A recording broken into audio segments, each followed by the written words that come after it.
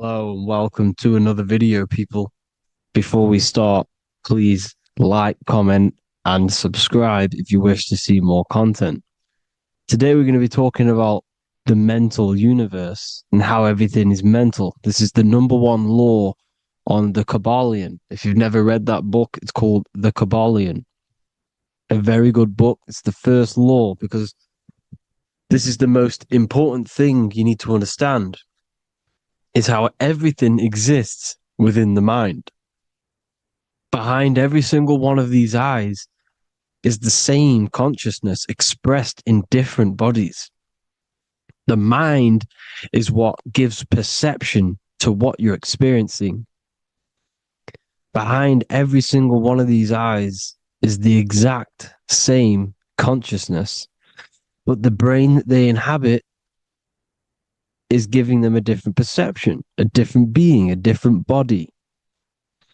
Now, this is the difference between humans and animals.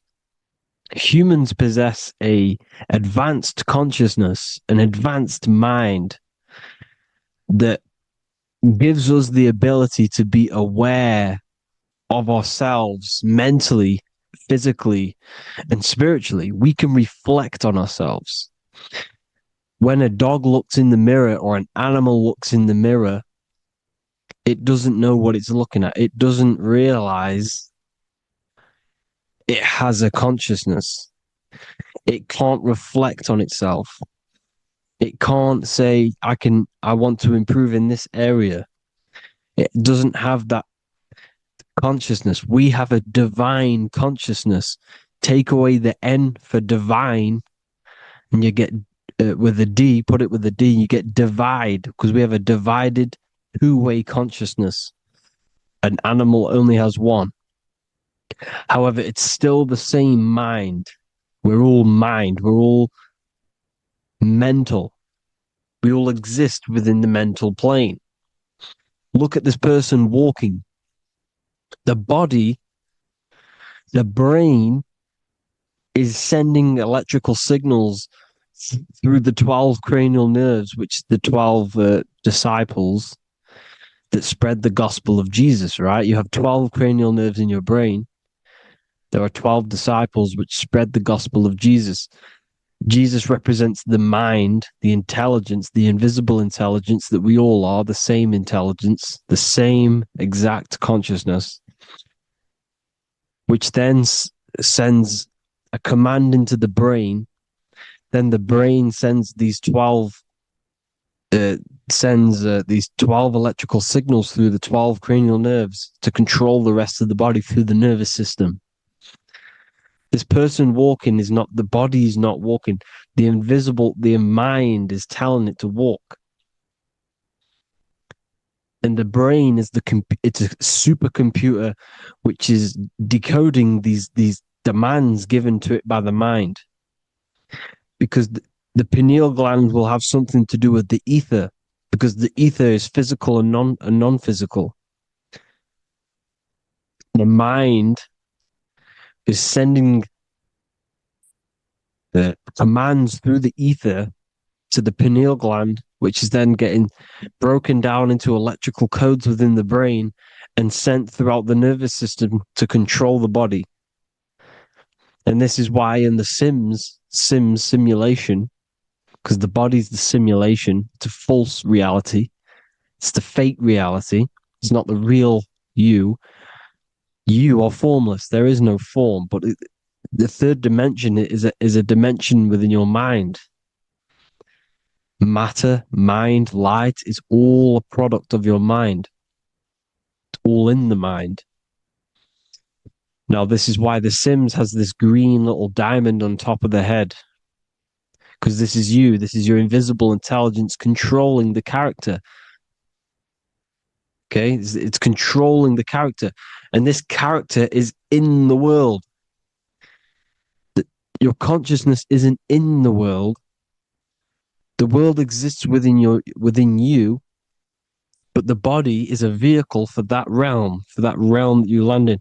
When you have a dream, your mind transcends this body into another body, duplicates your body into another universe, unite, unite is one.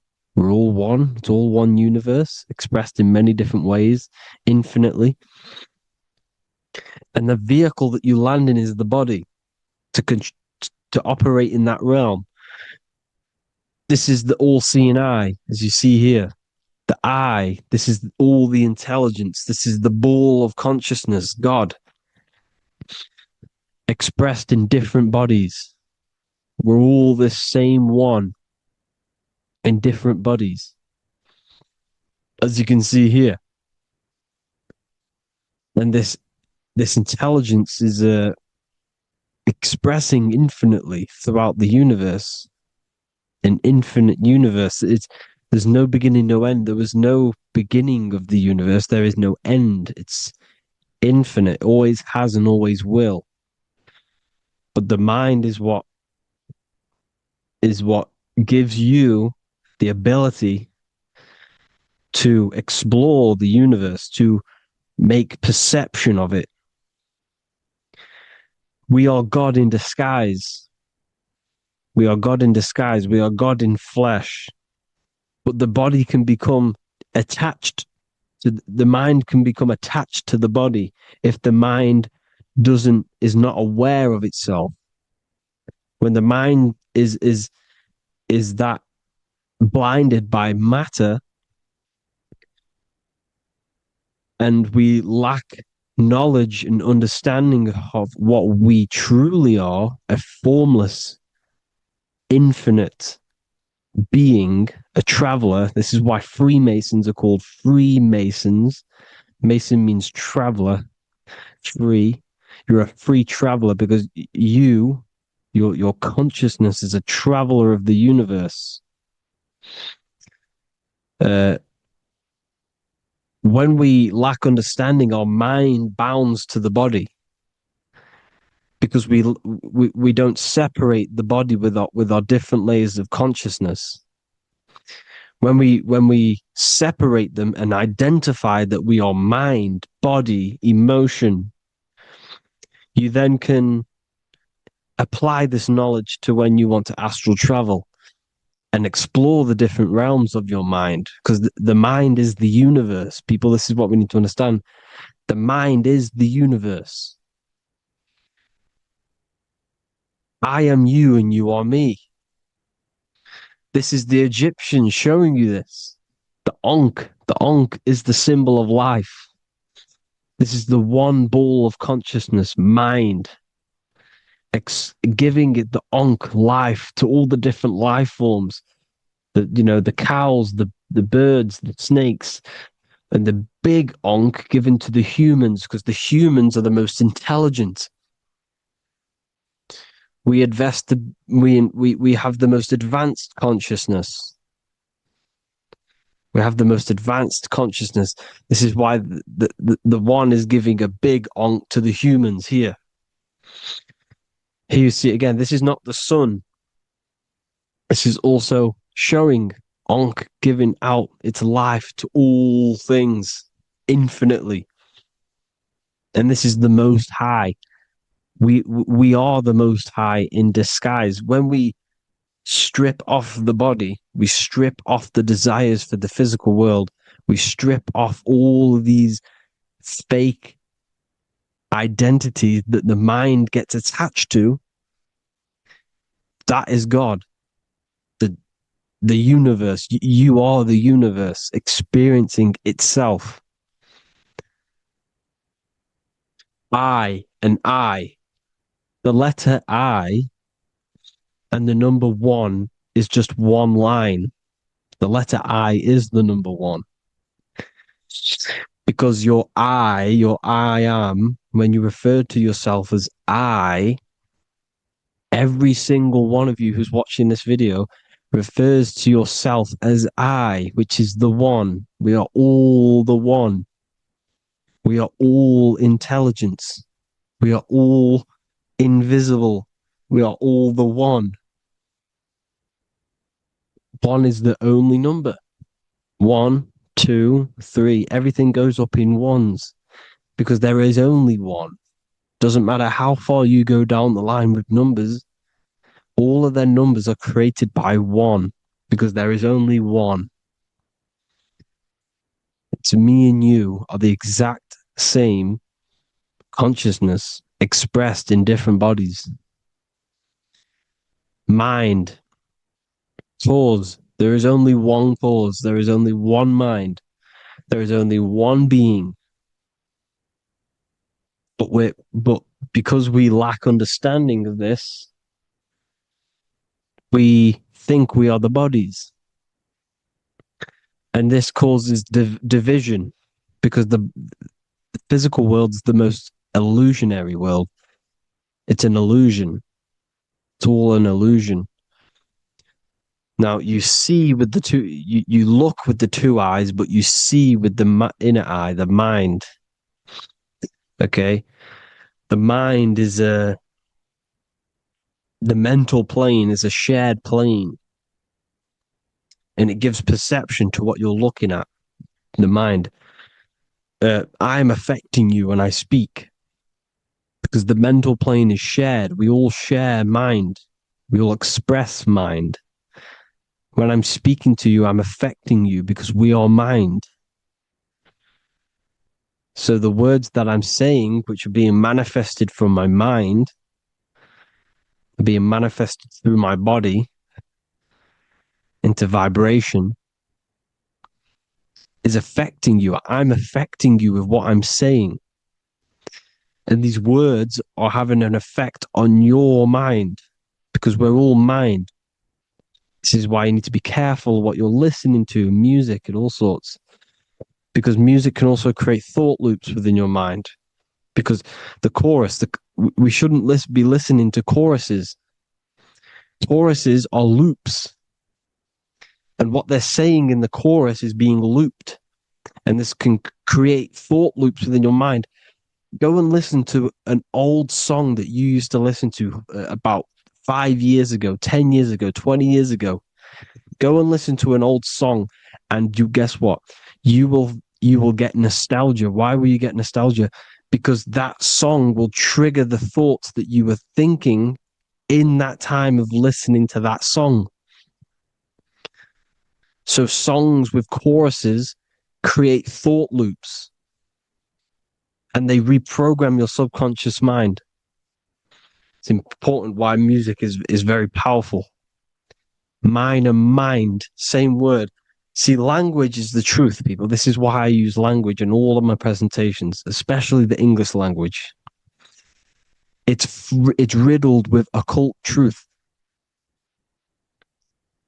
I is my me, I, you, and me, or I, one. We are not the name, we are I. Every single one of you is I because we are all the one, all mind. Now, the only thing that is truly mine is my mind. When you say something is mine, it's an illusion. It's not yours. The only thing that is mine is mind, my mind. Okay? It's my mind. It's the only thing. It's the same word, mine and mind. Like I said before, everything's one. Hot and cold is different degrees of the same thing, of the one substance, of degrees. The 7 colors are different frequencies of the one white light. Everything is one. There is only one. We are all one. Everything is one. Hot, cold, day, night. It's the same degree of one, which is mind. The mind's perception is what's giving it, labeling it hot or cold. The mind's perception of colors is what is giving it red or purple, hot or cold. There is only mind. The mind gives things perception. There is only one, that is mind. The conscious and the subconscious mind. The male and the female, these are married. The subconscious mind is your hidden part of the mind. Okay, it's hidden. You can't really, you can access it through different meditations and Reiki teachings, and dreams or manifestations of your subconscious. This is how you know mind and matter are one, because your mind creates matter in dreams. Your subconscious manifests everything in a dream, in the astral realms. The conscious is what you're conscious of, what you're consciously thinking of.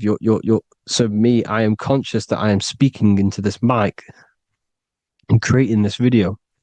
My subconscious mind is the hidden part of the mind, which is speaking to my heart, telling it to beat. It's telling my food to digest. It's regulating all my blood. It's doing everything in my body without me being conscious of it. Without me being conscious. The subconscious is the feminine. The conscious is the male. The Bible, of course. Proverbs 12:4. Helpful, not helpful, an excellent wife is the crown of her husband, but she who brings shame is like rottenness in his bones. In the same way, husbands should love their wives as their own bodies. He who loves his wife loves himself. You can take that physically, you can take that literally, or you can take it metaphysically. See, the Bible's written in such a way where you can take it as your level of realization. He who loves his wife loves himself. If you love your subconscious, if you love yourself, you speak good about yourself, because your subconscious takes everything literally. If you say, I hate you to someone, your subconscious does not know the difference between me and someone else. It only thinks me, me, me. Why? Because mind is the only thing that exists. You are mind, I am mind. If I say, I hate you, you're saying that to yourself. Your subconscious picks that up and says, I hate myself. And that's telling your subconscious that's what you want. Because your subconscious manifests 90% of your behavior. The programs within your subconscious. Tying your shoelace is a program. You don't need to be conscious of it. You can just do it because it's a program. It's deeply interwoven in the subconscious. Driving your car, texting on your phone. You don't have to think about what letter. You just do it because you know where the letters are. It's a program. Therefore, if you look after your subconscious, they are a married couple. It's your wife. Your subconscious is your wife. And it manifests 90% of your daily basis thought patterns, actions, behaviors, emotions, all the things that you all the trauma that you've experienced is stored within your subconscious, which is affecting you. So let's say you were in a car crash 10 years ago and you had a really traumatic event, you really hurt yourself, and you had a very, very, very strong emotion that you felt of pain. That will still affect you today. And why? Because it will manifest into your behavior. How? Well, you'll be cautious of what cars to go in and who. You'll be cautious because of that event that stored within your subconscious, because of that feeling you felt was so painful and so strong. It's still manifesting into your behavior today. For example, you won't go in certain cars, you won't go with certain drivers. The subconscious stores everything, all your memories, the programs, and everything. So if you trick your subconscious, that's how you manifest your life. If you trick the subconscious, you already have something. And therefore it will manifest into your life, into your behavior, thoughts, and actions. This is why the golden rule is to treat others like you want to be treated. Because I am you and you are me. We are all subconscious. We all have subconscious. Whatever I do to you, I do to me. Because my subconscious picks that up and thinks I'm speaking to me. Mind is very powerful. Whatever I do to you, I do to me. Treat others like you want to be treated. The golden rule. That is the only rule we need in this realm, in the universe. If everyone understood this rule and how the subconscious works and how karma works, we'd live in heaven on earth, the Garden of Eden, the golden age. As a man thinketh in his heart, so is he. Proverbs 23:7. Where your heart is, there will be your treasure. Your heart's the emotions. The storehouse of emotions is where you feel emotions. You have to let your emotions move through you, not become you. You can't let your emotions become you. But except be like the sky and let them pass through you. Be like the clouds and the stars passing over. Let them pass through you. Do not let them become you. And this is how emotions can take over your mind. We are driven by, when a man is driven by emotions, he has no self to control. You must control the mind, because the mind can be corrupted. Because your thoughts are electrical in the brain. Your thoughts come from the mental plane. So how the mind works is that you place your attentions on something in the mind, and infinite information just flows in. Think about it. When you think of a certain topic, as soon as you think of that topic, information comes flying into your mind. Different ideas, ping, ping, ping. It's all connected. It's why we call it a mindset, because your mind sets itself to frequencies. And when we think of something, we tap into that frequency, and just the universe, the mind, the mental plane just flows in information based on that frequency and that thought. The universe is just information. All of the information out there, nothing is new. It's all there. You just have to tap into it.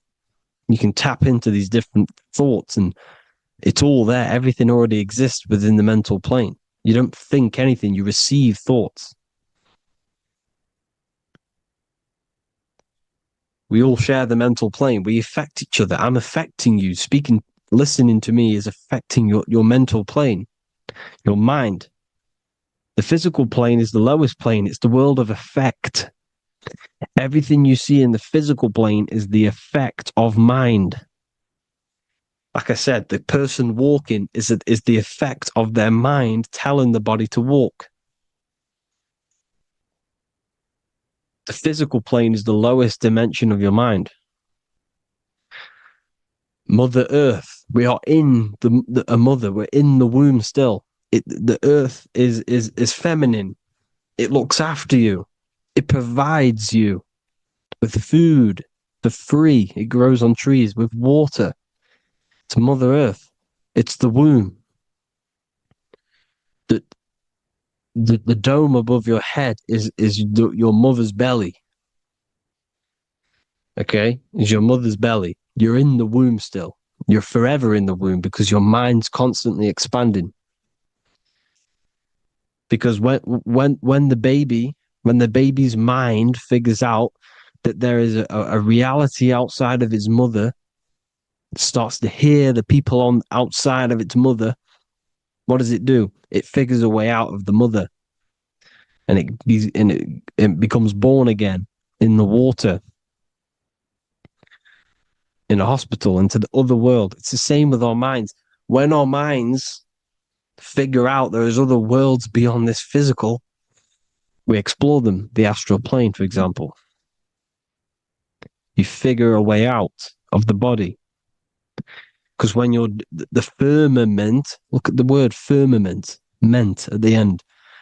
Firm is firm, something strong, something like a rock is firm. If your mind is firm like a rock, you will be stuck under the firmament. So, for example, people who are very programmed and can't think outside the box, They have a firm mind and they'll be stuck under the firmament because your mind is the only thing that's keeping you under the firmament. It's the only thing. When you're doomed, doom is dome. This is the dome, which is your head. Your head is the dome. Above your head, above the earth is the dome, the ethereal barrier. But that's just an external manifestation of your head. You don't leave the earth, you leave your body to leave the earth because your body is the earth.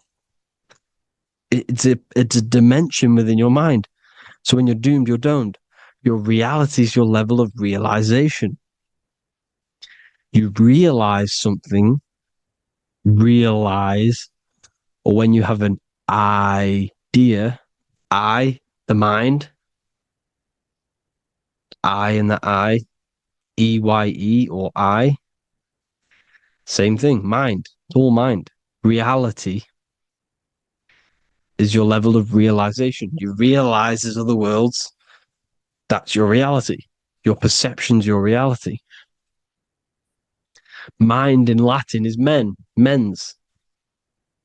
Jesus was known as the fisher of men, which is the fisher of minds. He was fishing minds worthy of knowing the higher truth, the deeper occult knowledge. Jesus figured out that we are all God. And he got killed for it because in that age they were trying to suppress this information. Jesus figured out he was God because we are all God, every single one of you, and they killed him because we're all mind. We are not the body. We're the invisible intelligence, which is God. But you are not God if your mind is attached to this physical world, to the worldly pleasures. If you master your mind and travel the depths of your mind, that is God. Mental and men. Look at the word mental. It has men in it. Men in the Bible means mind. Here you see the Masonic symbol with the eye, the mind.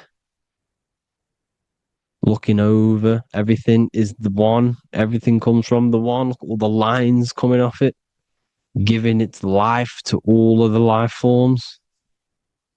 Down here on the bottom, you have duality, black and white. Up here, you have singularity.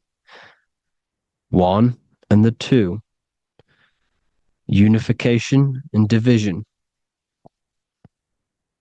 The lower self is divided into the left and the right. So the Bible even says, I forgot what verse it is, but it says, it's better to go through life with one eye than to have two and be cast into the fiery abyss of hell. I'm not sure what verse it is, but you can research it yourself. It's better to go through life with one eye, to be unified consciousness, dimension. No brainer. The language tells you the truth, people. Dimension. The dimensions are in your mind. Entertainment. Entertain the mind. Disappointment. It's all in the mind. Environment. The environment that you are in is a product of your mind. Within, rearranged spells high twin. Within is your mind, and your external world is mirrored from the decisions you make in your mind. Advertisement, commitment, it's all meant, it's all mind. Everything is mind. Everything. So, this is important. The collective thoughts and collective beliefs. The collective, because we all share the mental plane. And because of this is why we are in a weakened state of consciousness at the moment. because the collective thoughts and the collective minds overall are asleep and they don't believe in anything. You see, everything is true within the mind. You think of something, it is there instantly. You think of a chair, it's there in your mind. You think of anything, it's there instantly. So everything's true within the mind. Anything can happen in the mind. Anything can happen on the physical plane if the collective consciousness, the collective minds believe it to be true. This is why back in the days, in the ancient days, you look at all the old world stuff, you see all this crazy technology, and it's because as a collective, as humanity back then, they believe that they had much more open minds. Therefore, the things manifested in the physical world were a lot more out of the box, so to say, compared to today. For example, magic is not as powerful today because the masses don't believe in it. It's still powerful, don't get me wrong. But if the masses believed, or if everyone knew magic could be real, because it is, anything's real in the mind, it would be a lot more powerful. You see? So and what they're trying to do is create a hive mind worldwide. They're trying to make one religion, an external God. What happens when you worship something external? You give energy to it, because where attention goes, energy flows. Where your mind gives attention to, energy goes there. And when we all believe in external gods and give our worship and our power to these external things, we all give energy to it, which will manifest as a demon in the astral planes. It's a hive mind. They're trying to make a hive mind to summon our energy. Trying to summon our energy.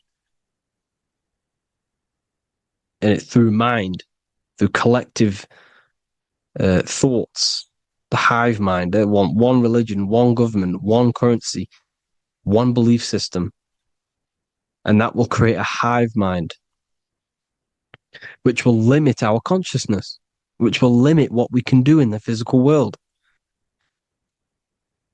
Because if everyone doesn't believe in certain things, it cannot happen, because it's all in mind. Mind is so powerful. I am you and you are me. I hope you all enjoyed this video, people. If you haven't already, join the Wisdom Academy. The Wisdom Academy, we have many occult lectures just like this one. Also, we have just launched Mindwave Hub. If you want genuine frequencies, genuine binaural beats, because the ones on YouTube, the ones on Spotify, Apple Music, they're all tuned to A440 hertz, which shuts down the right hemisphere of the brain. If you want to gain access to your true consciousness, your mind, you need to balance the two hemispheres and balance the chakras. You can do that externally by listening to binaural beats. If you want true frequencies, true binaural beats to hemisync the chakras, hemisync the brain, to gain access to the different dimensions of your mind, well, you can gain access anyway, but it's going to help you if you're trying to learn this. Join Mindwave Hub. The link will be in the description. Listen to the binaural beats, meditate to them, listen to when you go to sleep. They'll massively benefit you. Thank you all, people. Hope you had an amazing, lesson. Hope you learned a lot. And please subscribe. God bless you all.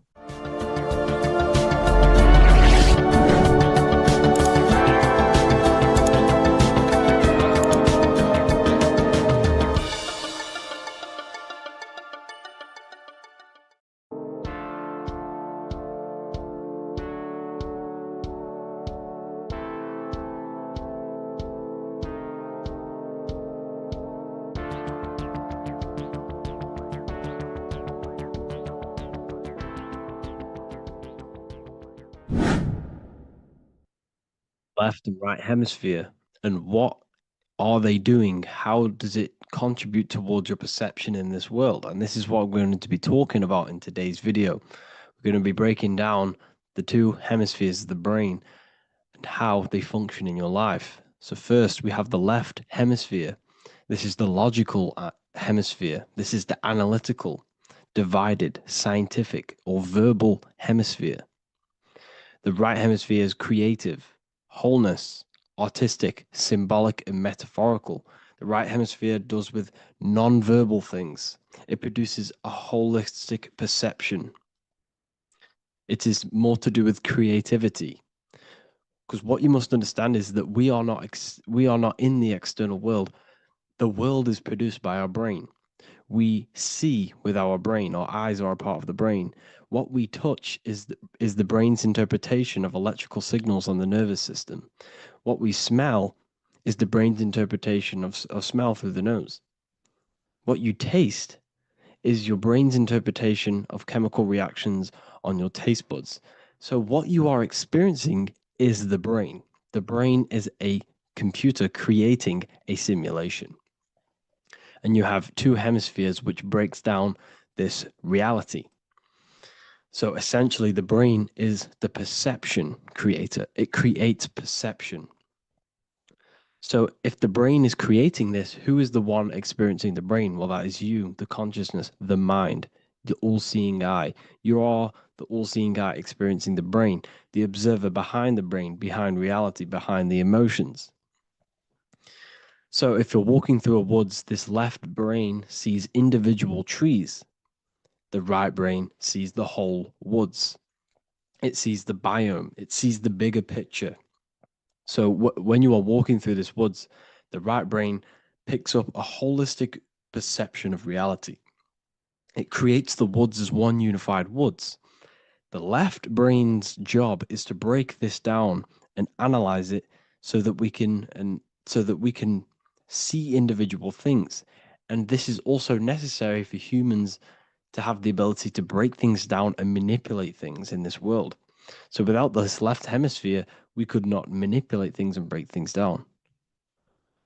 So this right hemisphere is important because it sees the whole woods. It sees humanity as one unified consciousness. However, the left hemisphere sees individual egos. So the left hemisphere is the place of the ego because it only understands it sees the world very divided. Okay. So for example, here's another example of the left and right hemisphere. If someone pulls out in front of you in traffic, your left brain's going to start going crazy and analyzing them, calling them names. The right hemisphere, however, sees the bigger picture. Maybe he didn't see you. Maybe it's just a mistake. Maybe he's in a rush. You see how the two brains are very different. They do the same thing, but they function in different ways. The right hemisphere is feminine, the left hemisphere is masculine. So, like I said, this person pulls out in front of you, you start to think with the left. If you start to perceive that in the left brain, you're going to start analyzing them, you're going to start going crazy and calling them names because you're analyzing it. You're not seeing the bigger picture behind it, you're not seeing it from his perspective.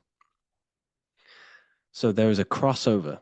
So, the left hemisphere of the brain controls the right side of the body, the right ear, the right eye. Everything to do with the right side of the body is connected to the left hemisphere, and the right hemisphere controls everything on the left side of the body, including your eyes, your arms, your legs. So everything is crossed over, and even your visual field is crossed over. So this is your visual field, as you can see here, and even the left side of your visual field goes to the right brain. There's a crossover. No one really knows. There's not really a reason for this. However, this is how the human body is designed. As we all know, the human body is the most advanced piece of technology on the face of the earth. They cannot replicate the human body. And they tell you it has no creator. This is crazy. People are that brainwashed, they can't even understand that their body is the most advanced piece of technology.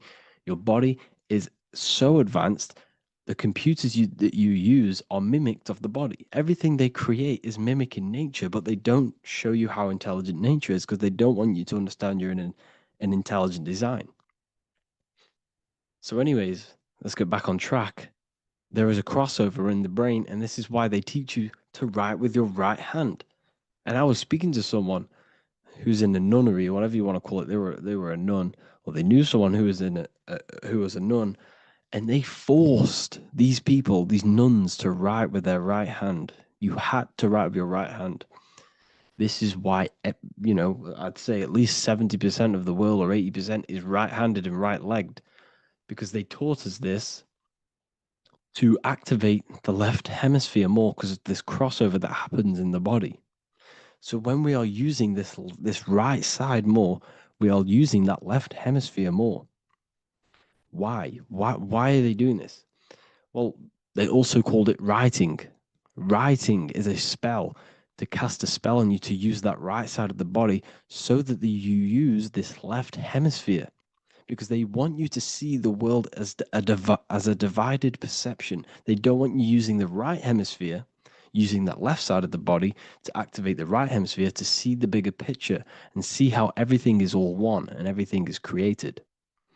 This left hemisphere domination keeps you from seeing the connections between everything because that left hemisphere analyzes, it breaks things down. So when we are left hemisphere dominated by using the right side of the body, we are essentially seeing everything as divided. And this is why so many people will not understand my work because my work connects dots and connects fields of knowledge and makes you see the bigger picture.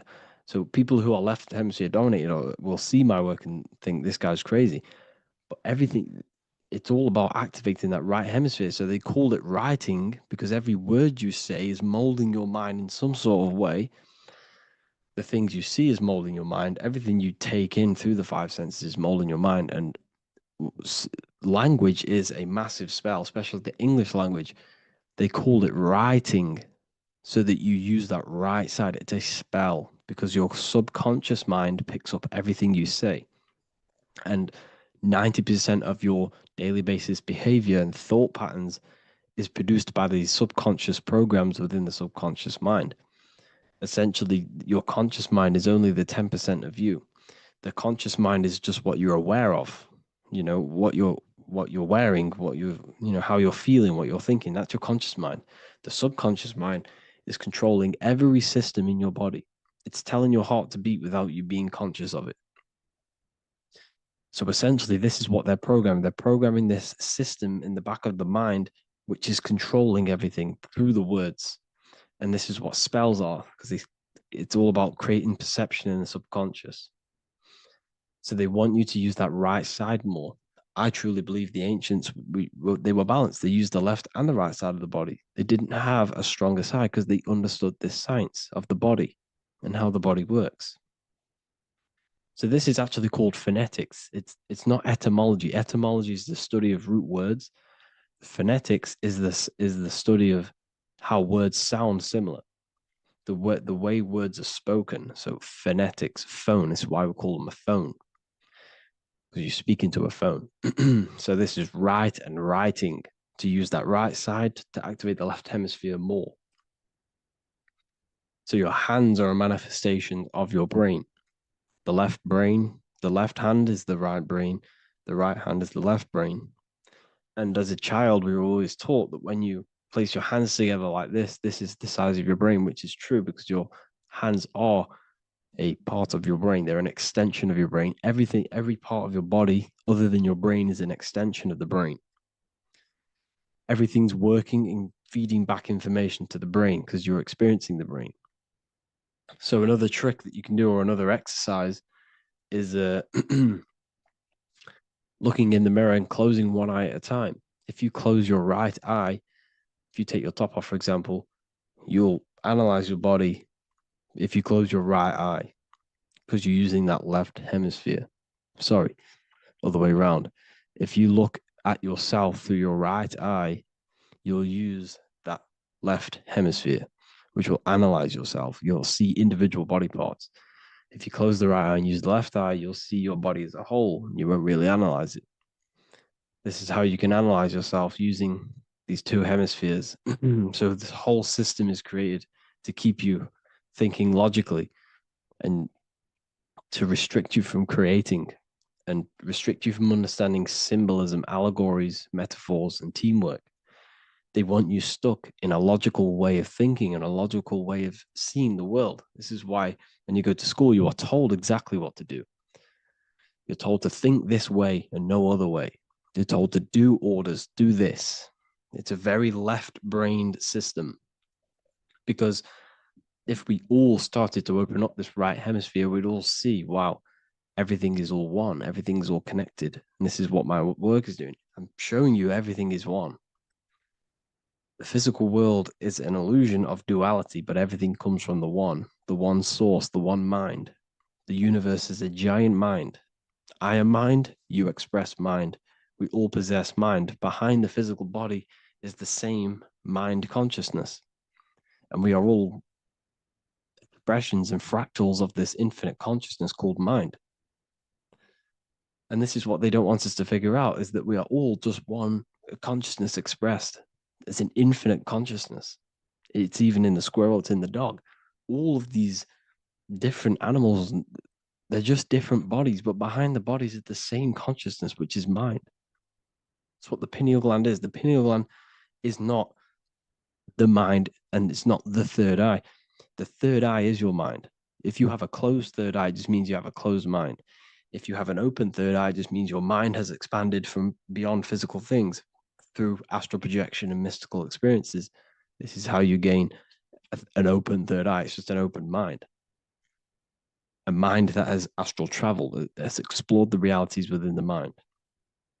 So everything they do is to keep us in a divided state. Divide and conquer, right? That's their motto. All to keep you thinking how everything is divided. Everything they've done is division. Postcodes, countries, everything is divided. Like football teams and all this stuff. It's also a natural process when you grow up, because as you grow up, your brain is constantly analyzing the world. So this is sort of a natural process of how you become more left hemisphere dominated, because your brain is always analyzing. And unless something awakens you, you can awaken that right hemisphere where you can start to see the bigger picture. The even the music, all tuned to 440 hertz, shuts down the right hemisphere of the brain. 440 hertz, Spotify, Apple Music, the radio. Every time you turn on the radio, it's tuned to 440 hertz. This was specifically tuned. It never used to be tuned to this. It was in the 1950s. It was changed. The standard music tuning was changed to 440 hertz because it shuts down that right hemisphere of the brain. They don't want you thinking, seeing the world in this way and perceiving things as one. And I'm going to show you. It tells you this in the Bible. Cast the net onto the right-hand side of the boat and you will find the fish. What was Jesus saying? This is, you see, people read the Bible and they don't understand it. If the Bible is not talking about you, then it has no meaning. The Bible, everything you read in the Bible is about you and how it can better your life. It occurs to you. So if Jesus says, cast the net onto the right hand side of the boat, this is an allegory. The boat is your body. Cast the net. It's the awareness, the perception onto the right hemisphere of the brain, and you will find the fish. What's fish? What do fish do? They swim deep in the ocean. It represents the knowledge, deep knowledge. Cast the net onto the right hand side of the boat and you will find fish. You will find the wisdom. You'll gain understanding when you cast that your awareness into that right hemisphere. You will see that I am you and you are me. We are all one consciousness.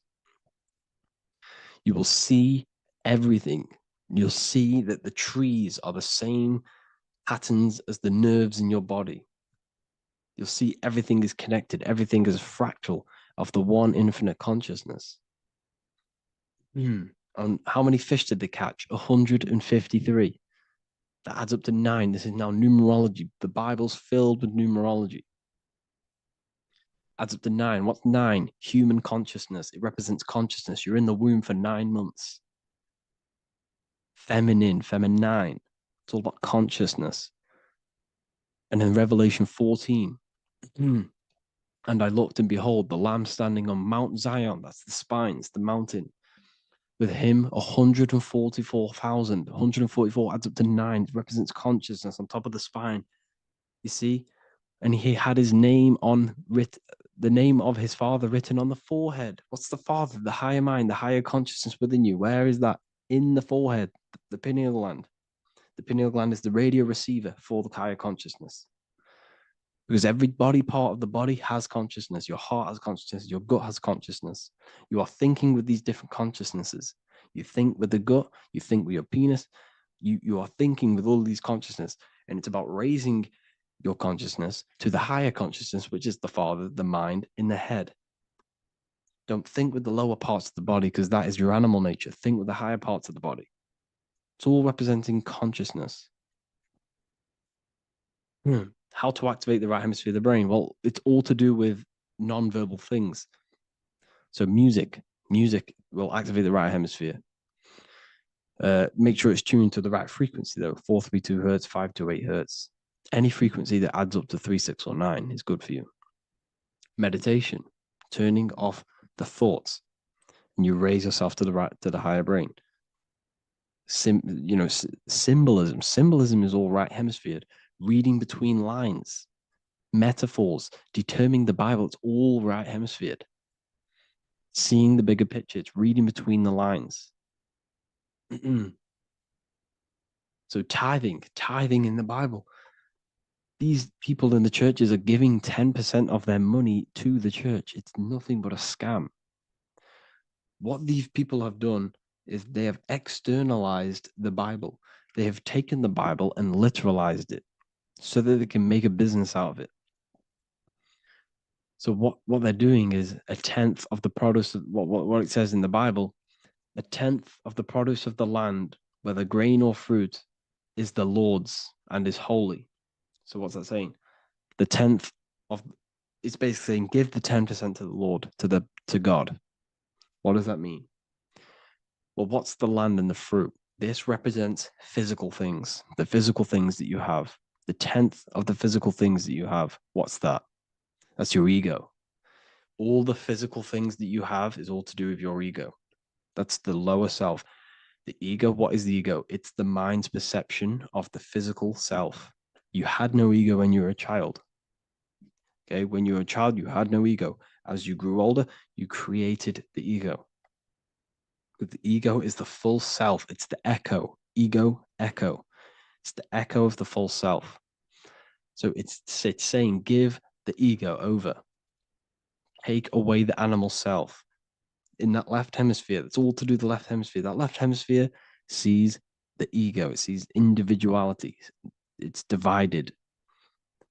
So it's saying give that 10%. Give that 10% of you over to the right hemisphere. The 90%.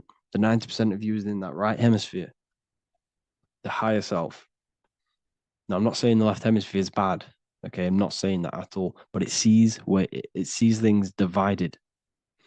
It's like I said, the left, the hands are manifestations of the brain. So when these Christians are praying, they're putting their hands together. What are they doing? That they're syncing the brain hemisphere is what you're doing, because everything's an extension of your brain. So if you put your hands together, you're putting the two hemispheres together. And what's happening when you place the hands together? All the electricity in the body is now running in a circuit. So once you connect these two hands, the electrical energy is now running in a circuit. And energy can move around the body quicker and more efficiently. So when you pray, when these people are praying, they don't realize that they're engaging in ancient forms of meditation, of balancing the two hemispheres.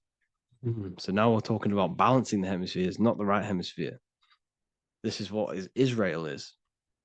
Look at the symbol for Israel, the up triangle and the downward triangle. What's that? The up triangle represents male. The downward triangle represents female. Okay? This is talking about the brains. Israel is Ra. Isis, which is female, the Egyptian god. Ra, El. El means God. Electricity. That's the force of the physical world. It's the force that runs this world, electricity. It's the force of God. El, consciousness. It means God. Is Ra, El. Isis, Ra, and El. It's the two hemispheres of the brain, the holy land of Israel. It's the holy land, it's the brain. Once these two hemispheres are synced, this is how you unlock your consciousness. This is the easiest way of astral projecting. Hemisphering, I forgot the word for it. Hemisphere syncretization, something like that. It's about syncing the hemispheres. This is how you unlock your consciousness. Once the brain is running as one electrical system, this is how you balance the two masculine and male opposing energies. Once these opposing energies are no longer in war with each other, the brain, they come together to work as one. You unlock your consciousness. You are born again. What happens when a male and female have sex? It creates a new child. It becomes one. You are born again. Once the two hemispheres of the brain, you are born again. You can then have an out of body experiences. So this is why the symbol of the Holy Land, Israel, is the up and down triangle back combined together, because it represents unification of the male and female, unification of the hemispheres. You're born again. You unlock consciousness, and you can get this for free. It's called the Gateway Tapes on my website. uh, Basically, it's a audio track from the government, and they did this in the Gateway Experience. It's a CIA document, and what they do is there are different forms of meditations you go through. I think there's about 5 waves of meditations you do, half an hour each one, and it will teach you. It will sync your hemisphere, because what does it do? They understood that playing one frequency into one ear and another frequency into the other, they understood that the right ear is connected to the left hemisphere, the left ear is connected to the right hemisphere. So when you play two different frequencies into both ears, what happens? The brain picks this up, the two hemispheres of the brain picks this up, and it syncs it. It syncs these two hemispheres, these two frequencies together. So now the brain is working as one to sync this frequency. So this is how you can sync your hemispheres, through listening to these frequencies. Okay, you can get them for free and do the meditations yourself. This will definitely help you. This is an easy way to astral project. So it's all about syncing the hemisphere and seeing reality from a unified perception. We should all aim to get out of that left hemisphere. I'm not saying don't use it, but we should now start to see we should not start to read between the lines of the Bible, read between the lines of the symbolism they're showing, study symbolism, study allegories and myths. What are they trying to tell us through these allegories? And this is how we start seeing things in a better way. Once we understand that we are all microcosms of an infinite consciousness, we can all come to one, because love is the unifying force of this infinite consciousness. We are all divided. We are all disconnected from our hearts. Once we all connect with our hearts and see that everything is one, we can all start to love and come together as one, because love is the unifying force of consciousness. So if you haven't already seen, I now have launched the Ethereal University. I will be doing lectures like this one, but even better, deeper, and even releasing knowledge that I can't talk about online, as they are censored. I'll be doing lectures every single week. I'll be doing live calls every single week. You also gain access to my library, which is filled with over 45 occult books, filled with knowledge. Okay, I'll show you now. Plus, you get my book, The Book of Wisdom, PDF form, and the Human Health Guide, PDF form. You also get all of this stuff, the health section, Q&As, ethereal meditations. We've got some celestial studies, cosmology, and numerology coming soon. You also get the brand new Manifestation Mastery course, plus the library. And there'll be new books, new lectures, new live calls every single week. Or you can get the Book of Wisdom. Use the code WISDOM in all capital letters to gain 40% off. This sale will be ending very, very soon. So if you're watching this, be very quick to get yourself a physical version or a PDF of my book. You can get it in all these languages. Hope you enjoyed this video, people. I'll see you inside the Ethereal University, the real university. Have an amazing day.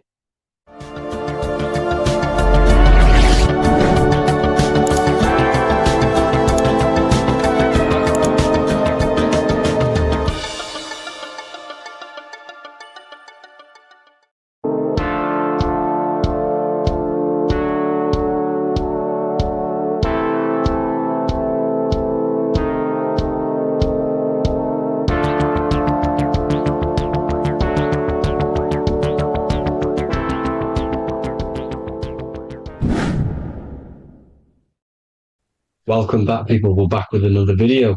Let's jump straight into this. Make sure to tune in till the end because this has got so much information in this video. So sit back and enjoy. So everything's torus fields. The Earth's a torus field. Everything's torus, which is electromagnetic field, electric and magnetic. The center of the torus field is where the two opposing forces meet in the center. And this is what creates the plane of inertia, the dielectric plane of inertia. Okay? You got red shift, blue shift, positive, negative, south and north pole, right? This is what the ancients were showing with the tree of life. As you can see here, this is the plane of inertia and this is the torus field. Everything consists of this. Everything is a torus field. A atom is a torus field. Okay, now the inertia is the 0 point. So this plane is a 0 point. It's the balance between two poles. Okay, now this creates matter because matter is two opposing forces in motion equalized. So these two forces coming together is what creates matter on this physical plane. And this is why we can't see the electromagnetic field, because it consists of one of the elements, which is either electric or magnetic. But when they combine together, it's what creates this physical plane, which is physical matter, which is light in motion. Now, everything is one. Don't get confused by duality. Duality is two opposing forces, but them two opposing forces are created by the same substance. It's two aspects of the same substance. So, for example, water and ice are the same thing, you know what I'm trying to say, but it's two aspects of the same substance because all is one. The whole universe is one. All goes back to the one, which is God, the creator, or magnetism, whatever you want to call it, because magnetism pulsates. Electricity has two poles, red shift, blue shift. Okay, so red shift, blue shift is electricity, and electricity vibrates, and all vibration always comes back to a standstill point. But magnetism is what pulsates. This is why your heart pulses. You breathe, which is a pulse. This is the breath of the universe, magnetism. Now, this is why the earth is green, okay? Earth can be spelled heart. If you just move the H to the beginning, it spells heart, okay? Because the heart is the center of the torus field, which is the heart chakra for us humans, okay? We consist of the same field, as you already know. Heart being the center, which is green, which is the center of the seven colors. The center of the seven colors. This is the most powerful chakra in your body. People think it's the crown chakra, but it's the heart chakra because it's the center of the torus field.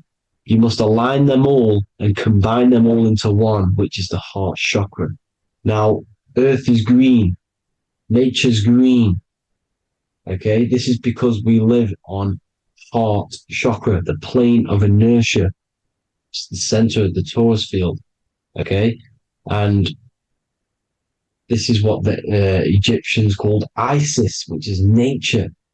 Nature is balanced, and nature is female, Mother Nature, because it looks after us with the fruit it grows with abundance and the water. It's a female energy, Mother Nature, and this is the symbolism of an equal, balanced arms. This is the scales. It's balanced. Mother Nature is balanced. This is why the sky is blue, because what comes after the heart chakra? Blue. Sky is blue. We live in Midgard. This is what the ancients called Midgard. You don't have to take this tree literally. It's a metaphor. We live in Midgard, where both positive and negative duality here. Now, Mount Meru. Mount Meru was known as the center of the earth, okay, or known as Hyperborea. And this is the North Pole, the electromagnetic North Pole. But when I say Mount Meru, it's not an actual mountain.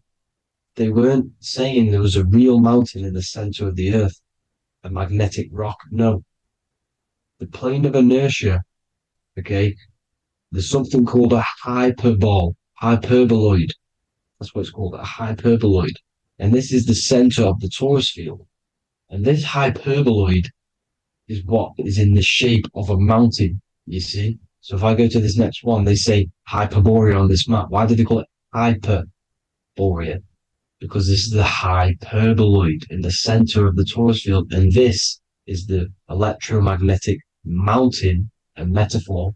Mountain, what they're metaphorically saying, this is the electromagnetic mountain at the center, the double vortex, the center of the torus field, which is the North Pole.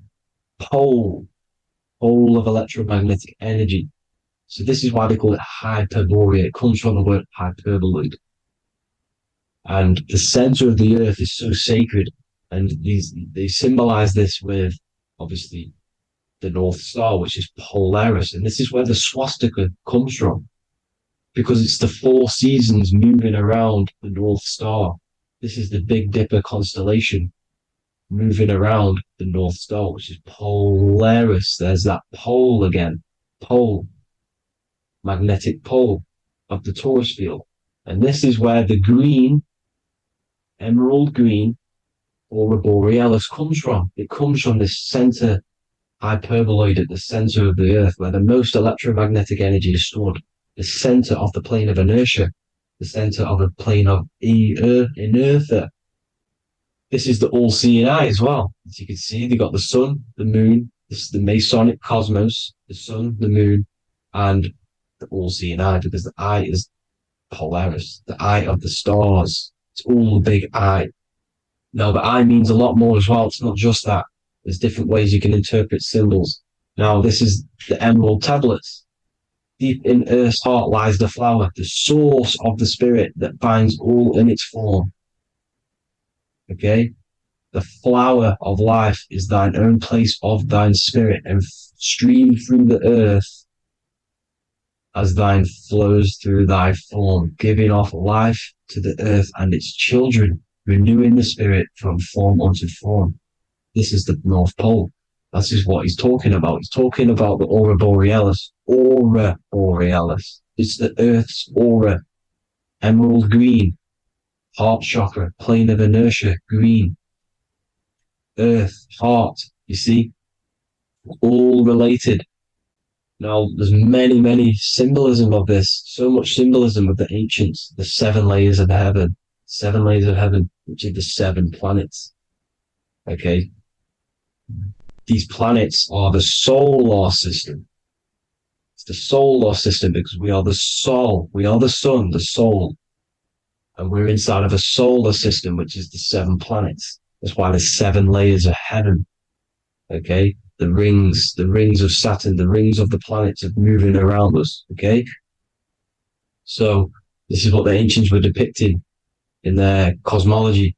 Now this is the Hebrew cosmology of the earth. This is the Mayan cosmology of the earth. You see, it's all an enclosed system. We live inside of a giant torus field. All is atum. It's what the ancients said, the ancient Egyptians said. All is atum. Atoms are torus fields. Don't be don't be tricked by the modern science today with the current model of an atom. It's completely wrong. They're hiding the torus field. They're hiding the electromagnetic field, which is in everything. Absolutely everything is in motion, and motion comes from this field. And you see, this is upside down, but this is the I think it's pretty sure it's candles, but the seven candles, the seven planets, the seven Elohim. You see, it all goes back to the stars and the heavens. Now, this is how the Earth really works, with the stars on the outside of the cosmic egg, and then the torus field spinning around the sun and the moon, the positive and the negative charge. The sun gives you energy, the moon takes your energy.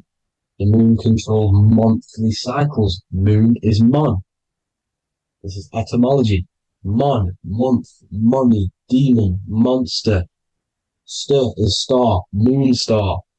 We are all stars. Youngster, minister, superstar, Hollywood star. We're all stars. We come from the stars, which is heaven. Our soul comes from the stars. You see? We are the universe, the image of man is made in the universe. We are a microcosm of the universe. The universe is a macro. We are micro. We consist of everything. The body, mind, and spirit. The sun, the soul. Moon, the mind. Earth, the body. Body, mind, and spirit. We have 12 systems in the body, which are governed by the 12 zodiac signs. Starting at the Aries, which is the ram, the ram of God, all the way down to Pisces and Capricorn, kneecap. It all goes back to the stars. We are the stars. We are the universe. Everything is inside of us. Everything.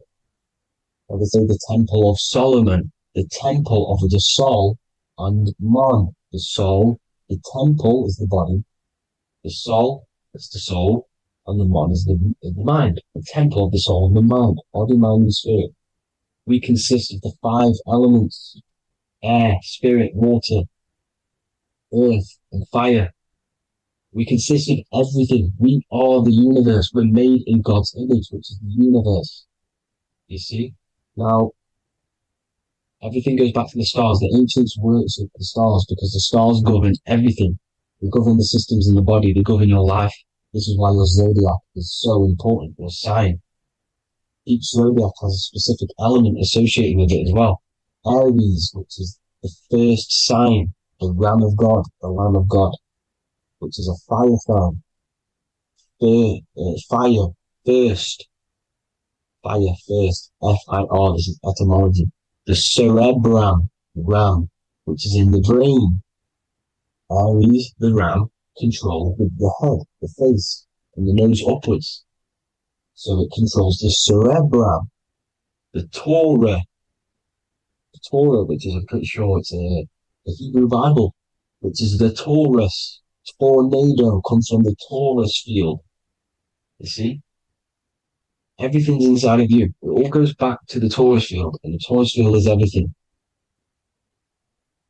Now, like I said, 12 zodiac signs, 12 systems, 12 cranial nerves in the brain, the 12 disciples of the Bible. All symbolic. Have to read the Bible properly. Now, this center, at the center of the earth, right? This is what's stirring the ether. And the ether consists of the 4 elements. Because there's 5 elements. Spirit can be called ether. People call it spirit or ether. Ether is pure potential, pure energy. It's what connects the astral to the physical. It's the dimension between the physical realm, which we're on, and the astral. So it has pure potential. It's pure energy. This is why we say either. I either want to go there or there. It's connecting 2 scenarios. That's what the ether is. It's connecting the 2 worlds, the astral and the physical. The center is like the cosmic womb. There's a black hole in the center. This is the center of the Taurus field. This is the womb of creation. This is the womb of creation. And inside of this black womb, with the 5 elements, and everything's being stirred around. Everything's in motion. Light is motion. Everything's motion. Now, like I said earlier, light crystallizes into physical matter. They are the same substance. Spirit and matter are the same substance, but different variations, different aspects of the same substance. Low vibrational spirit turns into matter. High vibrational matter turns into spirit. Or light, whatever you want to call it. Matter is light crystallized. This is where we get the 7 metals from. The planets. The planets are light. Specific frequencies and vibrations of light. When these lights, or the planets, materialize, material metals materialize, they turn into the 7 metals. Saturn turns into lead. That's why lead is red. Saturn is red. The sun turns into gold. That's why the gold is yellow and the sun is yellow. You see, Saturn is the time god. What happens in autumn? The leaves turn red and they die. This is why Satan, time god, the reaper, everything is crystallized till it's death and then reborn again. You see, rust, when things rust, it turns to red because it's Saturn. Saturn crystallizes everything. He's the reaper who comes around in winter.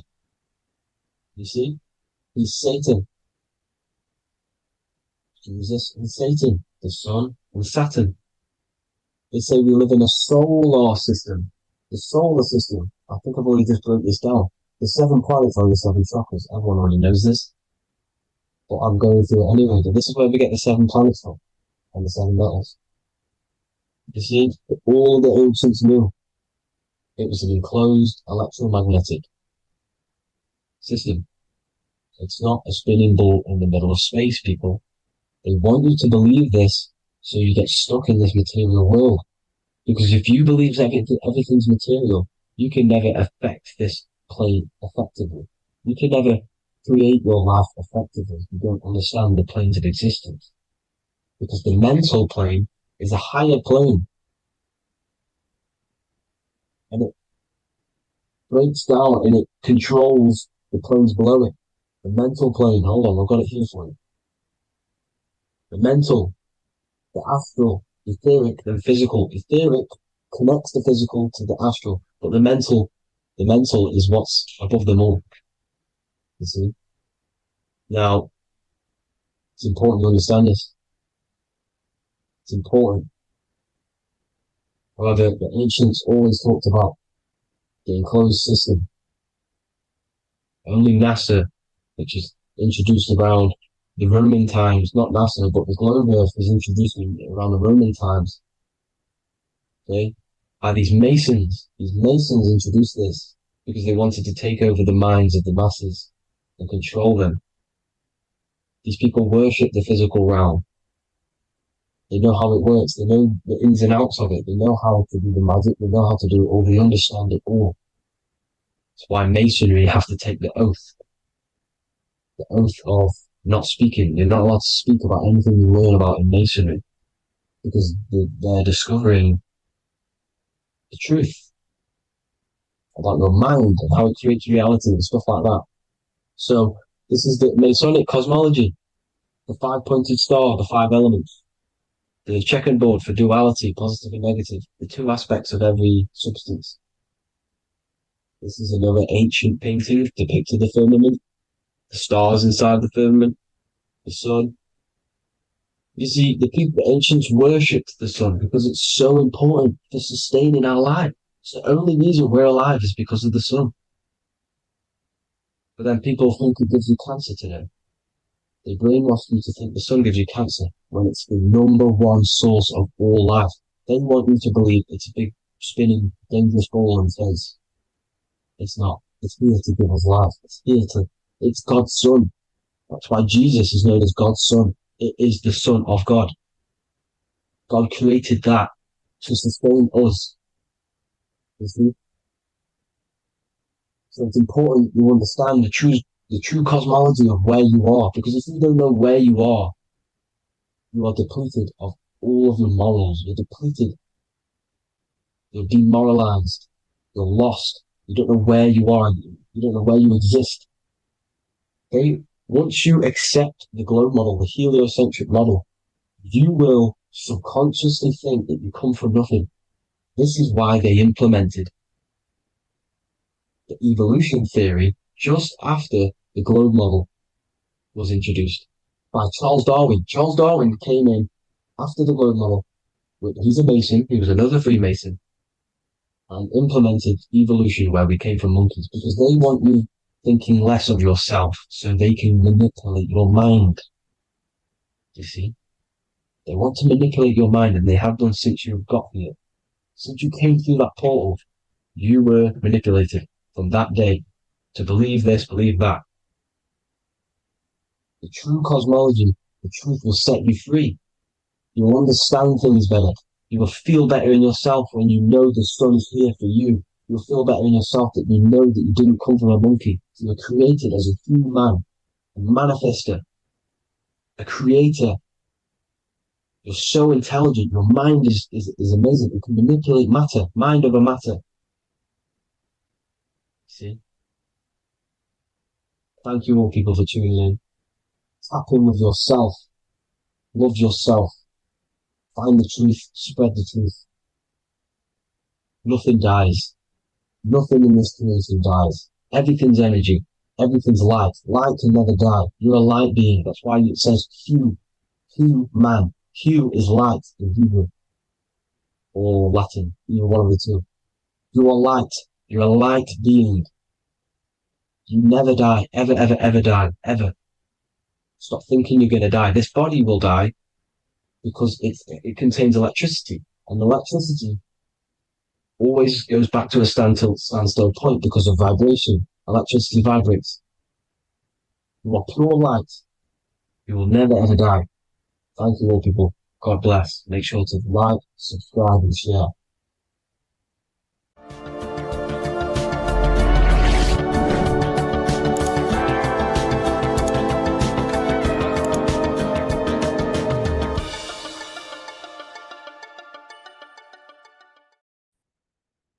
Lesson two, planes of existence. These planes are all aspects of your mind. They are in you, they are outside of you, as above, so below. The Godhead is the sole purpose. This is how spiritual manifests into physical. This is the process that the universe goes through in creating the physical universe. So it starts with the Godhead, the sole purpose, then the mind, then the astral, then the etheric, then the physical. Everything is mental. Everything exists in the mind. These dimensions are not separate. They're all dimensions within your mind. They're different vibrational states, pretty much. So the mind is the realm of thoughts. This is where thoughts reside. There's no form to a thought. It's invisible. There's no physicality to it. It's the most lucid. The higher you go, the more lucid it is. The lower you go, the more solid it becomes. Okay? So the mental plane is the most lucidic. So the mental plane is the thought alone.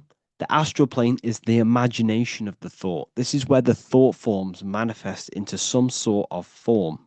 Not physical form, but some sort of form, lucid form. Like dreams. Then it goes to the etheric, then physical plane. The etheric plane is the blueprint. It's like a blueprint of the astral and the physical form. It's basically the realm of energy. This is where energy is and frequency. And then the physical plane is where physical manifestations happen. So essentially, this physical world is a product and the world of effect. Everything goes through this is a world of effect. You can't change this world by manipulating it physically. You can, but it's not going to last long. It's not long term. This is where we get the saying as above, so below from. You change the higher planes, you manipulate the lower planes. If you manipulate the astral plane, you manipulate the physical plane. This is a mirror effect. You manipulate the mental plane, you manipulate all of the planes. So these planes are how things manifest into physicality. Everything starts in the mind, then goes through the astral. Now, the higher, middle, and lower astral are the vibrational states of the thought, because remember that the mental plane is the thought alone. So, for example, I'm going to give you an example now. This is a chair. Think of a chair. That's just a, don't imagine the chair, just think of the thought of a chair. So you have the thought of a chair in your mind. Then now, imagine that thought. What does the chair, what form does it have? This is the astral plane. This is the imaginational plane. This is where you imagine things. So when you hold something in the screen of your mind, this is this is astral matter. You're creating out of astral matter. That's what imagination is. Depending on the vibration of that thought that you are manifesting in your imagination, depends whether it goes to the higher, middle, or lower astral. It's a if it's a high vibrational form, high vibrational thought, you create the higher astral plane. This imagination will go into the higher astral. Or if you think of a chair to murder someone on it with spikes and kill someone on it, it will go to the lower astral plane because it's a lower vibrational thought form manifesting. So you got to use these planes to manifest things, to imagine things. You can manipulate the astral plane through astral projection. This is a very, very deep, this is a very occult teaching of astral projection. And that's going to be taught later on in another course because that's not for everyone. But you can still access the astral plane through imagination. And that is how you pretty much get there. You use your conscious mind to project yourself, your consciousness, your awareness into the astral plane. So if you manipulate these higher planes of existence, you manipulate these lower planes as above, so below. You got to look up. But it all starts in the mind. Use your thoughts correctly. Use your thoughts, use your imagination, use your energy, and this will all combine to manifest something physical. Okay? So use these planes to manipulate this physical world because whatever you do in these planes, you manipulate the lower planes. It's like a mirror. So that is the planes of existence. They all exist inside of you. They're outside of you. They're as above, so below, as within, so without. They are everywhere. They are inside of you. They're not separate. They're all aspects of your mind.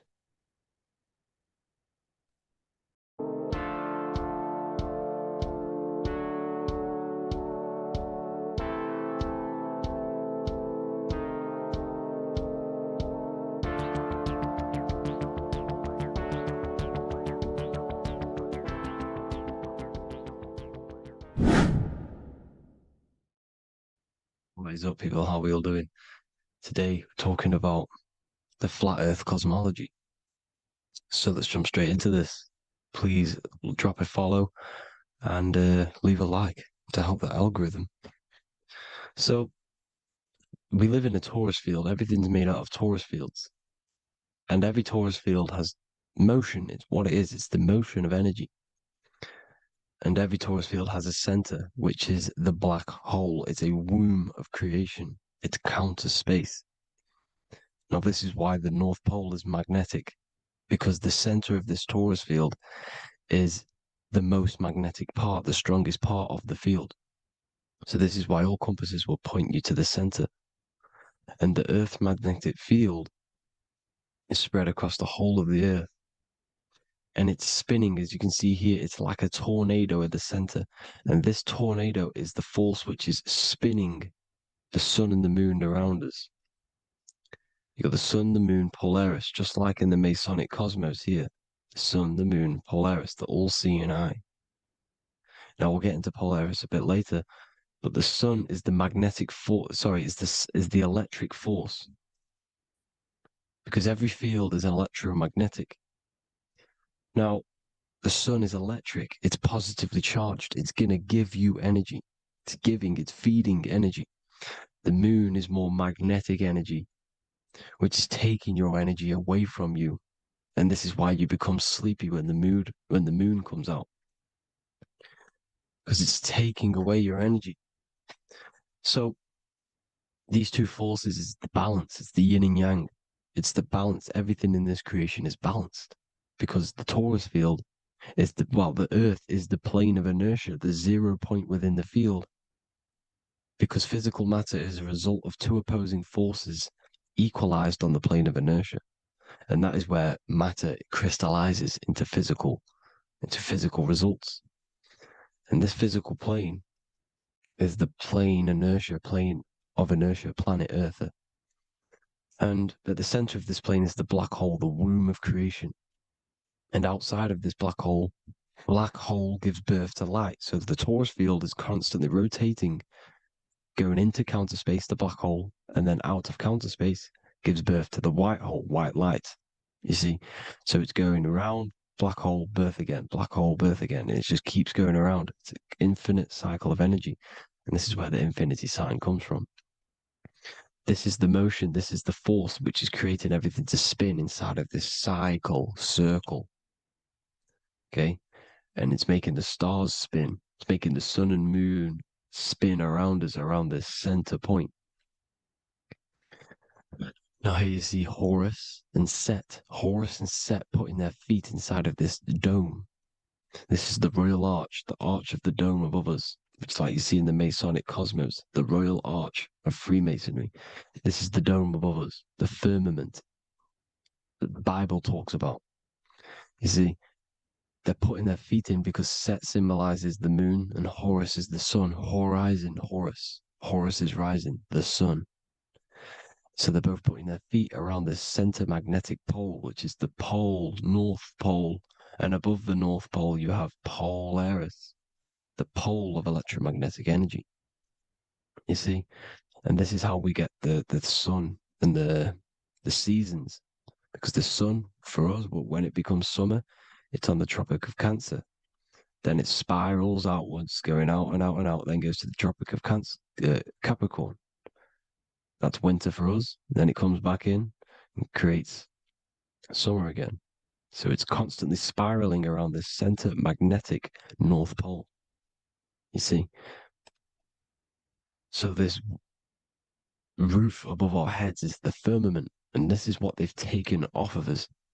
They haven't physically taken it, but mentally they have taken this away from you.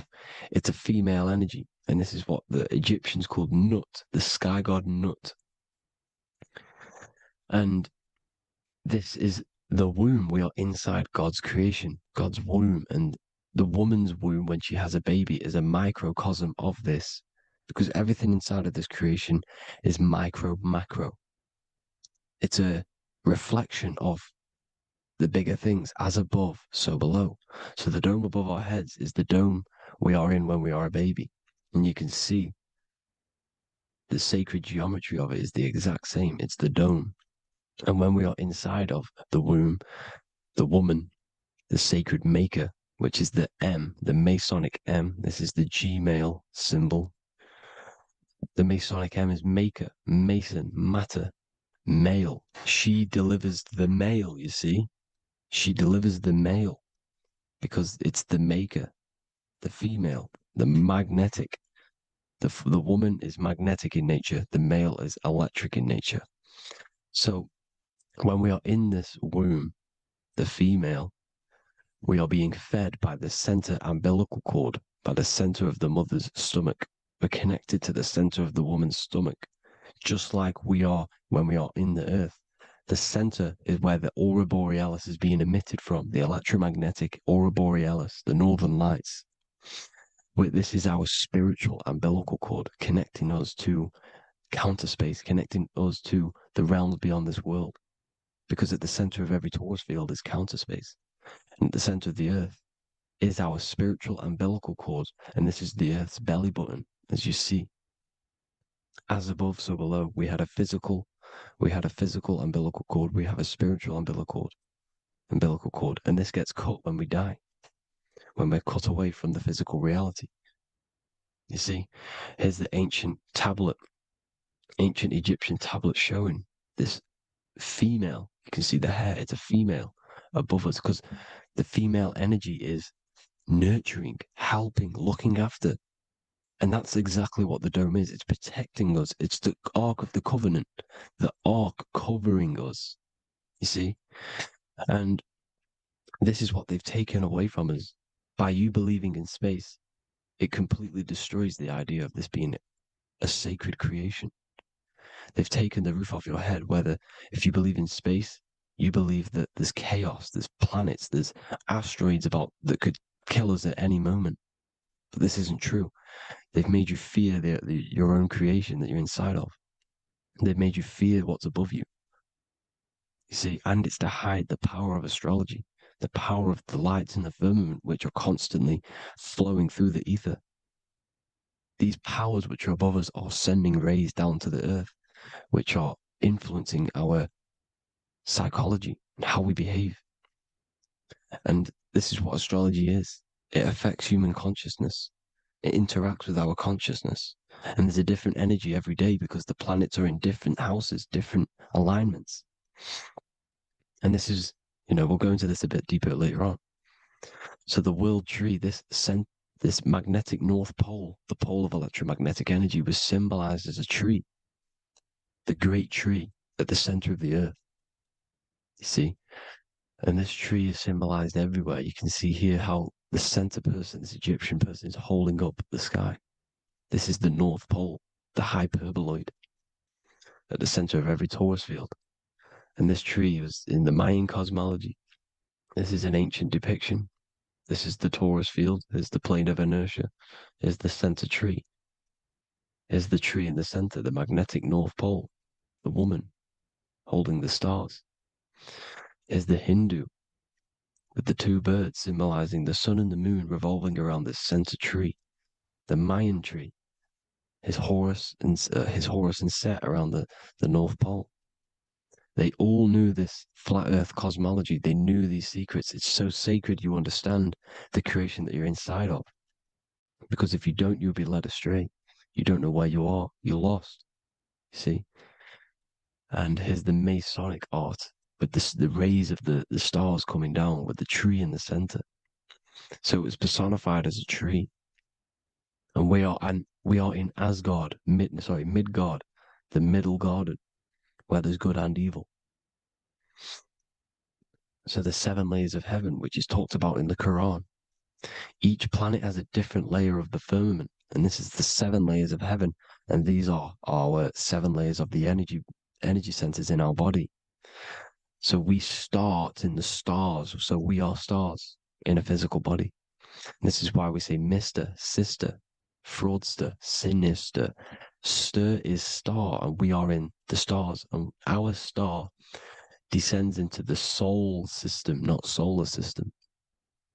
And as we descend into the soul system, we enter Satan's kingdom, Satan's world. As it says in the Bible, Satan is the God of this world. Well, if you've been into my research for a while, you know Satan is Saturn. Saturn's world, because Saturn's the outermost ring. He's the Lord of the Rings.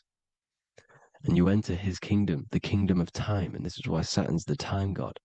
As soon as you go past the rings of Saturn, you're now in the soul system. You're now in time. You're now bound by space and time. And you're bound to the earth plane, the heart. Earth is heart. It's a rearrangement, it's an anagram for heart.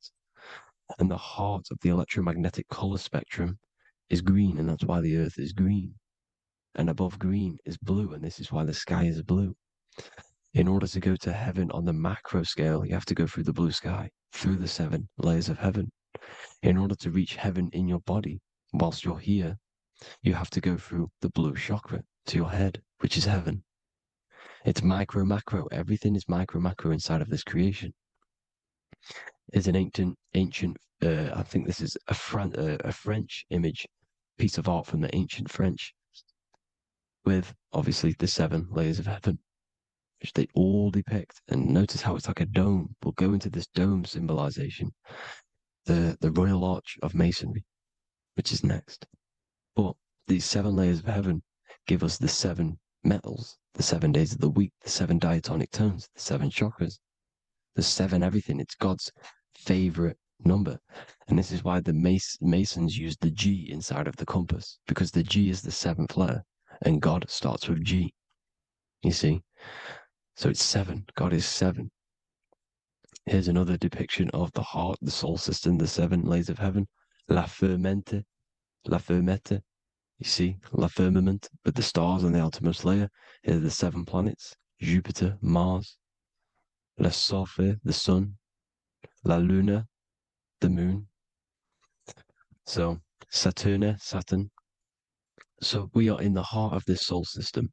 In order to ascend, we need to ascend up our chakra system, reach 144,000 hertz. God consciousness, the God man. You have to unfold God man, master of the mind, mastery of the mind. So, what are the stars? The stars make everything unique. The stars are constantly rotating around the center magnetic North Pole, the tornado at the center, which is stirring everything. It's stirring the ether. The center is the ether, and the 4 elements are born out of this ether. There's 5 elements: ether, spirit, water, air, and earth. The ether gives birth to the 4 other physical elements, which the whole of creation are made out of. About them 4 elements. 4 is the number of stability. You know, a chair, a table has 4 legs. It's stable things. It's a foundation, and these 4 elements are the foundation of this creation. You see, and this magnetic North Pole is stirring this, and the 4 vibrational states of the ether are the 4 elements. Now let me get back to the stars. I just wanted to give you that. The stars are being stirred around this center point. Center. It's stirring everything, and they're always in different alignments. Every millisecond, they're moving in different placements of the stars. And the planets are called the 7 wanderers because they're not fixed. The stars are fixed, but the planets they're called the 7 wanderers, the 7 layers of heaven, because they move faster and slower than each other. Each planet is slower and faster, has a different rate of speed it's moving.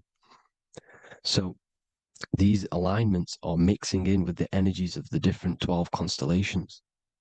And this is why you have a unique characteristic. You have a unique look, a unique energy, a unique personality. This is because when you were born and you took your first breath, that energy which was in the ether, because the ether is all around you, and energy travels through the ether. The energy that the stars were casting down and the energy that the planets was mixing in with the 12 constellations was in the ether. So when you came out of the womb and your first breath, because breath is spirit, okay? So that first breath you took, that is the energy that is imprinted within your DNA, your soul. And you reflect that energy, you emit that energy. That's the energy that is with you forever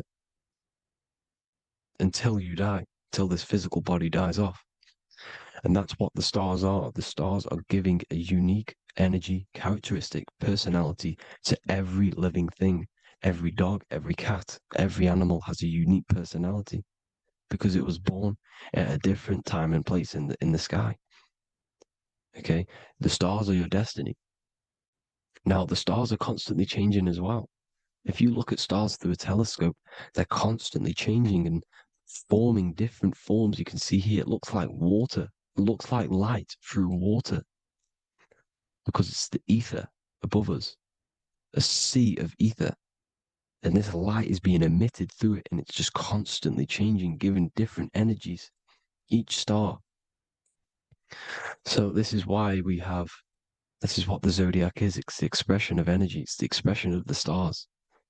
And each constellation has many different personality, different energies, different traits. Each planet has different traits, depending where your planets are, depends what energies you hold. No two person have the same energy. There's no one. It could be similar, but no one's the exact same. It's because of the stars. The stars are never in the exact same split place. The planets are always in different houses. So here's some Royal Arch symbolism. Here's the Royal Arch of Masonry, as it says here. The sun and the moon, the constellations. Here's Cancer, the seven planets, the seven stars. Here's the Royal Arch. This is the firmament. Here's the duality, black and white, duality, good and evil, rest and motion, dielectricity, magnetism. See? So this is what the Royal Arch is. It's symbolizing the cosmic dome above us, the womb we're in. We're inside God's womb. And here's George Washington, the Freemason, inside of the Royal Arch. You see, with the G, the Masonic G, G, God, 7. Here you see another depiction of George Washington with the stars in the dome above his head, his Polaris, the sky vault, Polaris. We'll get into that later. Go inside of all of your ancient churches, you will see the dome. Go to the Vatican, you'll see the dome. All of your ancient churches have this dome because it's the dome above your head. The ancients knew this. This was known. We did not live in space. It was known back then. They all knew. This is Crown Court, which is one of the most important courts in the UK. You can see it's clearly so much Masonic symbolism. You've got the 4 pillars of Masonry. The Royal Arch is like an arrow pointing upwards to Polaris. His Disney World is under a dome. In his Polaris, the sky vault. You see? And also 666 in the symbol. Here's more 7 layers of heaven. Here's an ancient depiction. The firmament. Here's the astral plane outside of the firmament. The Royal Arch. You see? It's everywhere. Here's Polaris, the 8-pointed star. Polaris is in between the sun and the moon. It's at the center of the Taurus field. And Polaris corresponds with the pineal gland as well because it's the all-seeing eye. See? So is Polaris, the 8-pointed star, which is at the very top. It's the very center. It's on top of the North Pole. And it's an 8-pointed star that's always symbolized as an 8-pointed star. Here you see the Vatican. The Vatican is a giant key with an 8-pointed star. See, it's a key. Here's the dome. Here's the Space Delta, the USA Space Delta logos.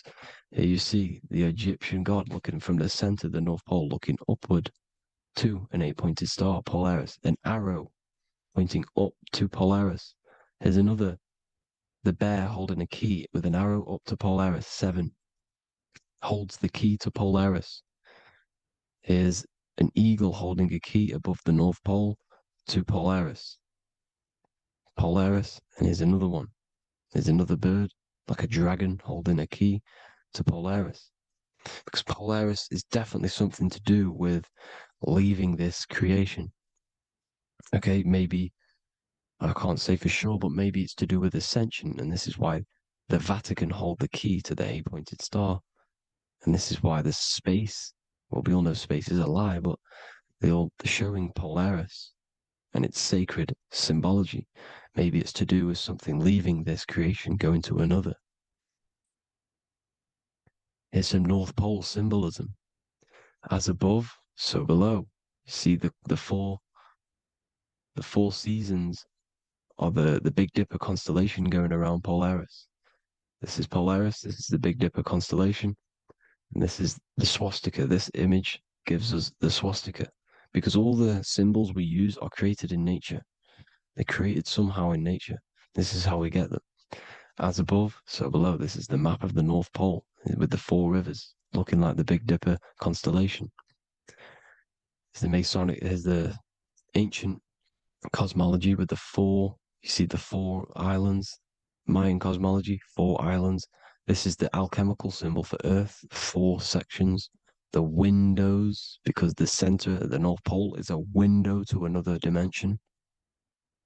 The 4 lucky 4-leaf clover, which is supposed to be lucky. It's truth in plain sight. And here's Hitler looking at 2 flat Earth maps. So this swastika has been used for thousands of years, thousands and thousands of years. And it's symbolic for the most sacred land on this plane, the North Pole. Shambhala. Do some research on Shambhala, people. It's a it's a Hindu mythology about the sacred lands at the center of the earth. And it's known to be full of enlightened beings. And it's all symbolized at the center. You can see their paintings of Shambhala. It's all at the center, the North Pole. And it's known to be the most godly place ever because it takes you to a portal to the higher places. And maybe this is something to do with Polaris, connecting you to this sacred land at the very center. But anyways, people, thank you all for tapping in. Hope you all learned something. Have an amazing day. Please follow, subscribe, like, all the links in the description for the courses, the PDF. Please have an amazing day. God bless.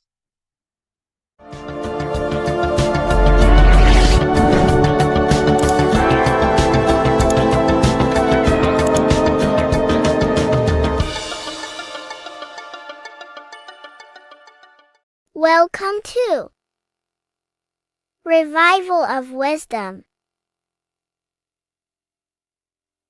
Welcome people, we're back with another video. Please make sure to hit the like, the subscribe button, and turn on notifications to never miss a video. The Vatican is a giant key from a bird's eye view, and it also contains an 8-pointed star. The Anunnaki Sumerian gods also depicted this 8-pointed star. The sky god Anu from the Anunnaki also uses the 8-pointed star for his symbol. And even Freemasons depict an 8-pointed luminary with a ladder and a key. This is symbolizing the key to ascension up to the 8-pointed star, which is Polaris.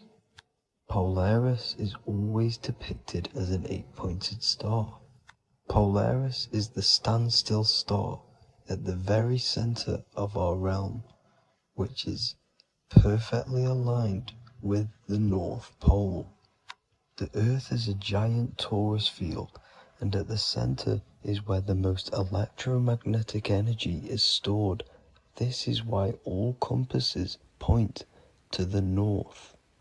Hence why a compass is an 8-pointed star, because it points you to Polaris, which is the North Pole, the center of this realm.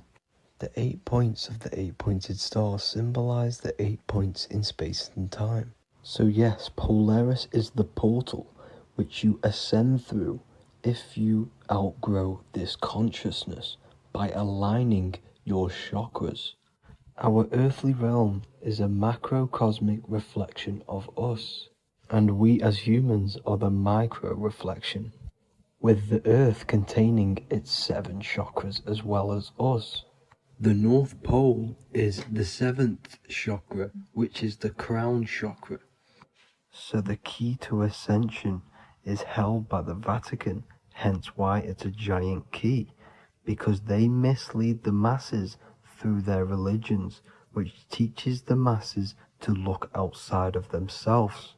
As stated in the 20,000-year-old emerald tablets, written by the Egyptian god Thoth. On Earth, man is in bondage, bound by space and time to the Earth plane. Encircling each planet, a wave of vibration binds him to his plane of unfoldment. Yet within man is the key to releasement. Within man may freedom be found. So the 7 planets are associated with each 7 chakras. The lowest chakra being the root chakra, which is associated with Saturn. This is why the elites love Saturn and reflect it in all of their symbols.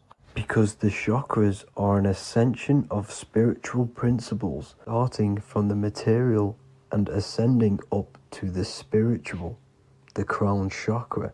However, evil love bondage, and they are trapping souls in the physical realm by stopping and provoking the ascension process. They do this by abusing the energy of Saturn, and Saturn is associated with the lowest chakra. The lower three chakras are associated with survival mode, which keeps the consciousness in a constant state of fear and only aware of its surroundings. Once you start to ascend up your chakras, you become more consciously aware of spiritual deeds. And this is the process of returning back to your true spiritual form. Going back to Polaris and its connection to ascension, Kanye West symbolizes this on his music video 24. As you see him rise up into the sky, you see an 8-pointed shape around him, which symbolizes the 8-pointed star, as you see the beam of light. And even NASA symbolize this in their Space Delta logos, a bear holding a key with an arrow up to Polaris, the 8-pointed star. Here's another NASA logo of an arrow from the Earth to Polaris. The series Lock and Key on Netflix is all about portals and doorways, and they have the Kundalini energy as one of their keys. Kundalini energy is the energy which rises up the spine, the 33 vertebrae, and activates the third eye. The third eye is the spiritual gland which connects humans to other spiritual realms. We are not the body. Our spirit, our soul inhabits the body. We exist physically, spiritually, and mentally. Therefore, we are multidimensional. The intellectual and spiritual inhabit the body. Therefore, this is just an avatar within this timeline. However, within each and every one of us, we all have the key to releasement, as says in the Emerald Tablets. This releasement is ascension, up until higher states of consciousness. As stated in the Emerald Tablets, man is in process of changing to forms that are not of this world. Grows he in time to the formless, a plane on a cycle above. And another one saying, man is a flame bound to a mountain, but we in our cycle shall ever be free. Know ye, O man, that when ye have progressed into the cycle that lengthen above, life itself will pass to the darkness, and only the essence of the soul shall remain. That's it for this video. I hope you all enjoyed. Please feel free to leave a like, subscribe, and comment any subjects you want me to talk about. God bless you all.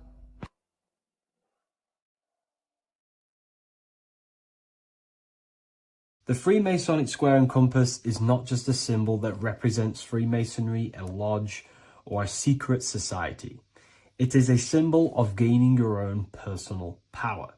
Now, in this video, I'm going to be breaking down this symbol in the most detail I can possibly go into. Most people live in a state of illusion.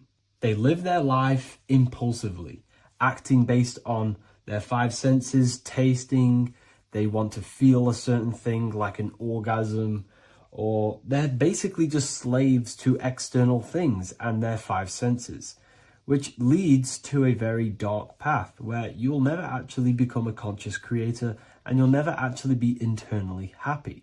The Freemasonic square and compass reveals some deep wisdom about this. Now let me break this down. If you want to gain your personal power, listen up. The Freemasonic square and compass is a compass which is used to create circles. Now, if you notice something about the circle, they have no beginning, no end. You can't tell where it begins and ends. It's eternal, which means this represents consciousness. Now, if you don't know what consciousness is, if you close your eyes, you have an internal world. You have thoughts, emotion, visualization. This is all consciousness, spiritual. Then we have the square. The square creates squares or lines, which represents matter. It has a beginning and an end. You can quite see where the beginning of the end is, right? So we can even link this to Leonardo da Vinci, the Vitruvian Man. We see the man in the square with the circle. The circle is the eternal consciousness, and the man is the square, limited to the physical world. but consciousness is not limited. That's why it's outside the square. This is eternal. The body is mortal. The body will die. Consciousness will never die. If we look even closer at the symbol, we notice in this particular symbol, we have the compass overlapping the square. This is very, very symbolic. This represents spirit over matter, also known as mind over matter, consciousness over matter, the circle over the square. Like I mentioned earlier, most people are slaves to their senses. They go through their day and all they do is chase validation and feelings. They eat all day to feel good, which means they're a slave to their taste. They're slaves to their feeling. They masturbate, which means they're a slave to orgasms and external things. They're literally being governed by the external world controlling their internal world. They're literally living life on autopilot. And don't get me wrong, I was guilty of this too. We're all guilty of this when we join this world because we're not taught this sacred knowledge. Until you actually stop and recognize this, you'll be living life on autopilot, literally not even living. You'll be running off subconscious programs, seeking external validation and being ruled by these five senses. The square underneath the compass represents consciousness on top of matter, which means the internal world is controlling the external world. It is the mind controlling matter and not matter manipulating the mind. In the occult and esoteric world, it's very important that you are conscious of every action that you are taking in your day-to-day life. Never act subconsciously. Always be conscious. What are you thinking? What are you acting? What are you giving your attention? All of this is contributing towards creating because you are a creator. Consciousness is a creative force. You need to make sure that the compass is on top of the square, that your inner world is controlling the outer world and not the outer world controlling the inner. As I've mentioned in many videos before, the internal world of consciousness is what's producing the external world. Your life is just a result of every thought and emotion that you felt in the past. Everything you own, everything you possess, your friends are all reflections of your consciousness. They're all reflections of what you are thinking about. When you change your thinking, your external world starts to rearrange itself. On a basic level, this symbol represents the combination of spirit and matter. You are a spiritual being and a material being. You are heaven, the sky, and earth, the ground. You are heaven and earth, spirit and matter infused into one. You are a bridge between the divine and the earthly worlds. And you can bring down these higher realms of consciousness, thought, imagination, and emotions into a physical, tangible reality. To do this consciously, we need to make sure the external world is not manipulating the inner world. Because if your internal world is being controlled by external circumstances, for example, you have a circumstance happen in your reality, an emotion triggers inside of you, and that emotion is a command to create more of that. And the thoughts that you think are creating more of that negativity. So it's a constant cycle of negative manifestation if you let the external world control your internal world of consciousness. So we need to make sure the compass is on top of the square, that the internal world are commands and not reactions to create your external reality. And not only just to create, but to actually enjoy life. If we let the external world bother our internal world, this means that we have some sort of mental or emotional attachment to the external world. We need to detach from the external world. Why do I say that? Because it's temporary. It's an illusion. We are going to die one day, and none of this will matter. You need to understand that everything in this world is temporary. You have to be okay with losing things, losing family, losing things in this world, because it's guaranteed to be temporary. We need to make sure the internal world is order and not chaos, commands and not reactions. Now, at the back of the Book of Wisdom, Volume 2, the book that I've wrote here, I go over the different meanings of the different arrangements of the square and compass. Sometimes we see the square overlapping the compass, which is the opposite of what we've just broken down. Or sometimes we see one leg of the compass on top of the square and one leg of the square on top of the compass. These are all highly symbolic. When we see the square overlapping the compass, This pretty much represents the beginning of the Freemasons' journey, when their internal world is being controlled by the external. They have a lot of spiritual growth and a lot of learning and inner work to do. Now, when we see half and half, one leg of the square on top and one leg of the compass on top, this represents the Masons' gradual emergence from the material realm into the spiritual. This interplay of symbols reflects the process of gaining greater light and knowledge as the Masons ascend from material concerns towards spiritual enlightenment. And of course, we've just broken down what this means. This represents spirit over matter. They're not chasing external physical things anymore. They're actually chasing and gaining validation and happiness from spiritual growth, more knowledge, and deeper understanding of consciousness and themselves. Most people chase external material things, which actually don't make you happy in the long run. You could be given £1 million today.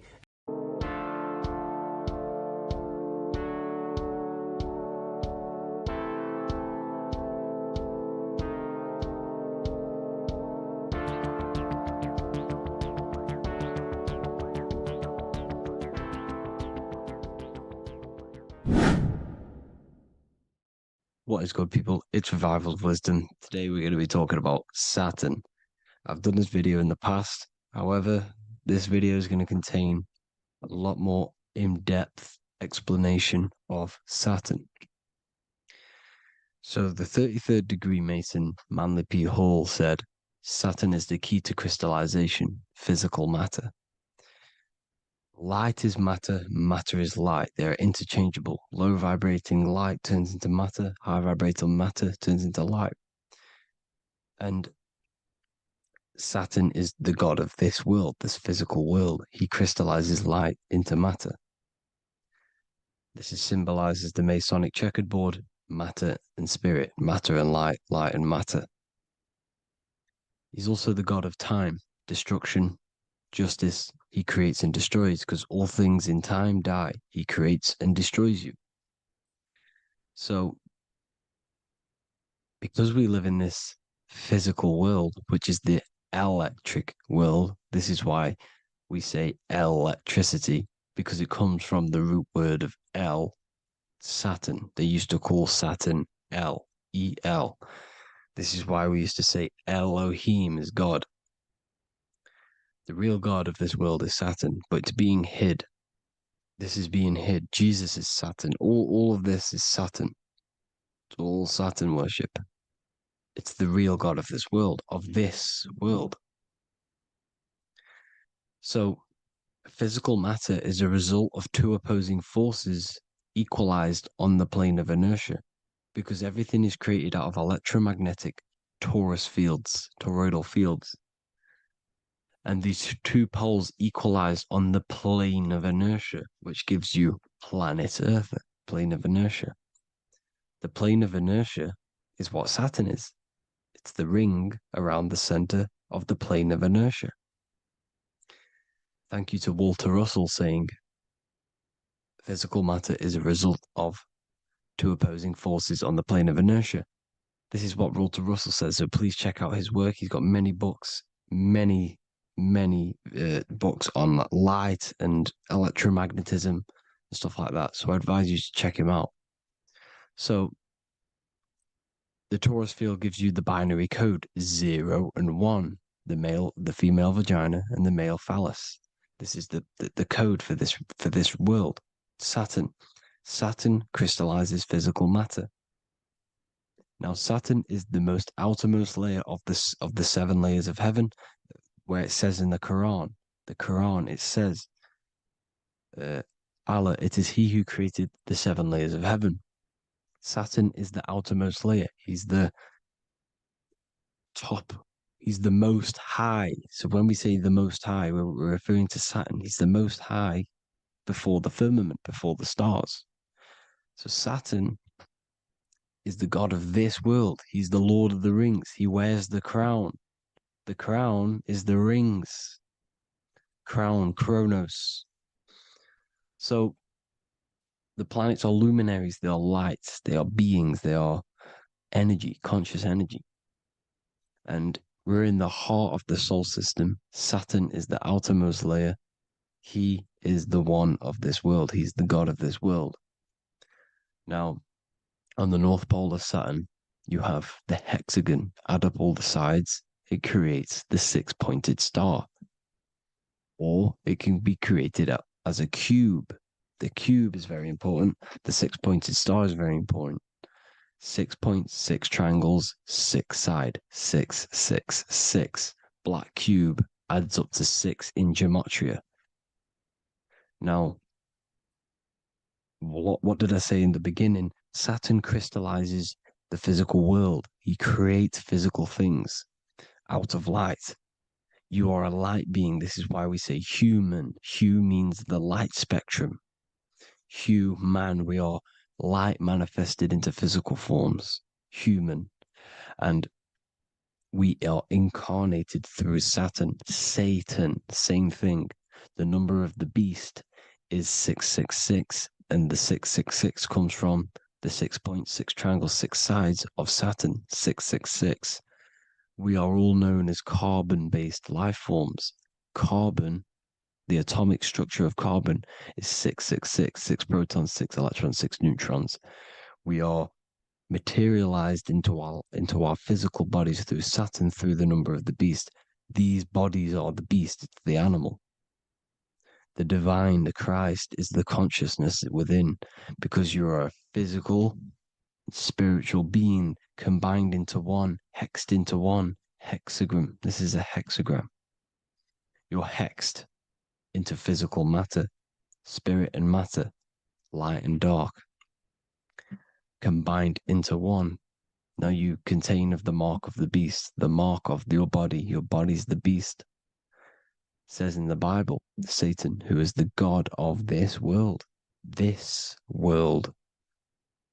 There are many different worlds, but this world is run by Saturn, and it says that in the Bible. Saturn is Satan. It's the same thing. And look at the crown of thorns are wrapped around the heart. The soul is in the heart. The mind is in the brain. The soul is wrapped around the rings of Saturn. You're wrapped in physical matter. This is what it's showing you. This is symbolizing the rings of Saturn wrapping you. And the cross on top is the cross of the cube. The cube, the black cube of Saturn, unfolds into a cross. So Satan, who is the god of this world, Corinthians 4:4 in the Bible, Satan, who is the god of this world, has blinded the minds of those who don't believe. Saturn blinds your mind because the god of this world materializes you, and he blinds your mind when you incarnate into physical matter. When you enter this soul system, not the solar system, you hit Saturn first. He materializes you. And look at the symbol for Saturn. This is the symbol for Saturn. All of the planet symbols are created out of the Holy Trinity. The Earth, Moon, and Sun. Body, mind, and soul. The sun is your soul, the moon is your mind, the earth is your body. Your body's made out of the 5 elements. The sun is your soul because the sun is life force, gives life to everything. Your sun is a soul. Your soul is the sun of your body. The moon is the mind. The moon is the moon of your body, the mind of your body. Intelligence. So all of the symbol of the planets are created out of these. The Saturn symbol is created out of the Earth cross, matter, and the moon crescent, moon, mind, matter over mind. This is why Satan, who is the god of this world, has blinded the minds of those who don't believe. He blinds your mind. Look at the symbol, it's showing you. The Saturn symbol is matter over mind when it should be mind over matter. So we descend into a soul system, into our 666 Saturn carbon suit bodies, and we are matter over mind. Then we have to move up the spine to go back up to spirit, to mind over matter, where you manipulate your own reality. Now look at this. It creates the number 5. 5 is the number of change. You're moving from this side of the number sequence over to the right side. You're moving from the spiritual into the physical world. You're incarnating into the five elements, the five senses.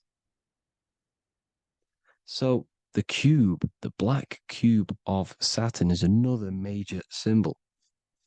Very important symbol. Here you see the cube, and the color black is associated with Saturn because Saturn's associated with death. He creates and destroys, light and dark. Death is associated with black, spirit, because you can't see spirit, which is blackness. So the black cube is black because Saturn rules the nighttime, which is dark, blackness, and he rules the winter, which is death, blackness. So Saturn is the black cube. Cubes have 6 sides: up, down, right, left, back, and forward. Cubes are 6-sided. Everything is 6-sided inside of this creation because you're incarnating, you're materializing, crystallizing into the cube, the world of the cube. Everything's a cube. Everything's got 6 sides. Here's Leonardo da Vinci showing you that you're in the cube. Leonardo da Vinci did this famous painting. You're in the cube, you're hexed into physical matter, where you're incarnated into the third dimension, the 3-dimensional world, which is a cube, 3D. And black cube adds up to 6 sides of the black cube. The Kabbalah means cube god in Arabic. And look at what they do. They worship the cube, the black cube, and they stand in rings like the rings of Saturn. Australia, Denmark, Manhattan, Santana all have these black cubes. You go to New York, you will see the black cube there as well. These black cubes are everywhere because it is the real God of this world, So look at the cross. The cross unfolds into the cube. Xbox, Nintendo GameCube, Sega Saturn, anything to do with a simulated gaming reality, they put Saturn in it because we're in the simulation of Saturn. This is a simulation. And this is why they reflect this through the Xbox, GameCube, Sega Saturn, anything to do with gaming, simulations, is all Saturn. Because we're in the cube of Saturn, the black cube. We're in the GameCube, the Xbox, the Sega Saturn. As above, so below. So they reflect it through the simulations that they create inside of this simulation. Cubes have 8 points for the 8 points of time and space. 8 is the number of time. Everything's cycling, infinity. So look at the cube. The cube is symbolized as in Judaism. The Judays have the black cube. They wrap themselves in a black band and they cover their eyes into blackness. The black cube, for the black cube of Saturn, they use the star of Saturn and they worship their god on Saturn Day because it's all Saturn worship. And look how the Saturn god is wrapped around with these thorns or leaves, just like Jesus is wrapped around his heart. And Jesus on the cross is us on the cross. We are in the cross. We are in the cube. The cross is the cube. And the cross is even in the Saturn symbol. This is another symbol for Saturn. There's 2 symbols. You got this one, the one I've just broke down. And there's this one. This is the cross of Saturn, the cube god, the simulation, the game cube. Now, Chronos is another word for Saturn. Chronos means time. When you clock into work, you go to the Chronos machine. Well, I did anyway. And I'd tap my card on the Chronos because Chronos is time. Anything to do with time is Saturn. He creates and destroys. Look at the artwork of Saturn with the sand, the time. Look at this, how he's cutting off the baby's wings. He's crystallizing the spirit into matter. He's cutting off your wings. Satan, in the Bible, he falls from heaven into earth and he loses his wings. He becomes a serpent. You see that? It's all symbolic for us. We are the fallen angels, fallen angles of light. We're fallen angles of light. We are light beings. Now we're fallen into physical matter. Saturn's chopped off our wings. He's chopped off our spirit wings because when you astral project, you can fly. You will fly around. He's got the Reaper staff here, always depicted with the Reaper staff. Now look at the clock. Saturn day is the 6th day. The number of the beast, 666. Look at the clock. 6 take away 12. Sorry, 12 take away 6 equals 6. 7 take away 1 equals 6. 8 take away 2 equals 6. 60 seconds in a minute. 60 minutes in an hour. 24 hours in a day. 2 plus 4 equals 6. That's 666. Everything's 666 because it's time. Saturn. All goes to Saturn. He's the god of time. We're in time now. We're in time. We're in the time, which is God, the God of this world, the God of time. Now look at this. The Reaper is also depicted as the Reaper with the staff, the black cloak, black symbolizing death, spirit. Judges wear black because Saturn is the law. He's the God of this world. He's the law. This is why they wear black cloaks. When you graduate from university, you wear a black cloak and a black cube on your head. You've been hexed. Funerals, you wear black because it's all to do with Saturn, Father Time, Father Crystallization. Now, Saturn, here's another one of him cutting off the wings of a child because he cuts off the wings. He creates and destroys your body. We're in the electrical world. Everything that is electrical vibrates. All vibrations have to come back to a standstill point, which is death. This is why your body dies. Your atoms stop vibrating. Corona. Look at the crown. The crown is the corona. Corona means crown. And look at this is an alcohol brand for beer.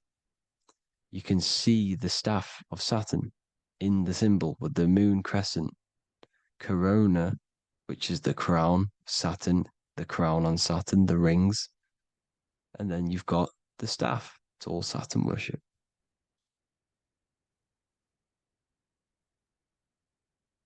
Is the black cubes of 9/11.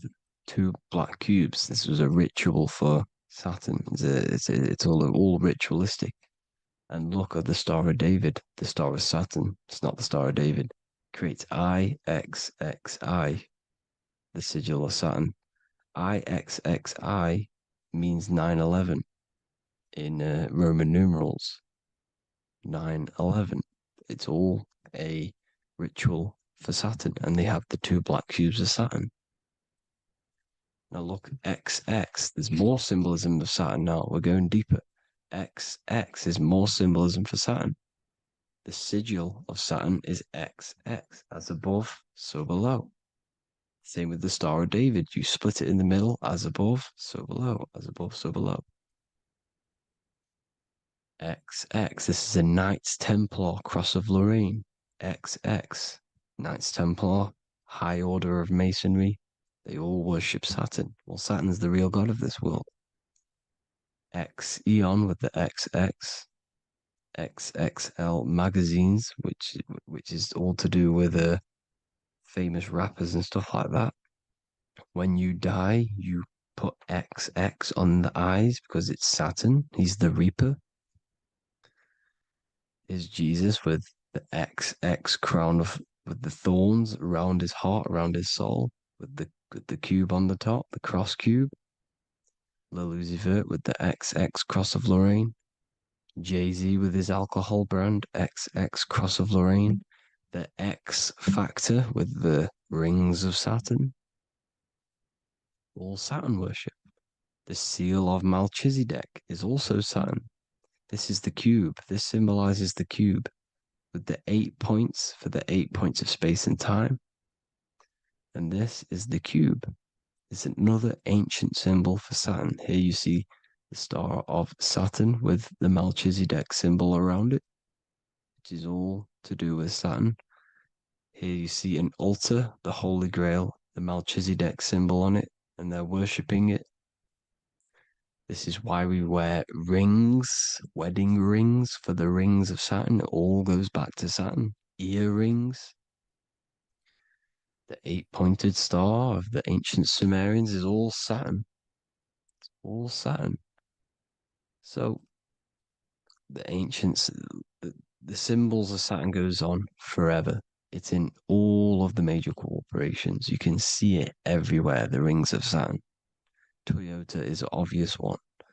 Internet, Nike, Target, Sega, Saturn. It's all Saturn worship.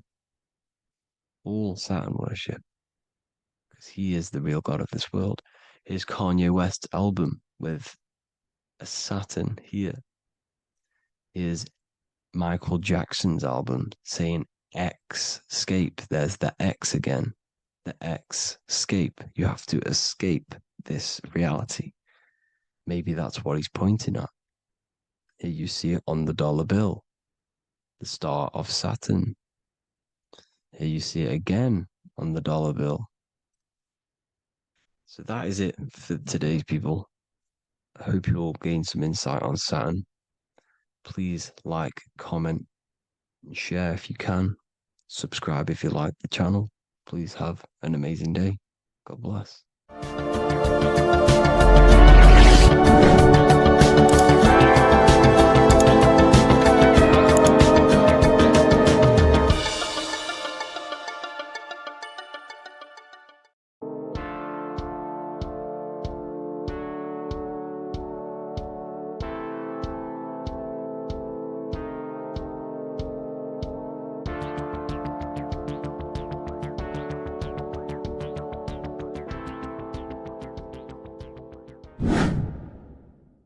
The earth has become a realm in order to trap souls within so that they can harness our electricity, our energy.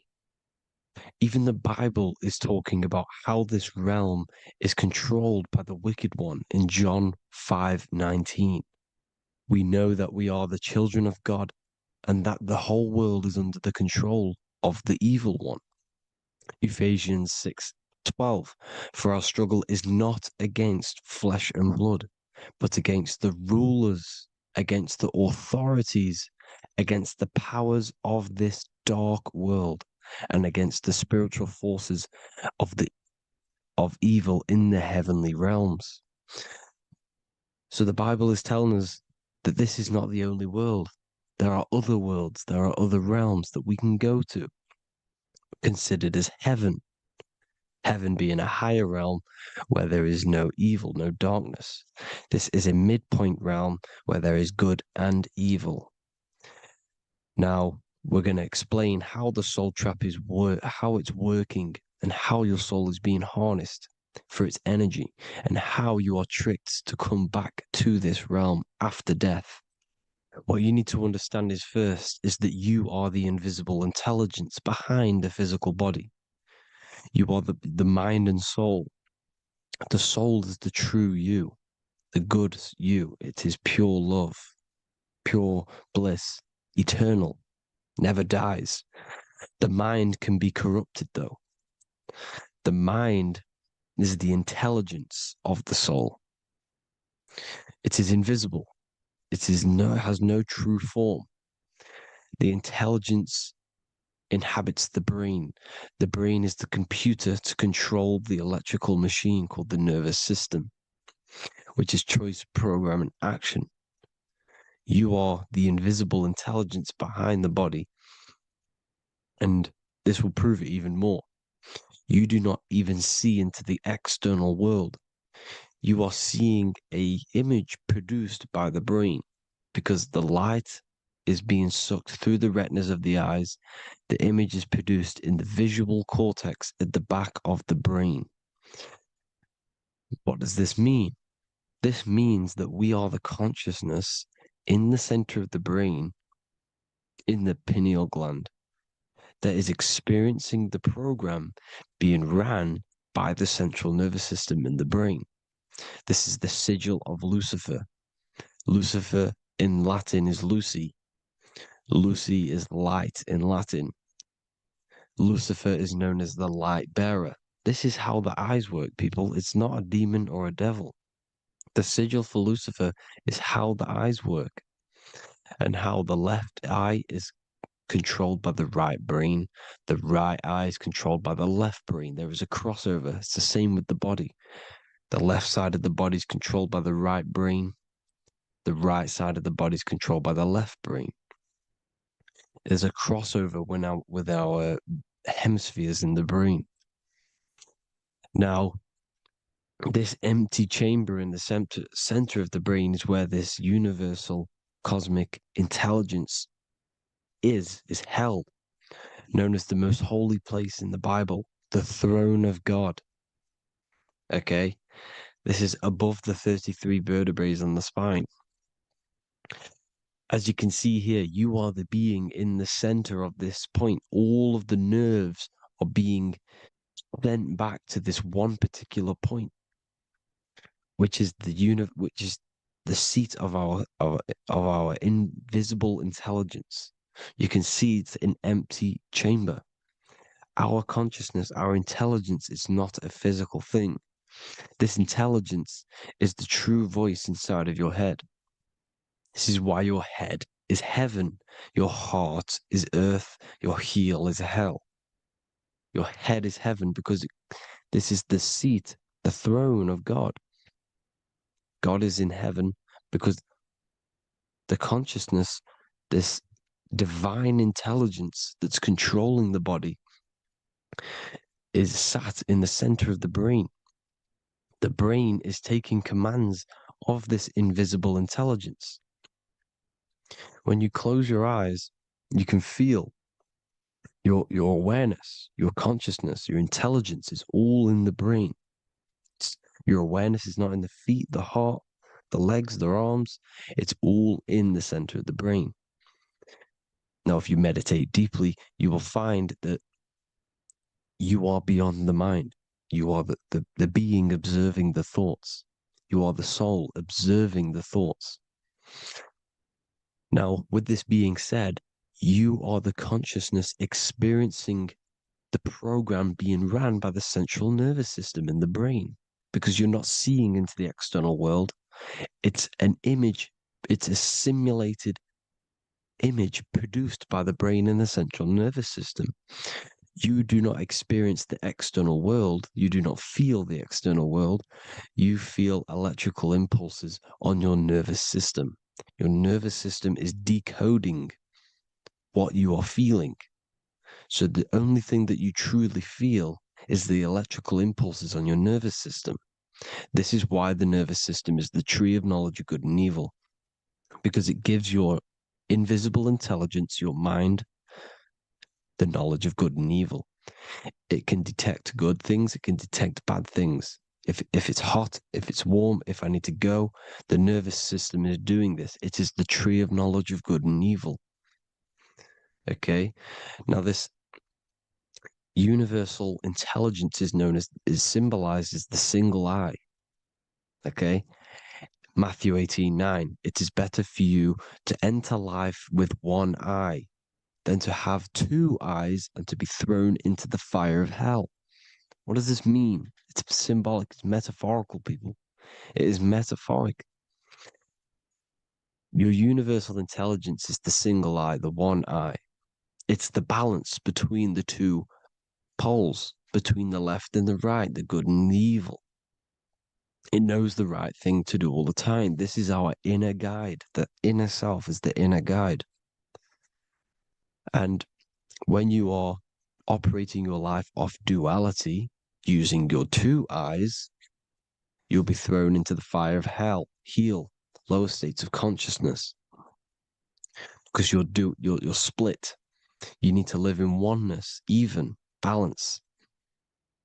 Matthew 6:22, the light of the body is the eye. The light of the whole body is the eye. You are a light being. Human. Hue means an attribute of a color. Man is the word manifested. We all lie to manifest it into physical form. Depending on your vibration is depending on what color that you are vibrating on, which is a hue, a human. If therefore thine eye be single, thy whole body should be full of light. Again, it's talking about the single eye, oneness, completeness. When you balance the hemispheres of the brain, we'll go over that later. But anyways, the body is the earth. This is what we need to understand, people. The body is running the simulation, the program that our consciousness is experiencing. So when we leave the body during death and astral projection, we leave the earth. This is how it works. The body is the vehicle for the earth, for this realm. Everything exists within our mind. You have the soul, mind, and body. The soul is the observer, the watcher, the true being. This is why she has many different heads, because the soul inhabits different bodies. This is the serpent, which means knowledge, which is the mind, wisdom. And this is the body, soul, mind, and body, Brahma, Vishnu, Shiva. The mind is the bridge between the soul and the body. So what do I mean? When you astral project, you are using your mind to project your awareness, your observing consciousness outside of the physical body. The mind is the projector, projecting consciousness. By using your mind, you can project your consciousness outside of the body, which is known as the astral realms, which is known as walking on water. Jesus was never walking on physical water, people. It's metaphorical. Believing the physical body.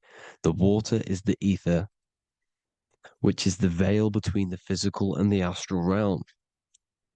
It's a fluid substance. It's on either side. It's physical and astral.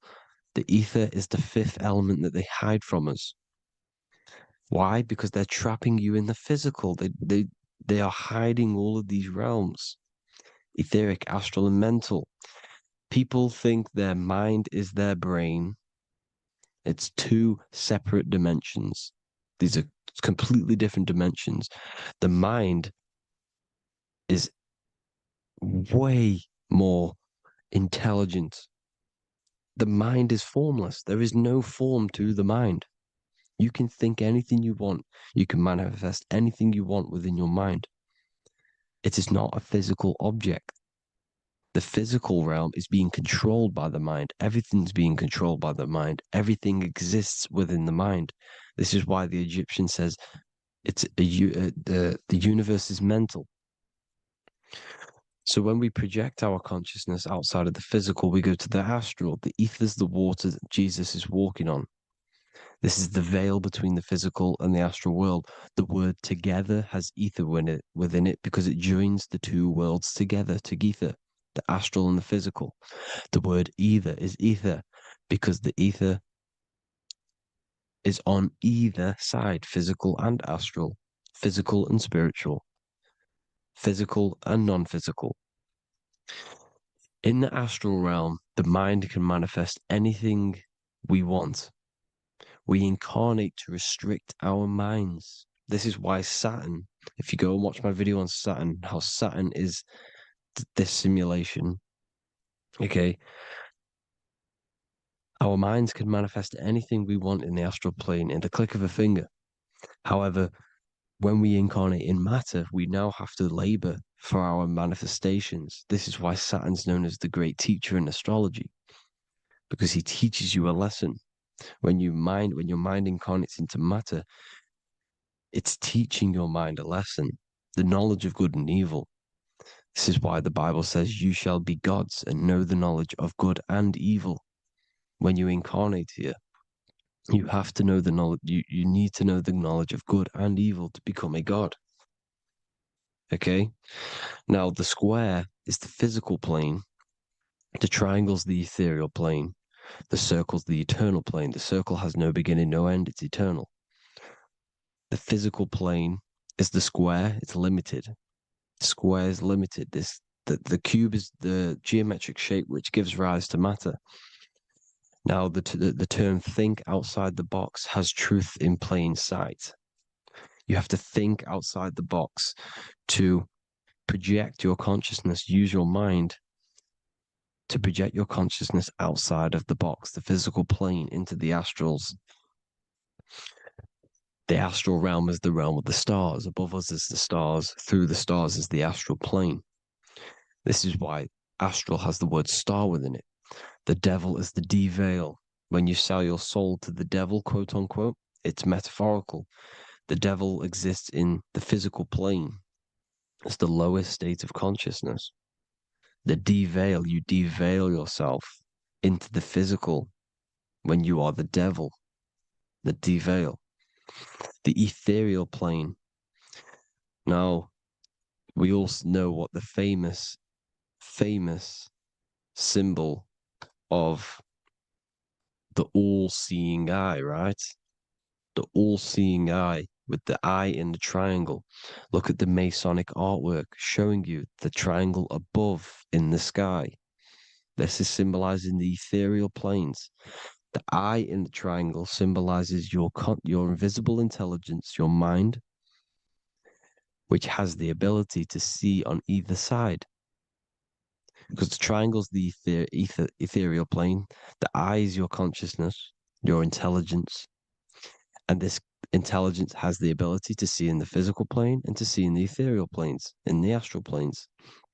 This is why it's above the earth, it's above the ground.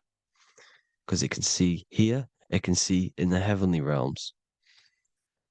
Now, the stars are, well, this is known as heaven, the realms of the astral planes. This is some quotes from the Emerald Tablets of Thoth. Out of the darkness ye must rise upwards, one with the light and one with the stars. Man is in process of changing to forms that are not of this world.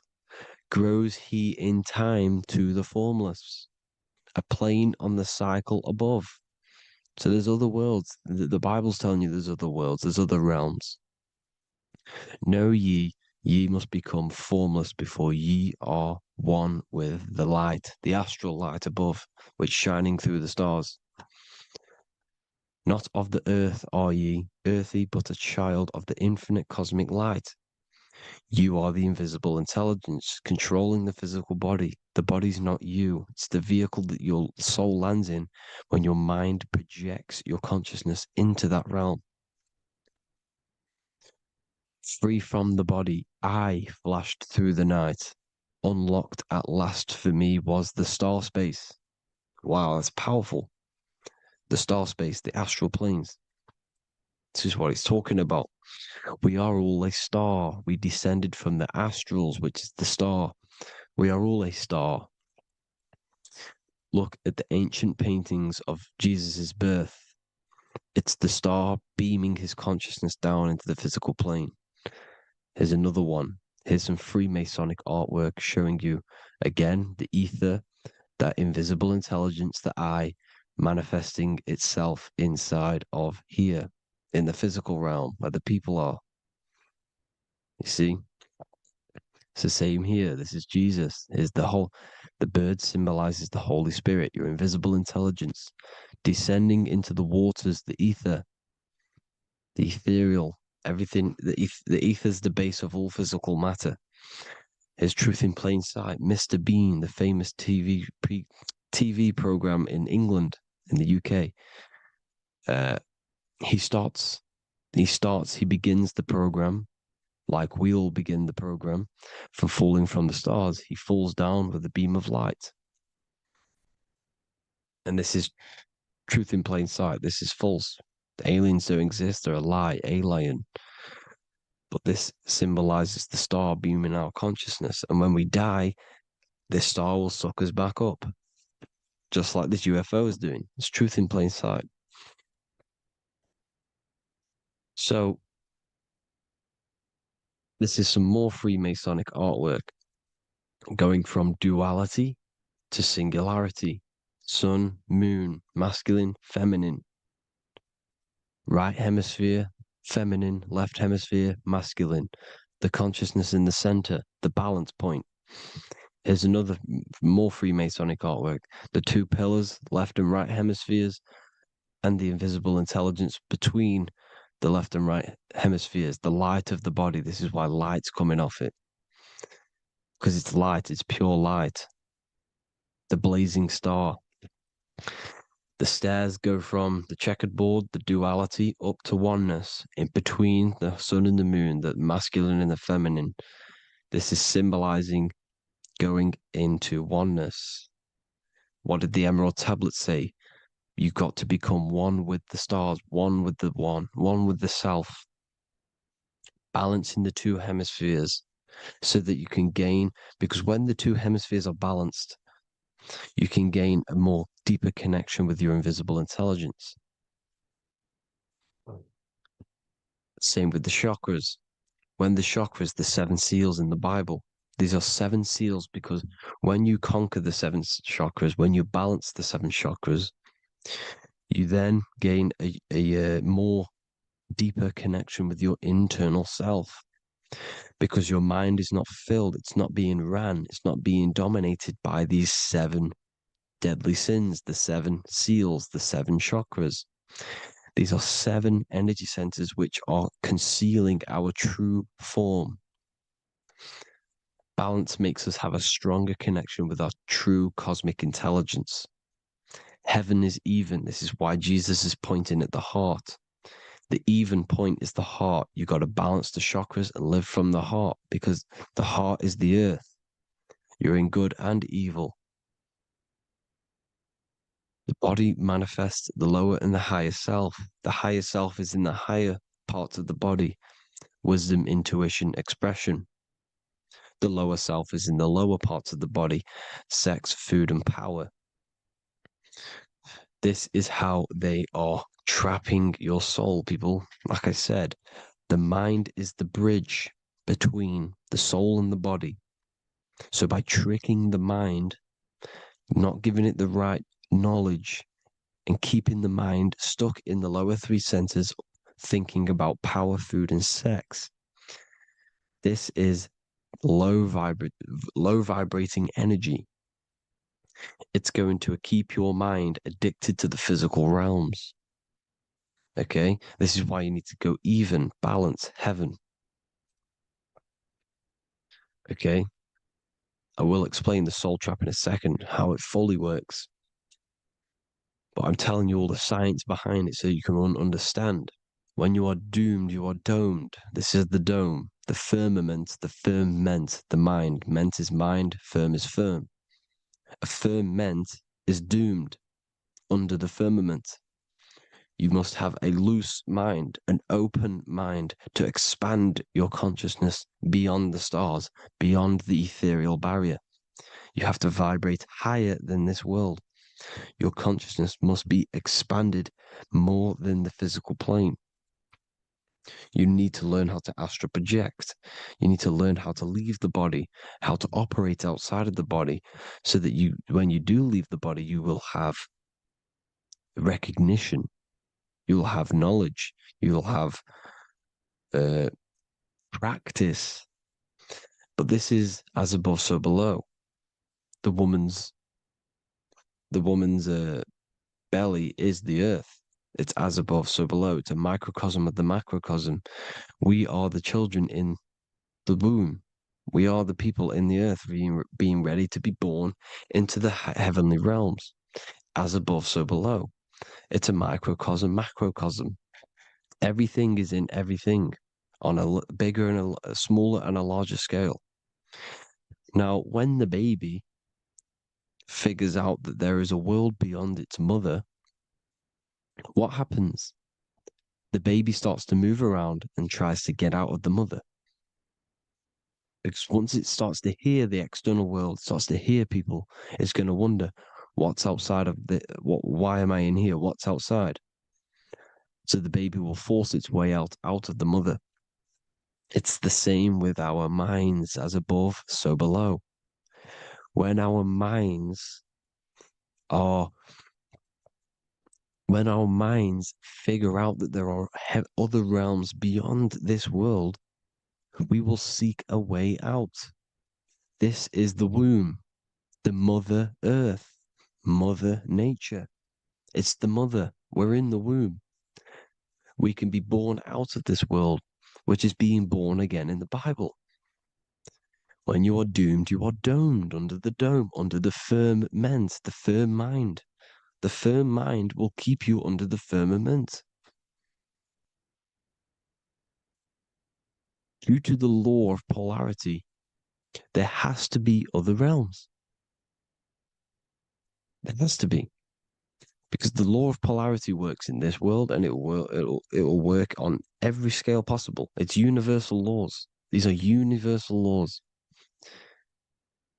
The law of polarity means that there are other realms polarizing this realm. There is a hell, there is a heaven. There is a midpoint, which is Midgard, which is the one we are in now. Earth, heart. Earth is the heart. Heart is the center, good and bad. The balance between good and bad. Your reality is your level of realization. Your mind realizes other worlds, you will seek a way to them worlds. It's that simple. The soul trap is to keep you stuck in this physical body, which is the earth. This body is the earth. It's running the program, like I said at the beginning. It's running the simulation that your consciousness is experiencing. You are an electromagnetic being, and you're hidden in a cage, your rib cage, and you're stuck in cells, a prison cells. Look, you're in cells. We produce electromagnetic energy. Your soul produces this energy. And by trapping your consciousness inside of this physical realm, they harness this energy within the astral realms. They're using you to manifest demons because your mind creates demons through emotions and mental thought energy, which is a whole nother video. I can make a video on that. You're manifesting everything for them because they're trying to create a hive mind. This is why they want everyone to believe in one belief system, one government, one belief system, one religion, because they're creating a hive mind. This hive mind will manifest and be summoned within the astral planes because the mind manifests the astral plane. The astral plane is the realm of imagination. The mental plane is the realm of just thought alone. The etheric plane is the energy. The physical plane is the matter.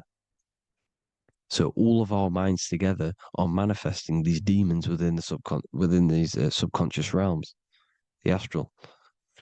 Now, how are they keeping you stuck to this realm? Well, when you die and you're stuck in your lower three chakras, okay, when your mind and soul detaches from the body, which is the earth, when you leave the earth, you're still going to have these mental addictions to the food, the sex, the materialism, the phone, the cigarettes, everything. This is why they get you addicted to everything possible. The TikTok, the YouTube, they get you addicted to as many things possible. Because when your mind is addicted to these things, and when this mind leaves the physical body, you're still going to have these addictions. Okay? You're still going to have these thoughts. And you will be manifested into the lower astral realms because you're thinking materialistic, you're thinking negative, because your level of realization was your reality. You were manifesting hell on the earth. When you leave the body, you're going to manifest hell in the astral planes, which means you'll be vibrating on the very low, which will put you in the lower astral realms. So guess what? You're going to come back. You're going to come back into materialism. You're going to reincarnate. Because you haven't prepared for life after death. You must detach from the external world. Okay? Moon is mind. The sun is the soul. The earth is the body. The moon is the mind. This is why we say lunatic, In your mind, you have a specific moon. Money, MON, is the moon. Money exists in the mind. They get you addicted to the money. The Bible's telling you this. Do not conform to the pattern of this world, but be transformed by the renewing of your mind. It's telling you of this world, but be transformed by the renewing of your mind. Who knew that the Bible was this deep? Matthew 16:26, what good will it be for someone to gain the whole world yet forfeit their soul? James 4:4, don't you know that friendship with this world means enmity against God? Therefore, anyone who chooses to be a friend of this world, of the world, becomes an enemy of God.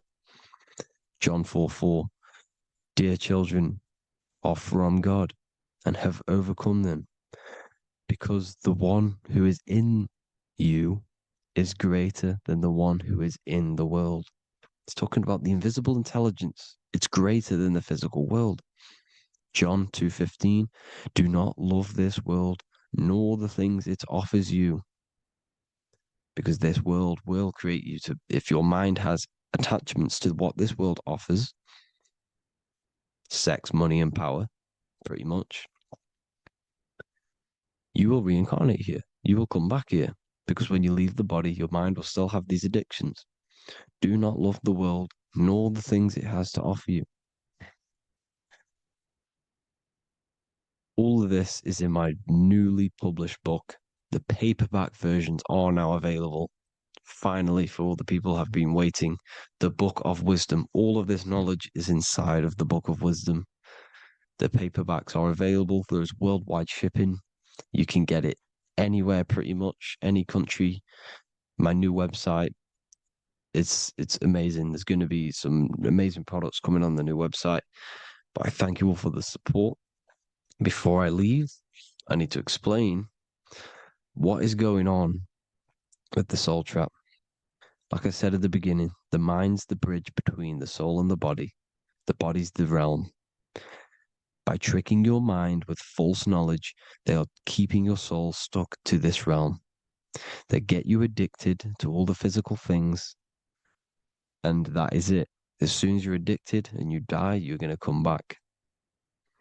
So by tricking your mind, which is the bridge between the realms, they keep your mind stuck within this body. They keep you in physicality.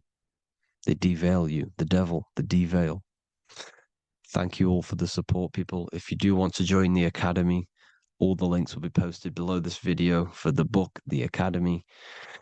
Thank you all for the support and have an amazing day.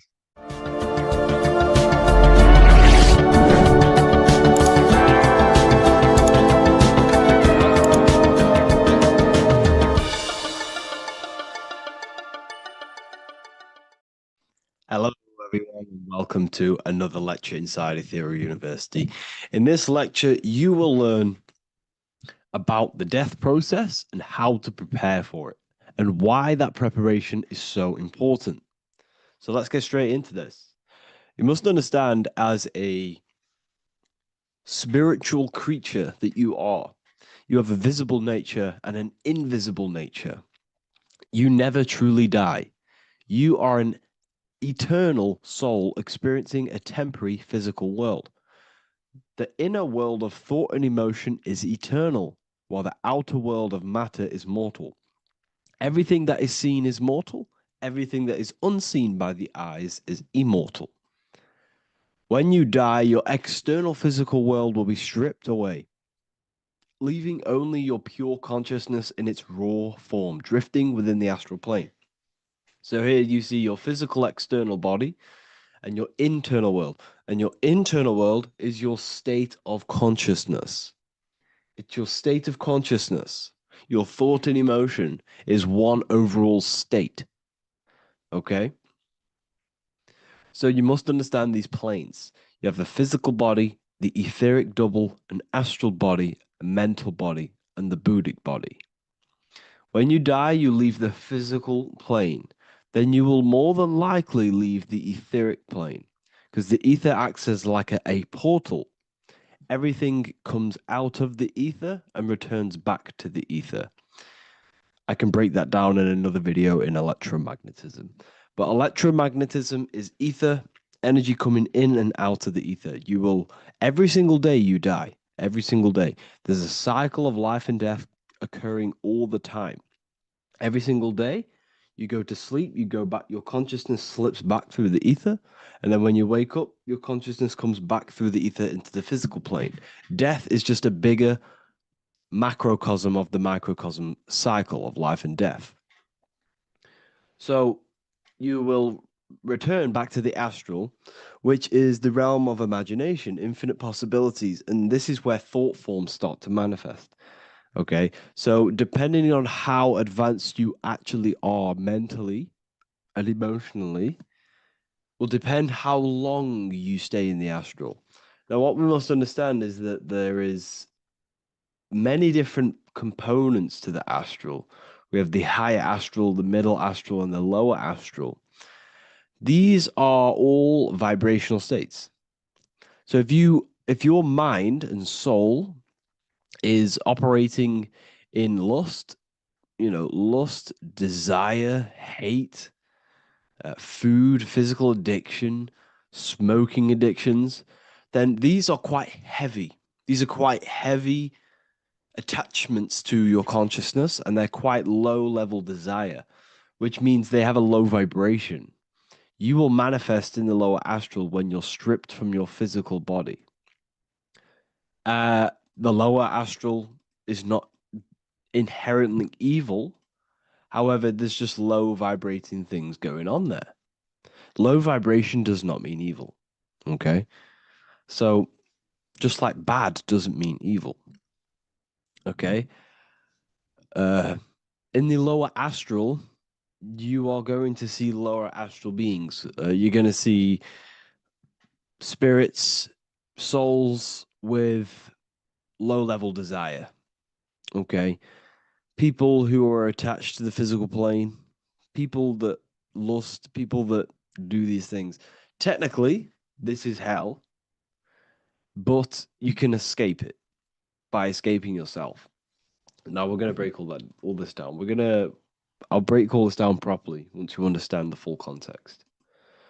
So depending on your level of desire, you will manifest in a corresponding layer of the astral plane. If your mind is still attached to the low physical desires, you will find yourself in the lower astral realms.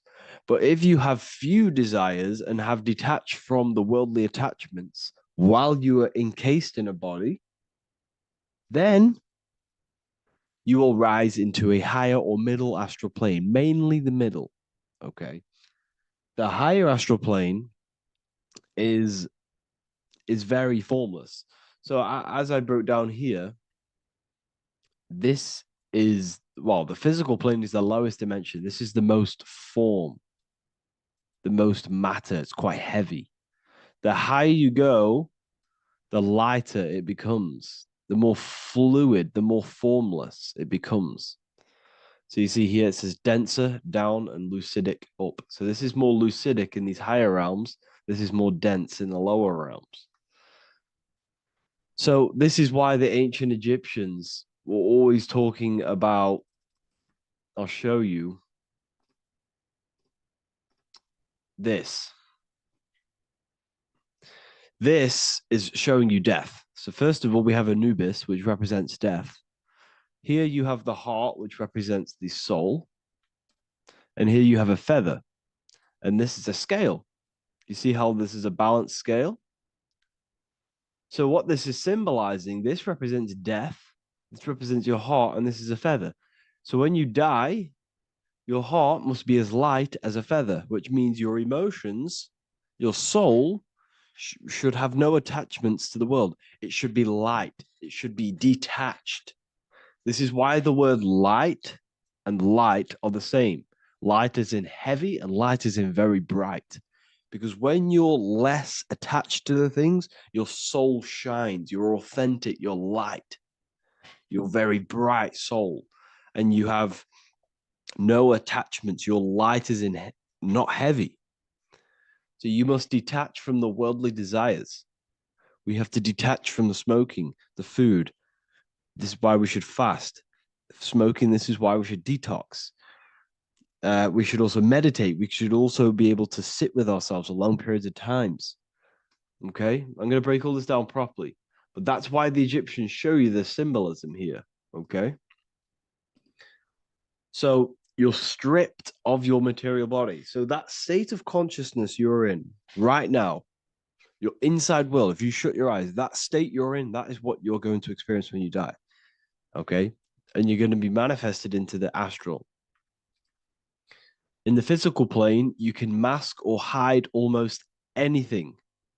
But in the spiritual realm, you cannot. The astral body, your thoughts and emotions directly shape your spiritual body, your astral body, revealing your true inner state. So your desires that you can hide in the physical plane, your emotions, your thoughts, you can't hide any of that in the physical, in the spiritual plane, in the astral plane. That will directly shape who you are, your color of your astral body, and your astral body as a whole. So here we have Kim Kardashian. If you could see this lady's astral body, you would run so far that you would be horrified for the rest of your life. If you could see their spirit, their astral form, it would be horrific because their mind is so attached to, you know, physical things, so attached to desire, money, fame, worship, power. These people do not want to die. These billionaires and millionaires will never want to die. They will do whatever they can to stay alive because they understand what when they die, they have to face themselves. They have to face their inner world. And their astral body, their true authentic self on the inside is horrible and horrific and so low vibration. So this is where it comes in. You must be as light as a feather. This is what the Egyptians are showing you in their artwork. Your soul must be as light as a feather. In order for the soul to ascend to a higher plane and not look at that physical plane and say, I want to go back or I want to desire things down there, you must detach now and prepare for death. Hell is not a place, it's your own personal suffering born from within. If your mind and soul are deeply attached to mental fixations, emotional wounds, and physical addictions tied to the material world, that pain will follow you into the astral. This is your true judgment day. You judge yourself when you die. You see your authentic self. There's no hiding. Right. Imagine right now that that everything you cling to was stripped away. No matrix, no electricity, no food, no TikTok, no phone, no possessions, no distractions, no one else. Could you sit alone with yourself for just 1 hour? Could you sit alone with your thought and emotion? That moment of truth is what you must begin to prepare for. Could you sit alone with yourself? Can you sit alone for long periods of time and just think? And if you cannot, then you're running from your internal world. You're running from your thoughts. You're distracting yourself from your thoughts. This is what we must address. Now, don't feel bad if this is you. We've all have problems. We all have internal problems. But this is what we have to face directly in order to prepare for life after death. We must meditate for long periods of time. Not even meditation. We should be able to sit with ourselves with no distractions and just think. This is what the people of the past used to do when we had no technology. People would sit and think for hours. This is what we need. Because if you cannot sit with yourself, imagine sitting with yourself with no physical body. That's the level that's going to happen. And we need to prepare for that. The soul and mind must become as light, as weightless, as radiant as a feather to ascend to a higher plane and move beyond the physical life. To rise, they must release heaviness, attachments, burdens, fears, and desires. The lighter and brighter your inner being becomes, the more freely it can rise into a higher state of existence.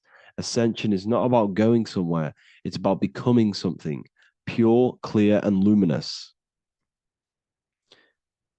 Okay, this is very important. Very, very important. We must detach from the worldly things.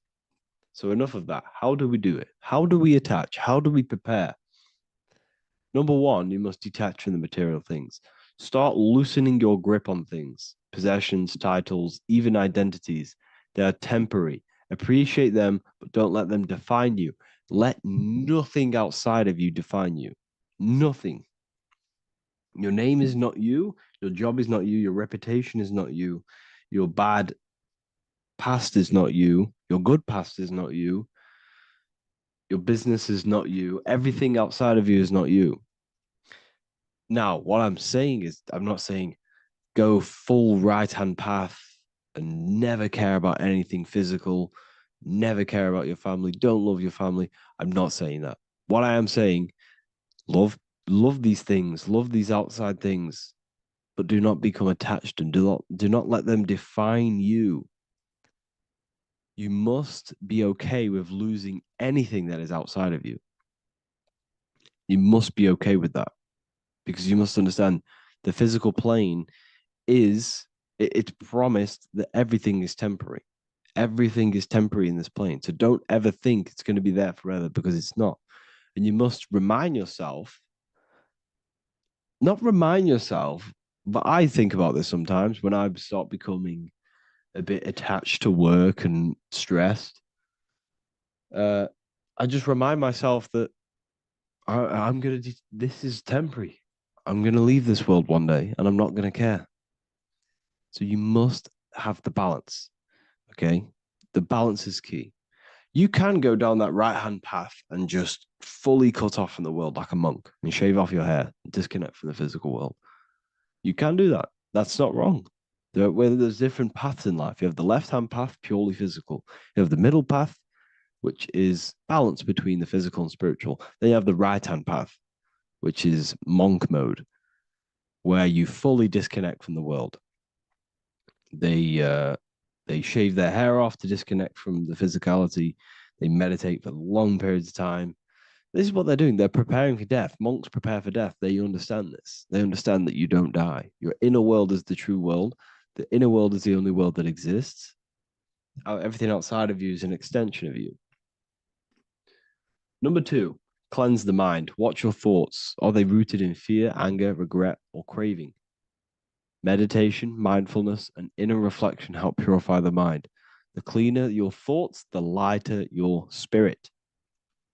So your astral body is formed by your thoughts, it's formed by your emotions. If you sit around thinking about eating all day, you're going to have a very heavy astral body. It's going to manifest in the lower planes. But if your mind is thinking about good things with good intentions, love, knowledge, expansion, you're going to manifest even the middle or the higher. And there are ways to even ascend out of your astral body. Yes, you can ascend out of your astral body and out of the mental body, but that's all very advanced, and I'm not going to teach that yet. I'll make another video on that, but you can ascend from them bodies. The astral plane is not the end. You can keep ascending as a soul until you're left with just the pure essence of the soul. But we're going to, anyways, cleanse the mind, reprogram the limiting belief systems, let go of mental attachments. And the way you do this is by getting a piece of paper and writing down every single attachment that you have. And you're going to realize there's more than you think. Okay. We have to detach from these. We have to. 4, practice presence. Can you sit in silence with yourself? The more at ease you are with your own inner being, the less you'll feel death. The afterlife is just an extension of your inner world. It's so important. This is so, so important. Can you sit with yourself? If you cannot sit with yourself, you have some inner work to do. You have some thoughts to address, some beliefs to address, and some feelings to address. Okay, so practice sitting in the present, meditation, or just literally sit there and try and be okay with yourself. And if you can't be okay with yourself, then there's something you need to address, whether it's a belief system, whether it's an emotional trauma, or something. This is what we must reshape, refine, and let go of. Live truthfully, speak and act from your soul, not from fear or ego. The more authentic you are, the more aligned you become with your true self, which carries beyond this life. The ego is your mind's perception of itself while being incarnated in this world. It's been shaped by your experiences, your thoughts, your beliefs, and your emotions. So your ego is basically this false thought form that you've created. It's a false layer of yourself that sits on top of your true authentic self. It's basically your physical character. When you were young, you had no ego. You were pure. You had a pure consciousness. But then as you grew older, your ego started to grow, and it still is growing because it was shaped by experiences, things you've gone through, things you said, things you believe, things you think. It's created by you, by your mind. And the ego is close to the word echo. The ego is the echo. It's an echo. It's a layer. It's a false identity. It's a false layer that sits on top of your soul. And if you don't get rid of that ego, if you don't know how, well, not get rid of it, but balance it, if you don't know how to rise above that ego and you die, it's that ego that's going to be pulling down when you die.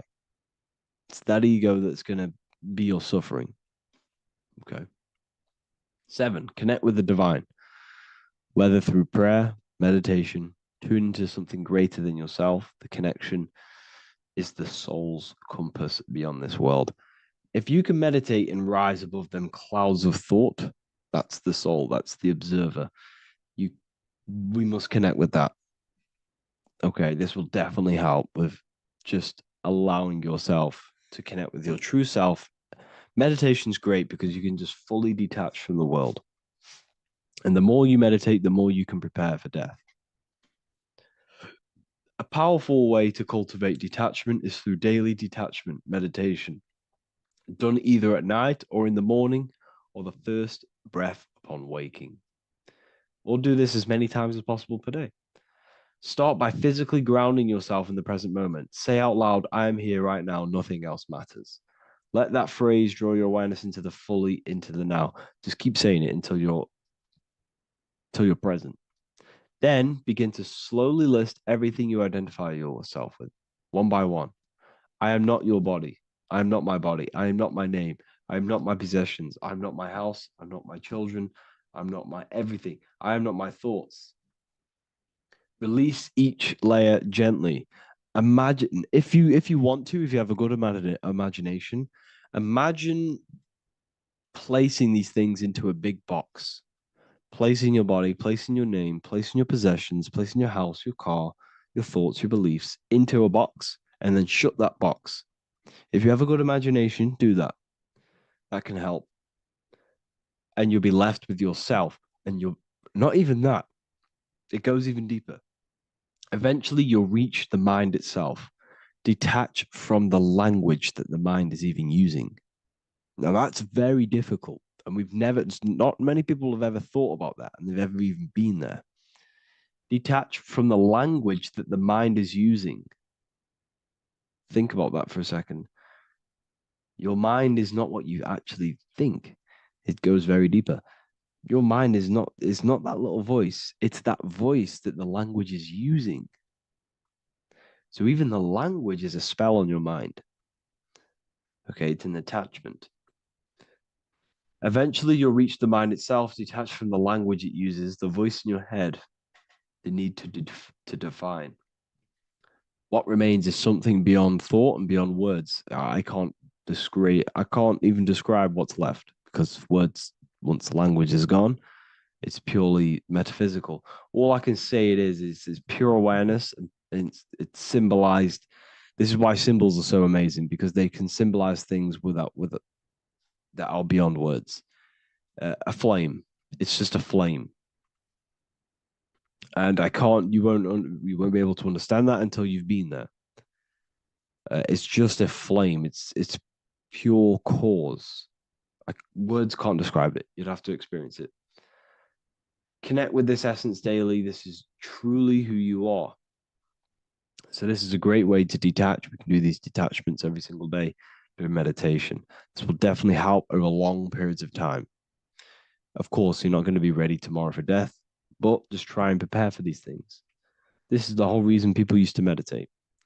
It's the whole reason why people do these spiritual practices, because they understood that this plane is temporary and your soul moves on from this plane. And you'll never truly believe in the soul until you experience it. So I can show you these things, but you must go out and experience it.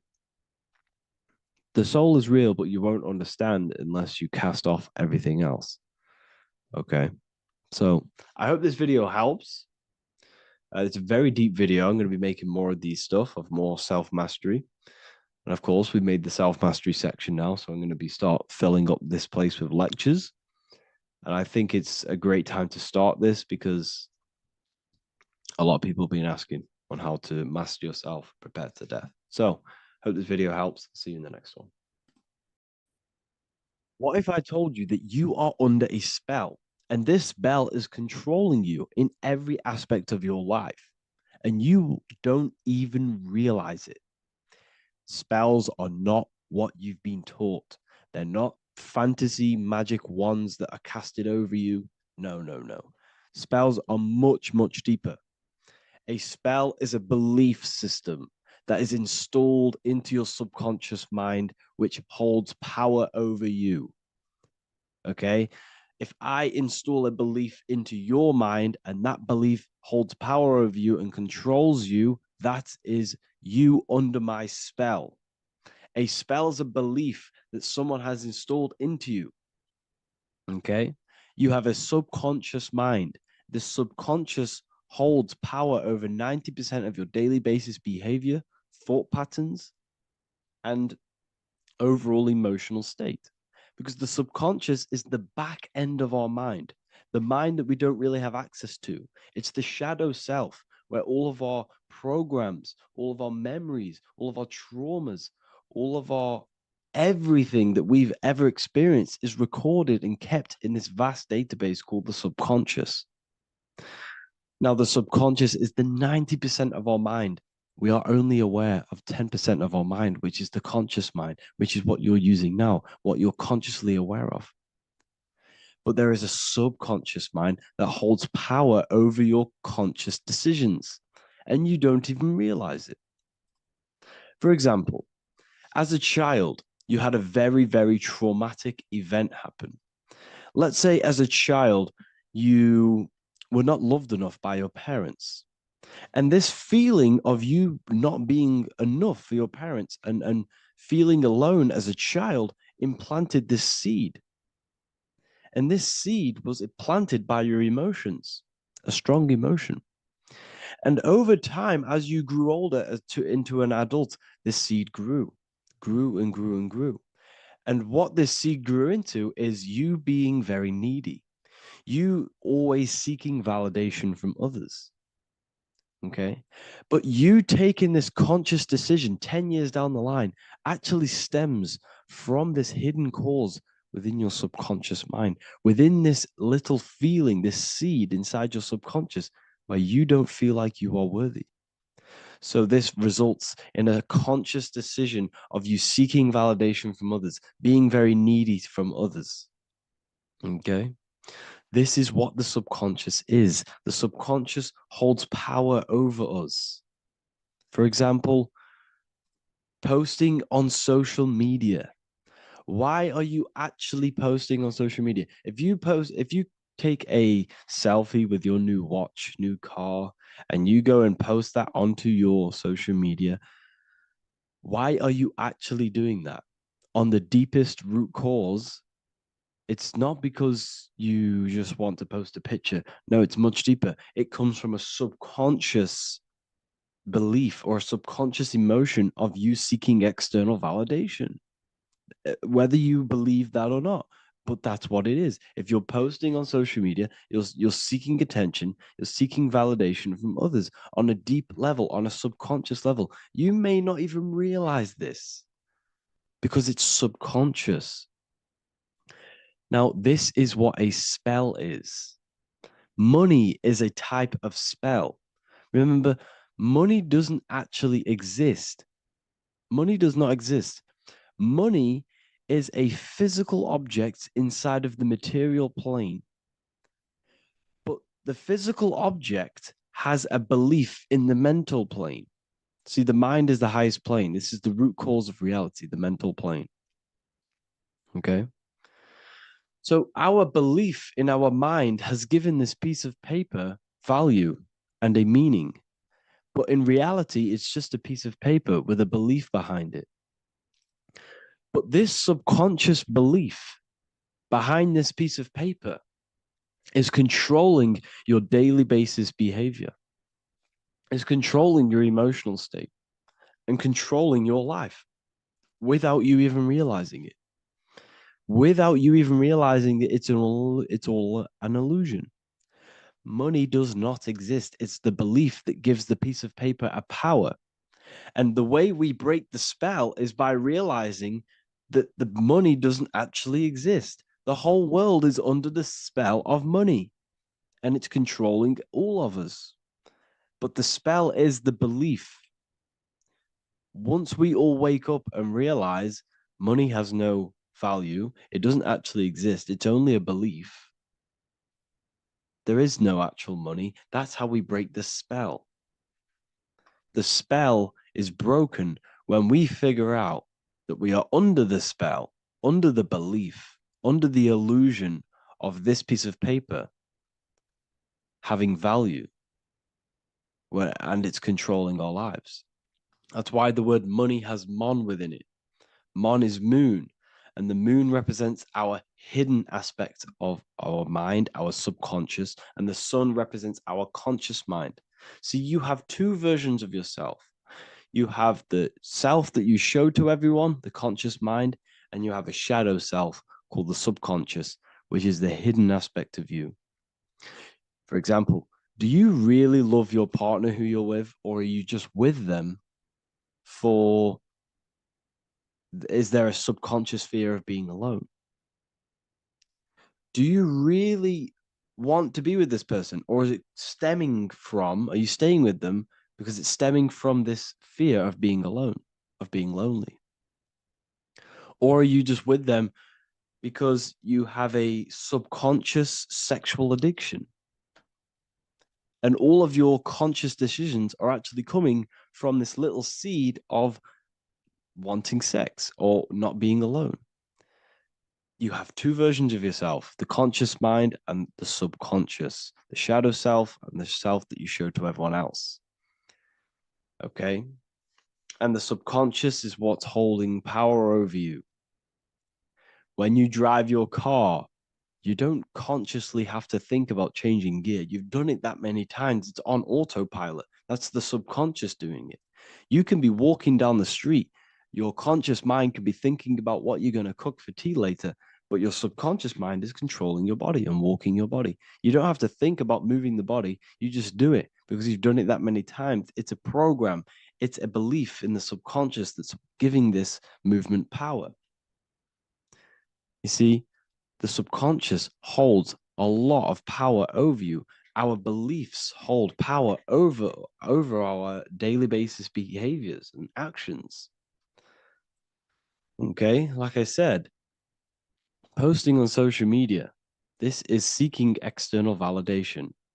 There's a subconscious stem, there's a subconscious urge bringing this desire into conscious reality. So we must break the spell of our emotions controlling us, our traumas from a child controlling us. For example, another example of this, let's say you were in a car crash years ago, and this car crash led you to having a very traumatic event, very traumatic emotion you felt in that car crash. You felt a lot of pain. That was impressed into your subconscious. And even to this day, you're probably scared of going into trains, going onto cars, going inside of vehicles. And you might not even be aware that it's actually stemming from this event that happened 10 years ago. That's the spell. That's the spell that's holding power over you. And you don't even realize it. You realize the spell when you realize you're being controlled by this old belief, this old trauma. That's what a spell is. A spell is not something I cast over you with a wand like Harry Potter. Spell's much deeper. It's the hidden aspects of our mind that hold power over us, that control us. Okay? So, how do we get rid of the spell? How do we break the spell? By installing new belief systems, by installing new programs into our subconscious. The subconscious is impressed by repetition and emotion.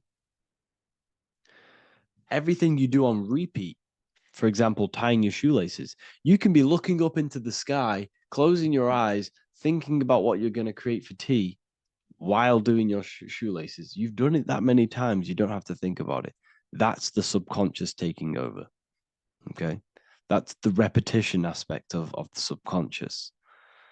For example, you could probably run down your stairs. You know exactly how to run down the stairs. If I tried to run down your stairs, every staircase is different. I'd probably fall over. But you've done it that many times, you know exactly how to do it. It's what we call ritual. When you have an evening ritual, when you tidy the house, you do your skincare routine, you wash your teeth, that's a ritual. This is what the ancients called ritual. When we do rituals, we're trying to implant something into our subconscious to either remove an old program, an old seed that is controlling us, for a new one that's going to grow into new light, into a new reality. So you can implant messages, implant new programs into our subconscious, which will then grow into a new reality. Okay. Because if I tell you something over and over and over again every single day, for example, if I say, you do what I say every single day I repeat this statement into your ears, about a month or 2 months in, you're going to start to believe in that statement and you're going to start to be under my spell. You're going to start to do everything that I say.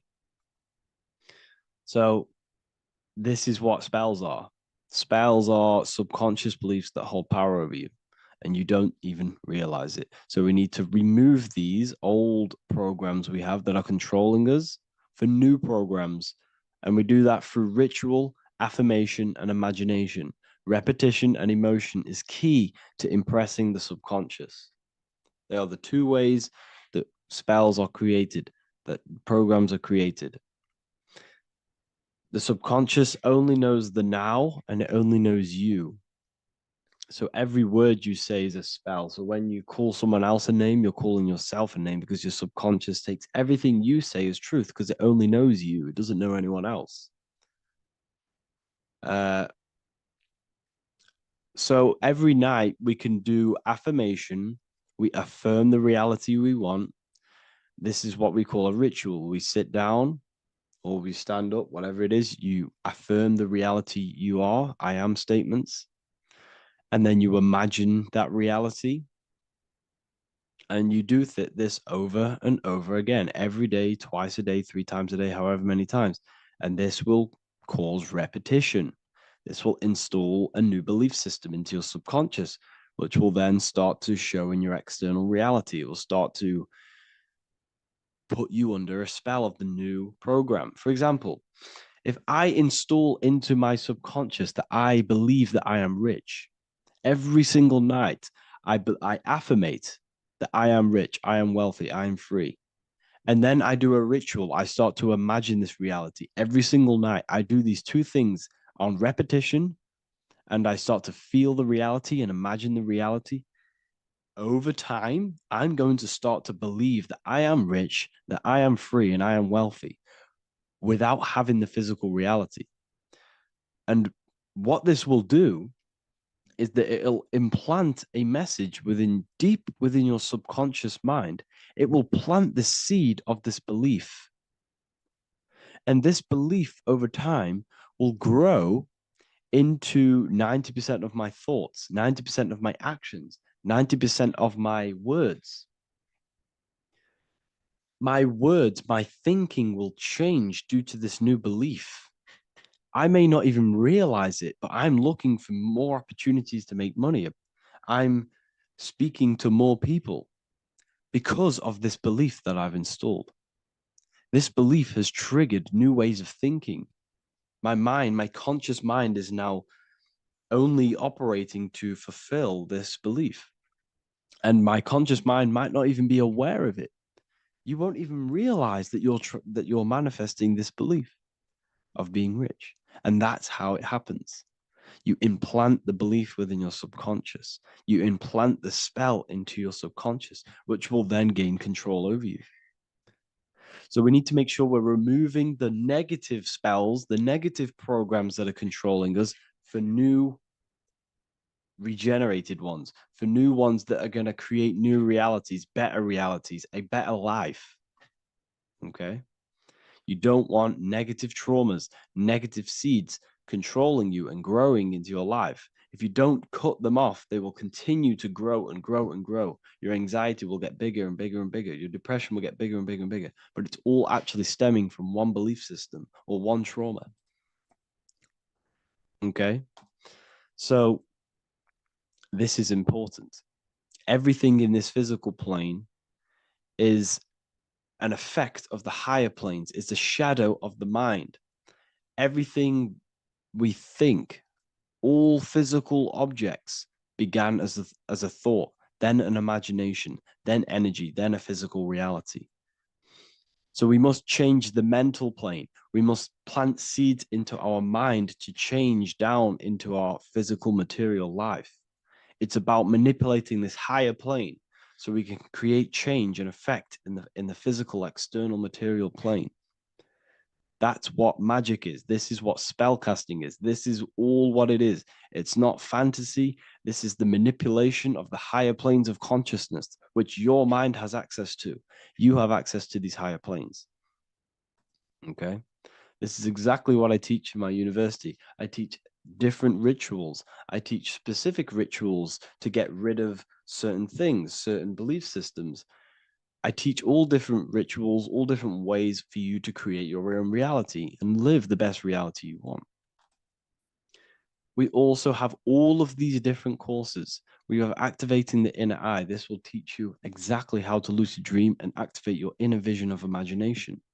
We have the sexual alchemy course. This will give you the power of transmuting your sexual energy into creativity. We have electromagnetism studies. We have esoteric exchange, an exclusive live call that we do every single week. And I connect with all of the students. They can ask me questions, can speak with me one-on-one inside of these live calls. We have the real numerology section. We have the health section. We have a lecture section. Look at all of these lectures we have on occultism, symbolism. All of these lectures are designed to gain you power, to give your personal power back to you, to make you realize things about you. We have a meditation section. We have a library section where you can download all of our library, all of our books, different books on occultism, symbolism, Freemasonry, astral projection. And of course, we have the Manifestation Mastery course, which teaches you exactly how to create reality so you can live that desired reality that you want. This is the last chance to lock in the price of $55 a month. This is less than $2 a day. You can really level up your life because the price is going to increase as the value of the university increases because there's a new symbolism course coming out. And if you join now, you'll get this course for free because obviously when this course releases, the price will go up.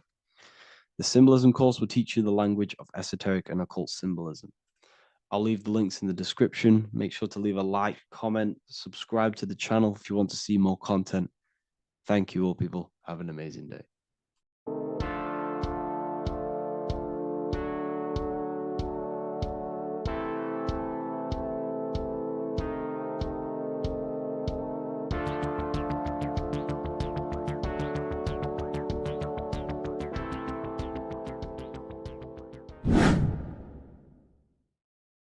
How are we doing, people? It's Revival of Wisdom. We're back today talking about sun worship. Okay? And please enjoy, sit back and enjoy the video. First thing we need to understand is that the sun is the risen savior. It's the light of the world. Without the sun, we have nothing. Now, the sun is the Son of God. We didn't make the sun. No one owns the sun. But who created the sun? Obviously, the Creator created the sun. Therefore, it is the Son of God. And that is what Jesus is symbolizing in the Bible. The Bible is a metaphorical story. That's why it's called the greatest story ever told, because it is a story about the sun, the zodiac. It's about you, the systems in the body. It's about everything that is sacred in this creation. Now you can see the suns behind Jesus' head in all of the ancient portraits, even the ones that are more modern. You still see a sun on the back of his head because he is the sun. He's the light of the world, our risen savior. And this is what Christians are lost because they don't realize it's a symbolic story and they think Jesus was a historical person. He's not a historical person. Okay, this is what we need to get out of our mind. This wasn't a historical person. It's the Son, our risen Savior. The Son is the soul. It's the soul of this creation. Because what is a soul? A soul is pure life force, pure energy. Whatever a soul inhabits, it gives life to. Like our soul feeds our body. The sun feeds the earth because the sun is a soul, and that's why the ancients called it Sol. Because it's the soul and it's in you and it's the light of the world. It's the light of everything. It gives life to all things. Here's Jesus and his 12 disciples. The 12 disciples symbolize the 12 zodiac signs. Aries, it rules the head region because the 12 zodiac constellations rule specific regions of your body. Aries, the ram, you have a cerebrum in your head. This is Aries on the head of the table. His Gemini rules the arms and the lungs. The two twins, Gemini. He's holding up two hands for the two hands and arms. The twins. Cancer has a knife in his hand. It's not so clear, but he has a knife in his hand. Cancer is the crab. Crabs have claws. And he's pointing at Virgo's Adam's apple, saying there's no Adam's apple there. It's a woman. Who's the sixth sign? The sixth sign is Virgo, the Virgin, the only woman in the painting. Now, notice how there are 3 people in 4 groups for the 4 seasons and for the 3 months and 3 zodiac signs in each season: spring, summer, fall, winter. Matthew, Mark, Luke, and John with the suns on the back of their heads because it's the 4 states of the sun. The 4 states of the sun. Now, 6th sign, Virgo, the Virgin, the only woman in the painting with no Adam's apple. Then we have the sun, Jesus, red and blue, red shift, blue shift, electromagnetism. The ancients knew this. He's got one hand open, one hand down, because the sun gives and retrieves. The sun rises and it falls. It gives, then pulls away. That's what the sun does, and that's what he's doing. His arms are out, symbolizing the rays of the sun, casting down onto the earth, giving and then receiving. Libra, his 2 hands are equal, he's holding his arms out equally, because Libra is the 2 balanced scales. Libra is when the sun is balanced between the summer and the winter. It's being judged. The sun isn't balanced. That's what Libra is, the 2 scales. Capricorn is the goat. Goats have 2 horns, and you can see the 2 horns on his head here. See? So this is astrology. This is what Leonardo da Vinci is depicting here. It's astrology. And he knew the story of the Bible is all astrology. It's all based on astrology. The Son of God, the real sun. Now here are some Bible verses. I am the light of the world. Obviously, that's the sun. What other light is there that lights up the world? The moon can't do it. It's the sun, the one and only sun, our risen Savior. Because if the sun didn't rise, we'd all be dead. So it's our risen Savior. And it dies for our sins every night and then gets reborn every day. Now, Jesus calms the storm. Mark 4:35-41. The disciples are all on a boat and there's a heavy storm. But Jesus is asleep. The disciple says, Jesus is asleep. We need to awake him. They wake up Jesus, and Jesus got up and rebuked the wind and said to the waves, quiet, be still. Then the wind died down and it was completely calm. Well, when Jesus was asleep, this is the sun not being risen. It's not risen yet. Because in the night times, that's when the storms happen on the sea, in the ocean. And when they awake Jesus, Jesus rises because he's the sun. He rises and everything calms. Because when the sun comes, the storms go. You see? So it's the sun. It's all about the sun. Here's another, Luke 22:10. A disciple asked Jesus, when will we know it's the end times? And Jesus says, as you enter the city, a man carrying a jar of water will meet you. Follow him to the house that he enters. Well, this is clearly talking about astrology, the topic that Christians think is satanic, when they don't realize the whole thing's based on astrology. Because the end times is the end of Pisces, which is the two fish, which is the age we've just gone out of. And you can see all these ancient churches here with two fishes, because they knew it was the age of Pisces. There's an ancient photo, ancient artwork with the two fish, Pisces. And the end times, as it talks about in the Bible, when Christians think the world's going to end or something. But no, it's just the end of Pisces. As you enter the city, a man carrying a jar will meet you. Follow him to the house. The house is the zodiac sign that he enters. And the zodiac sign is Aquarius, because that's what it is, a man carrying the water. We know this is astrology because a woman, that is a woman's job in the ancient times. In the ancient times, the woman used to get the water. You would never see a man collecting water back then. That was the woman's job, whilst the man builds the houses, for example. You see, so we know it's talking about astrology because astrology is the man holding the bucket of water. It's the end of Pisces. Now we are in Aquarius. And of course, Luke 24:36, the risen Savior, the sun. Now, the sun is also born on the 25th of December, a virgin, just like Horus, Mithra, Buddha, Krishna, Hermes, and thousands of other gods, all born on the 25th of December. Well, it's because the sun moves 1 degree northward on the 25th of December. And on the 22nd to the 24th, it stays in the same degree because it's moving south. But then on the 22nd, it stays in the same degree on the Southern Crux constellation. And the ancients called this the sun dies on a cross, because the cross is the Crux constellation, the Southern Cross. And it stays on that same degree for 3 days on the cross. The sun dies on a cross, and then on the 25th, moves 1 degree northward, bringing back the summer, the light, the warmth, the growth of crops. And this is the sun being reborn again, a virgin, because it's pure. And here's Mithra, another sun god before Jesus was around, before Christianity. It was Mithraism, and Mithra, Ra is Ra, the sun god, Egypt. It's all about Ra, the sun. You see the crown of thorns on Jesus's head, symbolizing the rays of the sun. And here are the rays of the sun on the back of Mithra's head. Krishna, the sun. Buddha, the sun. Horus, horizon. All born virgins, all did miracles, all resurrected. Dead for 3 days. Well, here he is, dead for 3 days on the cross. And resurrected.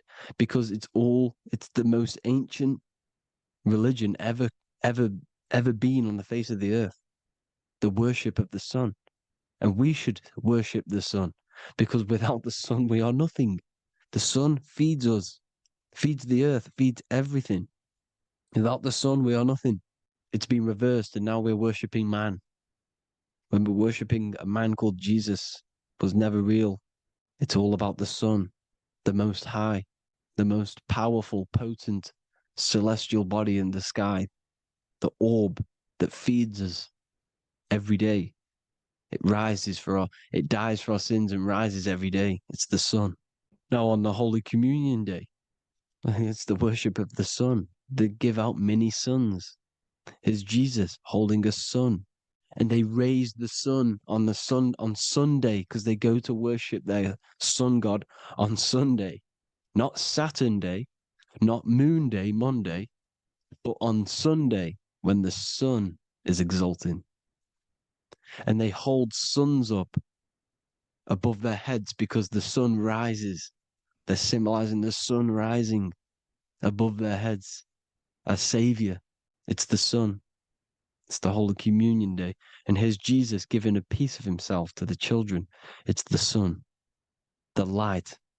Judas was known as a backbiter, a backstabber, because he stabbed Jesus in the back.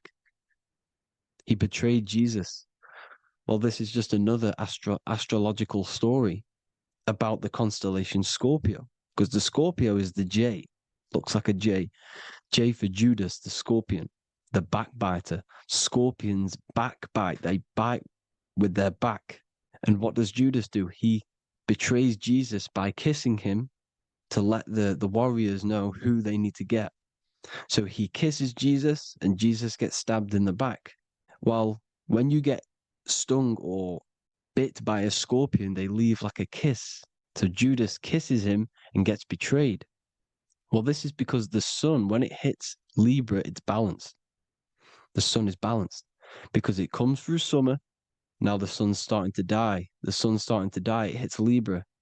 And then as soon as it hits the Scorpio, it gets betrayed because now the sun has to fall to winter and Saturn is there waiting to take over the darkness of the winter. So he gets stabbed in the back by Scorpio, Judas, the scorpion, the backstabber. You see, it's an astrological story. Here's Mary. Mary means marry, which means pure. The sun is pure. No one gave birth to the sun but the God. And it's born every day. It's born every day on every year. It's born pure. There was no controversy. There was no, activity for the sun to be born. It's pure. Now, the 7 metals come from the 7 planets. The sun gives you gold, and this is why the sun is golden. It looks gold.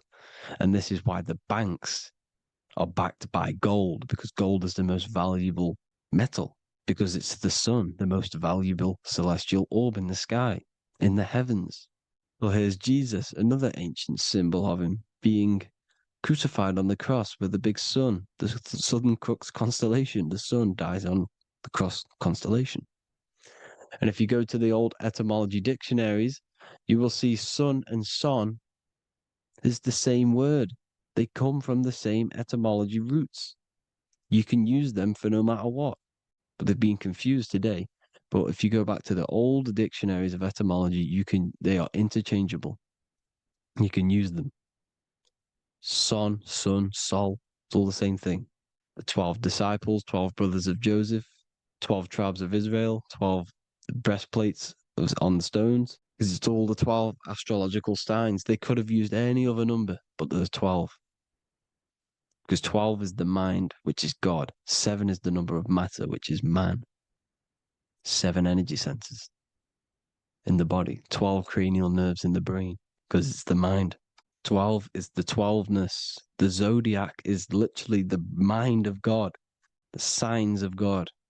Now here we see here, Job 38, 31 to 33. Can you lead forth a constellation in the season? He's asking you, can you read the sky? Can you read the heavens? Canst thou bring forth the Mazzaroth in its season? Mazzaroth means 12 signs, the zodiac. Why did they translated every single Hebrew word in the Bible into English, but they decided to leave out Mazzaroth? Why? It's because if that said zodiac, Christians would have a different view on the Bible, but they leave that out. But Mazzaroth actually means the 12 signs, the zodiac, and the stars means sign. The word stars means sign because the stars are signs, things to come, which is off. in Hebrew, which means sign, things to come. You see a sign on the road, it's something coming. But God is saying, no, what does he say?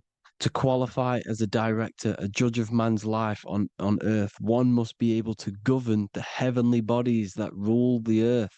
It's telling you to read the heavens. We need to read the heavens. Astrology, the 12 zodiac signs, the mind of God. It's telling you, read the Mazzaroth, read the zodiac, because they are things to come in your life. They are signs. It's not satanic, it's made by God. God said, let there be lights in the firmament of the heavens to divide the day from the night, and let them be for signs. Signs are things to come. The 12 zodiac signs. It's all about astrology. Here's Mary holding the sun. His son, her son. It's the sun in the sky, the one and only, the most high, the soul, the solo because it's on its own, the most powerful, Ra, radiance. Here's the Pope holding the sun. All three popes holding the sun because they're sun worshippers and they know the true meaning and origins behind Christianity. Sun worship. Here's the Vatican is a sundial. Yes, this is literally a clock. Your watch is a sundial. It's got 12 sections on it for the 12 zodiac signs. 12 hours, 12 Horuses. Now here you see Jesus walking on water. Well, it's the sun, and here's the beard of the sun. Here's the pyramid of the sun, the illuminated one, the all-seeing eye, the sun. Here's the Ankh. The sun creates these symbols. The ancients knew this. Now, when you see these headdresses, these are actually the days of precession of the sun. Aries, Cancer, Libra. It's all about the sun. Here's some more sun worship going back to Egypt. Ra, Horus, Osiris, and Set. Jesus and Satan is Horus and Set. The sun and Saturn. Saturn rules the winter, Satan. Jesus, the sun, the light of the world, rules the summer, rules the day. Satan's the night, Saturn's the night, the sun is the day. The evil brother, Satan. Well, Horus comes, this is where we get the word hours from. There are 12 Horuses. The sun moves in 12 Horuses, 12 hours. Where's Horus? What hour is it? Where's Horus? His Ra, 12 noon, Ra, radiates, powerful, the most high sun. That's why he has a sun on the top of his head. These are the four states of the sun. Set, sunset. This is why we say sunset, because the sun is setting. His sunset, his Horus, horizon, the Horus is rising, Ra radiating, and the sunset. Then midnight is Osiris. Here's another ancient symbol for the sun, the scarab. Ra, the sun, scarab. It's got the word Ra in it because it's the sun. And here's the sun on top of the scarab with the wings. Because scarabs roll dung up hills and then they'll let it fall down the hill to gain more matter. To gain more bigger, like a snowball effect. And the ancients saw this as a process of the sun because the sun climbs up the hill and then it falls. So they used the scarab to symbolize the process of the sun. The sun climbs and falls. Here's an ancient Egyptian cat cutting off the head of the serpent. Well, the cat is cutting off the head of the serpent, symbolizes the sun cutting off the nighttime. When the sun rises, it cuts off the nighttime. It cuts off the serpent. The serpents represent darkness or evil. Oh, there's some more symbology of the sun and the heavens, the arch, the royal arch, the firmament, the sun inside the firmament. These are all ancient churches, and they all depict the firmament with the sun inside. Is the ancient cosmology, you see, because it's all about the sun. Everything's about the sun because the sun is our orb made for us to sustain life in this inside of this creation, inside of this firmament, the royal arch of heaven. Here's the Freemasons depicting it. Here's the Masonic royal arch. But you can even see the zodiac signs. Here's Cancer, the checkered board. It's the royal arch of the firmament. Obviously, they don't want to tell you that. You live in space, apparently. Some more sun worship. Here's the beard of the sun on the water. They all have this long beard. And why do they say amen? Amen at the end of every prayer. Amen is a sun god, a creator god. It's all about the sun. So thank you all, people. Hope you all enjoyed. Hope you all gained some knowledge and insight. Please give me a follow, drop a comment, drop a like. Have a good day. Love you all.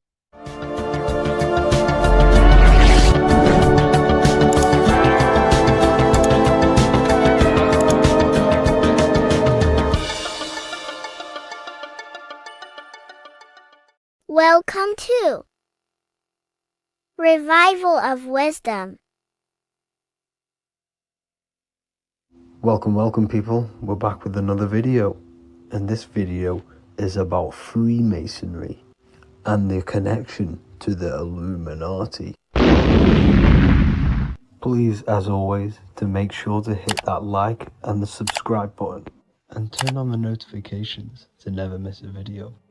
On May the 1st, 1776, the founder of the Illuminati, Adam Weishaupt, founded this secret organization, and this date can be found in Roman numerals underneath the all-seeing eye pyramid on the $1 bill. This $1 bill also says Anu Coptus Novus Ordo Secularum. This is Latin for announcing the birth of the New World Order. This New World Order will be headed by Lucifer, the all-seeing eye, and followed by the 13 layers of bricks for the 13 elite bloodlines. So your Orsini's, Rockefellers, Rothschilds, Soroses, and the other 9 elite families.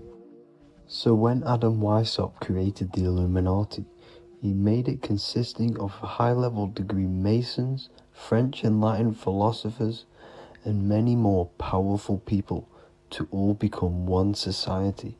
So this is why you see Masons using the same symbol of the all-seeing eye inside the pyramid. But not all Freemasons are part of this Illuminati secret society. As the 33rd degree Freemason Manly P. Hall said in his book The Secret Teachings of All Ages, Freemasonry is a fraternity within a fraternity, an outer organization concealing an inner brotherhood of the elect. So what he's saying here is that Freemasons have to go up the degrees of Freemasonry, and once they hit the top, they either get elected or not into these secret societies like the Illuminati, Skull and Bones, and Knights Templar. So when you see celebrities doing this one-eye symbolism, either covering one eye, doing the triangle, or doing 666 over one eye, this is showing and reflecting the symbolism of Freemasonry. They have taken the oath to never speak on anything they learn about Freemasonry. Duncan's Ritual of Freemasonry book states the oath they have to take. Quote, I ... of my own free will and accord, that I will hail, ever conceal, or never reveal any of the secrets, arts, points of Master Mason's degree to any person whomsoever. All this most solemnly, sincerely promise and swear.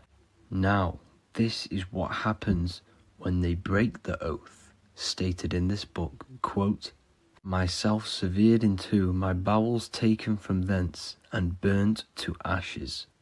So this states that Freemasonry comes first, before any law of the land.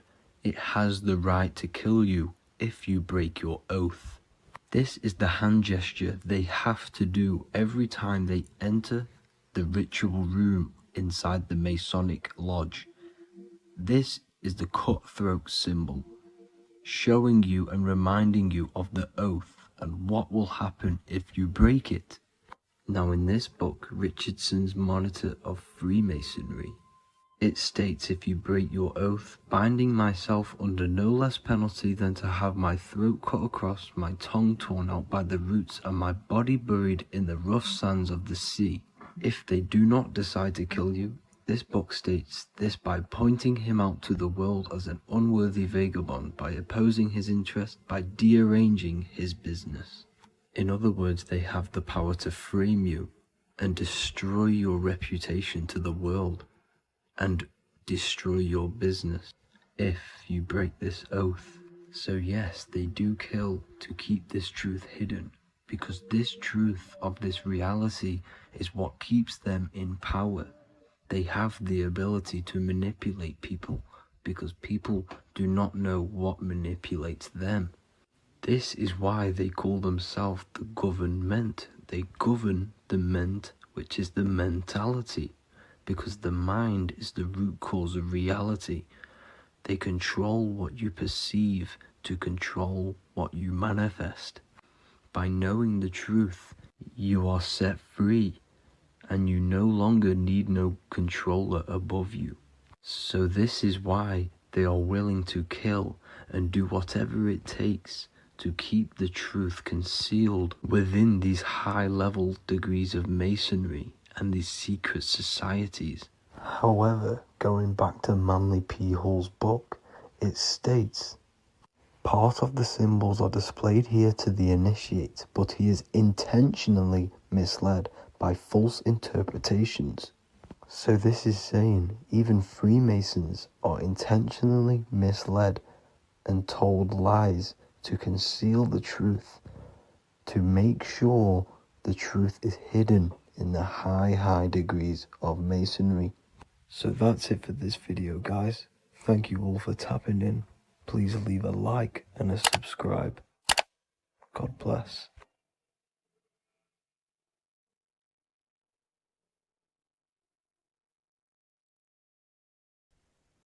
As above, so below. This is one of the most crucial teachings within esotericism, occultism, or what we like to call it today, spirituality.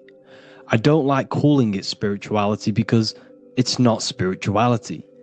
I teach human consciousness. I teach the science of you and your consciousness alone and your being. And in order to fully understand you and this world around you, you must understand this number one principle of as above, so below. There is many misconceptions of this, and there is many simple teachings of this, but I'm going to break it down today from the most simplest to the most complex, and you will see the connections between all things. This is the most important lesson you could ever learn, and I'm going to teach it you today. So what you must understand is, with the term as above, so below, it applies with everything you see in this world and about yourself. We have something called the macro, which means the bigger scale. On the bigger scale, we have the whole earth. If we look down from the sky on top of rivers, this is what we see. We see this tree pattern. Then on a smaller scale, we see trees have the same pattern. Then we look even closer. We're going smaller and smaller into the leaves of the tree. We see the same pattern. Then we go even more micro into the human brain and look at the human brain cells, and we see the same pattern. This is proof this is a fractal universe, and everything is in the micro is reflected in the macro. As above, so below. As within, so without. On the macro is a reflection of the micro. So now that you understand this, we can go a bit further. A yearly cycle of spring, summer, fall, winter is a macro. A micro is a daily cycle. So a day is a mini year. The summer is the midday, autumn is the evening, night is the winter, and spring is the morning. This is a macro, a reflection.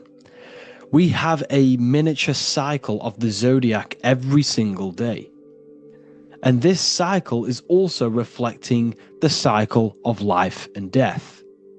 We live, we are born, which is the spring. We live, which is the summer. We then age, which is the autumn. And then we die, which is the winter. And then we are reborn again. This is the cycle of life and death. And you do this every single day. You see, death is a macrocosm of sleep.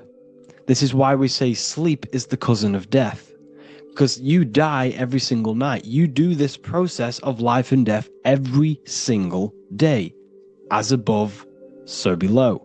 What's in the micro is in the macro. So when you go to sleep, you are essentially dying. And then in the morning when you wake up, you are then born again. This is a fractal cycle that we live in. Everything in this whole world is fractal. Everything applies to as above, so below. We have the sun, we have the moon, we have the day, we have the night. We have the life, we have the death. We have the conscious, we have sleep. As above, so below. We have the conscious mind, because now we're diving into as within, so without.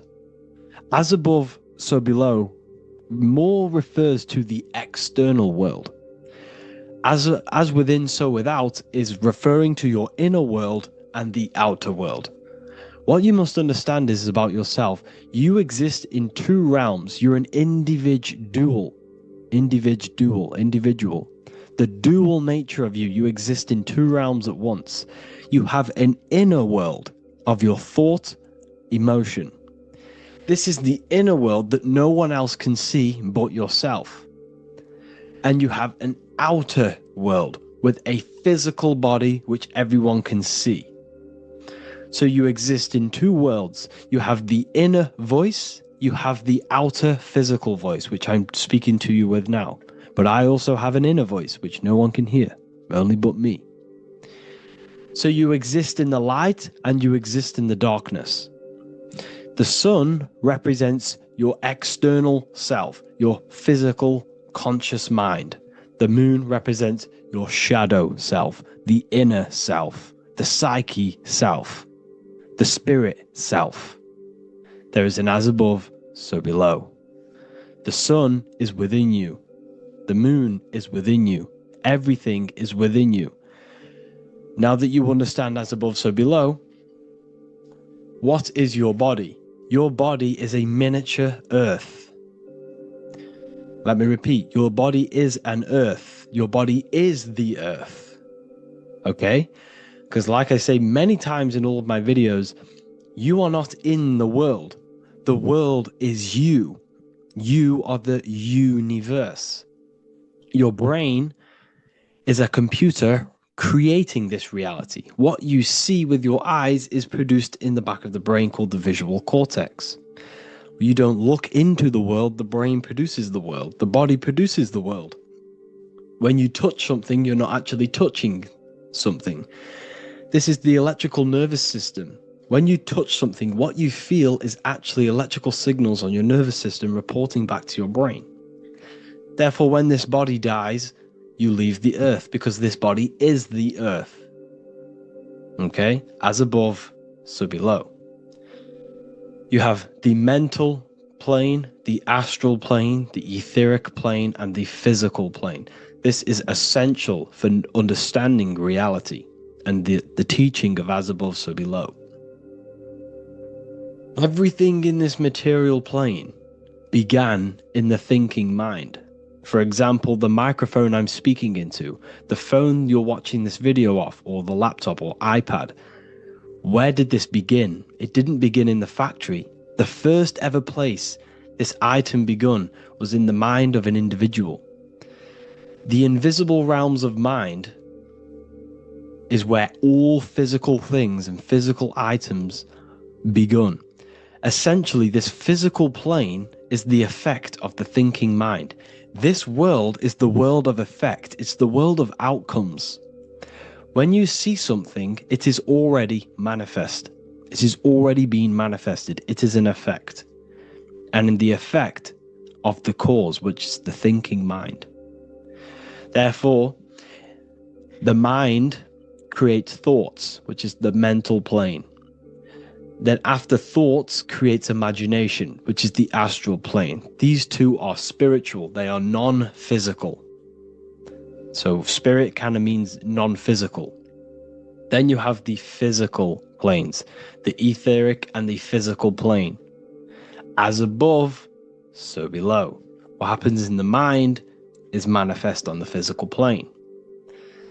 Like I said, the phone that you are holding, it was a thought, and then it brought down into a physical reality. As above, so below. You change the mind, you change your reality. Your environment, the word environment has ment in it because your environment is mental. So now that you understand this, so what is the world around you? The world around you was created by the mind of God. It was manifested through God's thought. So you are living in the mind of God. You are a thought in the mind of God. God thought you into existence. But like I said, we are all fractals. Everything is fractal. If God exists, this means that you are God. As above, so below. God created you through the thinking mind, and he gave you a thinking mind. So God created the macrocosm. God created the macro, the whole world. He designed the whole world, the sun, the stars, the moving. He designed this. But then he gave you the thinking mind to design your own life and create your own life in his world. You are a microcosm of God's macrocosm. Just like God thought you into existence and the whole world into existence, you are a microcosm thinking your world, your reality into existence. You see this now? Everything is a reflection. Everything is a mirror. Everything is fractal. So in order for you to change your reality, you must change these higher planes. Your thought and imagination are the two key aspects of creating physical reality. Every object you see around you was begun in these higher planes of the non-physical, and they were brought out of spirit into physical matter through the thinking mind and physical action. So now we're going to get a bit deeper. The brain is not the mind. Now that you understand, we have spirit and matter. As above, so below. You have a non-physical side of reality and a physical side of reality. The mind is the spiritual brain. The brain is a physical manifestation, a physical effect of the mind. The mind uses the brain to operate in the physical world, and it's the same with the heart. The soul manifests itself physically through the heart. The heart is a physical manifestation of the soul, of the emotion, thought and emotion, the mind and the soul, the brain and the heart, heaven and earth. So you have the inner world and the outer world, the spiritual, non-physical, and the physical. So we are all on this process of awakening, an expansion of our minds into new fields of thought, into new fields of awakening ourselves. Because essentially we are born into this world, but you are born many, many times. You can be born physically and you can be born spiritually. Like I said, everything is fractal. So just like when the baby finds out that there is a world outside of its mother, what does the baby do? The baby seeks a way out of its mother, and then the baby is now born into a new world, a world outside of its mother's womb. It's the same with you and your spiritual process.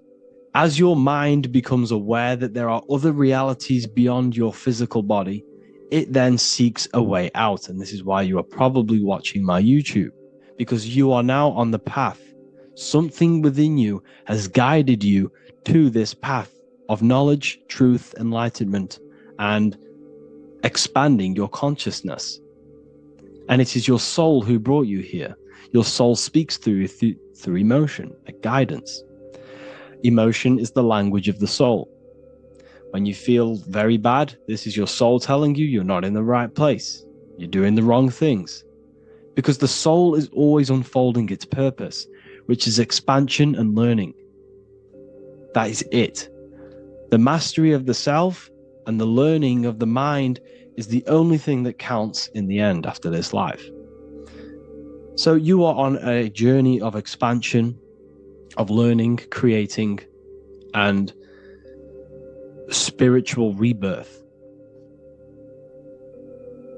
As above, so below.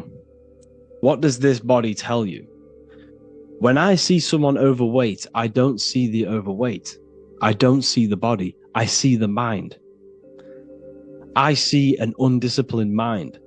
I see a mind that lacks self-control. I see a mind that seeks external validation. That's what I see when I see an overweight person. I don't see his body. I see the result of his mind.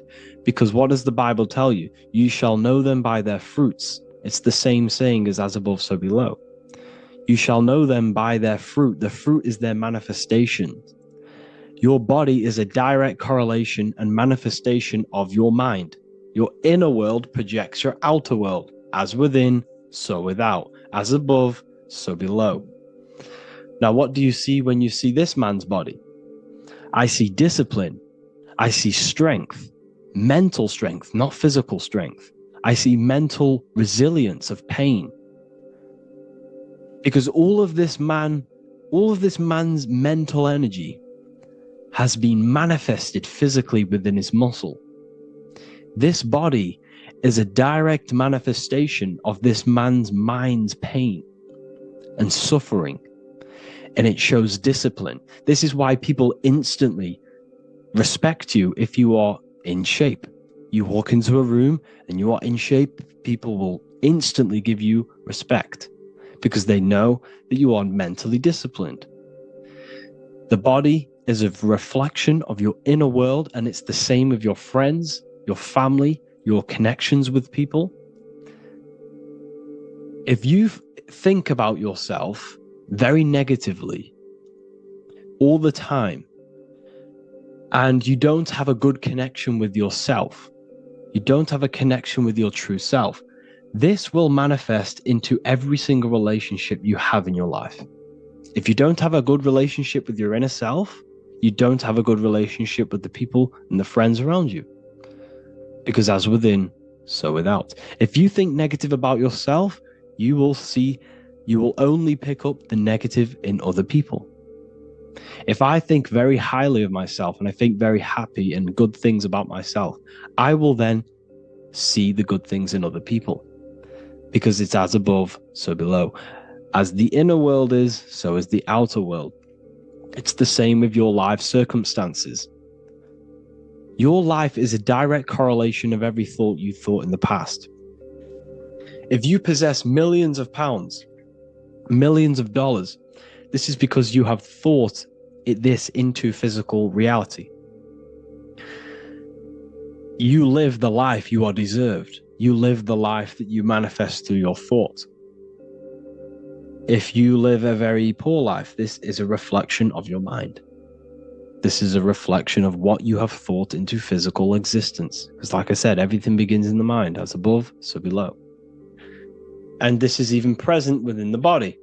So where is the head? The head is at the very top of the body. And where does all manifestation begin? In the mind. That's where the mind is, in the head. And then the thoughts we think travel down the body into the heart, which is the emotion. Every thought we think is in the emotion. Every thought we think creates an emotion. This emotion then drives the action. Where does the action come from? The feet, because the feet move our body. We move with our feet to take action. Our hands. You see, so the body is even a micro reflection. I can't even say it. Reflection of the order of manifestation. This blew my mind when I figured this out. You see, the head, the thoughts begin here. This is the beginning of all manifestation. Then it comes down to the heart. This is the emotion. Then you take the action. The thought and emotion then sparks the action, which is taken with the hands and the feet. And where's the lowest point on the body? The feet, and that's touching the physical earth. So the head is where the thought is, the non-physical, and the lowest point on the body, which is touching the physical earth. So the head represents spirit, the feet represent matter, spirit and matter. Your room, if I walk into your room and I see a messy room, I don't see the room, I see a messy mind. The room is a reflection of the mind. If you have a messy room, this is your mind. It's an externalization of your unsorted mind, undisciplined mind. So like I said, we are all God, and we must find the God self within us. And I teach all of this inside the Book of Wisdom, Volume 2.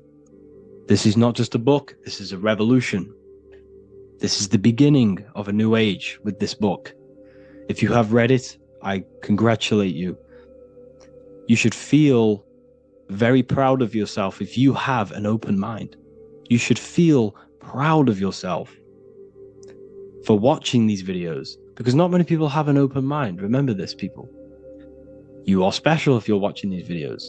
You have the mind. You have the ability to see through the illusion.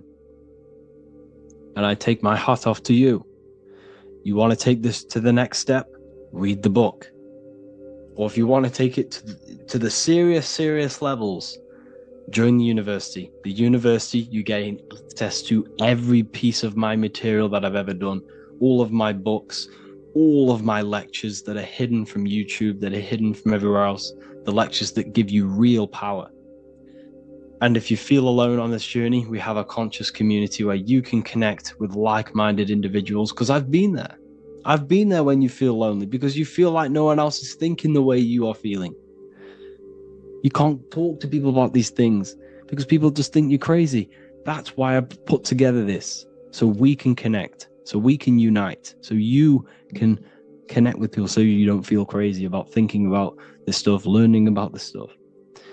And if you truly want to level up your life, people, and take your studies serious, this is for you. We do live calls, we do lectures. There's a whole library filled with books you can read. It's the perfect place for the truth seeker. I thank you all for joining. Please leave a like, a comment, a subscribe. Let me know any future videos you want me to make in the comments. Thank you all. Have an amazing day.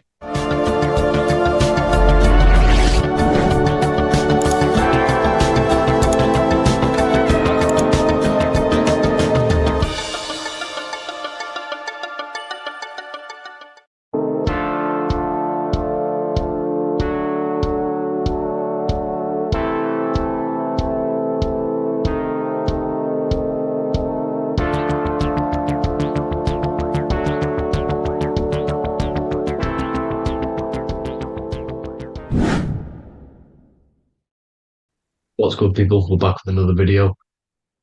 This is going to just be a quick video. Manifestation, magic, bending reality. So let's jump straight into this. So you have a conscious and a subconscious part of your mind. The conscious is what you're conscious of, what you're actually doing, where you can choose or not. However, the subconscious is the part of your brain which is automatic. So all of the systems in your body, like the digestive system, your heartbeat, these are automatically being ran. And you do not have to tell these systems to do anything. You do not have to consciously tell your heart to beat. It's automatically doing it. And this is what the subconscious mind is controlling. It's like the dark aspect of your brain or your mind. It is the way bigger aspect of your mind.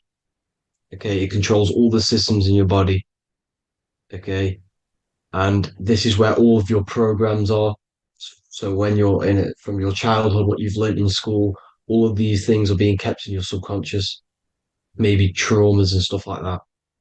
So the subconscious is the female aspect, and the conscious is the male aspect, because the male is all about action and doing, and the female is more about creation, creativity, intuition. So you have a right and a left hemisphere of your brain, and these are obviously male and female. The right side of your brain is your female. It's to do with creativity, imagination, intuition, insight. Okay. And this is one of the most important sides of the brain.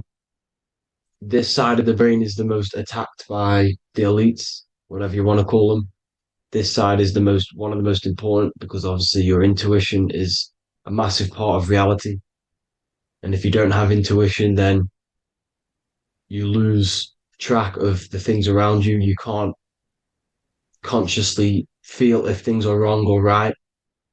They don't want you to have intuition or creativity or imagination. They want you in the right, they want you in the left side of your brain, which is just reasoning, logic, and basic things. So they just want you to tell you what you want, tell you what to learn, and then that's it. They don't want you thinking for yourself, which is the right side of the brain. So whatever the conscious side of your mind impresses the subconscious side of your mind. So if you do affirmations, for example, if you consciously do affirmations every day, you're reprogramming your subconscious mind. You're impressing a vibration and a word into your subconscious mind, and therefore it will reprogram it. So the male and female aspect are symbolized by the Star of David as well. The male being the upside triangle, the female being the downside, connected all in one, because we both have male and female energy. So every thoughts are electric, which is the male aspect. Emotions are magnetic, which is the female. Each thought creates a wave of vibration in all directions. So think of it like a water drop in a pool, but it going out in every single direction. It's not just flat. And these thoughts have a certain frequency, well, has a certain vibration. That vibration has a certain frequency. And this affects your aura. Every thought, every emotion directly impacts your aura and the strength of your aura. So if you're angry all the time, your aura in the astral plane will look red. However, if you're happy, it'll be more like blue and green. So it's very important. Your electromagnetic field is created out of your emotions and thoughts, and that affects reality because you're 60% water, and frequency and vibration create certain patterns and has a certain effect on water. We'll get into that after this slide. So each thought that people are thinking around you, you are actually subconsciously picking up these thoughts because it's emitting this vibration in all directions. So this is why you can pick up thoughts of other people on the odd occasion. However, when you're more in tune with your intuition, your right side of your brain, you can start to pick up on vibrations, thoughts, and other people's auras.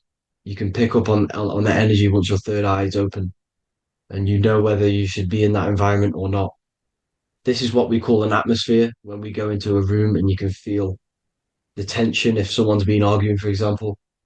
This is the atmosphere, this is the vibrations, these are people's auras emitting these certain frequencies and vibrations. Okay. So our aura is contained of multiple layers. Obviously, we have the physical body. This is the electromagnetic layer. However, you have the different planes of existence, the spirit, mental, astral, etheric, and then physical. The physical is the lowest plane of existence.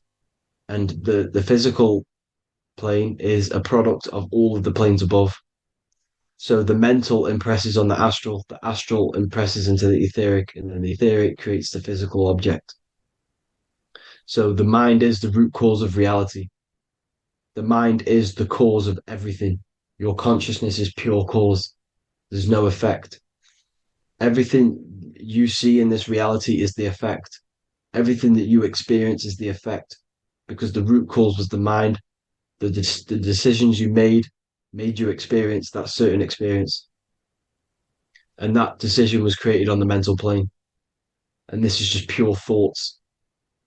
And thoughts are things. If it exists in your mind, it is a thing. It's a certain frequency. So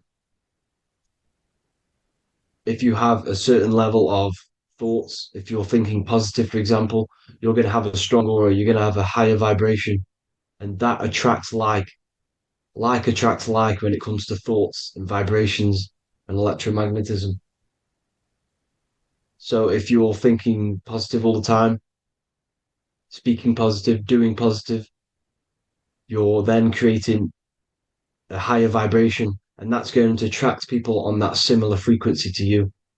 Everything is electromagnetism, frequency, and vibration. Everything.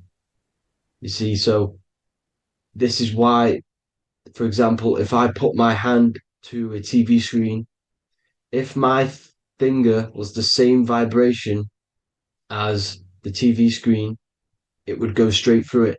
However, the particles in my hand and the particles on the TV screen are two separate vibrations, and this is what causes the friction to stop and not my finger to go straight through it. So, like I said, when you don't feel the vibe of someone, when you don't feel right, you don't really get along with someone, this is a vibration. Your vibrations are not matching, they're not similar, they're two complete different vibrations, and they're not aligning properly. So music has a massive part on this. Music is a massive, massive tool for the elites because music is frequency. And in 1975, the musical instrument are all tuned to 440 hertz. So Spotify, Apple Music, most of the music on YouTube is all set to 440 hertz. And 440 hertz is not divisible by 3, 6, or 9. And when you can't divide a frequency by 3, 6, or 9, it's not a natural frequency.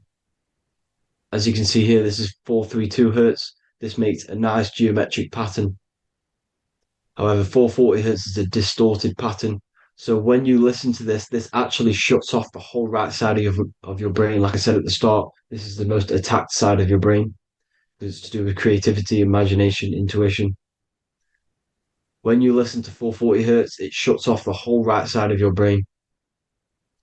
And obviously shutting off all of these forms of your brain. Music is very, very powerful tool for the elites because it's the only thing which can enter your soul or your ears without consent, your body without consent.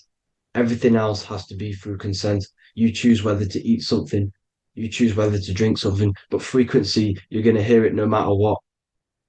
This is why it's so powerful.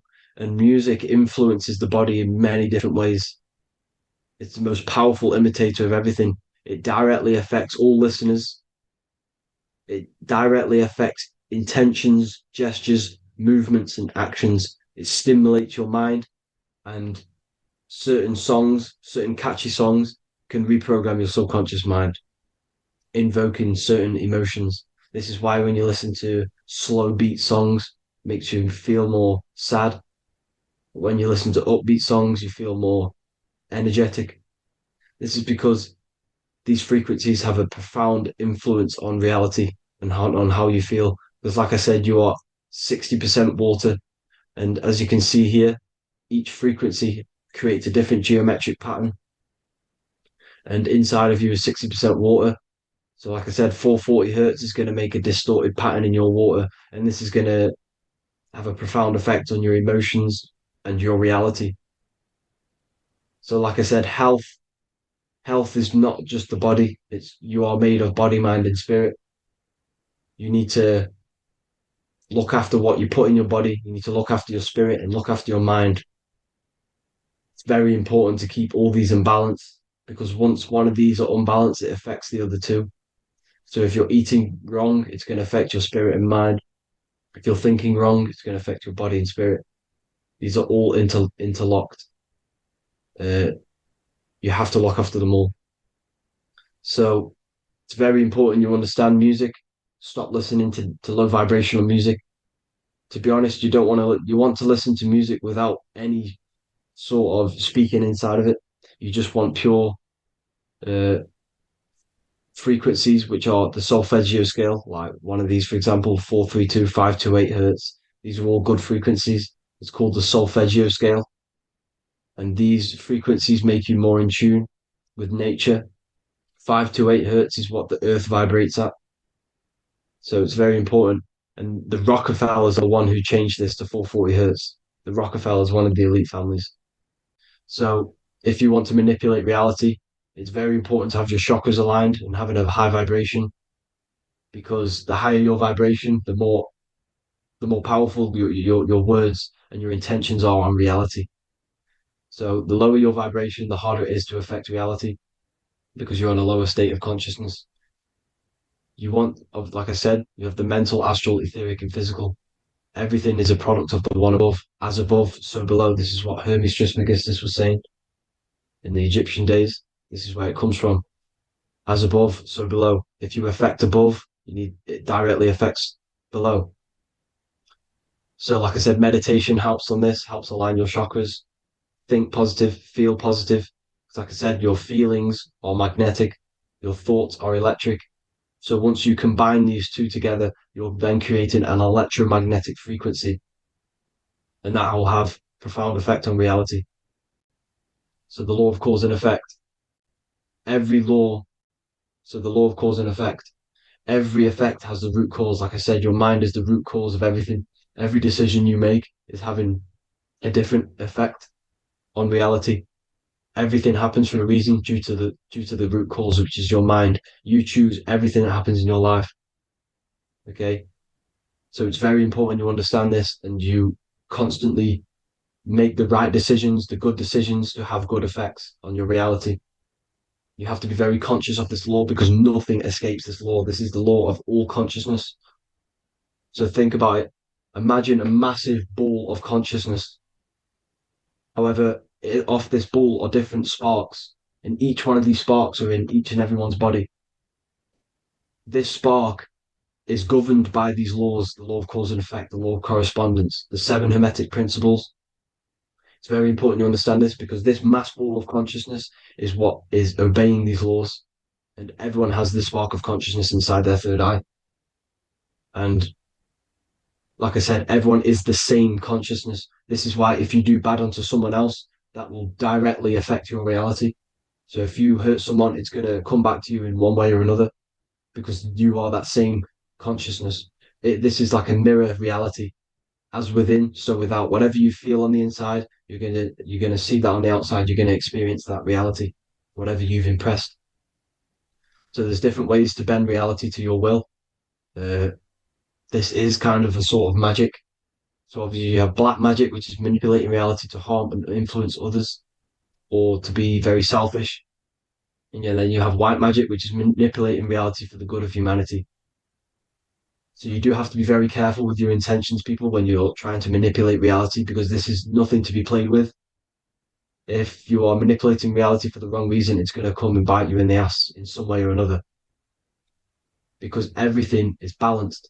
Everything balances out in this reality. Nothing escapes the laws. Not one thing escapes the laws. So if you're stealing from yourself because it's just going to come back in one way or another. Inside of everyone's heart, you know whether you're doing good or wrong. You can feel it when you do something wrong. You can feel it when you do something good. The heart is the center of the torus field. It's balance. And this is why you say follow your heart, because it's the center of the torus field. It's very important to listen to this inner voice inside of you, because that is telling you the right things to do, the good decisions to make.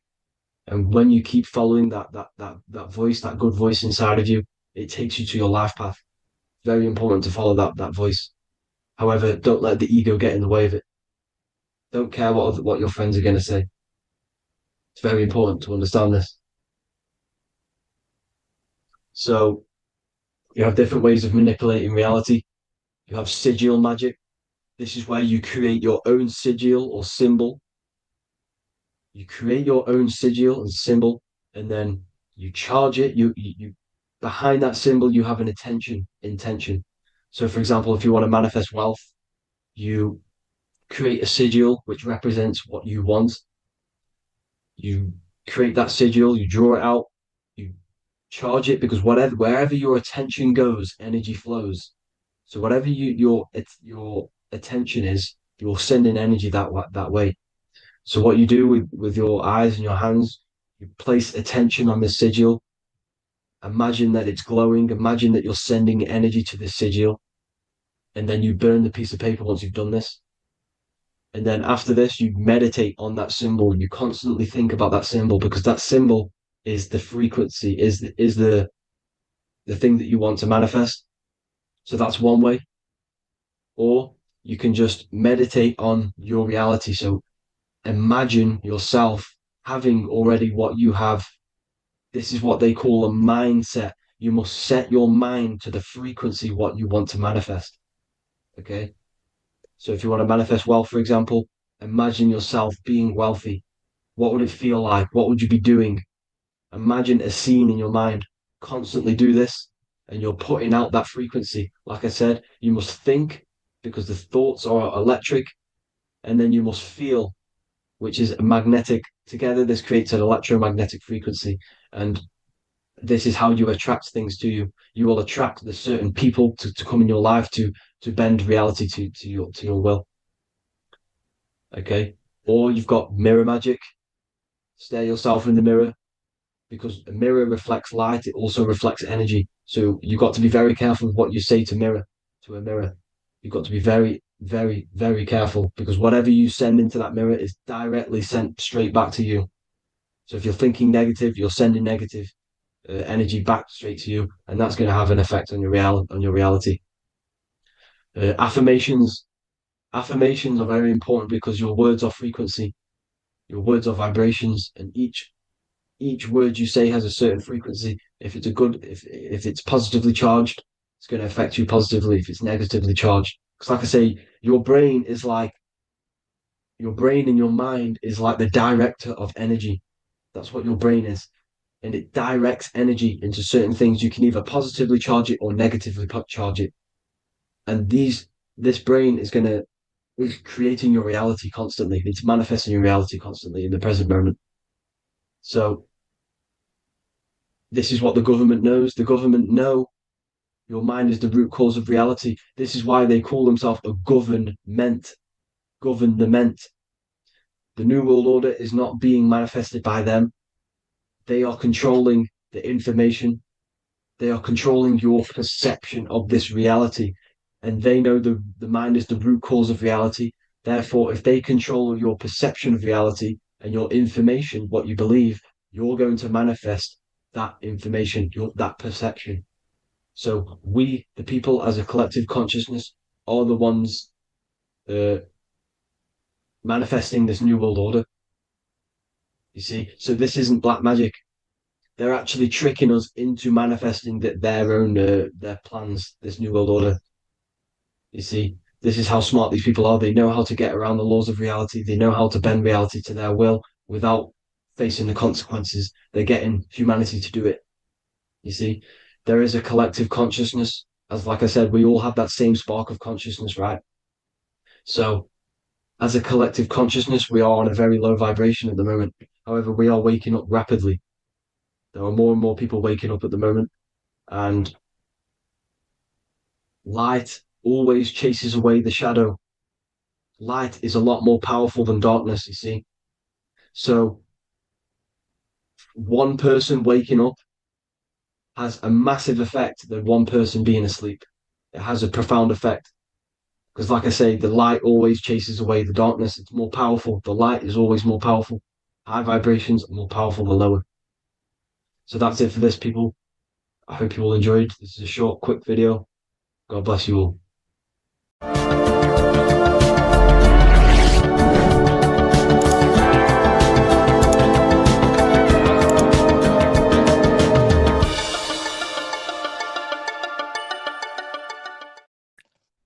I told you that reincarnation is real and that there is a metaphysical, spiritual science behind this?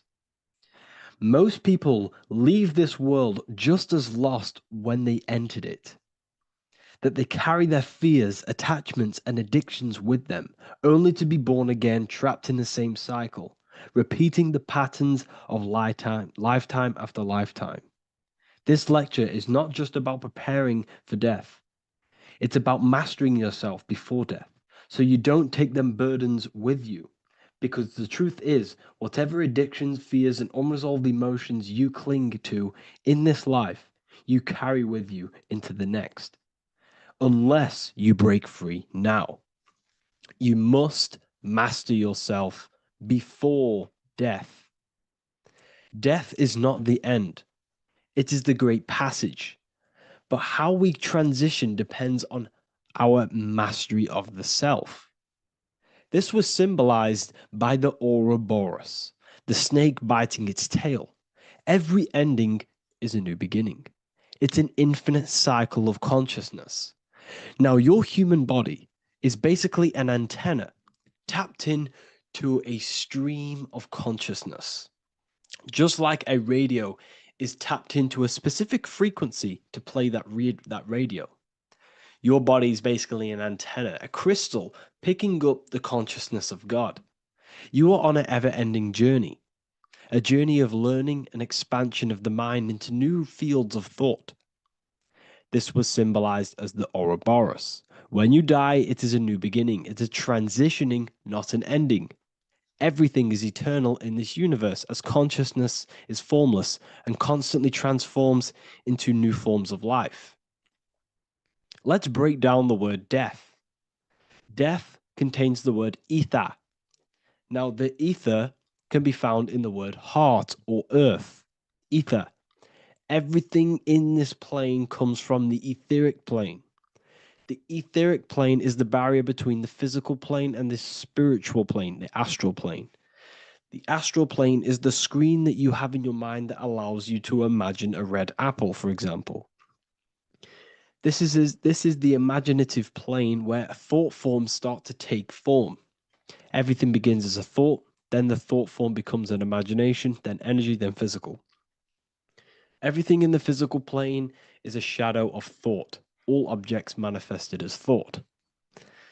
You came from the astral, you came from the stars. This is why we say reach for the stars, or this is why you say you are a star.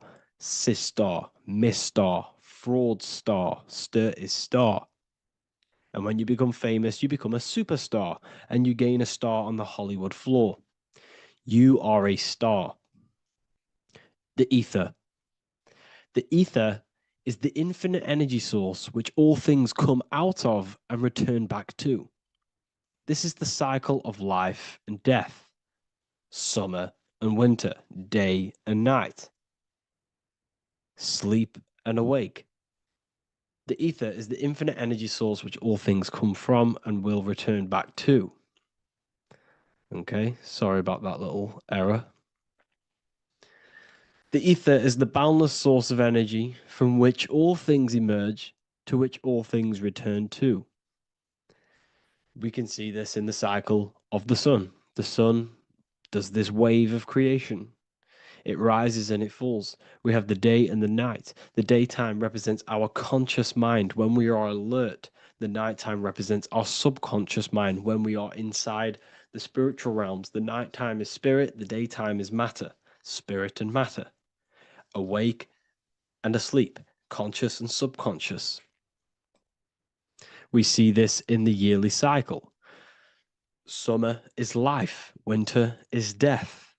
Spring is the morning, summer is midday, autumn is evening, winter is the night. Everything is a macro and a micro cycle of being born out of the ether and returning back from life and death. Life and death is manifested within the cycles of the sun and everything outside of you, as within, so without.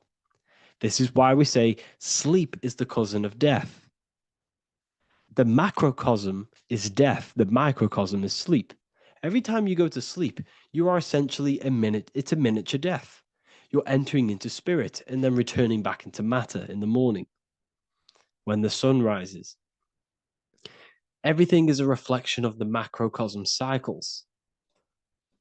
Preparation for death. The first thing we must do in order to prepare for death, for life after death, in order to stop being reincarnated in this cycle of materialism, in order to progress as a soul, because remember, you are a soul in a body. Just like the sun gives power and life to the earth, your soul gives power and life to your body. When you say I, you're referring to the soul. And your soul can be stuck underneath layers of false identifications. Who you believe yourself to be is merely a collection of subconscious programs running within your mind. Now that's very deep. That is very, very deep. Who you think you are is a part of your thinking mind. Your name, your job, your reputation, your family, your friends. These things are not you. They're all aspects of the thinking mind. What happens if you meditate and you turn off the mind? Then all these things do not exist. You're left with the pure soul, the pure awareness, the pure observation. If you turn off the thinking mind, you're no longer your body, you're no longer your reputation, you're no longer your friends, you're no longer your job and your labels. You are the soul. That's the true you, the observation of the mind, not the thinking mind. The ego is the echo. It's an echo of your true self. The ego is your mind's perception of itself, shaped by experiences, trauma, emotions, and beliefs. It is merely an echo of your true soul self. The ego is not you. Your mind is not you. You are the soul. And this is the true self that we must express within our life and we must connect with before we die. Because when we die under the echo, under these false layers of the emotions, the traumas, the experiences, the addictions, the emotional attachments, when we die underneath all of this, when we don't know our true self, the soul is still hidden. The true you is hidden underneath these layers of false identification. We must remove these layers of false identifications. We must remove them.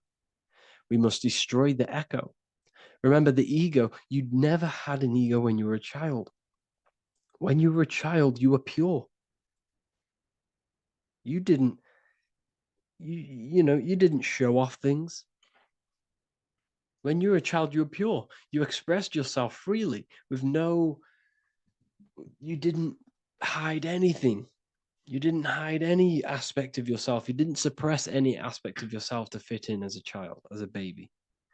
Because the ego was not here when you came here. The ego grows with experience. The ego is a false perception of yourself while being incarnated in this material world. It's your mind's perception of itself and it's created through your experience.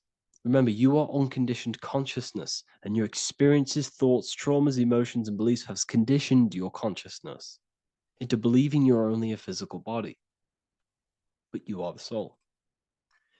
We have to remove these layers. How do we remove these layers? Like I said, the best thing, meditation. Meditation. There is a great meditation that you can do every single morning and every single night time. You can sit there and repeat over and over before you meditate. You can repeat that you are not this, you are not that, you are not this. You can label them one by one. Start with, I am not my body, I am not my job, I am not my name, and then detach from absolutely everything until you are left with nothingness. And when you start to meditate, detach from everything. Nothing matters. I am here right now. And what will be left? The only thing that will be left is the language that your mind is using. Now, this is very deep. Not many people will tell you this, but I've lingered in meditation many times. And I can tell you from experience, that the only thing left once you detach from everything is the language that your mind is attached to. So whether that's English, Italian, French. Once you detach the language of the mind that that little voice in your head's using, you're left with the soul. Once the mind is switched off, you're left with the soul, and you have detached from all of these external things. You're left with the soul. That's you. That's the power. That's the source of all creation, where everything you've ever done has come from. Every thought, every idea has come from your soul. Number two, that's meant to say number two. Sorry about that. Mental addictions and emotional addictions. Okay.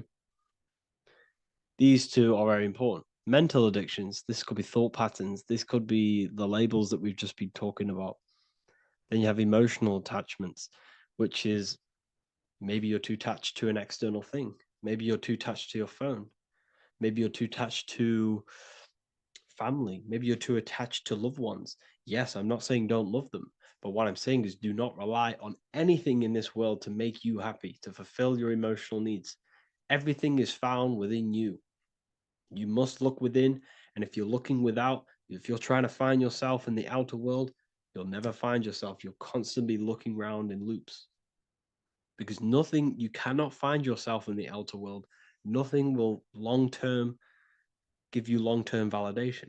Seeking validation in the outer world will leave you soulless, leave you feeling empty inside and sad and depressed. You have to find yourself within. You have to detach from everything you are relying on to give you emotional stableness. You have to detach from all. Yes, love your children. Yes, love these people, but do not rely on them. Because everything in this world is temporary. Do not conform to this world. The Bible tells you this. Everything in modern society nurtures the body, but neglects the soul. They keep you addicted to as many things as possible. Smoking, you have to detach. Drugs, you have to detach. Alcohol, detach. You cannot rely on anything. This is why this path is very, very difficult to walk. But I'm showing you the way. These are the things you must do before death. You have to detach from absolutely everything.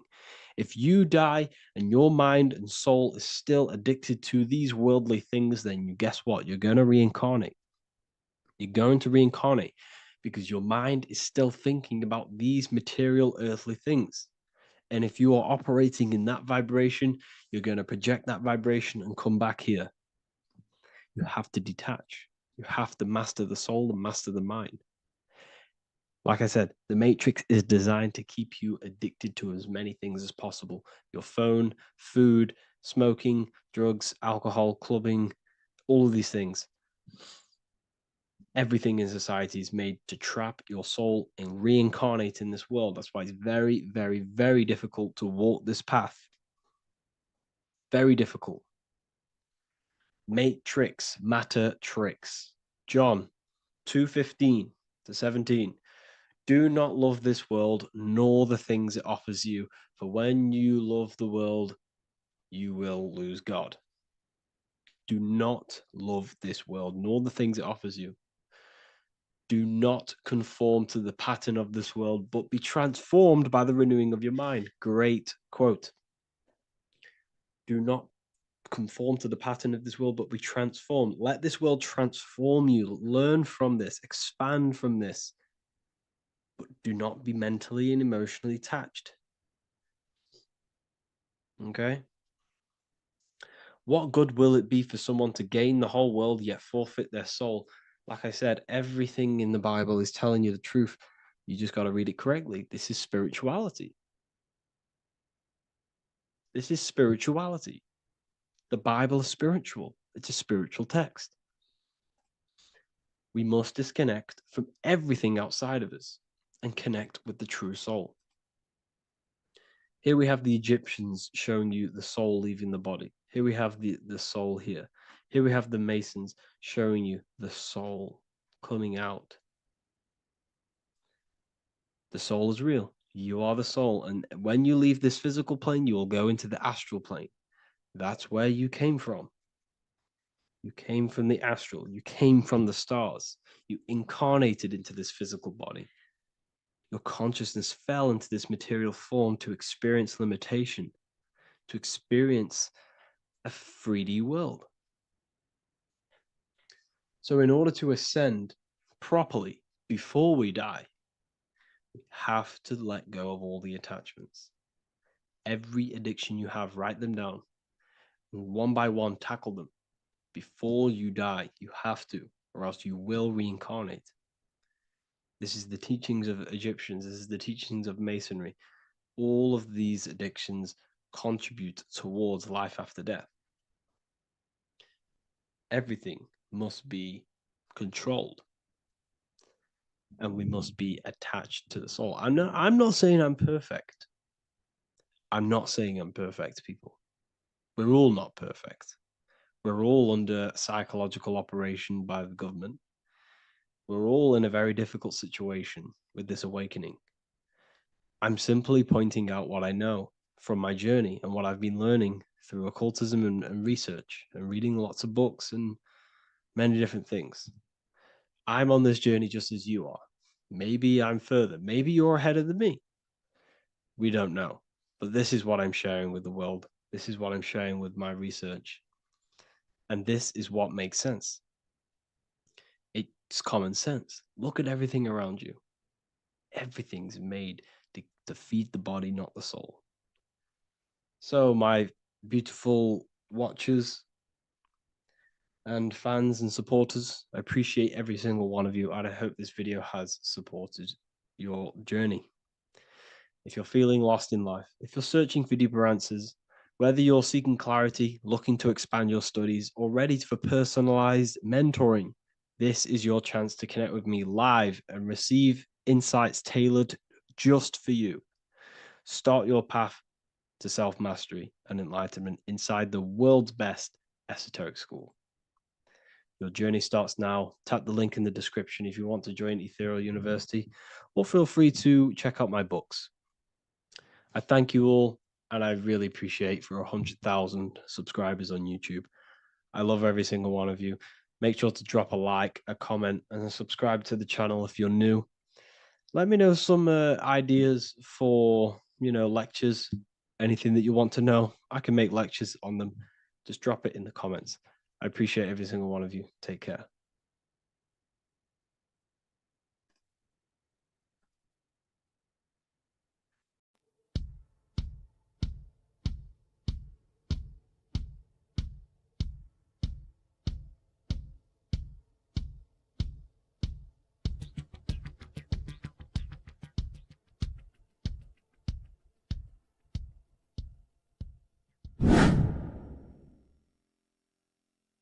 What is good, people? How are we all doing? Today we're going to be talking about the different planes of existence, the occult side of the world, the things they don't teach you in school. And of course, you can only find that on this channel, so welcome. So you need to understand is that your consciousness moves through these different planes of existence, these different states of consciousness, which make up all of you. Okay? They are all interlocked planes. They are all interpenetrated into each other. They are all one. They melt into the plane above and below. You see, each plane is a product of each plane. As above, so below. Now, the higher you go, the more fluid, the more dreamy, the less dense it becomes. The lower you go, the more denser it becomes, the more solid it becomes. The lowest plane is the physical plane, which you are obviously aware of. You are inside of the physical plane now. But while you are in this inside of this physical plane, you are indeed inside of all these other bodies which you have not awakened yet. You have to awaken these different bodies. You have these bodies. Okay? It's like a ripple effect. And the center is the most dense, the most solid. This is earth, heart, the heart of the ripple. And the lower you, the further you go out from the center, the more dreamy, the less fluid, the more fluid, the more less dense it gets until you're one with the all. You see? And this is what it's like. This is what this system is. It's like a ripple effect. Now, let's jump straight into the planes. First, you have the physical plane, made out of 4 elements. Five elements. The ether is the mother of the elements. It's the womb of the elements. It's the 5th element. And it gives birth to the 4 other elements. 4 is stability. Tables have 4 legs, and this is why the ether gives birth to 4, because it's the foundation of the physical world. Fire, earth, water, air. They are not pure. Each one of the elements melts into the other one. For example, earth and water both share cold. Water and air both share wet. You see, they compose of each other. They melt, they mold into each other based off the vibrational state of the ether. That's what it is. The 4 elements are the vibrational states of the ether. Okay?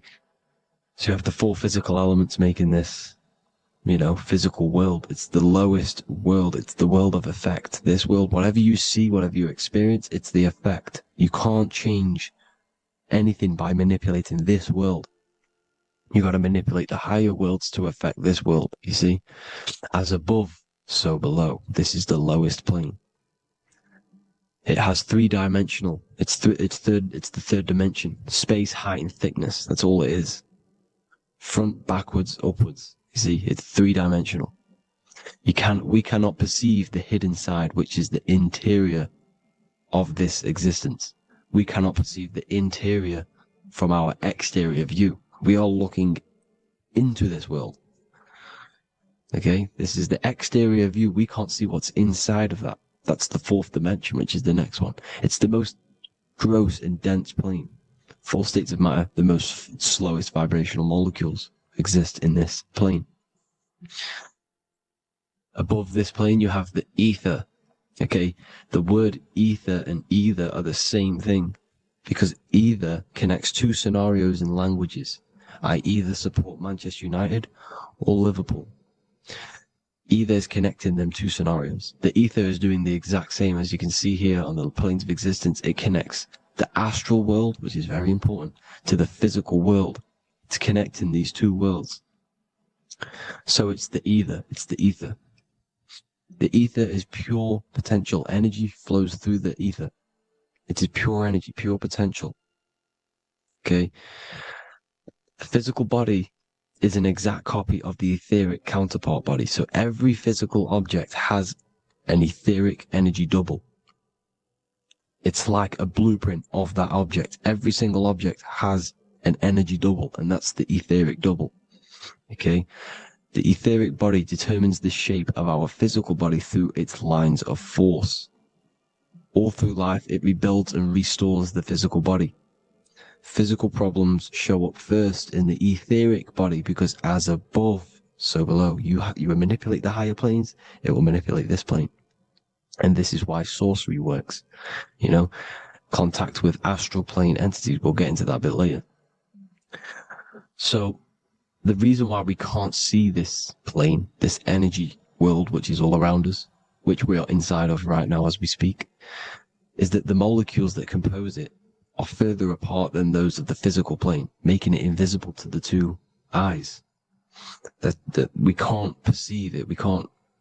Our eyes cannot physically suck in that sort of information, and our brain cannot decode it.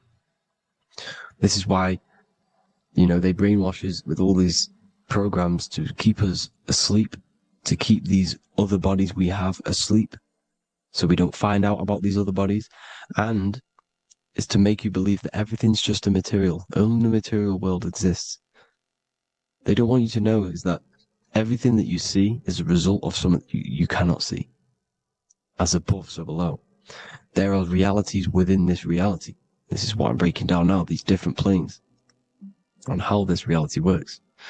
So your etheric double is your energy body. You can see here the physical, etheric, astral. Astral is your spirit. The ether is a part of the physical plane. It's like just above the physical plane, but it's still part.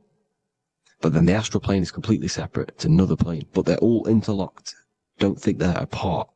They're all interlocked. They're all one. They all melt into each other. The chakras that we have are inside of our etheric body. They are our sense of organs which tune us to the fourth dimension. These 7 chakras connect us to the astral world, the fourth dimension. Okay? They are points for the flow of energy from the universe / 7 planets, because the 7 chakras are your 7 planets, and the 7 planets are connected to the astral world.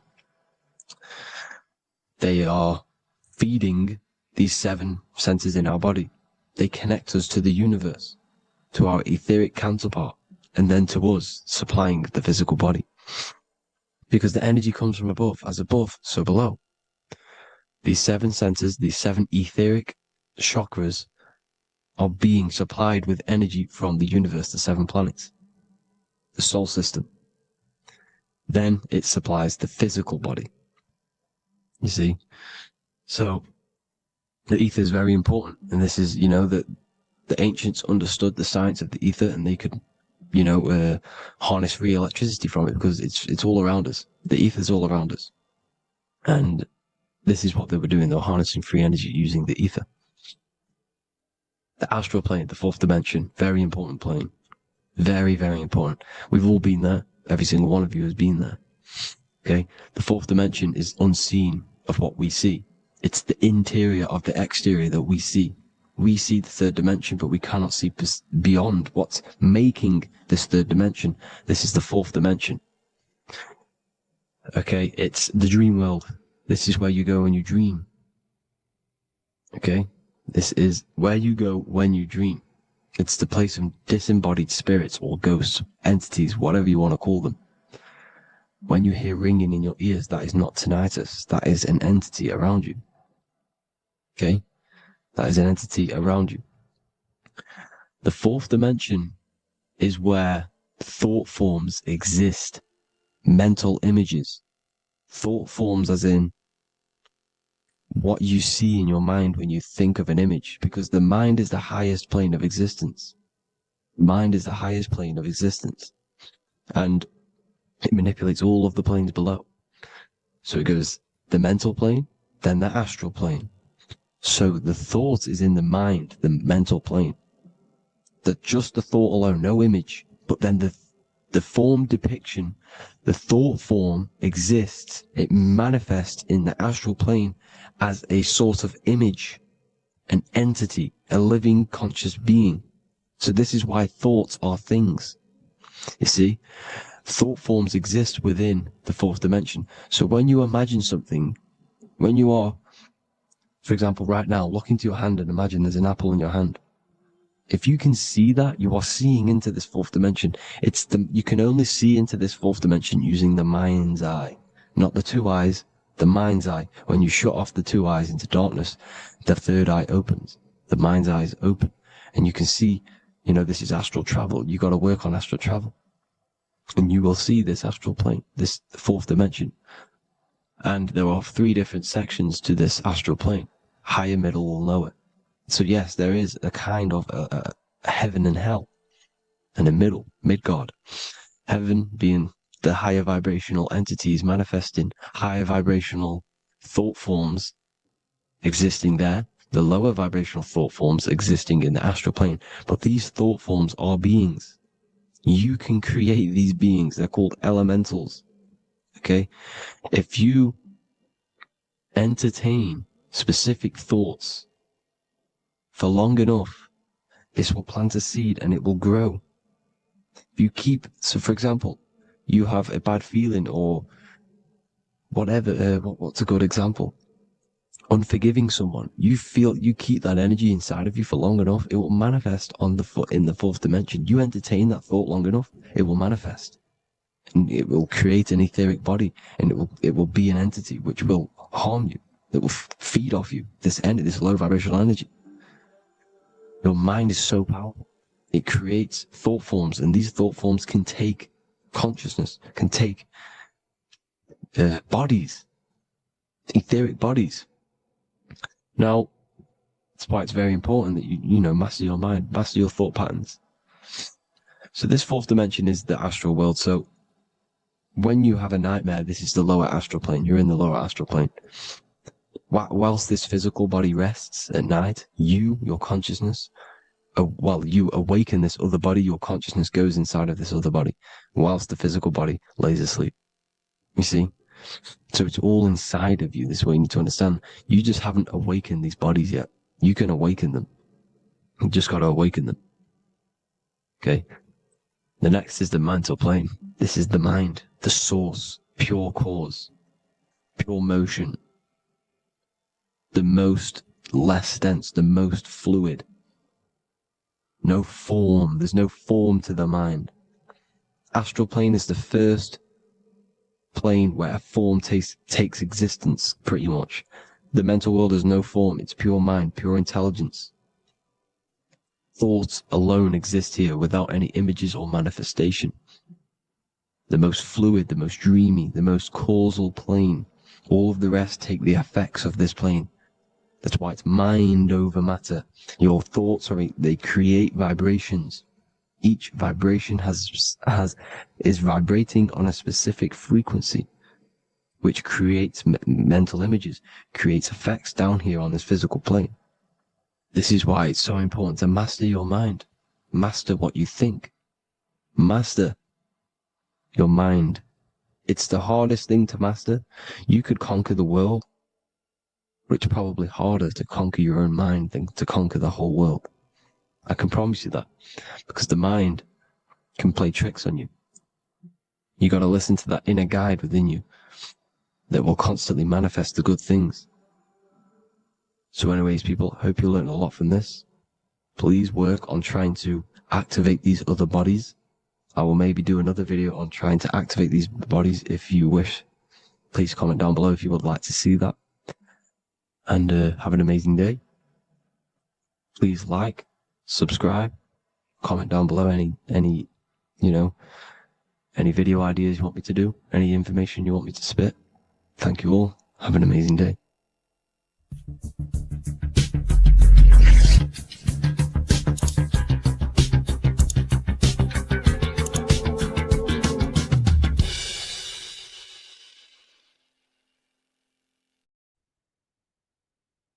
In this video today, we're going to be breaking down some Freemasonic artwork, what we have here on the screen. And particularly, this is called the Freemasonic Royal Arch. Now, this is the archway that we're going to be breaking down. Now, this is what we call complex symbolism. Now, what do I mean by complex symbolism? This consists of many different symbols all together producing one piece of artwork. It's many symbols used together to portray one meaning. Now we have checkered floor, we have pillars, we have an eye, we have an archway. This is all complex symbolism. It's painting a picture, an overall symbol. Now, when we're talking about Freemasonic symbolism, it's all about how to gain enlightenment and more self-awareness. Now, that is the aim of Freemasonry, of the spiritual path that you are walking, consciousness and gaining higher awareness, because this is the eye. The eye is conscious. The eye sees, it perceives. It's about gaining more consciousness, more light, more awareness of yourself, understanding of your power, the power of the mind, the power of yourself, the power of the body. Okay, so this is symbolism and instructions. These symbols are hiding instructions on how to gain higher awareness, which is symbolized as light. Okay, so when we look at this image, the thing that stands out the most is that we have these two pillars. We have a left and right pillar. The left pillar represents masculine forces, because normally we have like a sun here and a moon here in their different artwork, but in this one we don't have a sun and moon. Okay, so everything in the universe has masculine qualities and feminine qualities, including consciousness. Okay, so remember, this is all about gaining more consciousness, gaining more understanding. We have masculine traits of consciousness and feminine forces of consciousness. Okay, so the left masculine force of consciousness would be direct action, the physical world, the physical body moving. That's a masculine force. Okay. And what else? We have action. We have the material world, the material body. This is what we can see with our two eyes, the material world. We can see action. We can see physical reality. However, we have a right pillar, a feminine pillar, which represents what we cannot see. This is the feminine pillar. This is more of things that we can't see, the forces of consciousness that we can't see, such as thoughts, emotions, visualizations. You know, these are internal qualities. Because remember, we don't have one world. We're not this material body. We're not the external world. We are the internal world also. The internal world is a mirror of the external. The external mirrors the internal. So this is why these two pillars stand the same. However, they're different. They are mirrors of each other. Your internal world of consciousness produces the external world of material reality.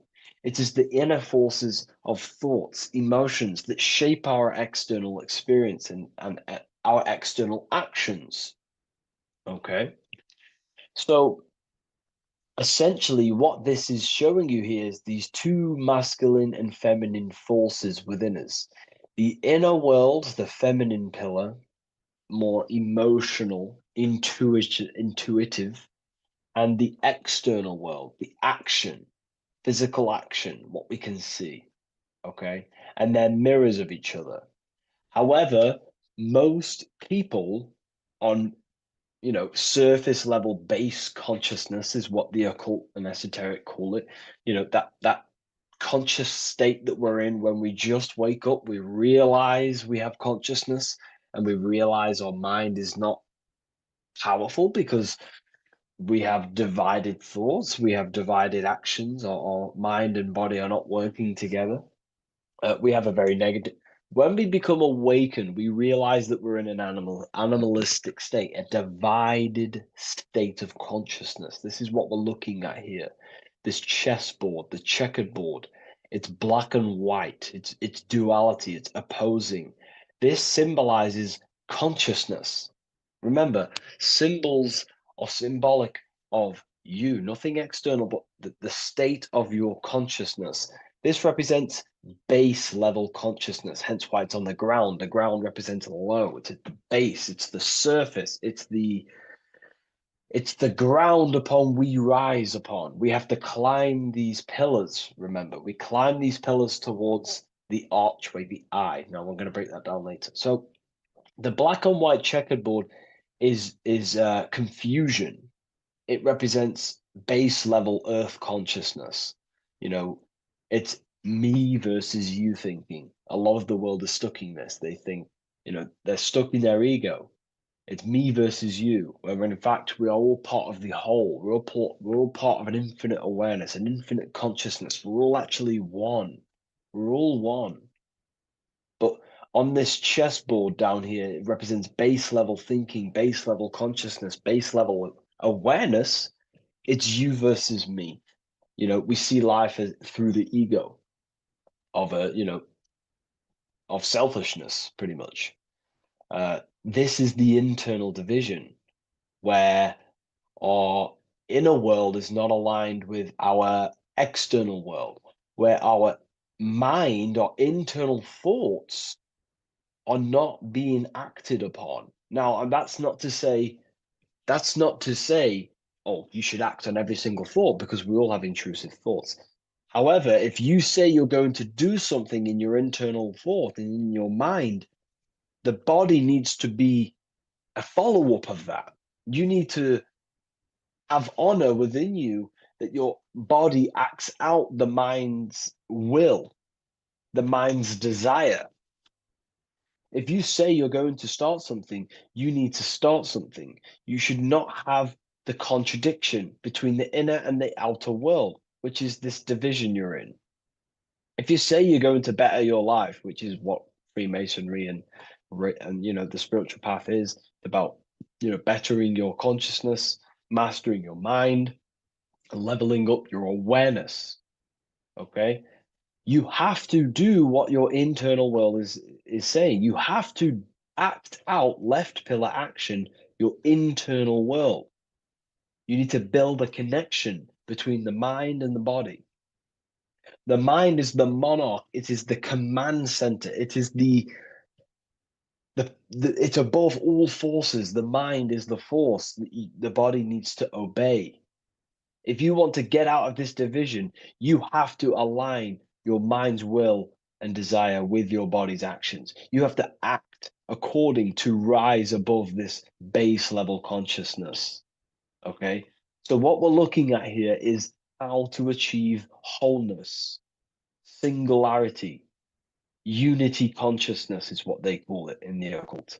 Unity consciousness, where there is no external physical body and internal mental body contradiction. There is no contradiction between the feeling of doing good and the action, because we all have a feeling in our soul. Our soul communicates to us the right thing to do at all times. We all know the right thing to do at all times, and that is a feminine force of consciousness. That's the right pillar. We must act on what we know and feel is good at all times in order to climb these pillars towards unity consciousness. Okay? We must, upon the feeling of doing good. You know, when we're in an environment, we feel inside whether we should be here or not. Whether on your phone, you know intuitively whether you should be on your phone or doing something else, studying, reading, whatever it is. Your higher mind tells you what is right and what to do at all times. You know you shouldn't be on your phone wasting time subconsciously and on an emotional, intuitive state, which is a feminine internal quality, a right pillar quality. And the body's not acting out this, it's not acting it out. The body's on TikTok, the intuition is telling you to reach the higher mind. That's the division, that's base level consciousness. Okay. And in order to climb these pillars, we have to act according to our internal intuition to build these bridges between left and right. The inner world and the outer world need to be synced, not divided down here. This is the division. That's base level consciousness. If you want to gain higher awareness, you want to gain personal power, mental power, you have to become a strong force. You have to gain a strong connection between the inner and outer, the intuition and action, the mind, the higher mind, with the physical body. Most people live in this war, and we've all been there. I was in it too. You know, we all begin here in this internal war. It's the same war between Jesus, Satan, Horus, Set, day, night, good, evil. That's the war between the mind, the body, the higher mind and the body, the intuition and the body. There needs to be bridges built between the two so that you align the left pillar with the right pillar to gain higher wisdom, higher awareness, higher powers. Because when the mind is contradicted, when your mind says it wants to do something, and you want to build the business, you want to study the occult, you want to reach your higher mind, the best version of yourself, but you don't act upon that, that is internal contradiction. The mind is not powerful in that state. The mind cannot direct its creative power, its forces, if it can't direct these forces into manifestation to create things in your life. You know, as you are aware, if you've watched my videos, you are a creator, you are a co-creator, a spark of the mind of God, and you are here to create and expand. In order to use the power of your consciousness, the power of your mind, the forces of your mind correctly, and to direct it with force, direct it efficiently, you have to align the inner and outer world, building the bridges to gain higher awareness, to gain higher power, to find out more about yourself and why you are here. Because remember, we're all being guided by our intuition. That is the true spirit guide. I don't like saying spirit guide. Spirit guides are not real. There's no force outside of you guiding you. It's your own soul guiding you through intuition, through emotional communication, the feeling of goodness, the feeling of what is right. Down here in division, you don't understand right from wrong, light or dark. But when you awaken, you start to understand right from wrong. You gain higher awareness. And this is what you need to act upon to climb these pillars, to align the left with the right, the inner and the outer, the masculine with the feminine, the action with the emotion. Okay? And this is why we have this symbol here. Because remember, let me draw this for you. Upward triangle represents fire, which is masculine, left pillar. The downward triangle is water, which is feminine. And together they combine to create this symbol, which is, again, symbol of unity consciousness.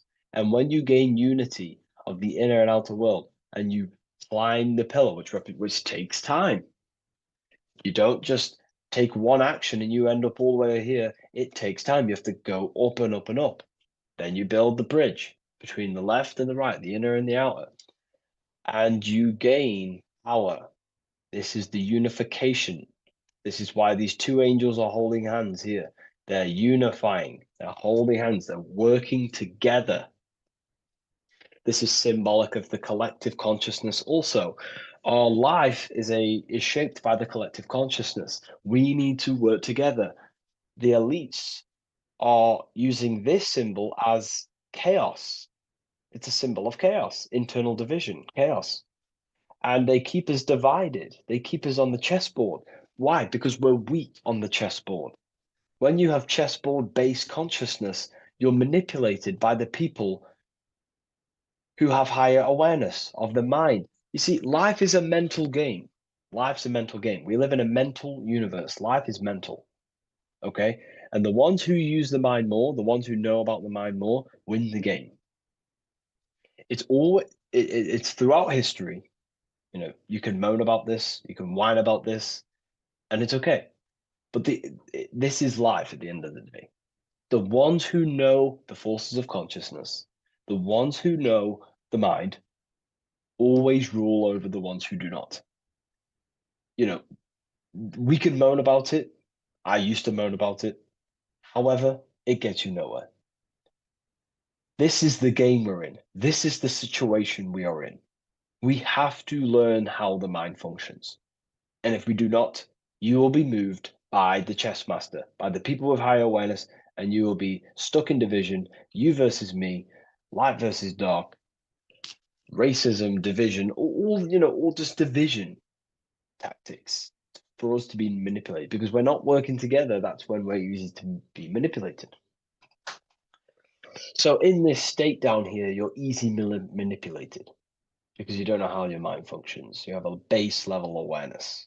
You know, you live to survive. In fact, you're not living. You're just experiencing. Okay. You don't question whether you have consciousness or not. You take consciousness and life for granted. Okay. And you don't realize the power of consciousness and the forces of consciousness and the forces that are shaping your life, such as thoughts and emotions and visualizations. Okay. So I was there too. Everyone begins at this point. It's okay. If you're at this point, that is completely fine. I'm not, saying anything bad. We all start at this base level and we rise up. Okay. And we have to take action. So this is a massive misunderstanding in the spiritual community today is that, most people just focus on the left pillar, meditating, visualizing, trying to manifest things, or they sit around visualizing all day, hoping something's going to change. Action is just as important as visualizing and meditation. It's just as important. They come hand in hand. Masculine, feminine need to be unified. Okay. This is why we have these tools up here, right? We have the spade and a pickaxe. These are Masonic tools. The spade does what? It digs. It digs down. Because these are tools to lift ourselves out of this base level consciousness. We have to dig ourselves. We have to actively masculine force, action, dig ourselves out of our lower mind. We have to shovel we have to destroy our old self. We use the pickaxe to destroy action, our old mind, our old thinking habits, our old actions, our old, emotional chaos. We have to actively destroy our old self. Okay. And the spade represents shoveling. Why is the spade on the right side? This is the feminine pillar. This represents our subconscious mind. We have to actively seek into our subconscious mind, dig deep into ourselves, and question, why am I taking certain actions? Why am I posting on social media? Am I seeking validation? Where are these actions coming from? Am I actively seeking a relationship with someone to actually love them? Or am I actually secretly, subconsciously fulfilling a childhood trauma of being alone? We have to actively seek within our subconscious and question and go deep within ourselves with the spade to question, where are these lower actions, these low level actions coming from? What forces are driving our actions that are keeping us stuck in the lower mind, in the division? You have to question our subconscious. We actively have to dig within ourselves to build this bridge, this archway, which unifies our consciousness, which unifies the inner with the outer, the left with the right, the body with the mind, the emotions with the action. It's all about mastery, self-mastery, mastering the self so we gain light. Now, why do we have an eye? The eye needs light to perceive. Your physical eyes on your brain and your head needs the sun. It needs light to see so you can see into the world. But a single eye represents the mind or consciousness, awareness, right? So it represents light, and the mind needs light. Light is symbolic for information. Okay, light is symbolic for information. The mind needs information to perceive truth. So when we say someone's intelligent, we say they're very bright. So the physical eyes need light to see, and the mind needs information to perceive. Same thing, symbolic. And when we align the left with the right, the masculine with the feminine, we gain higher light of awareness. You gain deeper understanding of your consciousness, who you are, what you are. You gain deeper awareness of the power of your consciousness, the power of the forces of consciousness. You gain more light, more power, personal power. Now, it's up to you how you use that power. Do you use that power to manipulate others because of the others that are not aware of your, forces of consciousness? Or do you use that power to create goodness in life? That's completely up to you, okay? And how you use that power. This is why secret knowledge is hidden, because you gain a lot of power, personal power, when you can direct the forces of consciousness properly. They're very powerful. In fact, it's the most powerful force in the universe, consciousness. It is. It shapes all things. It's created all buildings, all creations. Okay, so I hope this has gained you a better understanding. Please leave a like, comment, and a subscribe to the channel, and I'll see you all in the next one.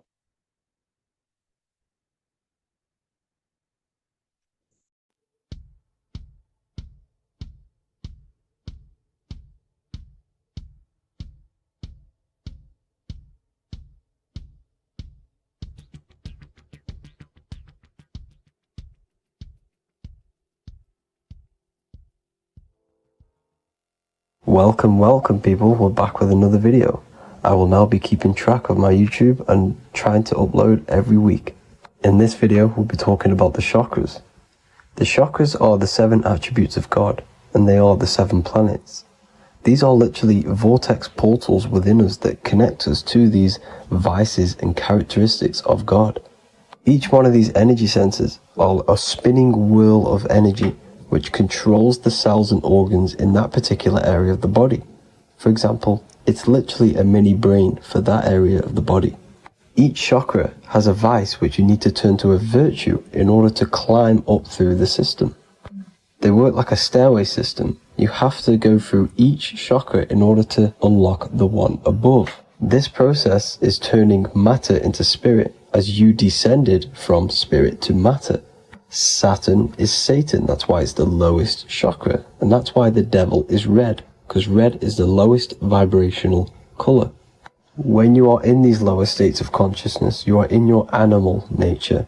This is your physical side of your nature, and you are mainly being driven by your animal instincts, or your ego.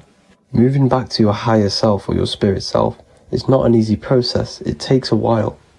However, with discipline, consistency, and motivation, you can achieve this, and this is what the ancients called Christ consciousness. Once you have achieved this, it is basically a state of mastery of the mind. You no longer lust for the lower animal nature things. Now, let's start with the root chakra. This is located at the base of your spine, and you can feel this chakra by tensing your anus. This energy center is in control of your survival needs, your vitality, stability, and security. Now, if this chakra is unbalanced, you will feel insecure, fear, anxiety, unstable, low self-esteem, anemia, over or underweight, and constipation. In order to balance this chakra, you need to feel grounded, embodied, stable, calm, centered, a sense of safety, and trust in yourself and the world around you. The next chakra is the sacral chakra, which is located around the belly button area. You can feel this chakra just by sucking in your belly. This chakra is to do with relationships, self-worth, creativity, empathy, and most importantly, sexuality. This is the most important one in order to start to raise your vibration overall, is giving up the over-sexualized nature. In order to balance this chakra, you need to come into harmony with all the toxic relationships that you have. Get rid of the fear, the anxiety, the isolation, and 100% get rid of the over-sexualized nature. Lust is one of the most lowest vibrations you could possibly feel. It is literally manifesting hell. In order to work on this chakra, you need to feel self-worth. You need to do creative things, empathy, healthy relationships, and 100% being confident. The next chakra is the solar plexus. This is to do with personal power, will, metabolism, eating, happiness, and your self-esteem and self-identification. You can feel this chakra just above your belly, below your ribs, and you can suck in this area.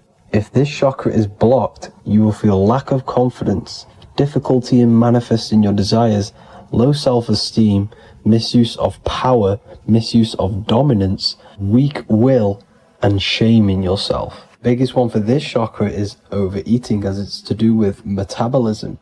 If you are overeating, you are literally unbalancing a lot of your lower chakras, not just the solar plexus. In order to work on this chakra and balance it, you want to have a positive self-identification. You want to feel happy, a happy self-esteem, effectiveness to people, not overeating, and a strong willpower. Now for the heart chakra, one of the most important chakras. Chakra is to do with love, understanding, trust, hope, openness, compassion, balance, and forgiveness. The most important because your heart is the tree of life in the body. It is the center of the toroidal field. It is the most powerful chakra. Your heart is 5,000 times stronger magnetically than your brain. Once you have hit the heart chakra and you start surpassing the heart chakra, you are now turning matter into spirit, as the lower three chakras are dense and physical, and the above the heart chakra are turning to spirit. As you can see already, this is a hard and long process of working on yourself physically and internally. The symptoms of a blocked heart chakra would be lack of love or too much love, difficulty to accepting or giving love, lack of compassion, loneliness, and lack of emotional fulfillment. Finally, a lack of connection with a divine or to nature. In order to balance this chakra, the most important thing and the most powerful thing you can do is loving people, accepting and giving lots of love. Second most important thing to balance the heart chakra is balance. You need a balanced life. You need balance in all aspects of your life.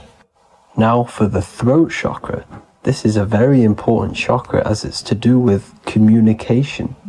A symptom of this being unbalanced is a lack of self-expression and putting on a front all the time, acting with the ego. In order to balance this chakra, you need to constantly self-express yourself. You can't be putting on a front. That voice inside your head, you have to let it come outward. Don't just block it off with a wall. Self-expression will lead to you gaining friends who actually like you for being you, and not these fake friends that you have to put on an ego for. In order to balance this chakra, you need to express yourself, express the word that's within you. Don't be lying to people, don't deceive or be deceptive. The next chakra is the third eye chakra. This is starting to get very advanced and you are coming very close to spirit. Just before we head on, I want to announce the PDF is now available, containing all the presentations I've ever made, all into a condensed 38-page PDF.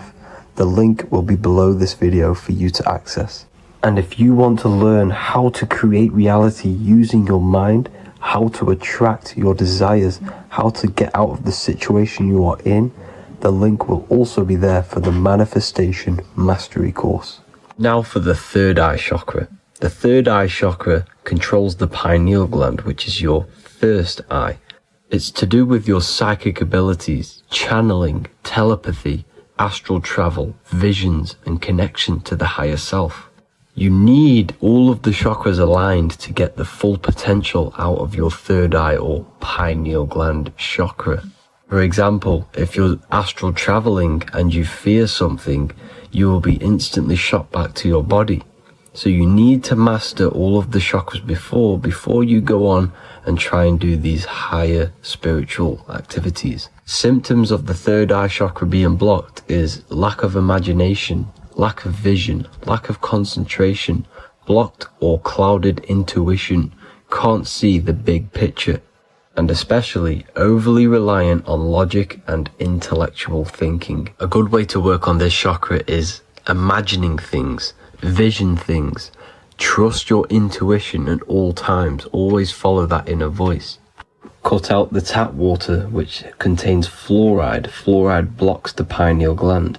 And cut out all junk food because all of this is affecting your pineal gland. When in meditation, you want to focus your eyes and your attention to the center of your head between the two eyebrows. This is where the pineal gland is located.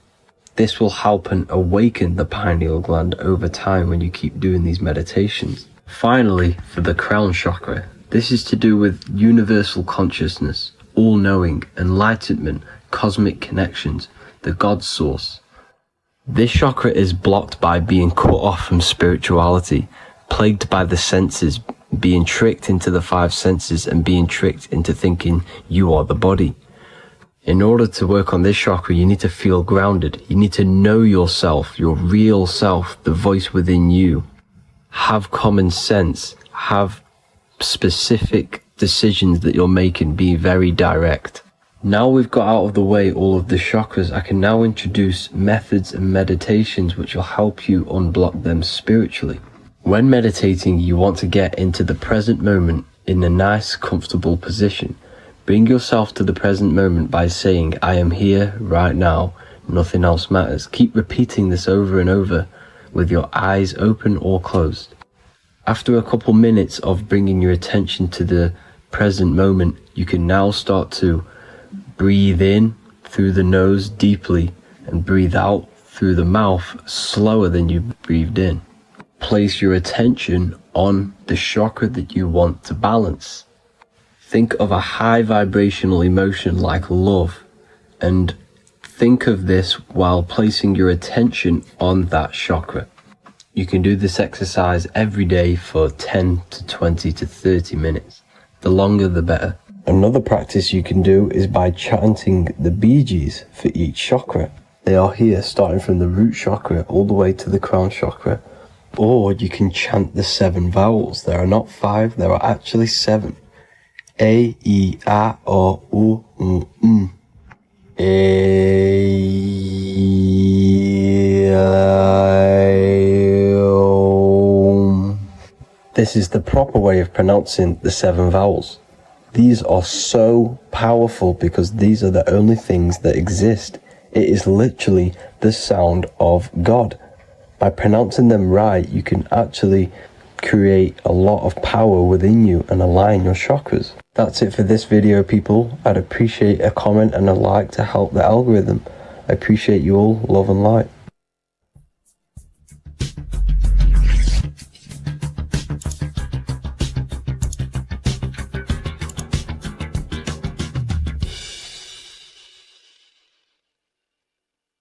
Neo is plugged in on the back of the neck, which is the reptilian brain stem.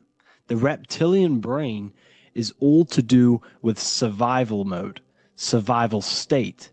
It's always scanning the environment for safety, whether that's physically, emotionally, or mentally. It does not think.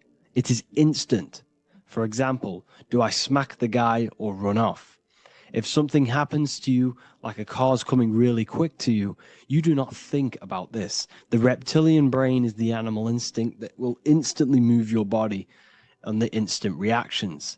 Hence why it's the closest brain to the rest of the body. It has instant access to the electrical nervous system to control the body at instant reactions. Now, Neo is plugged in on the back of the neck, which is the reptilian brain. Therefore, the matrix is the body itself. It is the lowest state of consciousness. This is what it represents. The word matrix means womb. It translates to womb because your body is a womb. Your body is a vessel for universal consciousness, for God consciousness. And the body is also a womb where you can be born again outside of this body by raising your consciousness, by awakening the neocortex. This is why Neo is called Neo, because it represents the neocortex. This is the higher aspect of our brain. This is all to do with new things, higher reasoning, higher thinking, new learning. You see, the brain is a receiver for universal consciousness. Now, what do I mean? It is a radio receiver. Think of it like this. You have a radio tower which emits frequencies, and each little frequency, 00.1, 00.2, 00.3, each 00 point is a different person. We are all the same universal consciousness, encapsulated inside of a different vessel. This is why our body is the temple of God inside of the Bible. Your body is a sacred temple of the divine essence of the universe. However, consciousness is controlling this physical body. And I'll show you this diagram here. Consciousness consists of imagination, emotions, thought, and memory. All of these things are not physical. They're not made out of atoms. You cannot think with atoms. If I split open your brain while you are thinking of a cheesecake, I would not see a cheesecake. It's because these things exist metaphysically within consciousness. They are not physical. The body is physical. It's part of matter. It's part of time. You see the Leonardo da Vinci, the circle and the square. The square represents limitation, beginning and end, because when you draw a square, there is a beginning and end. It represents the body, the mortal self, the ego, the echo. Then you have the spirit raised above, which represents spirit over matter, mind over matter. Invisible forces create physical forces. Everything physical exists in non-physical. This is also the Freemasonic square and compass, why the square is below the compass, because the compass creates the circle, which is spirit or mind. Then you have the square, which is matter. Mind and matter are the same substance. Mind creates matter through thought. Everything in this physical universe manifested through thought. Everything began as thought. So you are spirit and matter.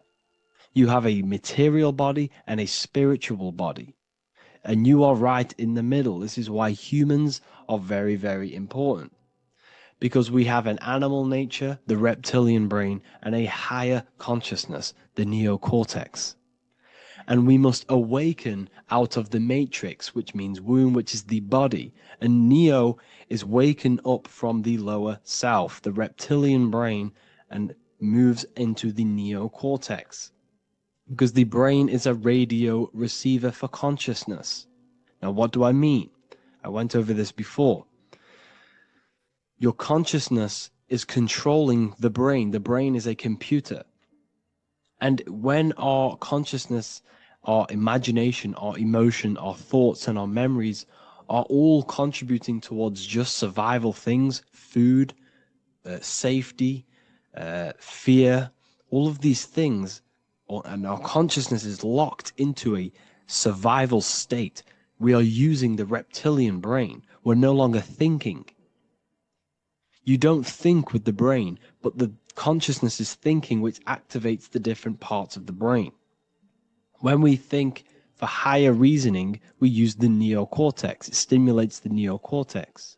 When we think about survival, we're using the reptilian brain. So therefore, when Neo wakes up, he wakes up to the higher aspects of consciousness, which is only utilized by the neocortex, by learning new things and expansion of the mind and expansions of consciousness. Okay?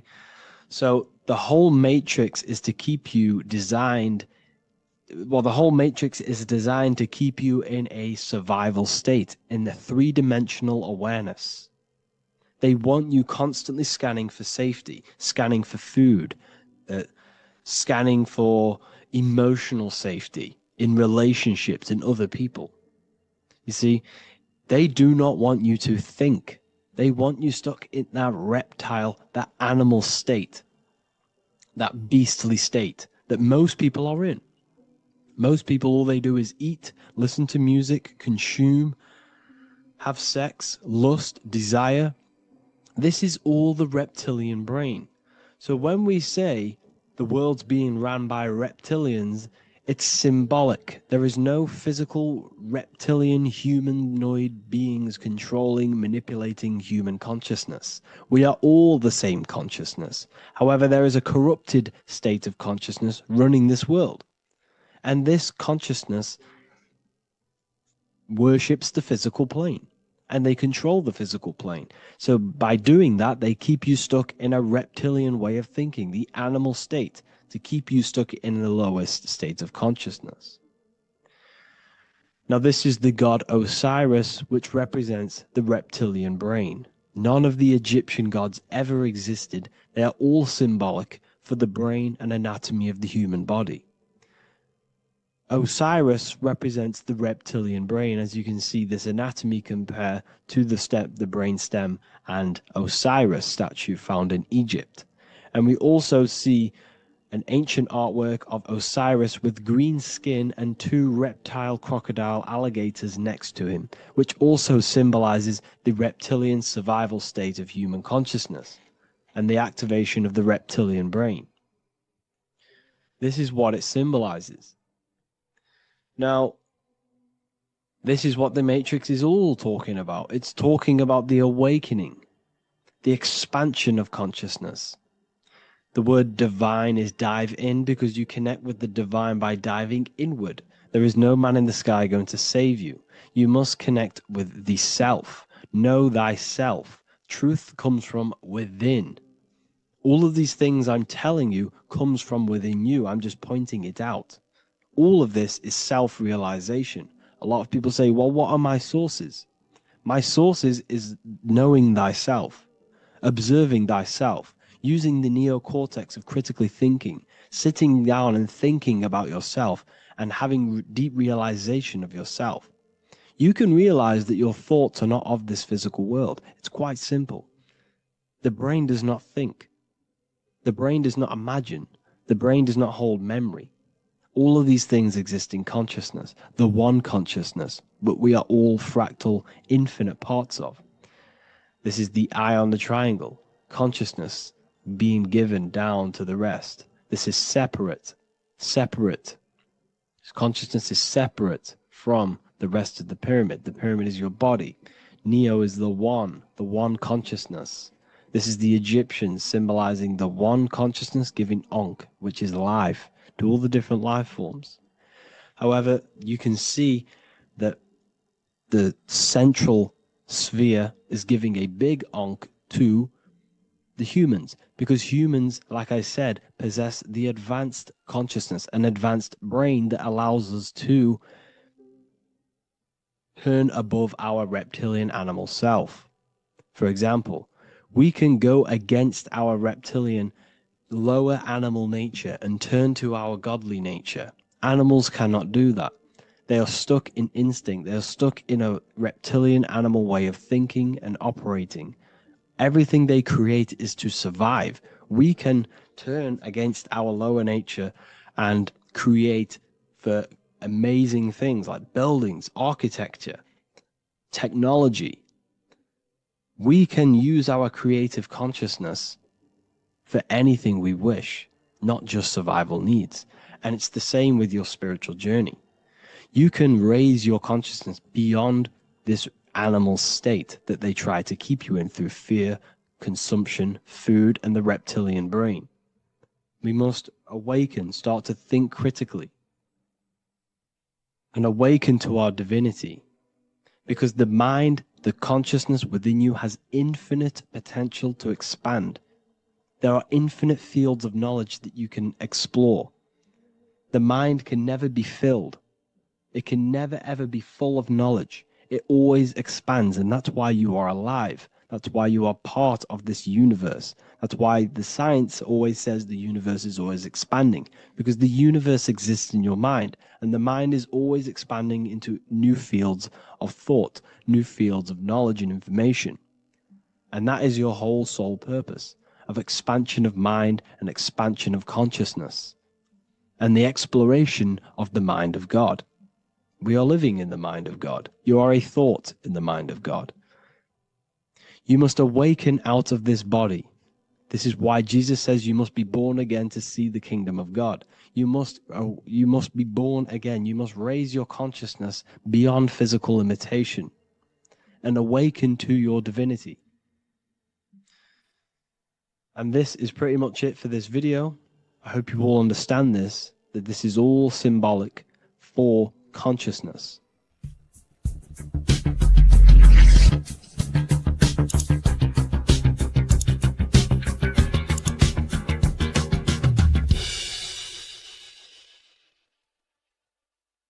Welcome to Revival of Wisdom. Welcome people, we're back with another video. Please make sure to hit that like button, subscribe, and turn on notifications to never miss a video. The Earth is a giant torus field consisting of a positive and a negative pole. The Sun being the cathode with a positive charge and the Moon being the anode with a negative charge. This is why the Sun rules over the day, giving you lots of energy, and the Moon taking your energy from you, making you go to sleep. Now, the plane that we live on is called the plane of inertia, and at the center of this plane of inertia is the North Pole. This is where the two electromagnetical energies meet. Now, this is where the most electromagnetic energy is stored. This is why all compasses will point north, because it's the most magnetic place in this reality. So the Sun and the Moon is spinning around this center point, which is stirring the ether of this reality and making everything move in circles, meaning this is a cycle. Everything's recycling itself. It's an organic simulation. The ancients also knew about this sacred land at the center of this reality, known as the North Pole. As you can see on this map from the 1500s of the North Pole, you can see 4 islands around this center black rock. Ancient civilizations like the Mayans, the Buddhists, and ancient Chinese also depict these 4 islands. The endless symbology of these sacred lands at the center has been going on for thousands of years. These sort of secrets are now kept by the elites, but as always they have to show the truth in plain sight, and this is what they are doing with the Windows symbol and also the Wizard of Oz. Now in the Wizard of Oz, as you can see, there's something called Munchkin Land. Munchkins are these unusually short people. Then on the ancient 1500s map, it says pygmy. And then the pygmy people in mythology are also these unusually short people. Just like Santa and his elves, they come from the North Pole. And elves are these unusually short people. These stories that we are told about Santa and Munchkins are putting truth in plain sight about this sacred land. This sacred land at the center of the earth is where the aurora borealis comes from and is being emitted from this black hole in the center, also known as the black sun. The aurora borealis is the earth's aura, hence why it has the word aura inside of it. It is the life-giving essence to all life within this realm. As this dualistic reality we live in consists of both physical and spiritual, the black sun is like our sun for the spirit. It's our spiritual umbilical cord, connecting us to the spirit realm. And the rising sun is the opposite. It's our sun for our physical 666 carbon suits, known as our human body, our physical aspect. As it states in the 40,000-year-old emerald tablets, deep in Earth's heart lies the flower, the source of the spirit. The flower of life is as thine own place of spirit, and streams through the earth as thine flows through thy form, giving off life to the earth and its children. So the North Pole is the core of this spiritual reality, and the closer you get to it, the more spiritual and lucid it becomes. So the elites have covered this up in order for us to forget the true nature of this reality. And they did this cover up by introducing the globe model. Nicholas Copernicus was around in the 1400s and he introduced the globe model. As you can see, he is a Freemason. He depicts himself with a globe and a Masonic compass in all of his paintings and portraits. Galileo was also a Freemason, as you could see in all of his portraits with a globe and a Masonic compass. He was also a massive part of introducing the globe model after Nicholas Copernicus. So yes, the globe model was a spiritual and political move to gain more control over the masses. After the globe model was then introduced, they introduced the theory of evolution by another Freemason, Charles Darwin. See how these two theories go hand in hand? They both degrade humanity and they make you confused of where we actually came from. By hiding the true form of this divine creation and hiding the true power of each and every one of us, they maintain control over the masses. Now this is order out of chaos, known to be the 33rd degree slogan of Freemasonry. Now this is the Masonic cosmology, and as you can see you have the checkered board for the duality, the 5-pointed star for the 5 elements, the 4 corners for the 4 pillars, the all-seeing eye, which is Polaris, the sun, the moon, and the 7 stars. So even Freemasons are taught the flat earth cosmology and the true form of this reality. Now the true nature of the sun, the moon, and the earth is shown and reflected through the Masonic compass. The Masonic compass is the sun, the moon, Polaris at the top, and the black sun at the bottom. It makes sense why all the scientists who introduced the globe model all used the compass and the globe together, because it's truth in plain sight. As I explained in my other video, all Freemasons have to take the oath, so it goes to show, why are we all learning these theories from Freemasons who can't talk about certain topics that they learn about? Why should we believe their theories when they're holding back the real truth about this reality? Now going on to NASA.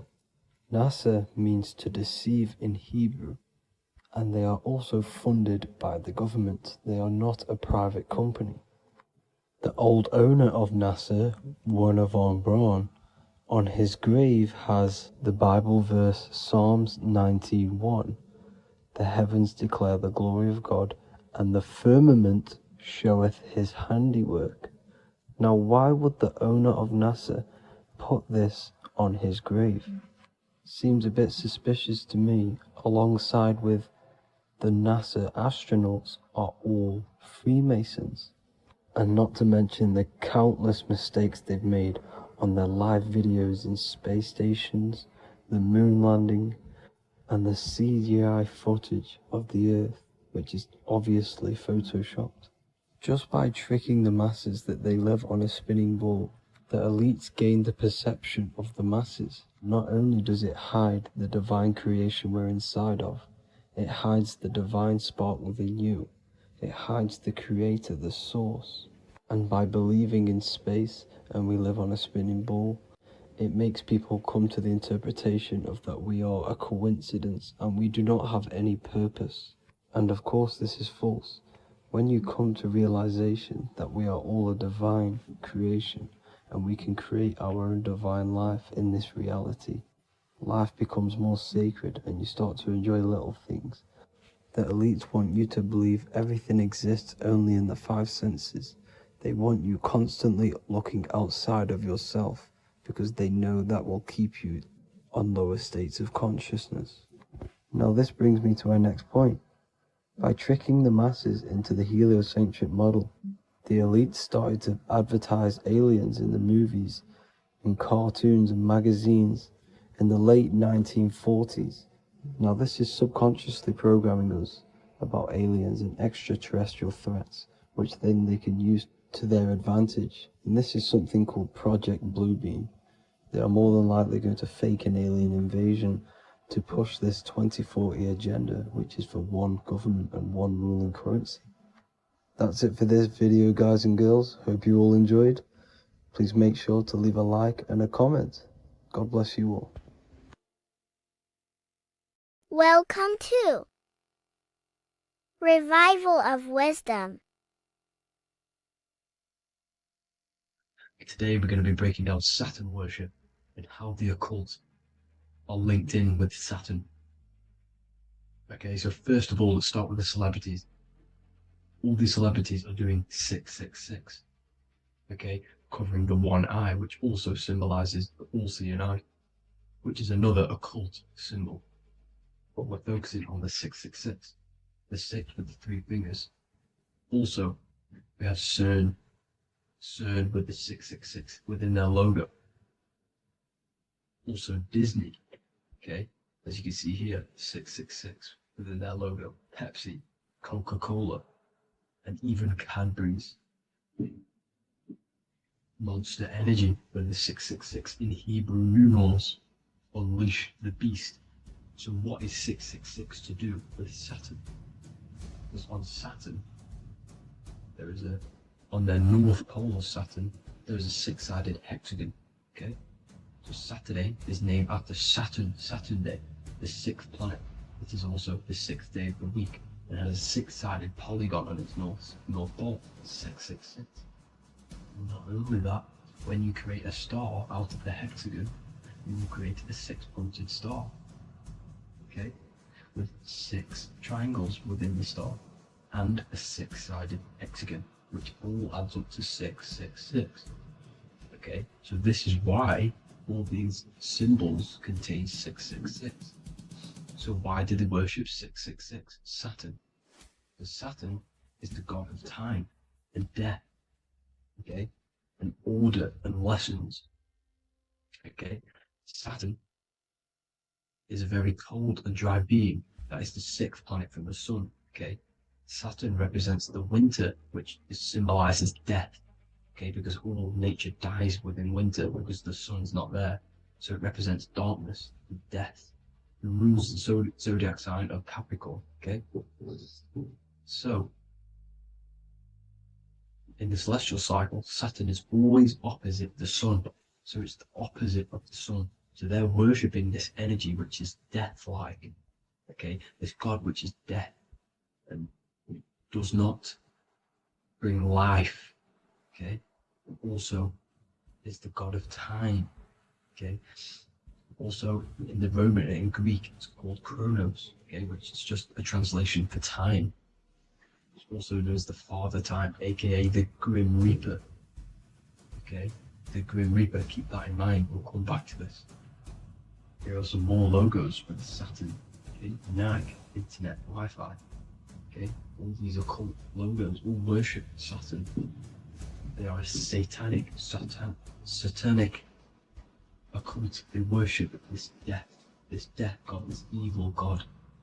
Okay, this is where the cube now comes in. Okay, because what colour is associated with Saturn? It's black, because it's the absence of light. It's opposite the sun. So black is the colour associated with Saturn. Each planet has its own colour associated with it. Okay, so when you make the cube, okay, as you can see here, the cube out of the polygon, it creates what? A black cube. Okay, and the Kabbalah, okay, Kabbalah means cube, Allah means the God, the cube God. These religions are secretly worshipping this cube God, the God of death, Saturn, Satan. It's the same entity behind it all. Okay, so also we have these black cubes in Australia, Denmark, all around the world, these black cubes, because this occult is worldwide. Saturn, Satan taking over this realm.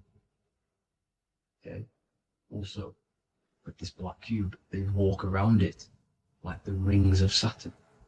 It's around the black cube of Saturn with the rings, they walk around in circles. What are circles? Cycles.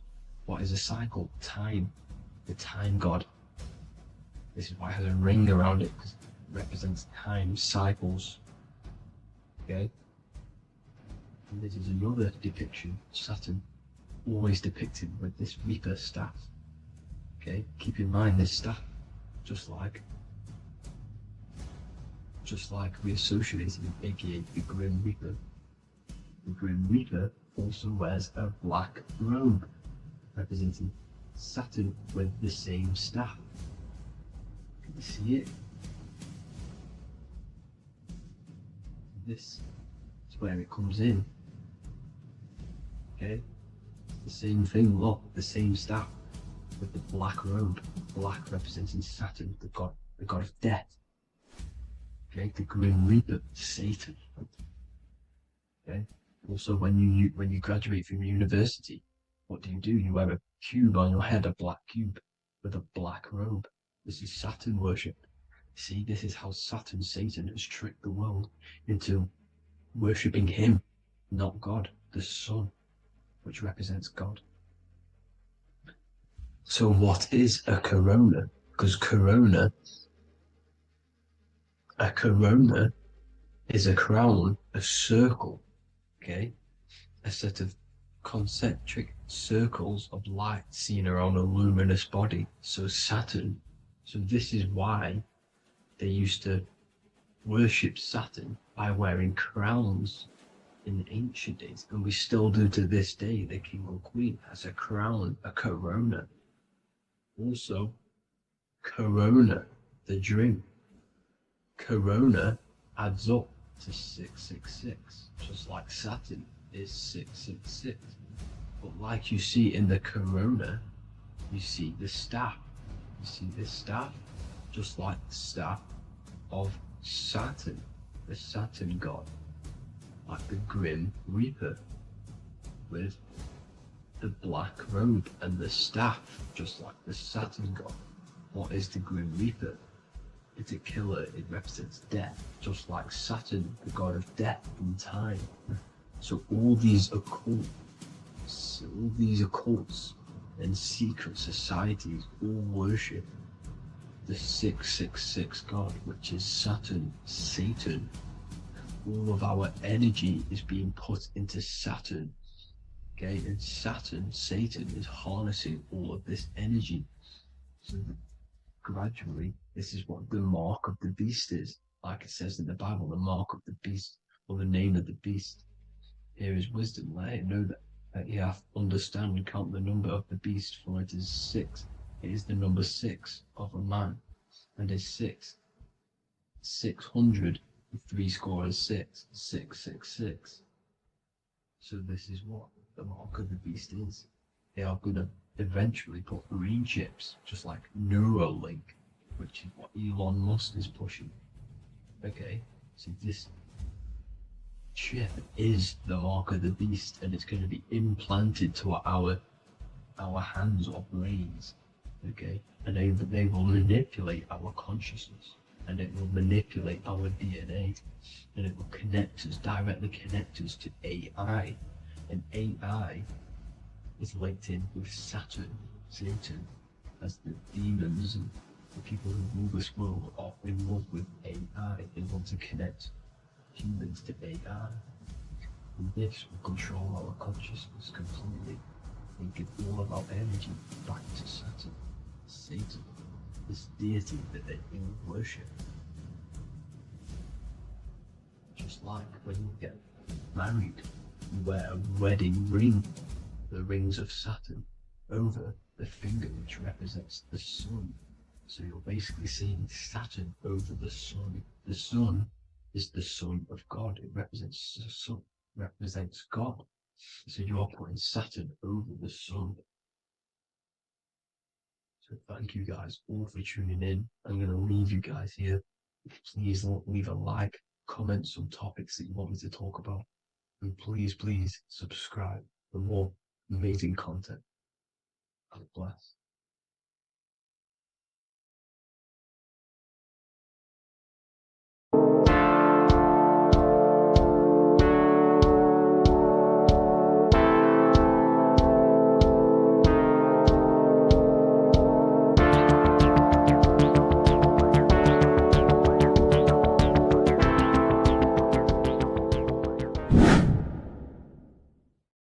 What is good, people? We're back with another video, and this is going to be talking about the connection between the micro and the macro. You are the universe. Everything is inside of you. So the first thing you need to understand is that the law of mentalism. We are a thought in the creator's mind. Everything's being thought into existence. We have a spark of this mind, this same mind of the creator, and everything is a state of mind. Particles or atoms, whatever you want to call them, are a mental thing. They're a product of the mind. Everything's thought into existence. Thoughts influence everything. Thoughts are energetic effects which send out waves into the quantum field around you. And your consciousness is actually the universe experiencing itself, expressing itself, and viewing itself. So we are the creator, but viewing itself in separate bodies. And this is why they call the material world the world of illusions, because everything's separate here, but we all forget that we are all one. We've all been brainwashed to think we're all separate, but we're all one. We're all the same mind, the same consciousness, everything. So everything's created out of toroidal fields. God created the toroidal field. That's the only thing that exists because the atoms are toroidal fields. And it's the basis behind all creation. As you can see it in the owl's eyes, it creates the infinity symbol. And this was the apple. That apple is a toroidal field. And the toroidal field is made out of dielectricity, which is ether. Ether is black light, and this is counter space. This is another realm. This is what creates God to be omnipresent, to be everywhere at one place at all times. He is everywhere because ether is everywhere. And ether is infinite potential. It connects everything together, and that's what energy moves through. It moves through the ether, and that's black light. Everything is light, as it says in John 4:2. God is light. Everything's a vibrational state of light. So the torus field is made out of dielectricity, ether, black light, magnetism, which is white light, which is the center of the toroidal field. And magnetism radiates, it has no vibration. And then when white light splits, it turns into electricity, which is physical material, and that has a vibration. This is the Holy Trinity, the sun, the moon, and Saturn. Saturn, the god of materialism. If you've watched my videos on Saturn, you know that Saturn is crystallizing everything into physical matter. And that's why his old name was El. The ancients called him El. And this is why we get L electricity. This is where L electricity comes from. Because L electricity is only a product of the physical world, which is redshift, blueshift, Adam and Eve. And this is what creates the redshift, blueshift is what is a product of magnetism. When magnetism, white light splits. And this gives us vibration. And this what creates the toroidal field, which is the basis of all physical creation. The sine wave is created out of the magnetic wave and the electric wave. The electric wave is the blue wave, and the magnetic wave is the straight wave, which is radiation. This is vibration frequency. So the magnetic wave is straight, and then you have longitude and amplitude, which is depth, which is dimension. You see how the electric wave has depth and a dimension. This is why you get the cross. This is the cross of Earth. This is the symbol of Earth, of bondage, of physical matter, because it consists of magnetic wave and depth, which is electric wave. And this is where you get the sun cross or the earth cross, whatever you want to call it. It's the cross of physical matter, and the ancients knew this. This is why they used that symbol. Redshift, blueshift, which is the toroidal field, is the basis of all creation, physical creation. And this is why you have the police siren is red and blue. The Matrix movie, red pill, blue pill. You have red blood and blue blood in your body. The Democrat and Republic, the two parties, red and blue. Like your taps on your taps, you have a red and blue tap. One's generative, and one's destruction. Fire, destruction, water, generative. So this is the basis of all things. And electric wave has dimension, like I've already said, depth, material, and it's measured in hertz. It's measured in hertz because it hurts you. It decays because the electric wave has a vibration, and vibration always has to go back to a standstill point. This wave cannot go forever, but the magnetic wave will go forever. It's radiation. Magnetic is radiation. It radiates forever. It pulses, but the electric wave will at some point come back to a standstill point, and that's why it hurts. It decays. That's why our physical body decays, because we contain of electricity. This body is an electric body, and it will return back to stillness like a guitar string. If you vibrate a guitar string, you pull it, it will vibrate, make a sound, and then go back to a standstill point. It's the exact same with every single toroidal field within the body. It will decay, and this is why our bodies decay, and everything in creation decays. So we're born into sin. The sin of Eve. The sin of Eve is always biting into the tree of knowledge of good and evil, which is the systems in the body. And the sin of Eve is biting into the sine wave. We bit into the sine wave. The sun moves in a sine wave. Our DNA is a sine wave. Time is a sine wave. Everything in this creation is a sine wave. This is why the dollar bill is a sine wave. Magnetism and electric waves in one. And this is the sun doing its sine wave, which creates, when you go bowling, it kind of creates that pin that you hit over. That's the pin of the sun.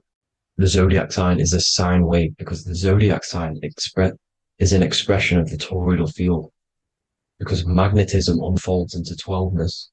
And that's why you have 12 zodiac signs, 12 systems in your body, 12 cranial nerves in your head, in your brain. So if you can imagine this, see where my pointer is, always starts with Aries. Aries is the head. It's the first thing that's created in the womb. And this is Aries, the ram. And this is why it's called a cerebrum in your brain, which is the first thing that creates when you're in the womb. And what's the element of Aries is fire.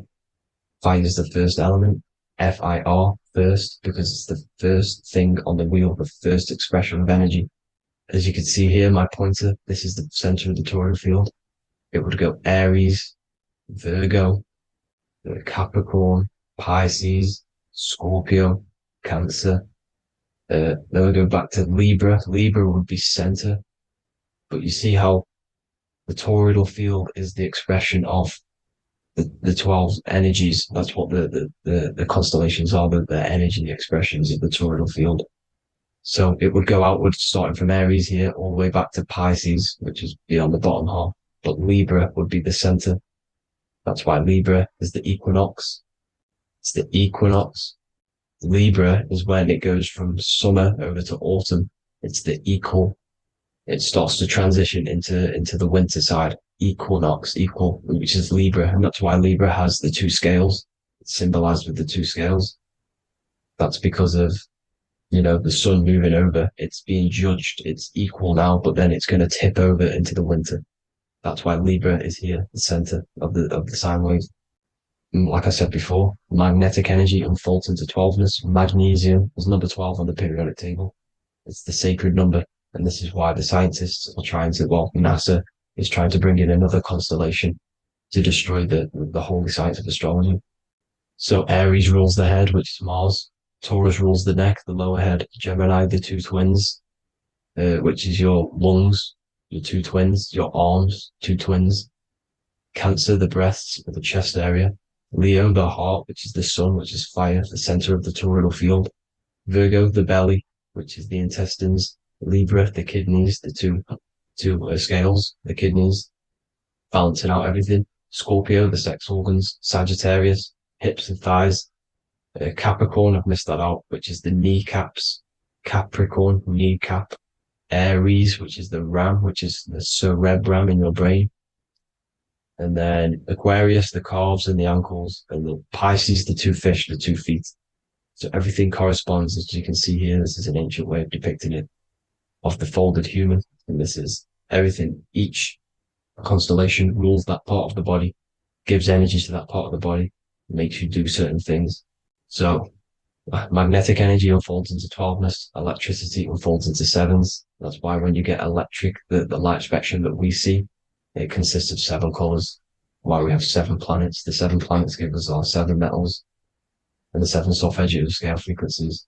So the rotor, this is the rotor, and rotor is an anagram for Torah, the Torah, which is I think it's the Hebrew Bible. Don't quote me on that, but it's one of the holy books, which is the Torah, the Taurus. Everything goes back to the Taurus field because it's the basis of all creation.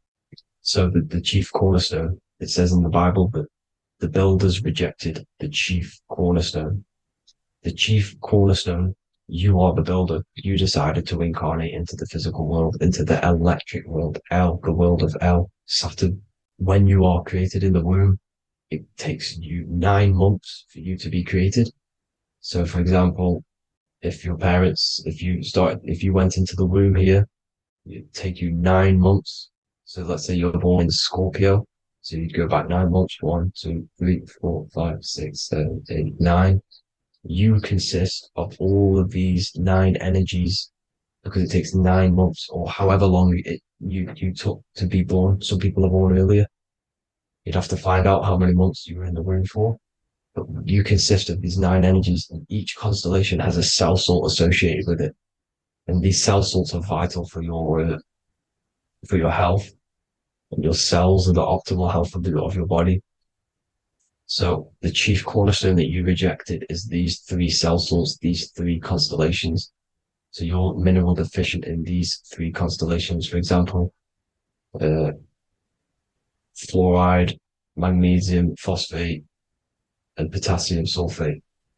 So that's the chief cornerstone. And a cornerstone, people always get it rejected with the cornerstone. The cornerstone is not, it doesn't say the cornerstone in the Bible, it says the chief cornerstone. The cornerstone is a cornerstone of a building, but a chief cornerstone is the top of the pyramid. This is where we get the pyramid of the wheel. So you're mineral deficient in whatever 3 zodiac signs you're not. You were not in the womb for. This is the chief cornerstone you rejected. So the human body is the micro. It is the universe in a physical form. It consists of everything in the universe. Just like your consciousness is the universe watching itself, experiencing itself. Your body is the whole universe. 12 systems in the body, 12 zodiac signs, 7 chakras are the 7 planets. The Holy Trinity of you is your Temple of Solomon, the soul and the mind, the sun and the moon.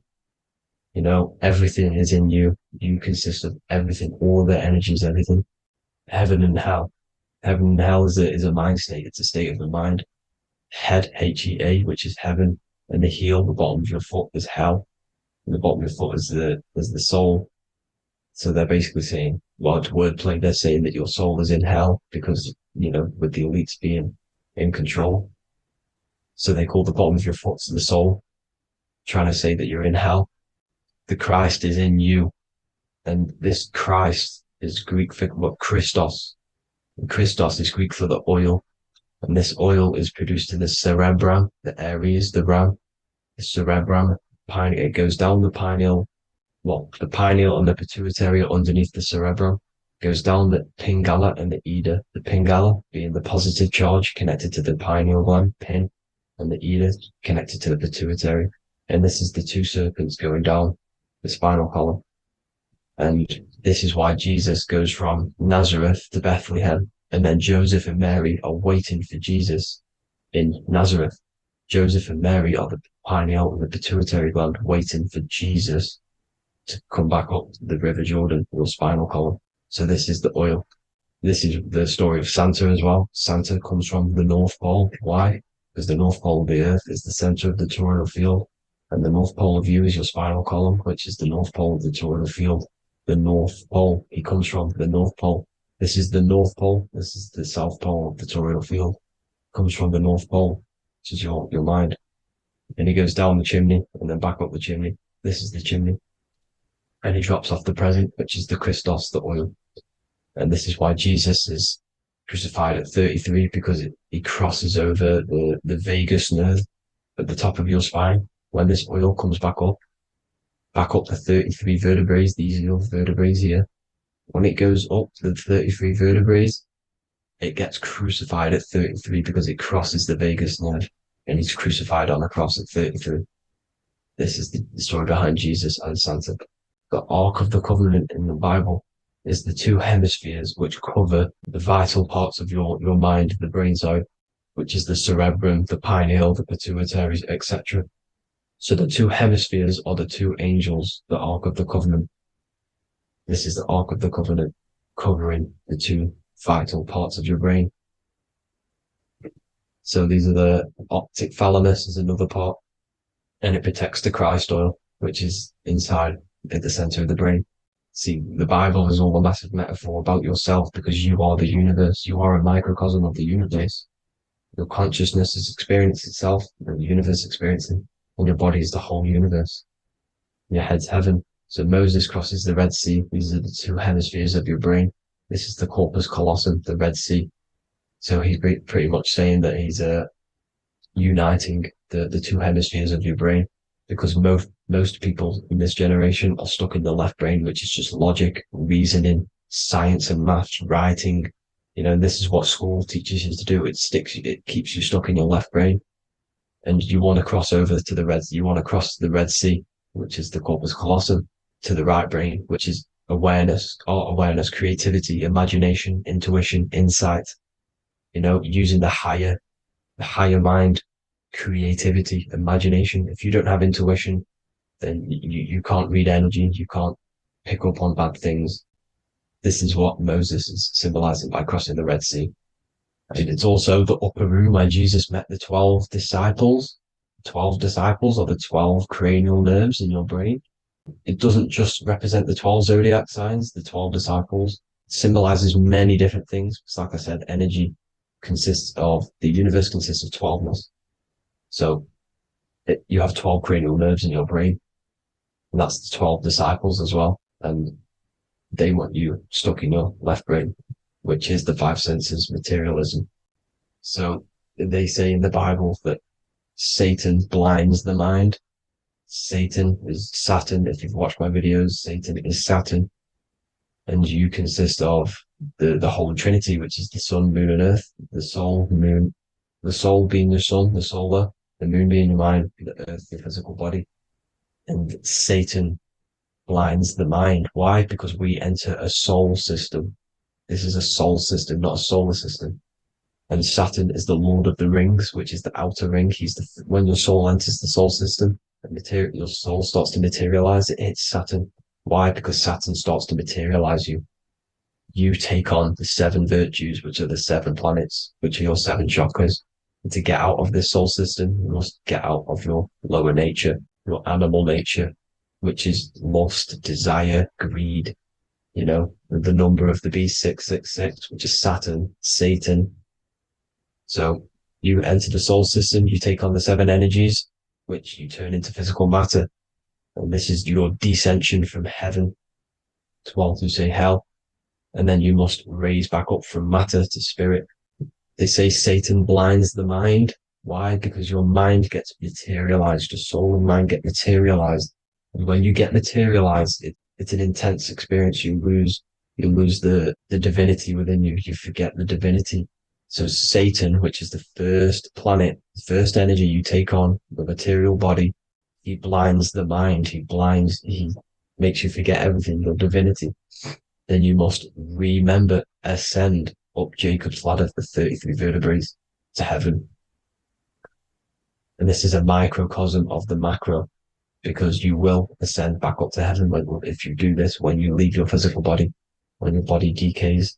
So when it talks about in the Bible, completely destroy them, the Hittites, the Amorites, the Canaanites, all the ites, this is what God says to the Israelites. It says completely destroy them. It's basically symbolizing saying destroy your lower nature. The Canaanites, cannibals. We're under a Canaanite system now, which is cannibalism. And this is flesh eating, lust, greed, all the demonic stuff, all the lower vibrational stuff, the lower nature, eating, sex, and survival, the lower 3 chakras. You must get out of these lower 3 chakras and return back to spirit, which is heaven, which is spirit, love, being holy, being truthful, being passionate, going back to Satan blinding the mind. All of the planets are made out of these 3 symbols. Satan blinds the mind. And that's why Satan's symbol, this is the symbol for Saturn, Satan. The symbol for Saturn is the cross, which is physical matter, the earth, over the moon. The moon is your mind. So the Saturn symbol saying matter over mind. He blinds the mind. Satan blinds the mind once you enter the soul system. And you must remember, in the Bible, it talks about the Genesis, which is Eve, the sin of Eve, which is biting of the tree of knowledge, with the serpent, which wraps around the tree. It says the serpent placed himself on the tree. Well, the serpent is the spinal column. It's the serpent telling you eat from the tree of knowledge of good and evil, which is your nervous system.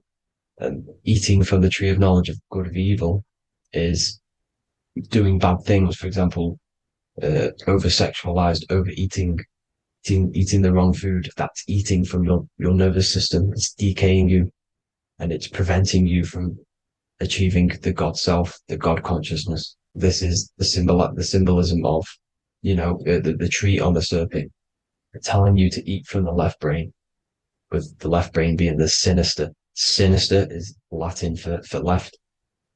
That's sin. Sin is left.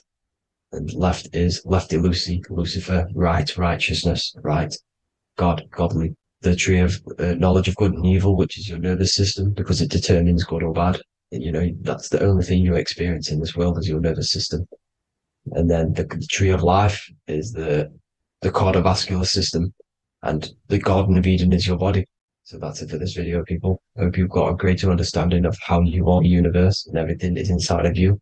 Just keep in mind you are the universe experience in itself, and your body is a reflection of everything. The 12 constellations, the 7 planets, everything's inside of you. This world is an expression from the inside outwards. You can't affect the outside world to manipulate reality. Everything's inside of you. I hope you got a greater understanding of this. God bless.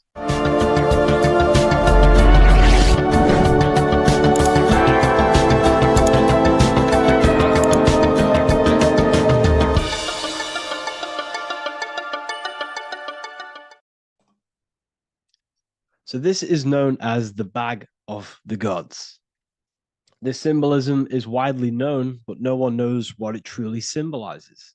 We see this in ancient Sumerian artwork. We see this in the Mayans' artwork. We always see this bag with the gods. What does this actually represent? Okay, so the bag itself represents carrying. Carrying what? It represents information. It represents knowledge. Your mind is the carrier of the information. So this is why in his left hand, he carries the bag, and the right hand has the pine cone. This represents carrying of information. Why is it a bag? A bag can be passed on to someone else. The information can be taught to someone else. This is the information of activation of the pineal gland or higher consciousness of humans. Because as humans, we all possess an animal nature, the nature that tells us to eat, to steal, to gain material wealth, to survive, to hate. This is our animal self. This is our animal behavior. But we also have a divine nature of consciousness, which we have access to, the higher planes of consciousness, the planes that manipulate this material world and create all things in this material world. The human mind has access to. The animal does not. The animal has no idea he exists. The animal has no inner dialogue, but humans have the inner dialogue. Humans can create infinitely. We can expand our minds infinitely into new realms of thought. So we have this higher divine nature and a lower nature. This bag of the gods is basically just representing the knowledge they possess of higher consciousness, of the higher aspect of life. Okay? Which is the activation of the pineal. The pine cone. The pine cone is in his right hand. The right represents wisdom. The left represents intellect, knowledge. Knowledge and wisdom are two separate things. Wisdom is applied knowledge. It's a feminine aspect. Knowledge is just gained information that you know, which is masculine. So in his right hand, he holds the pine cone. The pine cone can be opened and shut. The shut pine cone represents the asleep human being, the human being that exists in his lower nature, that just basically survives, lives on eating, consumption, material lust, living in chaos with his emotions, living in a place of hell. This is the animal nature. Then we have the awakened human, the one who has consciousness of himself, the one who looks within himself, the one who knows there is more to him when he looks in the mirror. He is far more than just a physical body. He is a divine spiritual being, a divine being who has limitless potential of creation into the material plane. So this represents the awakened. This represents the asleep. This is why he carries the pine cone in his right hand. It represents applied knowledge. This is the information. This is the intellect he possesses. And this is the applied knowledge of the awakening, of activation of the pineal gland. Because remember, the pineal gland is not your consciousness.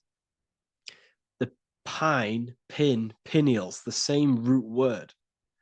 Pine cones were always symbolizing the state of consciousness one was living in, whether he was asleep or awake. We see this at the Vatican. We see the pine cone over the two pillars. This is the two pillars of Freemasonry, and the dome. This is the Royal Arch of Freemasonry. This represents your head. This is the two pillars, the two hemispheres, and the pine cone in the middle, which is the pineal gland. What is the pineal gland? The pineal gland is not your consciousness. It is not the third eye, and it is not the mind. It's not the mind's eye. The pineal gland is a radio receiver. This is your body. Your body is an antenna. Most people think they are this body. This body is nothing but a receiver and a downloader of consciousness. Your brain does not produce consciousness. You are not this brain in your head. This brain is a downloader of consciousness. Consciousness comes from a way higher divine plane, which is what this image is showing here with the clouds. The mind is light. Consciousness is light. And this light is coming down into the material plane, and your body is basically a crystal antenna which is receiving and downloading this consciousness. So you can experience a three-dimensional reality. So God can experience himself in a divided, separate state. This is what this represents. Now, the pineal gland can be activated, okay, and stimulated, because the pineal gland has phytoluminescent crystalline jagged shaped cells on it. And obviously these are crystals. Crystals are on your pineal gland. And what do crystals do? Radios use crystals. Your phone uses crystals. They tell you that crystals are woo-woo and pseudoscience because they don't want you to know the power of crystals. Your body is basically a giant crystal. Your pineal gland is a radio receiver for your consciousness. So if they can ruin your pineal gland and damage it, this will damage your connection to the divine, to your true self, to consciousness, to God, whatever you want to call it, the source. There is all one source consciousness, and we're all collectively connected to it. And this is our connection. This is our antenna. So what a radio does, a radio has an antenna, and the frequencies are all around us because all the radios are playing in your ear right now.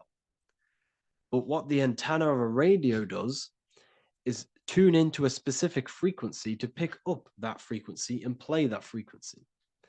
It's the same with your consciousness. You're all a fraction of God's consciousness. So that is essentially what we are looking at here. We're seeing knowledge, intellect in the left hand, and applied knowledge, activation of waking up to higher consciousness, to the higher human form. Because we can reach beyond our physical form. We can turn our animal self into a divine being, into one of these so-called gods. These gods are nothing but human beings. The Anunnaki were not gods. They didn't come from the sky. These are normal, regular human beings who activated their higher consciousness. This is what we have here. This represents spirit. Birds represent spirit. So do we have any questions? I'll take some questions now. That was just a short lecture on what that symbol truly means. Okay, so if we have any questions, feel free to go ahead and ask some questions. Anything that you don't understand, anything that you want to know. Okay.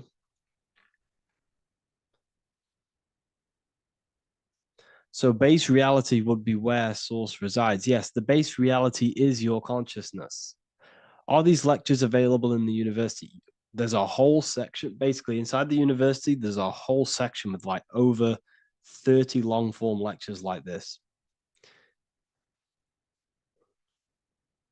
So the base reality is where the source resides. Yes, the base reality is your inner world, your consciousness. That is the only thing that exists. Your outer world is just an effect of your consciousness. Your consciousness, everything that has gone on within the mind and emotion, is pushed outwards into your reality. You have thought and felt your way into your external circumstances. Your life is a direct correlation of every thought you thought in the past. Therefore, your inner world of consciousness is creating and molding your outer world.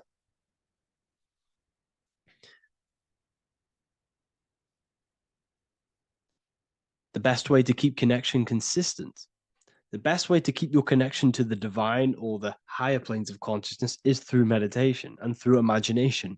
Imagination is the fourth dimension. It is the astral plane. That screen that you have in your mind is not a physical screen. That is the divine plane of the astral. And this is essentially where all objects of this material world comes from.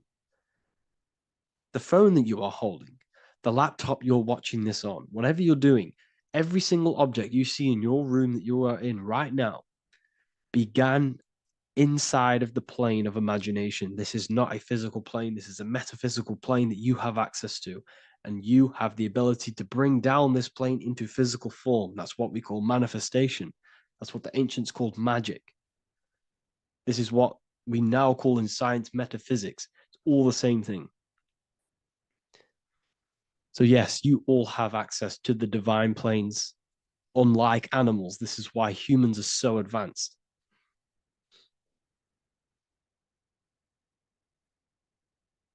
Okay. Is the pineal able to constantly activated, or is it just a temporary experience?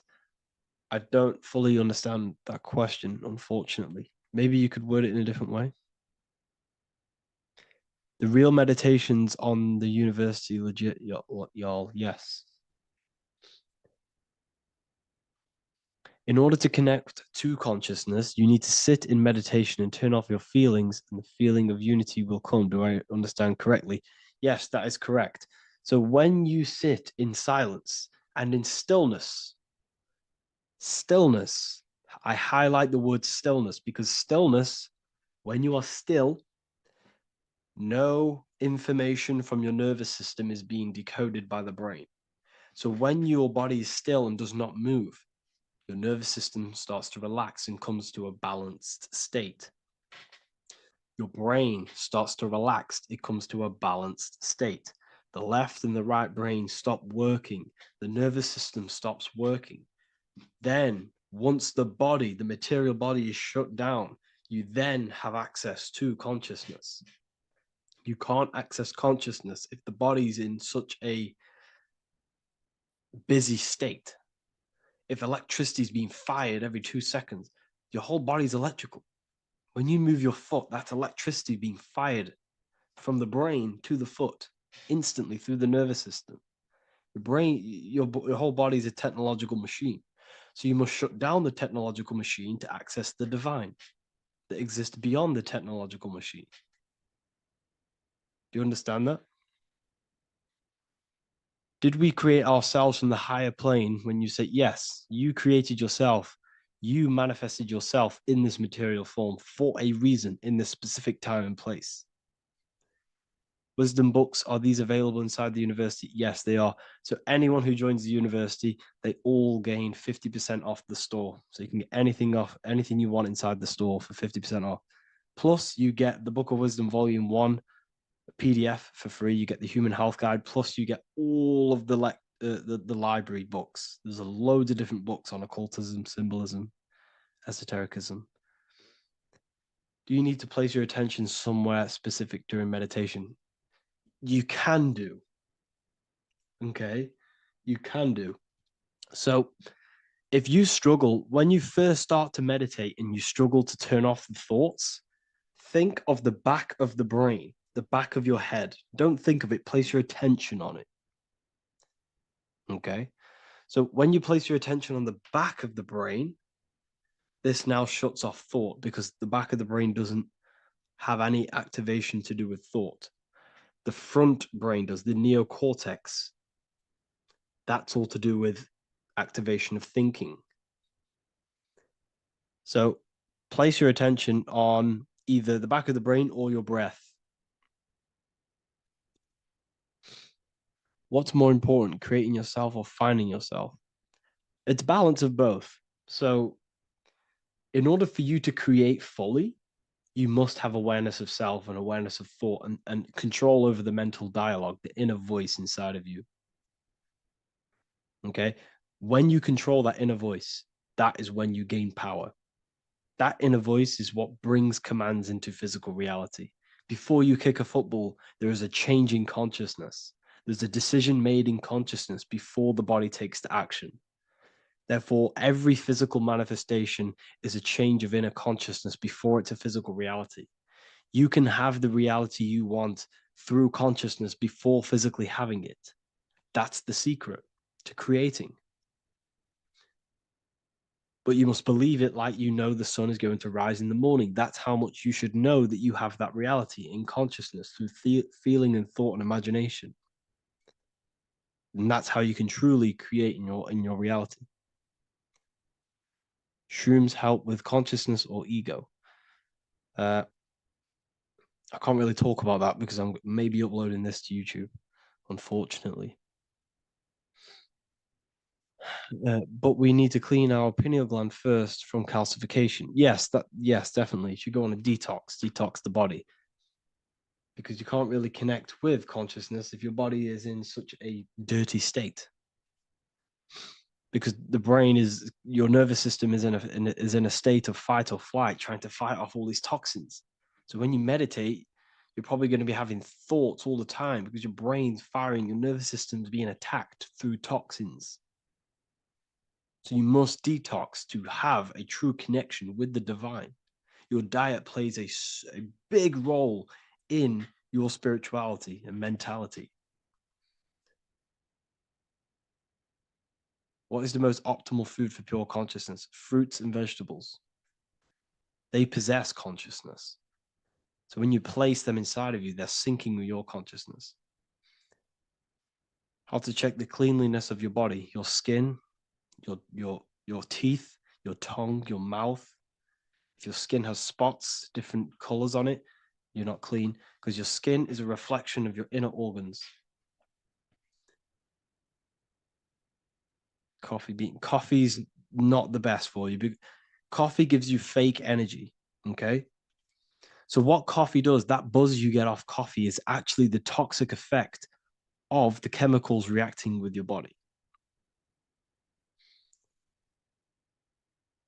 If I'm inside the university and wanted to buy your book, you said it would be 50% off because we are your student. Is that automatic, or we need to have a code? You will have a code. Yes, I'm going to releasing a code for all the students after this. Caffeine equals neurotoxin. Yes, it fries your brain. It fries your nervous system. It fries your dopamine receptors. Will the Q&A last week about money symbolism be posted? Oh, I didn't post that. That's my bad. I totally forgot. I will post that after this. Thank you for reminding me. How to detox the body. The best way to detox the body is going through a week cleanse of fruit. So only consume fruit, sea moss, and cayenne pepper, and lots of freshly pressed juice. Do that for a week or 2 weeks, depending on how you feel, and then start to fast. You will lose weight, but you're not losing weight. You're losing impurities. It's good to do this every couple months, to just go on a raw fruit diet, cleanse the body, push everything out, and then start to fast while consuming sea moss and having lots of freshly squeezed juices. What is an alternative for coffee? Something with high energy levels. Okay, we're not taught the most simplest thing about the human body. It is an electromagnetic machine. It's electrical. It runs off electricity.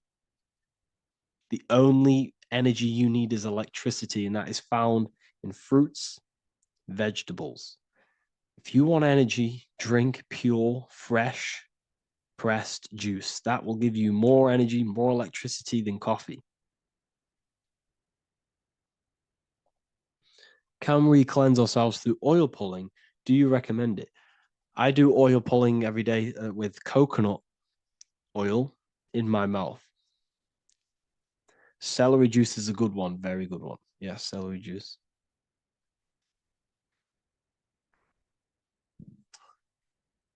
Any more questions? What kind of music do you listen to when lifting? For me, rap, hip hop push me work harder, but I know it's terrible for my subconscious. Yes, very. At least you're aware of it. You should be definitely try and stay away from the hip hop music. Try and stay away from anything that's talking about anything negative, because it's all programming your subconscious. And your belief system is your reality, people. Your belief system is your reality. Okay. So look after your subconscious. That's what's controlling your actions. 90% of your actions on a daily basis are controlled through your subconscious beliefs. Okay. I listen to a lot of Pastel Ghost. I listen to a lot of let me get my playlist up. It's all like background music for TikTok. Do you know what I mean? Like Pastel Ghost. That's mainly what I listen to. That sort of music. I don't know what it's kind of called. I don't know what that genre is called. Does anyone know what that genre is actually called? Because there's not much words in it. The reason I listen to it is because there's not much words in it, and it helps the subconscious. And I just love that music.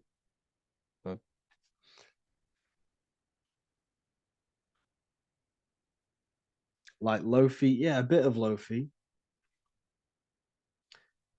Uh, most people won't even know this type of music.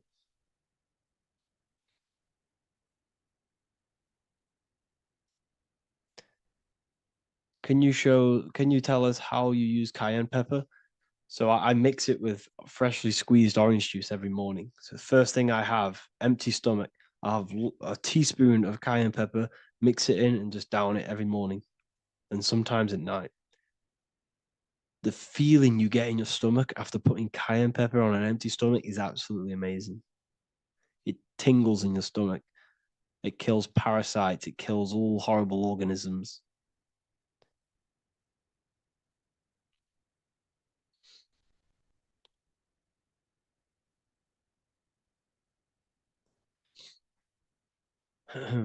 Mix it with hot water. Yes, hot water and key lime water. That I bet that's powerful. If you mixed warm water with key lime with cayenne pepper in first thing in the morning, I can imagine how powerful that is. I've never done that, but I'm going to try that. Do you use sea salt? I don't know what to think about sea salt, to be honest. I try and stay away from it. I don't know whether it's good, don't know whether it's bad. I'm kind of mixed on it, mixed information. I've heard people have benefits. I've heard other people say stay away from it. So I don't know. I just stay away from it. Just I'm not too sure on it.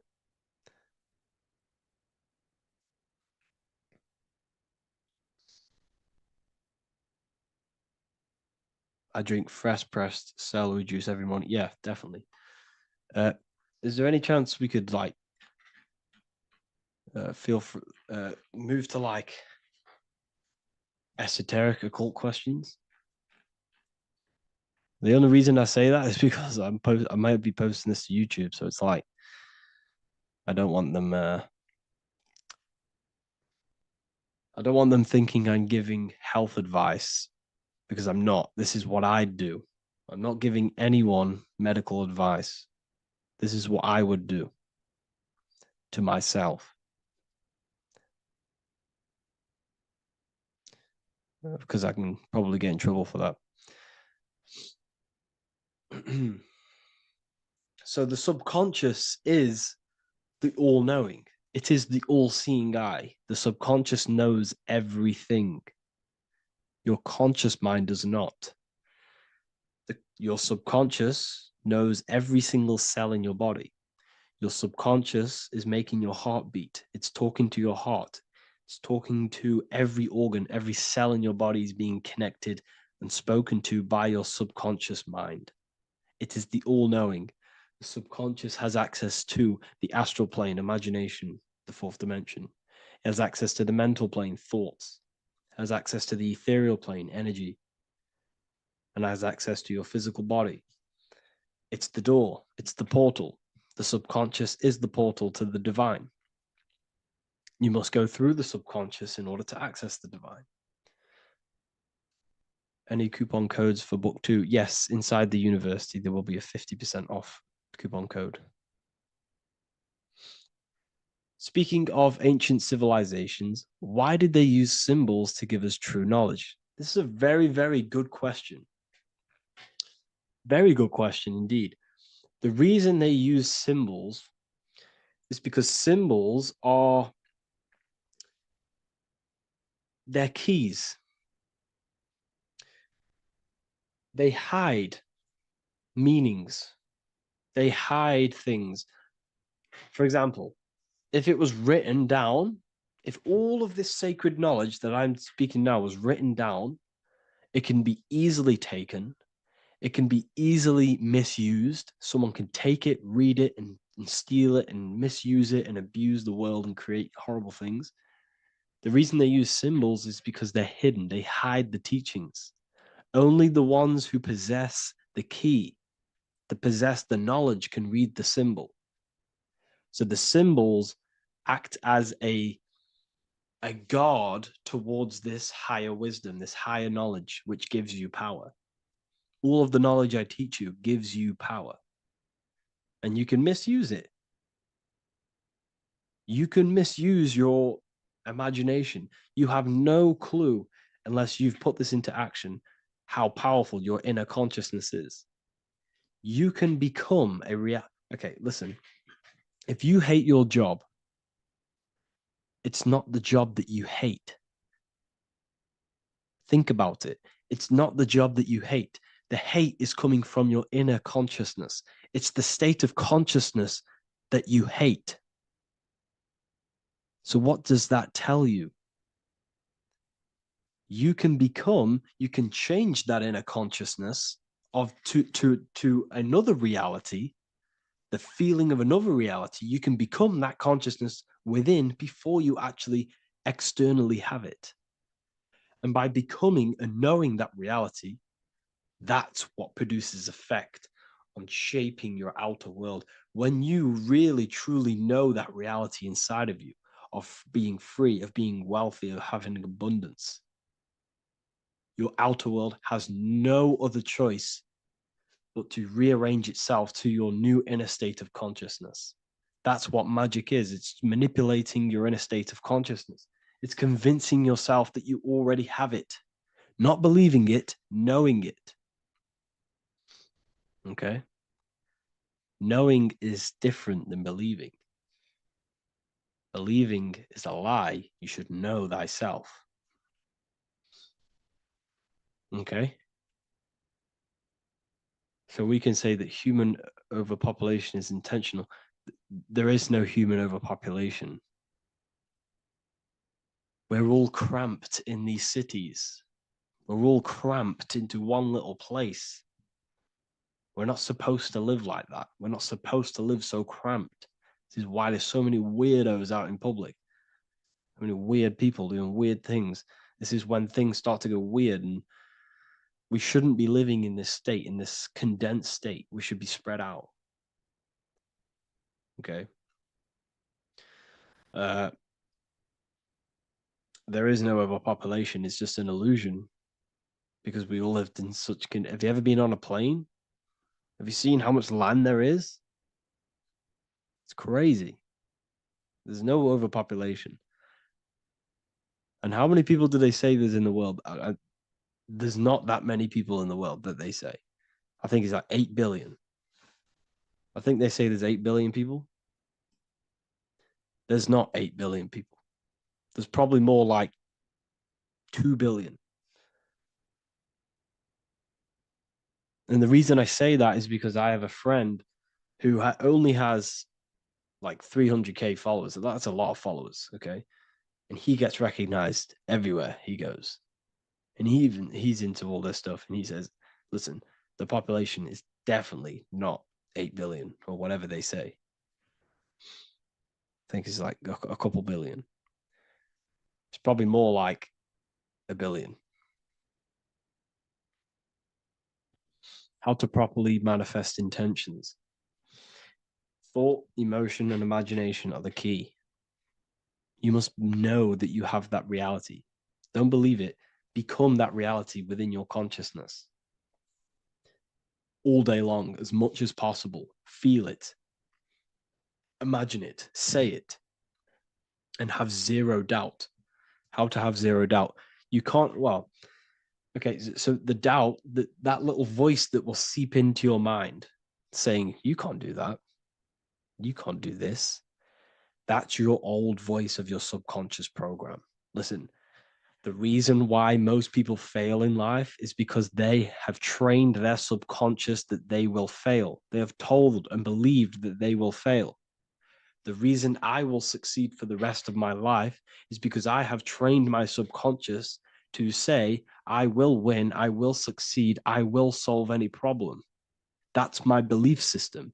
And if my belief system is that, then my external reality, my conscious mind will seek a way to fulfill that belief. It will seek to control and create that belief in my external world. It will seek to solve any problem. I've trained my subconscious mind to know that I already have the reality, to know that I'm abundant, to know that I have everything that I already need. Therefore, if any problem comes, I can sort it straight away. But most people have a different belief. It's not your fault. We've been kind of manipulated and told this, that they will fail, that they can't do anything, that it's too hard. And that basically casts a spell on the conscious mind, where your conscious mind is just like, no, I can't do that, because of this subconscious belief that you hold. So you must reprogram your subconscious that you can do it, that you will solve any problem, and that you are abundant. That's the reason why successful people succeed. It's because they have a complete different mind state, a complete different belief system in their subconscious.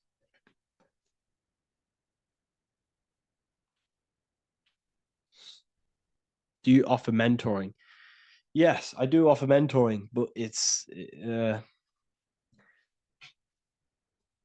mainly for people who want to grow their online presence, and for the amount of value and transformation that I can place into your life, and the time that, well, the price of my time, it will be a higher price tag, but your life will completely change if you join my mentoring, because I will transmute your life. I will transmute your mind, and I will transmute your whole reality, because I could tell you exactly what you need to do. How to have super genius power pulling information from the source. Okay, so you can do this. I talked about this in Book of Wisdom, Volume 2, if you've read it. This is a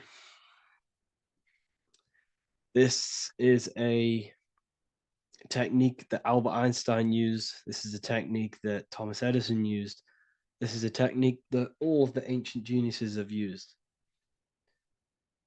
So you get on a chair, you place metal below you or plates, and you hold a metal ball in your hand, and you fall asleep.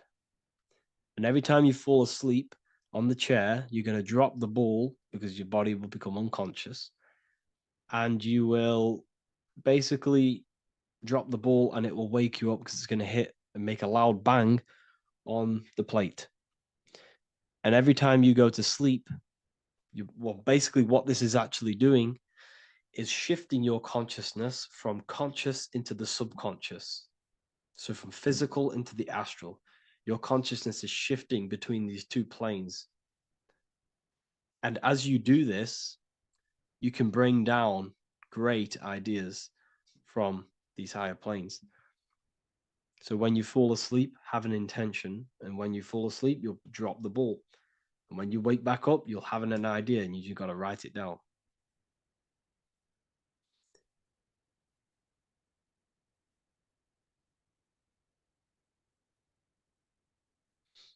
How to balance chakras. Don't focus on balancing your chakras. Focus on the mind. The mind is the cause of the chakras being blocked. If you have a blocked throat chakra, this is a problem in your mind, not the chakra. You see, the chakras are a result of the mind. You transmute the mind, you can transmute the chakras and cleanse them.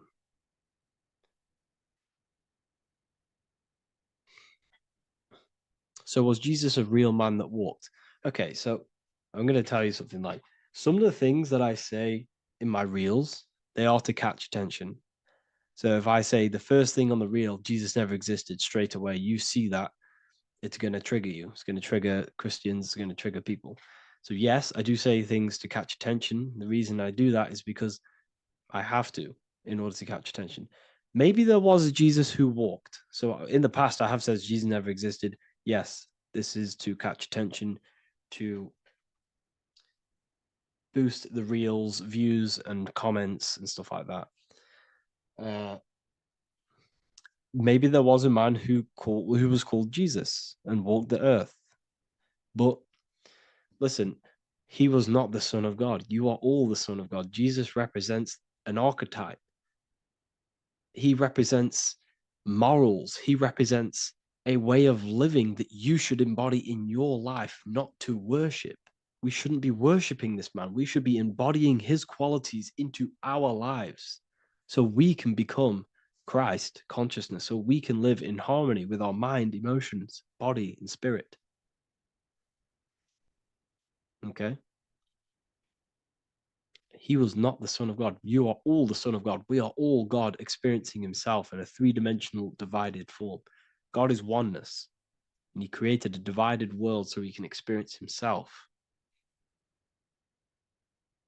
Why do you quote from the Freemasons oft times? I don't recall me looking at Freemason quotes and quote them. I just simply, when I post a quote, I literally just, whatever comes to my head, I just whack it into Telegram or Twitter. Are dreams tied to your subconscious, and how do you understand them? Okay.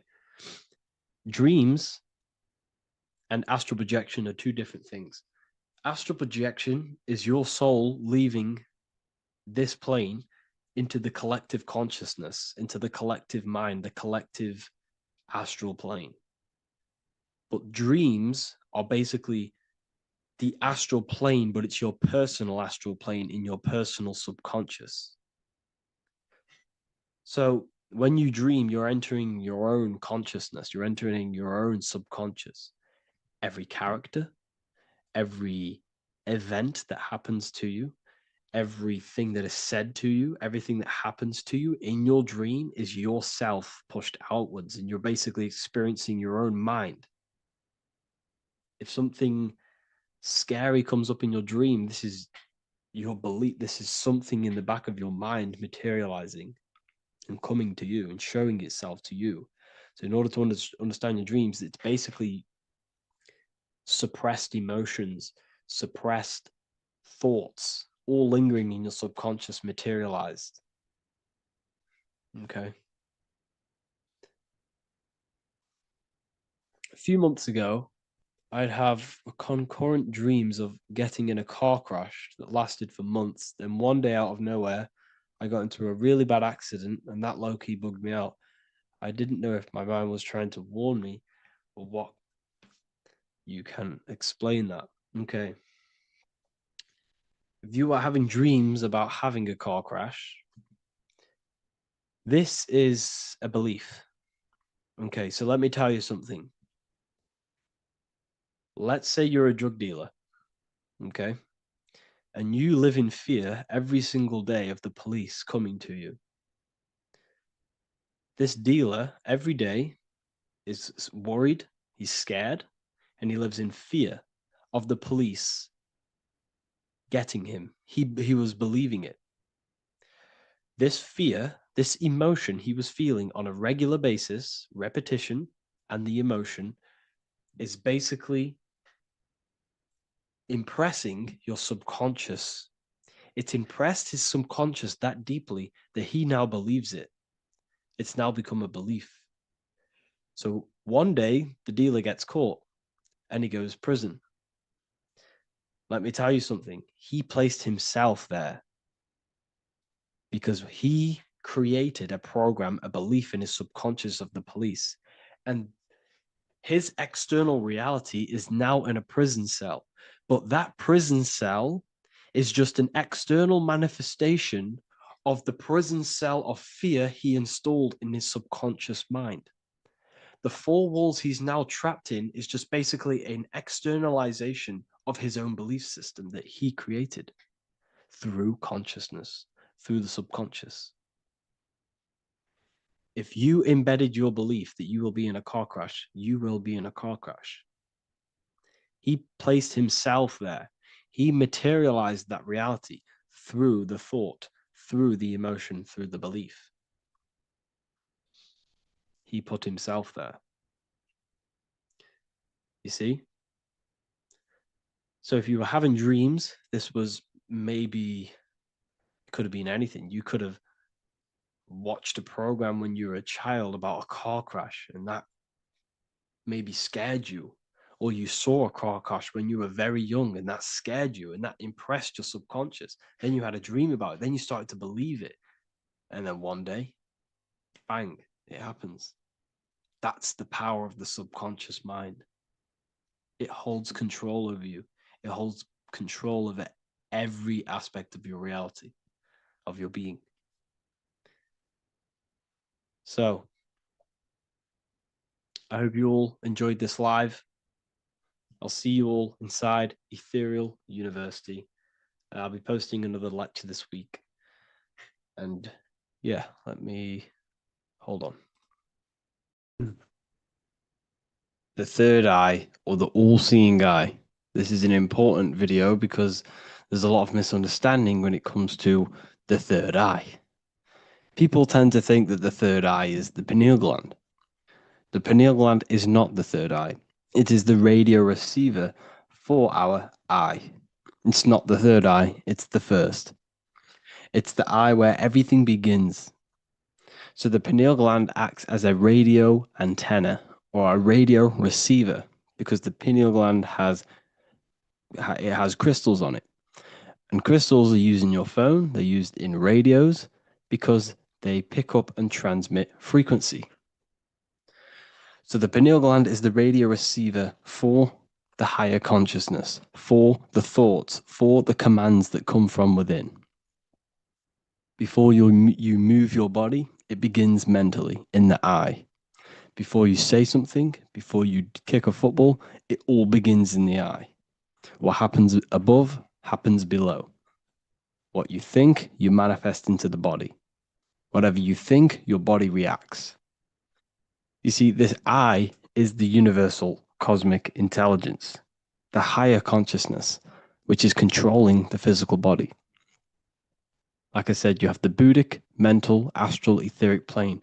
This is a page from the brand new Book of Wisdom, Volume 2. You have the Buddhic plane, the nothingness. Then you have the mental plane, infinite potential. This is the I, the singular consciousness. This is the infinite potential within you. The I is where the thoughts are. This is the mental plane. And it is this I which experiencing everything. It's the I behind the body. It's the I behind the thoughts. Yes, the mental plane is the plane of thoughts, but you are the I experiencing the thoughts. You are the I behind the thoughts, behind the emotion, behind the words. Deep, deep down within your being, there is the all-seeing I, which the body obeys. Everything that I says, the body does. This is the I in between the two pillars, or in between the sun and the moon in the Masonic artwork. Sun, masculine, left brain. Moon, feminine, right brain. The all-seeing eye in the middle, consciousness. The I, the order, the intelligence, the infinite potential within you, the creative force within you that can create the good and the bad, the left and the right. So you are either creating negative or good. You're even doing good, which is God, or evil, or the devil, which is do evil. You have this creative ability within you, which is God, the consciousness, and you have the choice to do the devil or the God.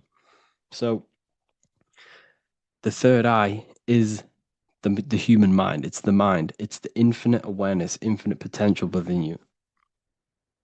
And when you see it in the triangle, it represents the ethereal plane. This is the ethereal, the triangle. This is the eternal. This is the material. Because the physical plane is the box. It's the square. That's why we say think outside of the box.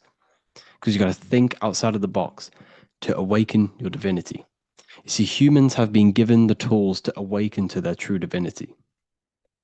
No other animal on this planet, or whatever you think it is, on the earth, has the ability to have self-awareness. Humans have been given the tools to understand the very, very complex things and understand who we are, what we are, and what the universe truly is on a higher level, not just physical, we have the ability to access planes beyond the physical world, which is unlike any other animal. This is why the humans are gods. So when you see the pyramid with the capstone on top, it's cut off, it's separate from the rest of the pyramid. This is the consciousness that is looking through the ether into the material plane. It's like I discussed down here with these planes. This is the I, the mental plane. Your consciousness, your I, is looking through the ether. It materialized through the ether into the physical plane, and you are now the I looking into the material realm. And when you come here, you lose that divinity, but you have to awaken. So you don't lose the divinity, you forget your divinity while you are incarnated in physical. So when you see the triangle with the eye in it, this represents the eye looking through the ether. It's materialized, but it also represents when you see it's illuminated like this and it's separate, because this is separate from the physical plane. The consciousness within you, the thought within you, that intelligence within you, that voice is separate from this physical world. And everything above manifests below. Everything what happens in this realm of consciousness, of thought, manifests into the physical plane. It's separate. So you see the illumination. This represents the awakened self, because the mind is the third eye. So when you have a closed third eye, this just means that your mind has not experienced things other than physical. When you expand your mind, expand your consciousness from having an out-of-body experience or a mystical experience where you had experienced a higher plane of consciousness or a higher level of consciousness, this is now an open third eye, which is an opened mind. It's nothing separate. So when people say, working and opening the third eye by imagination and stuff like that, you're working on your mind. And to open your third eye, you do need to work on imagination, mental discipline, and all of these higher faculties, which we'll go over in another video. So that your mind has higher faculties, which you need to work on.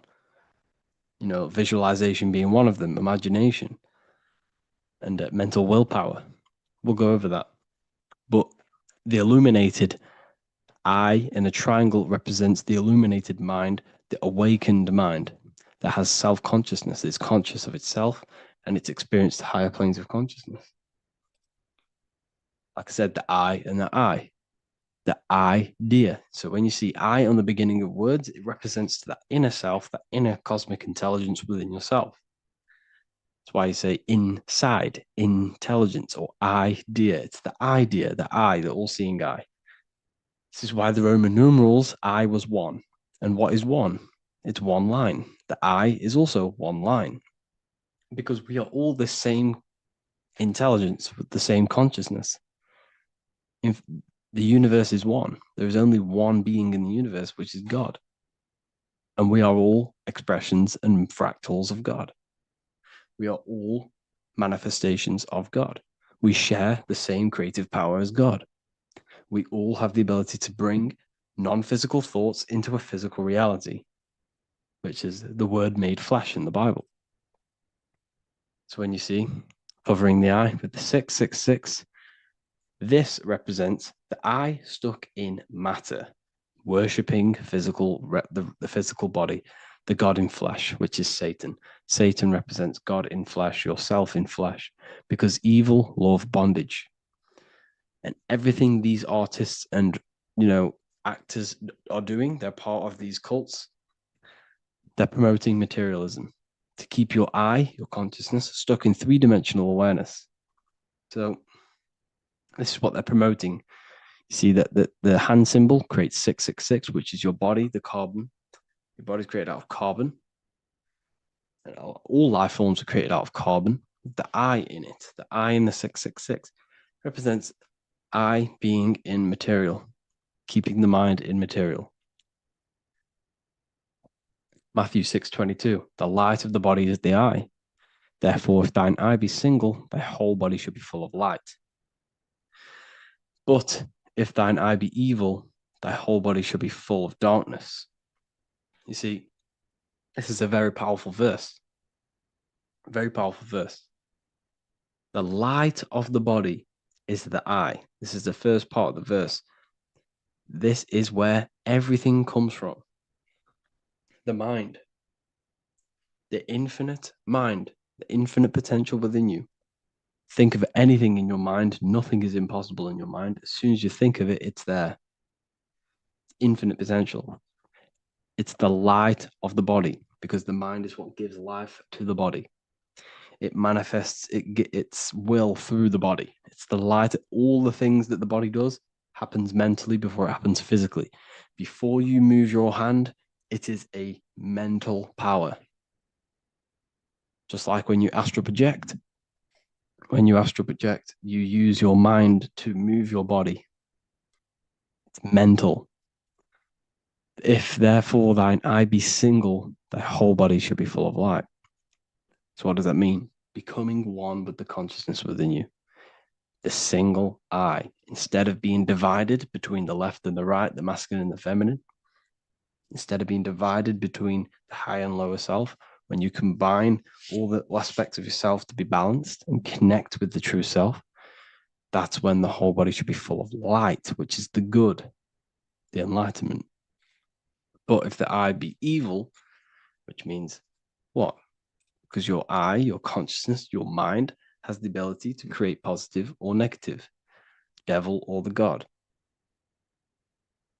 And when you think negative, what happens? Darkness goes through the body. Every thought has an effect on the body. What you think goes through the body. For example, become erect. What do? You think of being erect, and it happens, the body becomes erect. What happens in the mind happens in the body. So if your eye is evil, if you are thinking negative, if you feel negative, you're going to produce negative. Your body will be full of darkness.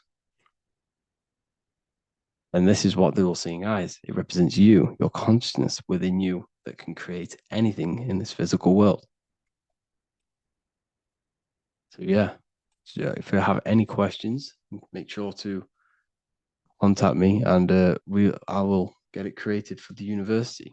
Thank you all for joining, and see you in the next one. Geometry. This is the study of nature, of the codes, the mathematical codes behind physical reality. So today we're going to be going deep into geometry and the true esoteric internal geometry, the geometry that no one really talks about, and how geometry relates to human consciousness. So essentially, what we must understand when it comes to geometry, the basics of geometry is everything is vibration. And this vibration is vibrating on a certain frequency. And this certain frequency creates a geometric shape, which is why in nature we see all of these different geometric shapes. All matter takes form in shapes.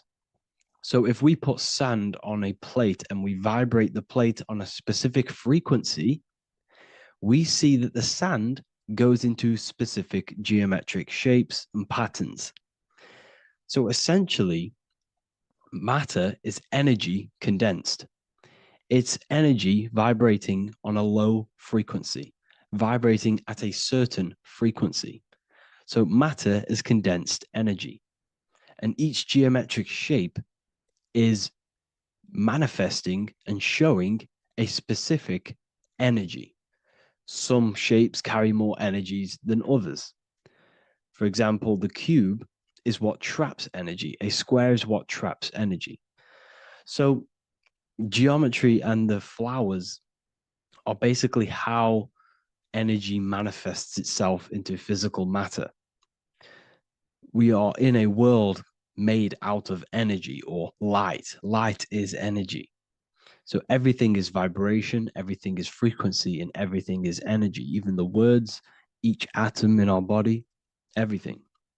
So everything in nature has these mathematical energetic codes. So geometry is basically the study of nature and the shapes that are in nature and their energetic principles. Because like I said, matter is energy. So this is what we call cymatics, when we place water in a petri dish and we shine light on top and we vibrate the water. And we can capture, this creates certain patterns. Each frequency, like you see here, has its own pattern. So what we are seeing here in the physical plane is essentially energy condensed into physical reality. We see it in the turtle. We see it in every single form in nature. Now, external geometry and normal geometry, we normally get taught that this is God's way of creating physical reality, which is essentially true. However, it's far more deeper than that. Far, far, far more deeper. Okay, so what geometry truly is, it's not God's codes to reality. What we must understand is what the brain truly is.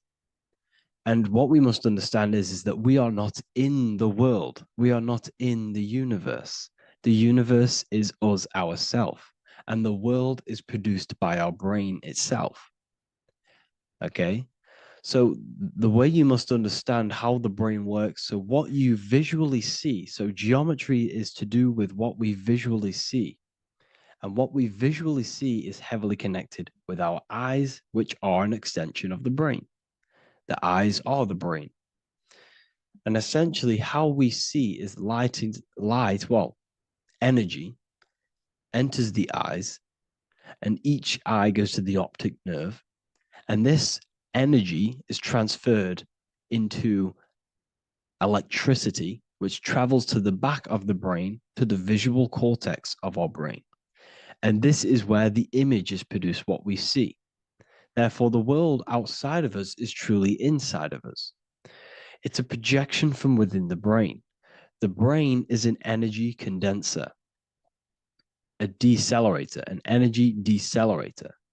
Everything outside of us is basically formless energy. It is formless energy vibrating at a certain frequency. So what the brain is, it's sucking in this energy, this light, and turning that frequency, that code, that light code, into a physical reality. It's condensing the energy and turning it into a visual image inside of the brain. Therefore, everything outside of you is not what it looks like. Everything outside of you is basically energy, infinite energy. And our brain is condensing this into a physical reality and projecting it outwardly, which you experience your visual field. Okay? And the ancients knew this. So this is basically called the sigil of Lucifer. Lucifer is known as the light bringer. Lucifer in Latin means to bring the light. This is the sigil of Lucifer, which shows the visual field and the brain. We also see this in the Google Play symbol. It's a powerful symbol showing you the visual field, which is basically a symbol that tells you that reality is inside of the brain. The brain is what produces reality, but consciousness is not produced in the brain. The brain is essentially a consciousness downloader. It's a computer, and it's a reality simulator. The body is a simulation of physical reality. You are inside of the body experiencing the body simulation. The body produces this reality. It's a piece of technology. So Lucifer is to bring the light. Lucifer is the light being produced in our brains. Okay? So this is why they say Lucifer can tempt you. Lucifer can be the devil because it represents physicality. It represents the false light. Lucifer can trick you because it represents the physical world can trick who you truly are. So now that you understand how the brain is basically an energy decelerator and it creates and simulates a reality to your consciousness, you are no longer a person in a universe. You are the universe itself experiencing itself. Therefore, geometry is heavily linked in with the brain. Geometry is essentially how your brain and how your eyes decode energy. So what you are seeing is the mathematical codes of your brain creating reality. So what they teach you is the external is that geometry is God's way of creating this world, and these are the mathematical codes God's created. But now I'm telling you the internal. This is the truth. Geometry is how your brain mathematically condenses energy and light into a physical reality. So therefore, your brain is a computer program. So now geometry is nothing outside of you. Geometry is not something created by something else. It's created by your brain. Your brain produces these patterns through mathematical codes by breaking down energy into physical reality. And this is why you see geometry in everything around you. This completely changes your view on geometry. It's in your ear, it's in your face, it's in everything. Geometry is everything. Okay? So now that you understand this, now, as we were talking about the visual field earlier, the ancients knew about this. The ancient Egyptians knew about this. We can see this symbolism inside of the casket, the Egyptian casket. See, this crossover represents the visual field. This represents the back of the brain. This is the left hemisphere, the right hemisphere. And now some of the most simplest teachings in geometry is that straight lines are masculine and curved lines are feminine. And we even see this in the human body. The feminine human body is curvy and the masculine human body is liney. And even with the genital reproductive area, we have a line and a curve, 0 and 1, the binary code of all creation, 0 and 1, because that's basically all that exists. Nothingness and one, nothingness and God, nothingness and consciousness. That's all that exists. Now that I've told you that, the basics of geometry and the line and the curve and the feminine and the masculine, what do we have here? You see this stick here? This is a curve. And what's the right hemisphere? The right hemisphere is the feminine, the feminine energy, the feminine aspect of our brain. Then we have a straight line. This is straight lines. Now this represents the left brain. So the Egyptians are showing you the left masculine brain and the right feminine brain because of the curve and the straight line. And this is the visual field, the crossover. So there's a crossover in the brain. The left eye is connected to the right brain. The right eye is connected to the left brain. Okay, so the left eye is connected to the right brain. The right eye is connected to the left brain. The solar and the lunar. So, like I said, everything outside of you is basically energy. Your body is basically a holographic avatar, condensed energy produced by your brain. There's nothing actually outside of you. Your 5 senses are electrical threads of light. And when you touch something, this is basically electrical signals in your nervous system, which are reporting back to the brain. Therefore, what you touch is actually, you're not touching. The feeling that you feel when you touch something is not the true feeling. That's your nervous system you're feeling. You're feeling your nervous system in the brain. It's electrical signals to your brain. So the 5 senses do not decode, well, what you're experiencing as the 5 senses is not outside of you. This is your brain interpreting electrical signals. You don't experience the world, you experience your nervous system and your brain.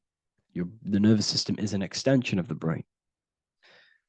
So this is the truth. This is not woo-woo spirituality. This is true consciousness science that I'm teaching you here. Okay? So nothing is truly outside of you. It is a universe. You yourself are the universe, the fabric of the universe itself. The only thing that exists outside of you is essentially energy. That is it. And your body and your brain condenses this energy into reality. So when we look into architecture, why is architecture, the ancient architecture, so important? Because what did I tell you at the beginning? Shapes and physical matter is condensed energy. Each shape holds specific energy. some shapes hold more energy, emit more energy. Some shapes condense energy. Some shapes transfer energy. Each shape, each geometric shape has an energetic principle because matter is essentially energy. So when we look into cathedrals and the ancient buildings, they were filled with geometric patterns, geometric shapes, because they understood the energy principle. Architecture is basically solid energy. It's physical energy. If we create this pattern here is an energy code. And if you stand next to it, you're going to gain that energy. It's going to be imprinted on your body. So essentially, they filled their buildings with high energy geometric shapes, points, triangles, pyramids are very, very energetic. This is why you have crystal pyramids made, orgonite pyramids. They're always in pyramid shapes. That's why the Egyptians built in pyramids, because pyramids hold high energy. They emit high energy. So this is why you see all these different geometric patterns. Okay. So in the real reality, in the energetic plane, this building would basically look like this: lines and grids of energy. Okay, this is what it would look like in the energetic plane, a blueprint of the energy body. So, as you see here, these are the different frequencies in a petri dish, of water in a petri dish. And you can see they are specifically aligned up with these specific patterns. You can see geometry even within geometry. It's fractal. So essentially, when you would stand inside of these buildings, they would imprint the energy of the building in your body, because your body is healed through energy. You have an electromagnetic field around your body. So by creating buildings with geometric patterns, we are essentially increasing the energy of the building, because the building itself is energy. Okay. So when we fill it with geometric patterns, we're increasing the energy. We're giving it a certain energetic imprint. So when you stand inside of that building, you're being imprinted with that energy. Okay. So especially with these windows, these stained glass windows. Well, why are they stained glass? Well, color is frequency. So when you have all of these different colors, and not only were they just painted, some of these colors are specific gemstones, crystals, natural stones, which all hold energetic principles. Each crystal is vibrating on a certain frequency. Wood has its own frequency. Metal has its own frequency. What you must understand is that everything in nature is not just a piece of matter.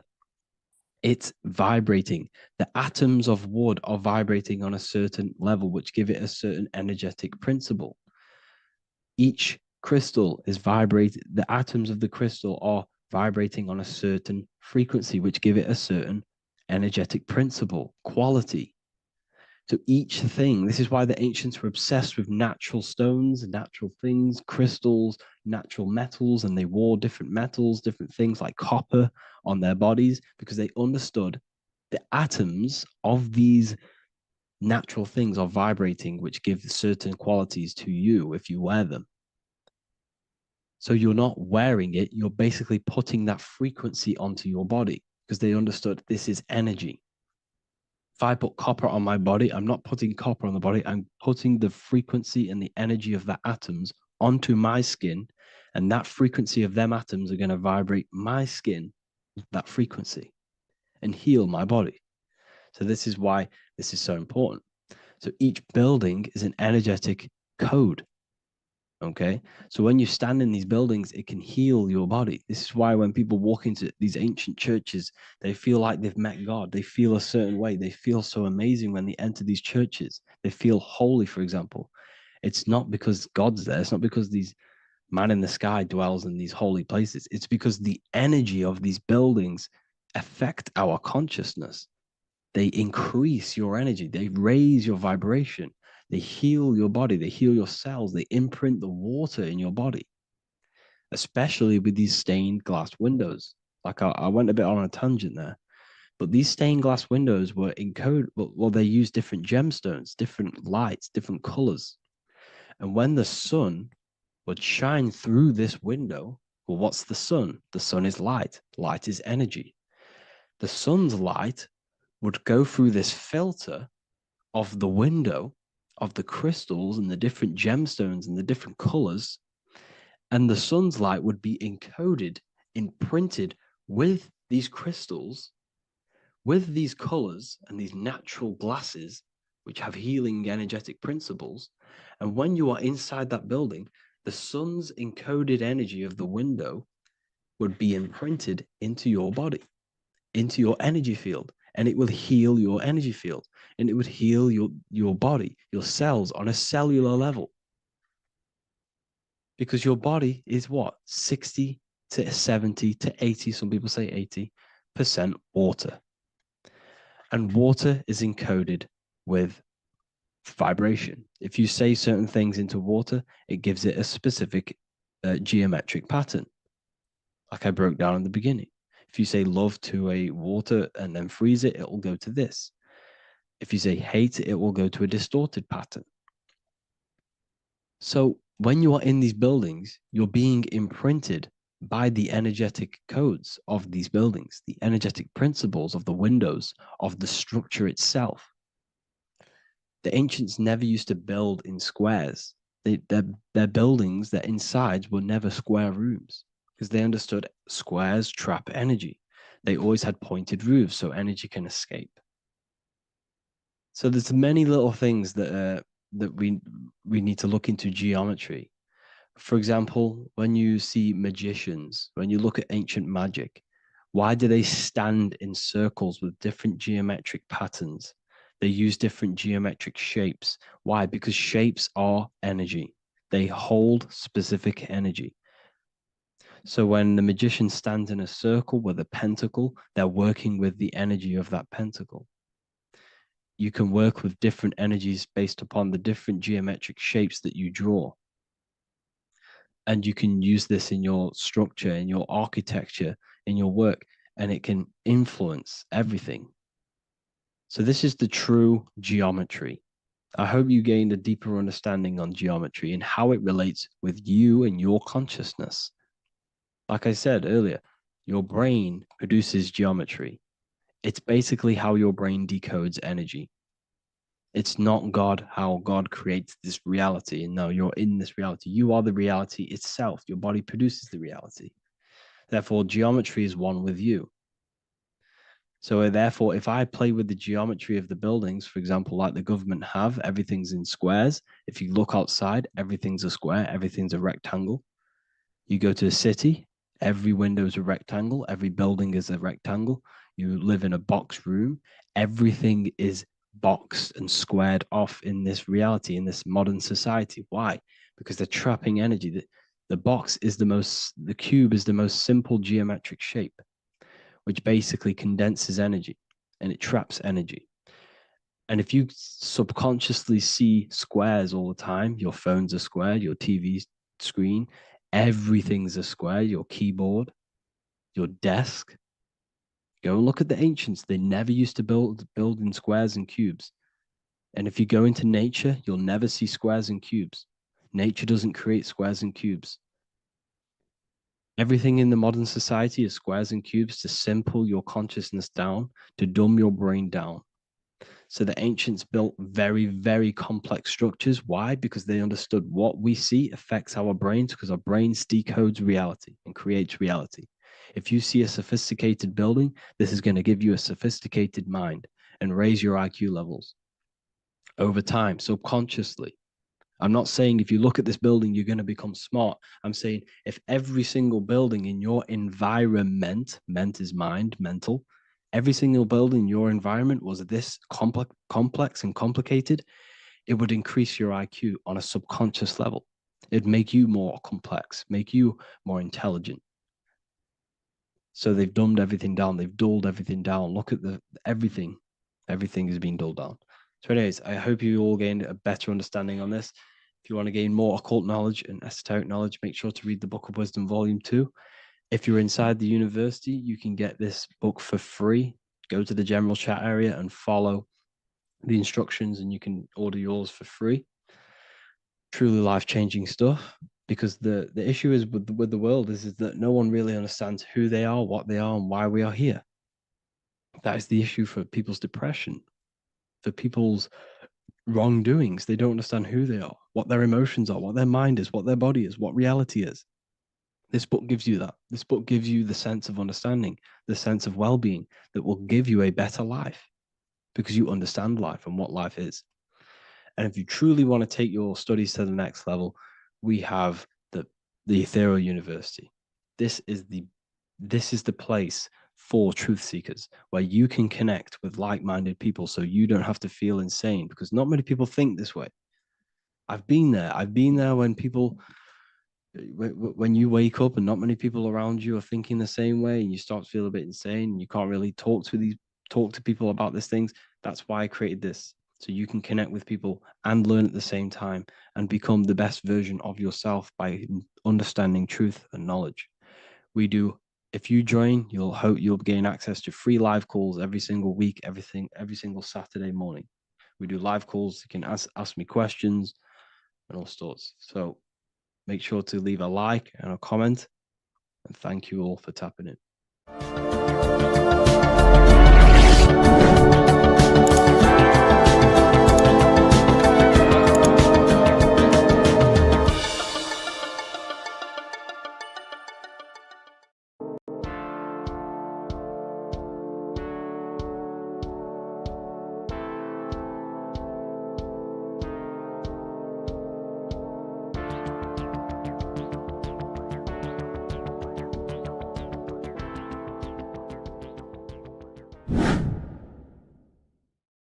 People, how are you all doing? It's Revival of Wisdom, and today we're going to be talking about your birth certificates and how we are slaves to a system and how they have trapped us into this system. Okay, so the first thing you need to understand about this system is there are two types of laws. You have the law of water, which is admiralty law, and the law of the land. So the admiralty law is the law of water, and this is what money is. Money is water. This is why we say liquidity, currency, the current. A current is water, something moving through something. Cash flow. And this is why banks are called banks, because a river bank is on either side of the water and it directs the currency. You see? So money is water. And as you can see here, Ripple, the cryptocurrency, Ripple, water Ripple, and they're building a bridge over water, overseas, international banking with cryptocurrency. So money is water, and this has specific laws about water, but water is the same everywhere, you see. What the difference is with the law of the land is that you can have different laws in different lands. I can't do certain things in the UK that people can do in America, for example. You see, that's the law of the land, but the law of water is the same because water is everywhere. Now, this is very important to understand when it comes to, these birth certificates. So, Pope Gregory, this is where we're going to start off. Pope Gregory in 1582 took the Orthodox Eastern sunrise calendar and changed it to his own Gregorian timeline, not a calendar, a timeline. This timeline was copyrighted by Pope Gregory under the name of the Vatican. So the Vatican owns the timeline that we are using today, 2023. They own it. They own the title of this Gregorian calendar. Okay. Therefore, anyone who is born under this copyrighted timeline, not calendar, they are subjected to Rome because Rome owns the timeline. They have a patent, a copyright for that timeline. What is on our birth certificates? That timeline. We are born underneath, we are subjected to the Vatican. This is why all birth certificates go to the Vatican. They own every single birth certificate. Okay? So when we use this timeline, we are subjecting ourselves to this timeline. Okay? Which the Vatican has a claim over. This calendar or timeline is set to sunset, not the sunrise, which is associated with death, darkness, and the moon, lunatics. You see, so this is a sunset calendar timeline. Okay, this is now, they've changed a couple things, right? They say that the new year is January the 1st. Okay, when we know this is in winter. January is winter, which is associated with darkness, death, the death of nature. So this is a death cult, people. These people are evil. They're so evil. The Vatican. And this is why we use April Fool's Day, because April is in Aries, and Aries is always the start of the zodiac. This is why Aries rules the head region. 12 zodiacs, 12 systems of the body. Each zodiac is associated with each part of the body, and this is why Aries is the head, cerebrum. But we're not going to talk about it in this video. But yes, that is what April Fool's Day is. They're putting it in your face. April Fool's Day is the real start of the year, when the sun starts to rise again, when the risen Savior is resurrected, when it's born again. This is when the Jews celebrate the Passover. This is when the Christians celebrate the resurrection of Jesus, and they eat lamb. The Jews eat lamb because we're in Aries, the new year. The sun is now born again, our risen Savior, the light of the world. So yes, this is what April Fool's Day is. It's the first day of the year, which they changed. Pope Gregory changed. So you need to understand is that you are in the womb. You are inside of a ship, because every ship, literally a ship, every ship is female. This is why they say she delivers the product, because she does deliver the product, you, the baby. Same thing with a ship, they deliver products. They are a she. And when they pull up to the bay, like you can see on this picture, they're pulling up to the bay. This is now called the birth canal. The ship is now in birth on paper. Okay, this is law. And when they pull up, they tie up to the bay, and now they get a certificate of manifest certifying all of the products which are on the ship and what they are bringing into that nation. Okay, so you're bringing in this many of that, everything's on the certificate of manifest. And this certificate of manifest is also your birth certificate, because you are traveling through water when you are in the birth canal of your mother, because you are in water when you are in the womb, and you travel through the birth canal. And when you arrive, you get a certificate of manifest with the name, how many, the quantity, that's your birth certificate. Okay. And this is what it is. We are a we're not a corporation, but we represent a corporation, which is your name in full capital letters. That is your corporation.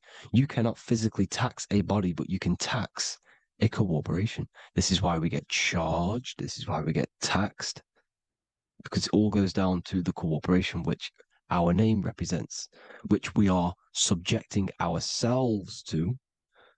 We are my name. I am subjecting myself to this name, and that name has a corporation which I represent, which I subject myself to.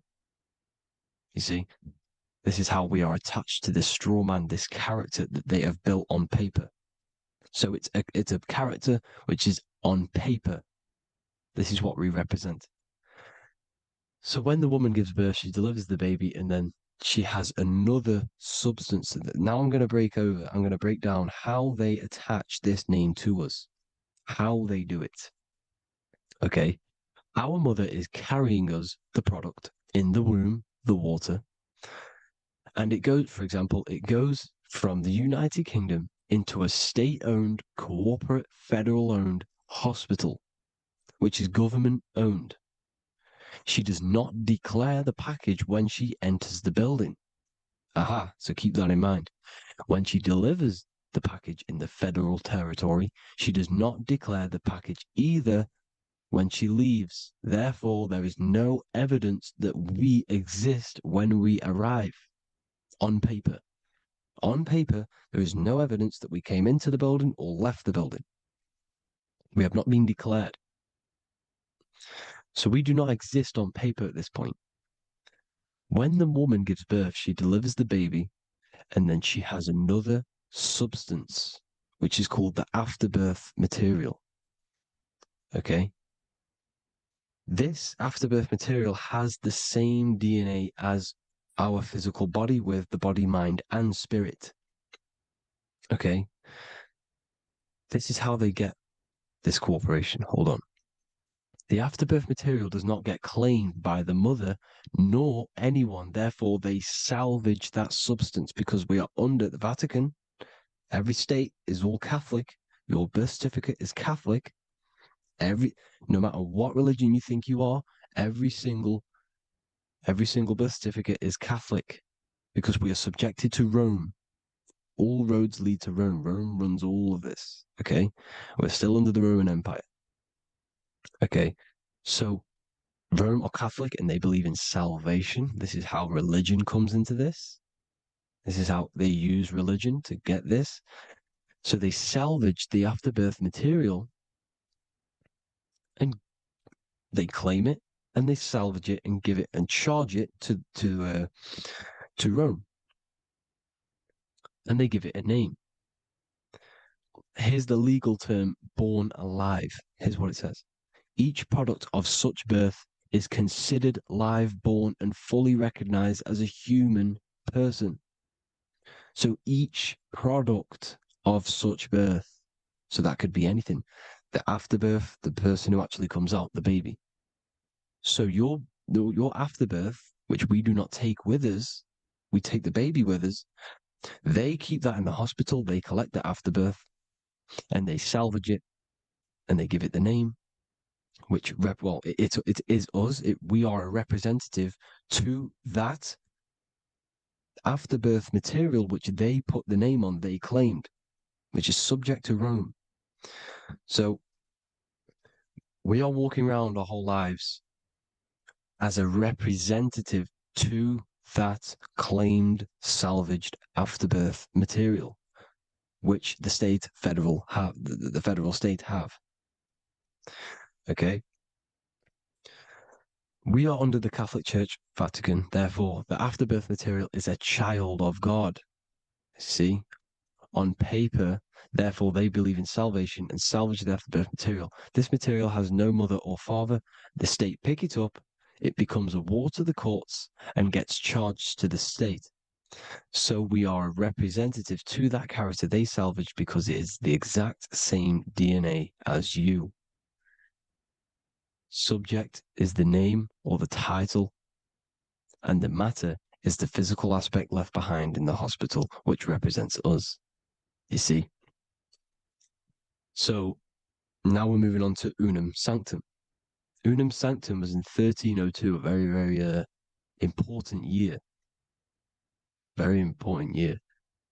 Unum Sanctum says this is basically how they claim everyone in the world. So the Vatican had all this power, all this gold, all these people under them. They need to get a claim for them so then they can rule over them and make them slaves. So what they did, they created Unum Sanctum. Pope Boniface VIII did this.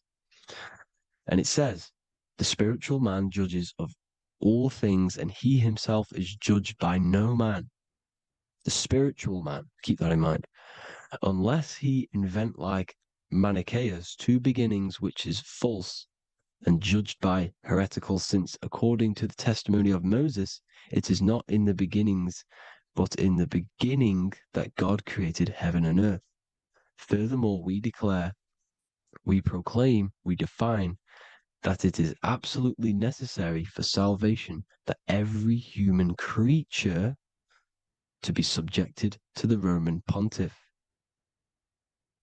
So they are claiming us in unum sanctum, and it's in the vaults in the Vatican. They will put a spell on it because they are sorcerers, they are magicians. They put a spell on it, they lock it up, and whatever goes on that piece of paper goes. And this unum sanctum is claiming all of us. So what does it say in the beginning? The spiritual man judges of all things, and he himself is judged by no man. The spiritual man, the man with the body, mind, and soul, the first baby that comes out the birth canal. That's you, your body, you, body, mind, and soul. You have the Christ, which is I am, which is grace. Grace means here now, in the present. You have the Christ, which means I am. Therefore, you have a soul. If you can say I am, you have the Christ. You have a soul. But a creature can be anything with no soul. You see, so no man can judge the man with the soul. However, as it says in the second part, we proclaim, we define that it's absolutely necessary for salvation that every human creature to be subject to the Roman pontiff. So they are subjecting the afterbirth, not the man with the body, mind, and soul, but the afterbirth to the Roman pontiff, to the Roman Catholic Church. We are the ones who are claiming to be the afterbirth material, which is our birth certificate, which is our representative. We represent that because it is our DNA. This is how we are stuck. We are stuck because we represent this DNA, which is on paper, recorded. You see? So we, being untaught, uneducated in these subjects, we are subjecting ourselves to this system, to this slavery, because we just want to live. We just want to live happily, just peaceful. Think about it. Where's all this coming from? Where's all this war, all this killing, deaths coming from? We just want to live.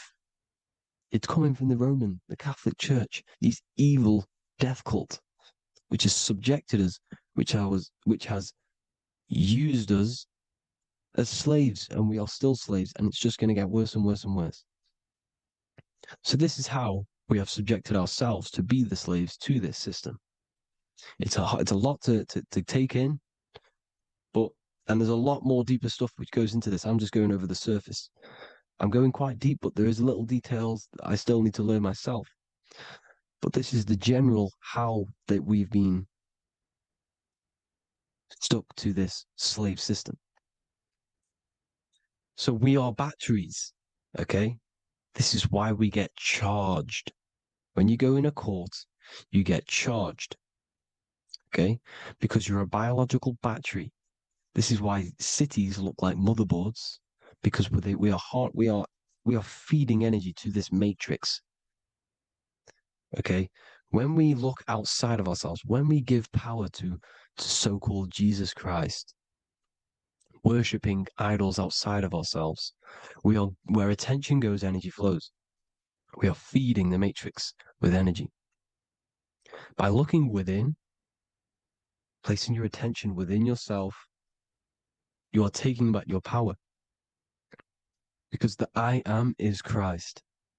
The you, the soul, is Christ. It's God. The awareness is God. Okay? However, we are subjecting ourselves to this system. We're subjecting ourselves to this system and the feeding of our energy. So what we need to look for the future is that, think about it, with the end goal is to change our DNA, is to literally make us robots, transhumanism, slaves. This is why we have smart cars, smartphones, smart watches, smart meters, smart cities. And all of this is going to be connected by the smart grid, which is 5G. This is why 5G is rolling out. 5G is going to connect all of these technologies to one. It's like a big net system. And you know why they're doing this? It's because all of this is going to be connected through AI, through this 5G, and that 5G is going to be controlled by the elites. So you say anything wrong, you do something wrong, you say the wrong thing online, they'll turn off your car, they'll turn off your phone, they'll turn off your smartwatch, they'll turn off your TV, because it's all going to be connected and controlled by the smart grid. And this is what the Great Reset is, people. But they're going to trap us inside of these 15-minute smart cities so we can't leave the area, because they're going to use climate change as a tool to enslave us to not travel because of so-called climate change and the fumes that we are putting into the air, which is all BS. They're doing this to push these new cities, to push all of it. But listen, they're trying to get inside of your body. The only way they can do that is to get you addicted and using this technology. First, they got on the body with the smartphone. Well, first of all, we use the technology. We get used to it with it in our hand. The next step for them was to get on the body, which is the Apple Watch, as you see down here. They have now successfully got onto the body. The next thing is to get inside of the body. This is the brain chip. You see how they've slowly lured their way in, slowly got you addicted to this technology, got you dependent on this technology. And what they're going to do is that they're going to mold society to be dependent on the brain chip. So in order, for example, if you want to go and pay for food, you're going to have to get a chip to pay for the food, because it's all going to be digital money. And that digital money will be connected to the chip, and you'll need the chip to pay for things. You see? So this is how they're slowly transhumanizing us. These phones, these apps, these things which are all which are all using was created by Freemasons. Mason means traveler, because they travel the depths of the mind. They understand human consciousness. They understand the brain. They understand the mind. By the deepest root cause, they understand it. This is what Masonry is. It's the occult. So these technologies is designed by these people. This is why they're so addictive, because they understand how it works. They understand how to get people addicted, because they understand human consciousness, the brain, the body, and the mind. So this is the advantage Freemasons have over us. And these secret societies, which have gone through the orders of Freemasonry and progressed onto these secret societies, which are the evil side, because I'm not saying Freemasonry is evil, okay? But the societies which they go beyond Freemasonry, because you can go beyond the 33rd degree into these secret societies, and they use this knowledge for the bad, to enslave people. And this is what's going to happen. Transhumanism. So I hope you all learned some insight for today. Please do a bit more research on, the birth certificate and stuff like that, the straw man. And have an amazing day, people. Please like, comment, and subscribe. Peace.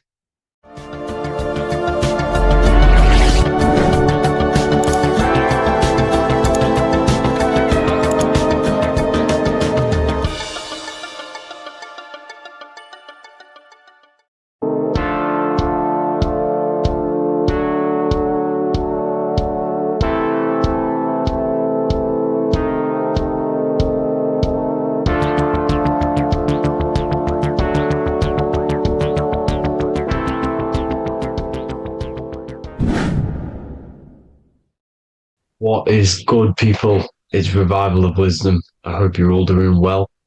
And this video is how to raise your holy oil or your kundalini. Let's get straight into this. So this is a monthly cycle. Every month, when the moon is in your zodiac sign, this oil is released. Now, the moon is in control of monthly cycles. For women, it's the menstrual cycle, and as well, this holy oil cycle. The moon changes sign every 2.5 days and passes through the zodiac signs in 27 days. So the moon tells the day, the sun tells the time, the stars tell the month. This reality is a massive clock, if you like to say. It's a cycle. Okay. The moon controls the night, emotions, water, fluids, and the mind. Okay. So this oil is produced in the claustrum. It's produced in the claustrum, which is here, right? This is where you get Santa Claus from. Now, the claustrum is at the center of the brain, and it is next to the pineal gland and the pituitary gland. Once it starts in the claustrum, this is the holy present. This is the present that Santa gives to us, Santa Claus. And it goes to the pituitary gland and the pineal gland. And what's connected to the pituitary gland and the pineal gland is the Ida and the Pingala. The Pingala is the pineal gland's nerve, which is the honey, which is the positive charge, electric. And the pituitary is the Ida nerve, which is the magnetic charge. This is the milk, the land flowing with milk and honey. This is the brain, the heaven, okay? And it travels down the spine using these two nerves, these electromagnetic charge. And this is what the ancients symbolized with the two serpents wrapped around the spinal cord, the Ida and the Pingala. And this travels down to the sacrum or the solar plexus. Okay. So once it's here, okay, the spine is an elongation of the brain. So the spine is pretty much the brain. It's an extension of it. And it's kind of a microcosm of how we descended from heaven to physical reality, to physical matter, which is our consciousness has done. Our consciousness has descended from heaven into physical matter. And this is a microcosm of it. Okay. So once we're in the sacrum bone, this holy oil, like I've just explained, this holy oil starts in the Santa Claustrum, goes down the chimney to the sacrum. This is the sacrum, the solar plexus, and drops the present off at the sacrum.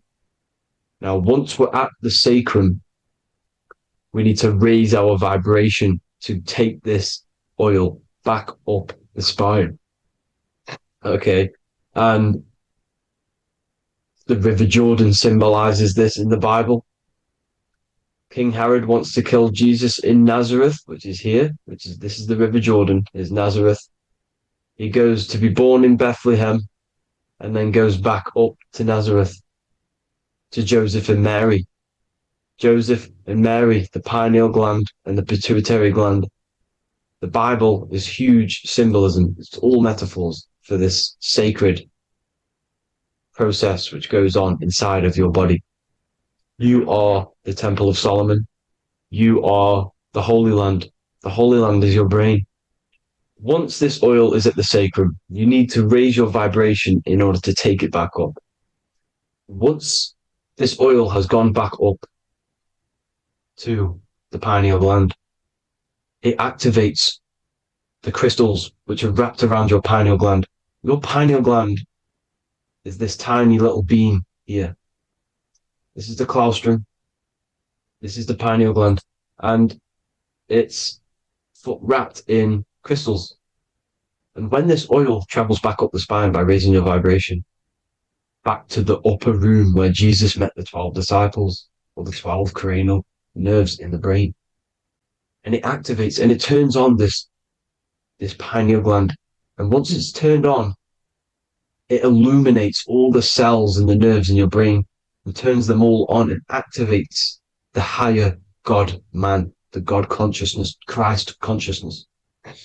And it regenerates the whole body. This is the secret to regeneration. It regenerates all the cells in the body.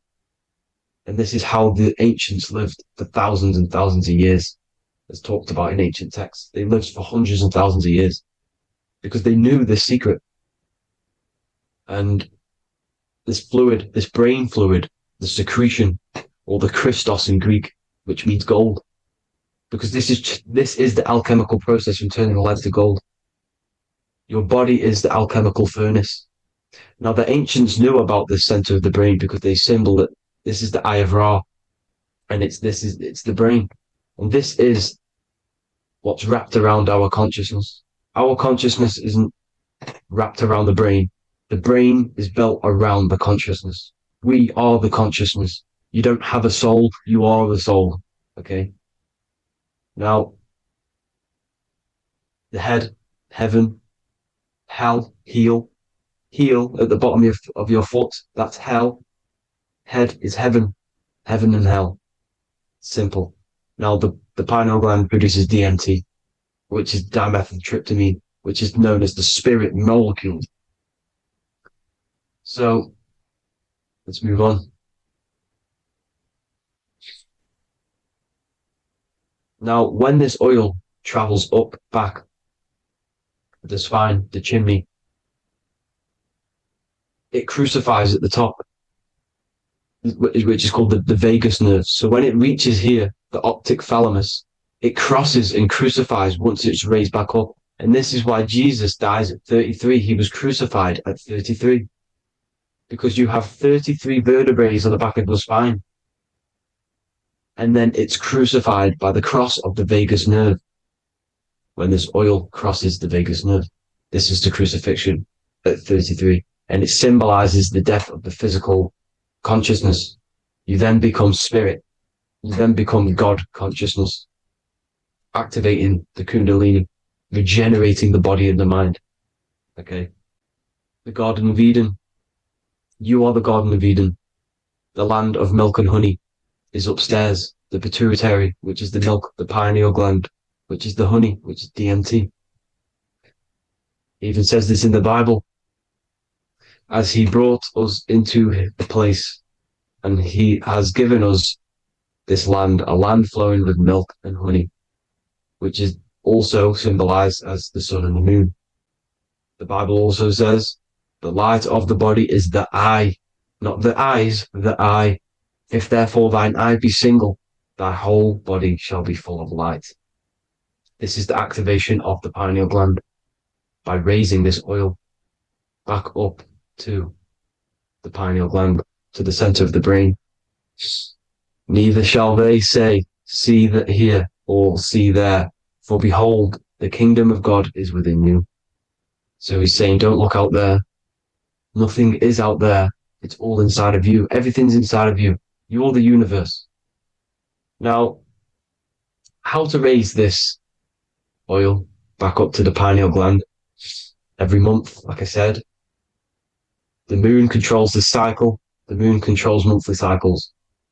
When the moon is going into your zodiac sign every month, this oil goes down the spine and you must raise your frequency to get it back up. You must retain your seed. This is the most important. Your fluid, your secret, your holy fluid, your life force. You can't let that go. That life force is the reason you're alive. This holy oil is the reason you're alive because it feeds all of the systems in your body. It feeds all the systems in your body. You have to retain your seed, alkaline diet, positive thinking, and meditation. Okay? When you retain your seed, you will live longer. The moment you release it, you're killing yourself. You're killing a piece of yourself every time you release your seed. Every single time. You're killing a part of yourself. Okay? Now, this could be why this could be the illumination, the single eye on the Illuminati's symbol, the Freemasonic symbol, the illuminated eye, the triangle, which could symbolize the body, mind, and spirit, but the eye illuminated. Now, in the Bible, it talks about the two trees, the tree of knowledge and the tree of life. The tree of knowledge is the tree of good and evil, which is the most important system in your body, which is the nervous system. The nervous system, the most important. The tree of good and evil, and the tree of life, which is the cardiovascular system. Now, this oil, when it's released every month, feeds these two systems, and these two systems feed everything. Now, it's important you understand that. Okay? The ancients knew all of this knowledge. The Bible's telling you this knowledge. But it's in a metaphorical way. You have to understand the context behind it so you can read it properly. Now, eating of the tree of life, which is when it talks about in the Bible, eating from the tree of life is actually symbolizing a bad diet, ejaculation, because you're eating from these two systems. You're killing yourself with a bad diet. You're killing yourself with an ejaculation. Okay? So, that's important to understand. Now, this is Jacob's ladder in the Freemasons. Jacob's ladder, which is the spinal cord, it's the stairway to heaven. And this is Jack and the Beanstalk when he goes up the beanstalk and finds the golden egg in the grey clouds. The grey clouds symbolize the grey matter in your brain.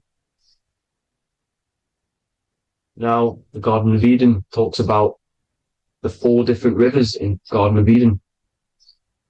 As we see here, the North Pole map, the ancient North Pole map, because the center of the earth is the center of the torus field. Everything's the torus field. Atoms are torus fields. Everything's torus fields. You are the universe. Everything is within you. The North Pole is your spinal cord. This is why they say Santa Claustrum comes from the North Pole. This is the North Pole. And the Santa Claustrum is the center of your brain. Now, there's 4 rivers which come from the Garden of Eden. There's the blood, the Christ oil, which is the oil we're talking about, urine, and saliva. These are the 4 sacred oil, 4 sacred fluids in your body. And these are constantly abused in today's society. Also, these secret societies are targeting these fluids. Okay? This is why porn is free. They sexualize society through Disney. Go and look at some of the Disney movies. There's so many subliminal messages which sexualize these children because they want you sexualized. So you release your seed, which is one of the holy fluids in your body, especially your semen, your sexual energy. So important you retain this. So important because it's your life force. It keeps you alive. Okay. Now, let's recap on this. If you want to raise your oil every month, you can't just retain your seed for the month. You have to retain your seed forever. Don't just do it for a couple of days. You have to do it. It's a lifestyle.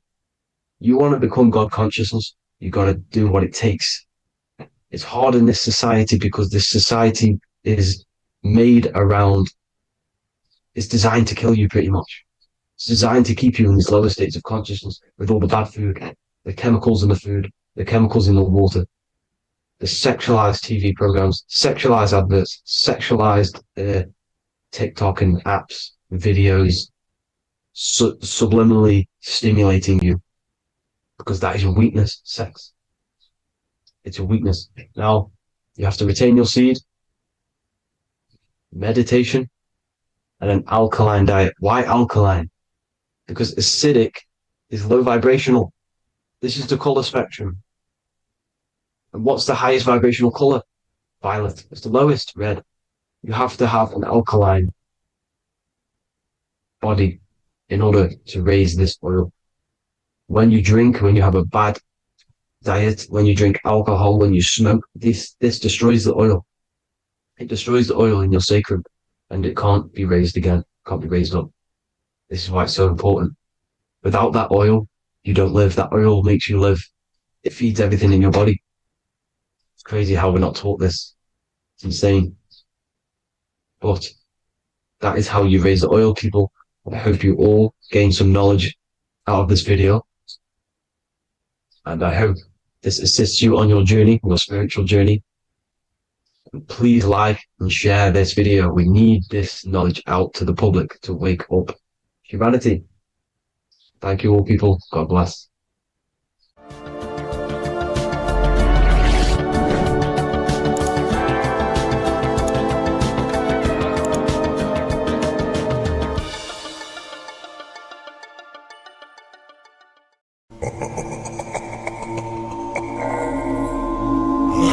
If your ultimate goal is to be famous, then you're gonna do a lot to get there, like sign your name in blood in a contract with the devil. That's how I got introduced to the music industry. I swear I wanted to be like the Amy Grant of music. Yeah. But it didn't work out, and so I sold my soul to the devil. Well, needless to say, sold my soul. Alright, y'all. I'm finna sell my soul. I'm gonna hit y'all when I'm through. I'm gonna be rich as hell, alright? My soul, little bro, man. You trying to sell your soul, man. Look.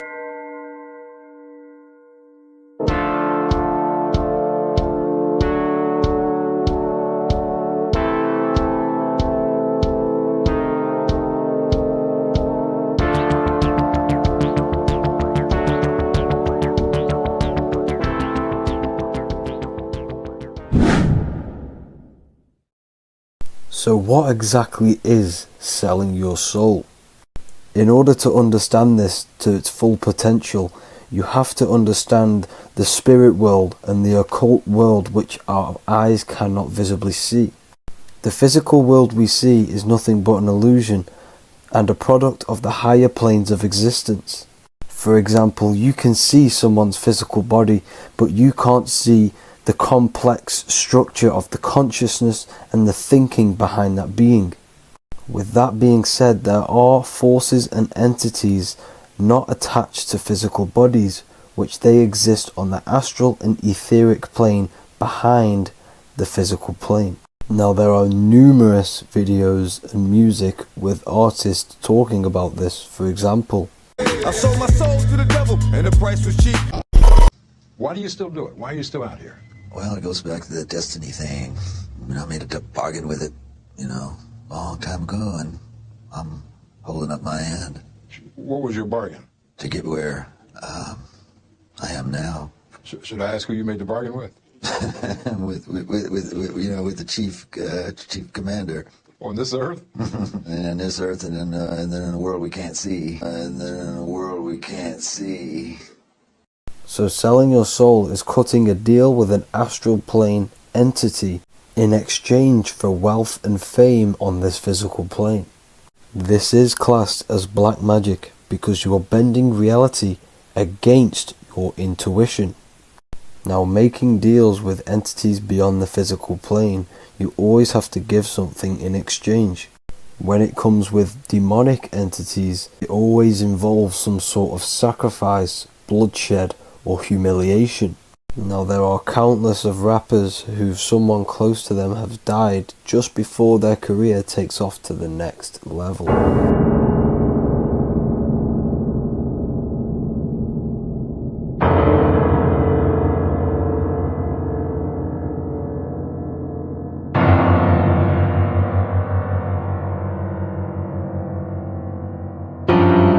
My mama was sacrificed. Me too. You understand? Yeah, I'm appreciate Michael Jordan, what about him? His daddy, right? Bill Cosby, his son, right? Dr. Dre, his son.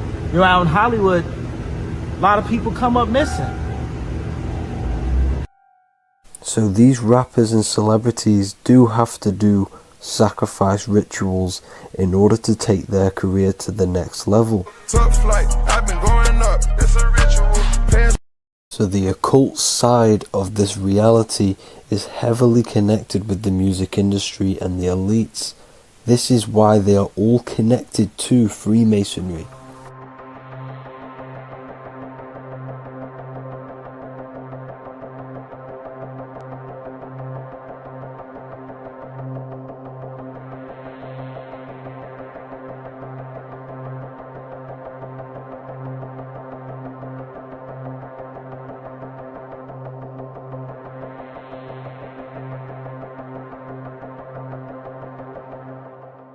Now this is why the music industry is one of the most important industries for the elites to stay in control and keeping the masses on low states of consciousness. Frequency is one of the most powerful things in reality because it's the only thing which can enter your soul and body without consent.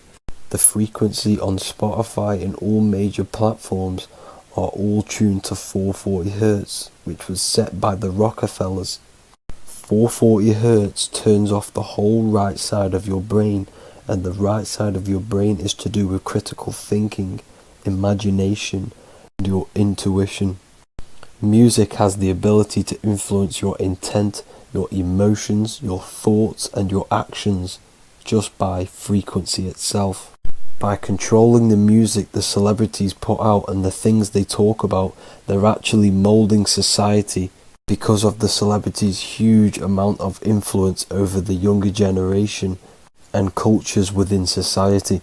This is why the music industry is mainly talking about sex, guns, violence, and hating other people. These are all very low vibrational acts and things to do which destroys humanity and societies, keeping us all conquered and divided in order for them to stay in power. Music can actually reprogram your subconscious mind, and it is a form of MK Ultra, which is mind control.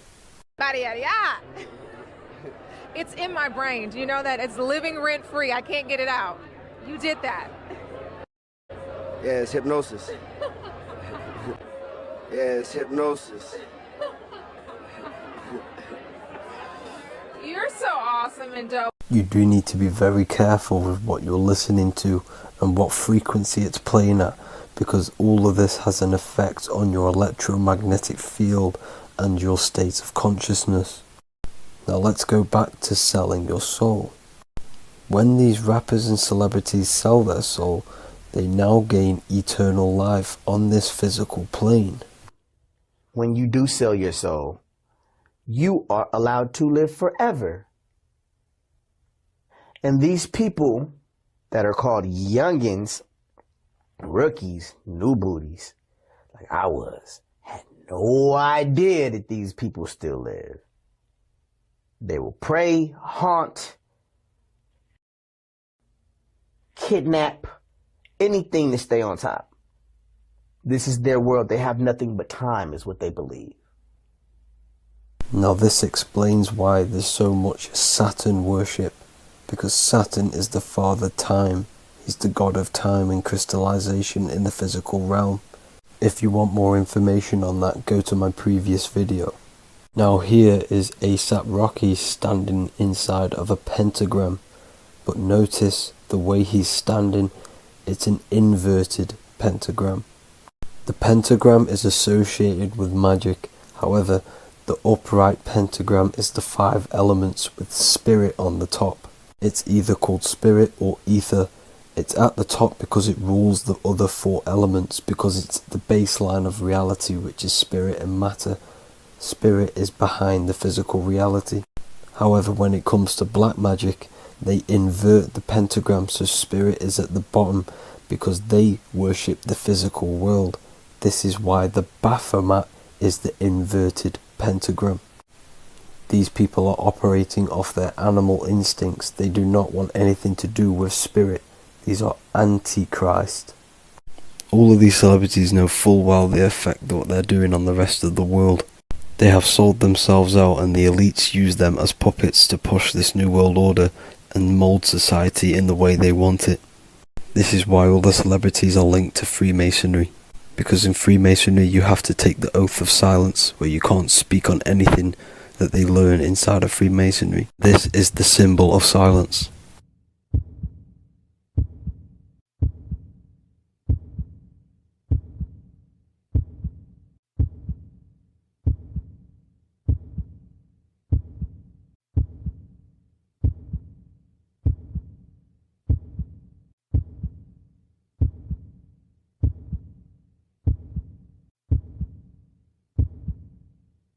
The elites need them under this oath, so they do not talk about certain topics and certain things to the public.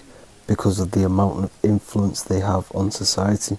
Now, even the name Hollywood is an occult term, because back in the ancient days when they used to create wands, they used to create them out of holly wood, out of the holly tree, because each wood has certain attributes and virtues when it comes to magic. And the holly tree was known as the holy wood, and they used to create the wands out of it to cast spells. And Hollywood are still casting magic to this day through the films and through the music to the masses. That's it for this video, people. Hope you enjoyed. Please like and comment and subscribe. Peace and much love.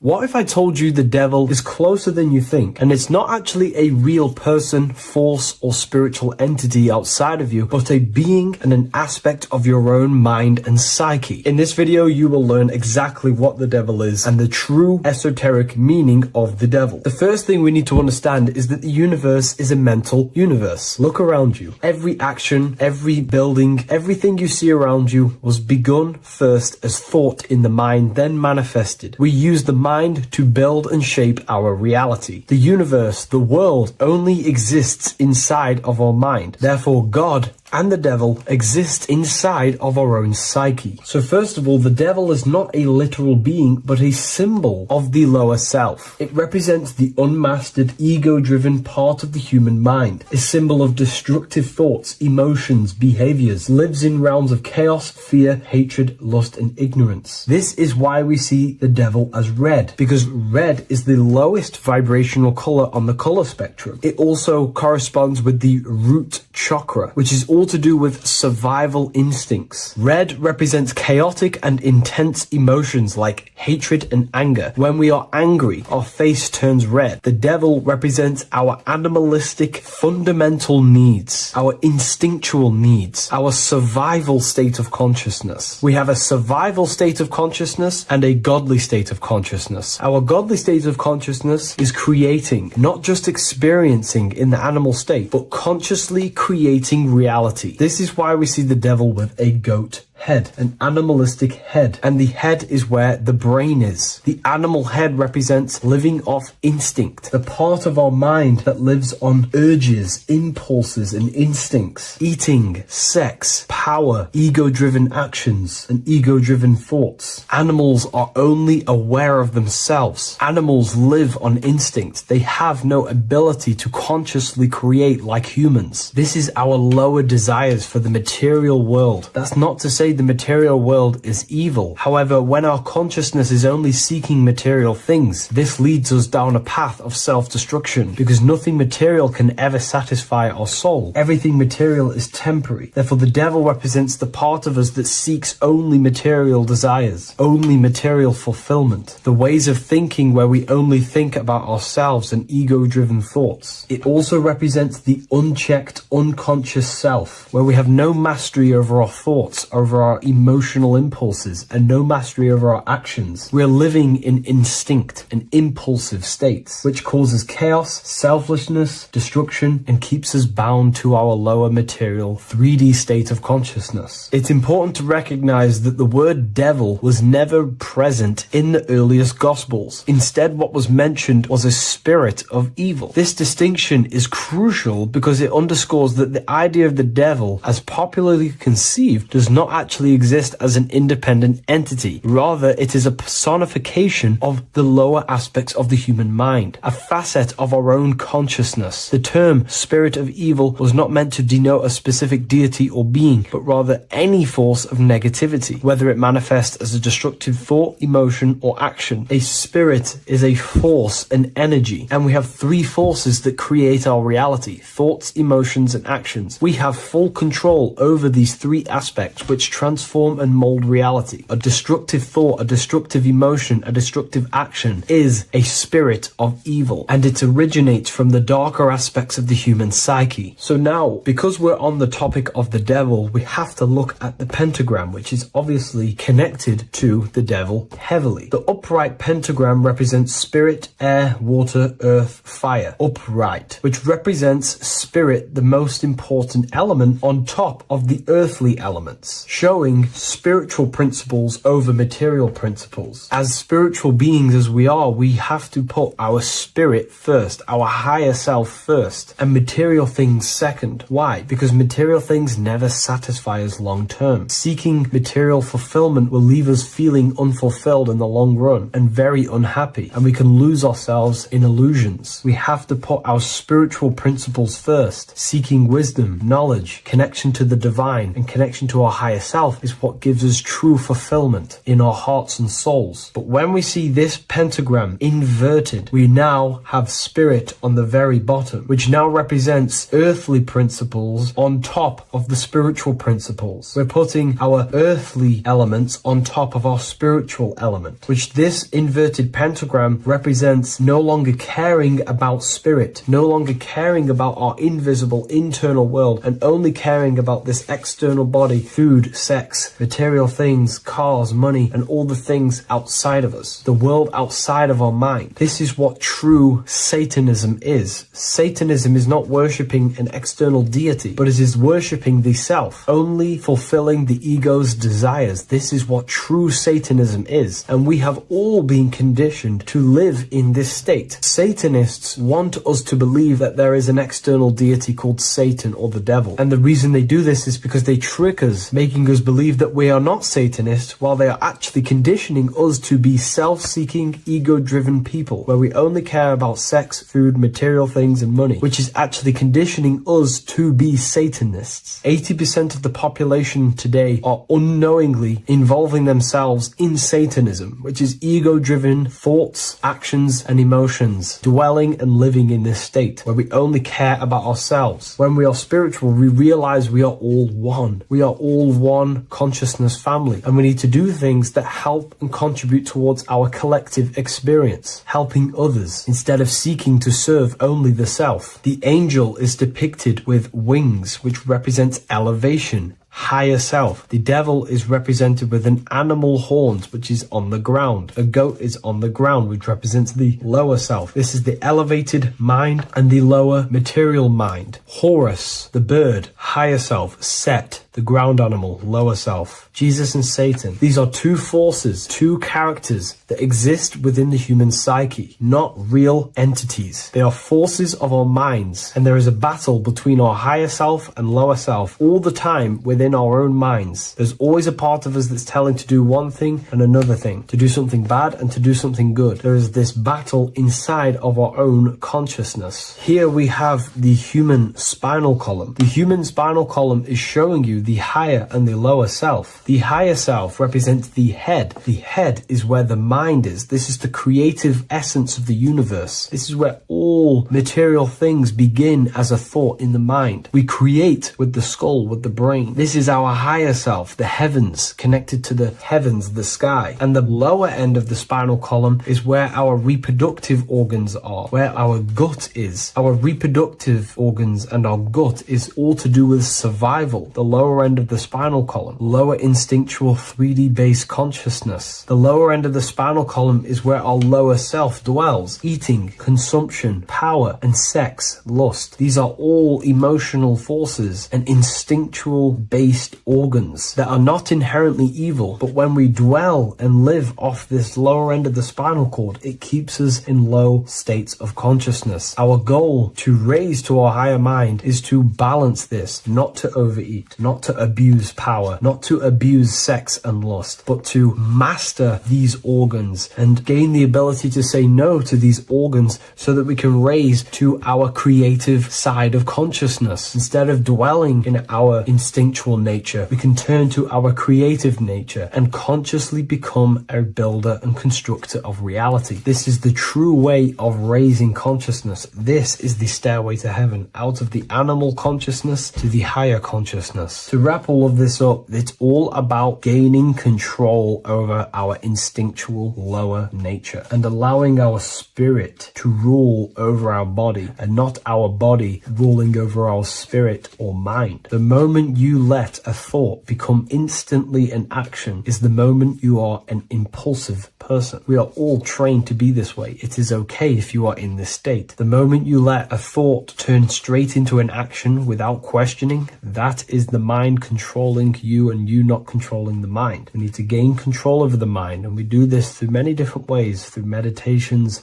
affirmations, and discipline. We slowly gain control over our minds. And once we gain control over our minds, we gain control over our thoughts, and we gain control over the attention that we give certain thoughts. We can then start to uplift our mind, our thoughts, out of our instinctual state to the higher mind. If you wish to learn more about consciousness, I'll leave a link in the description for the Book of Wisdom, Volume 2. Welcome to Revival of Wisdom. Today, we're going to be talking about portal symbolism, what portals are, okay, and how they show them to us, because they have to tell you the truth, guys. This is the thing with the universal law. They have to tell you the truth.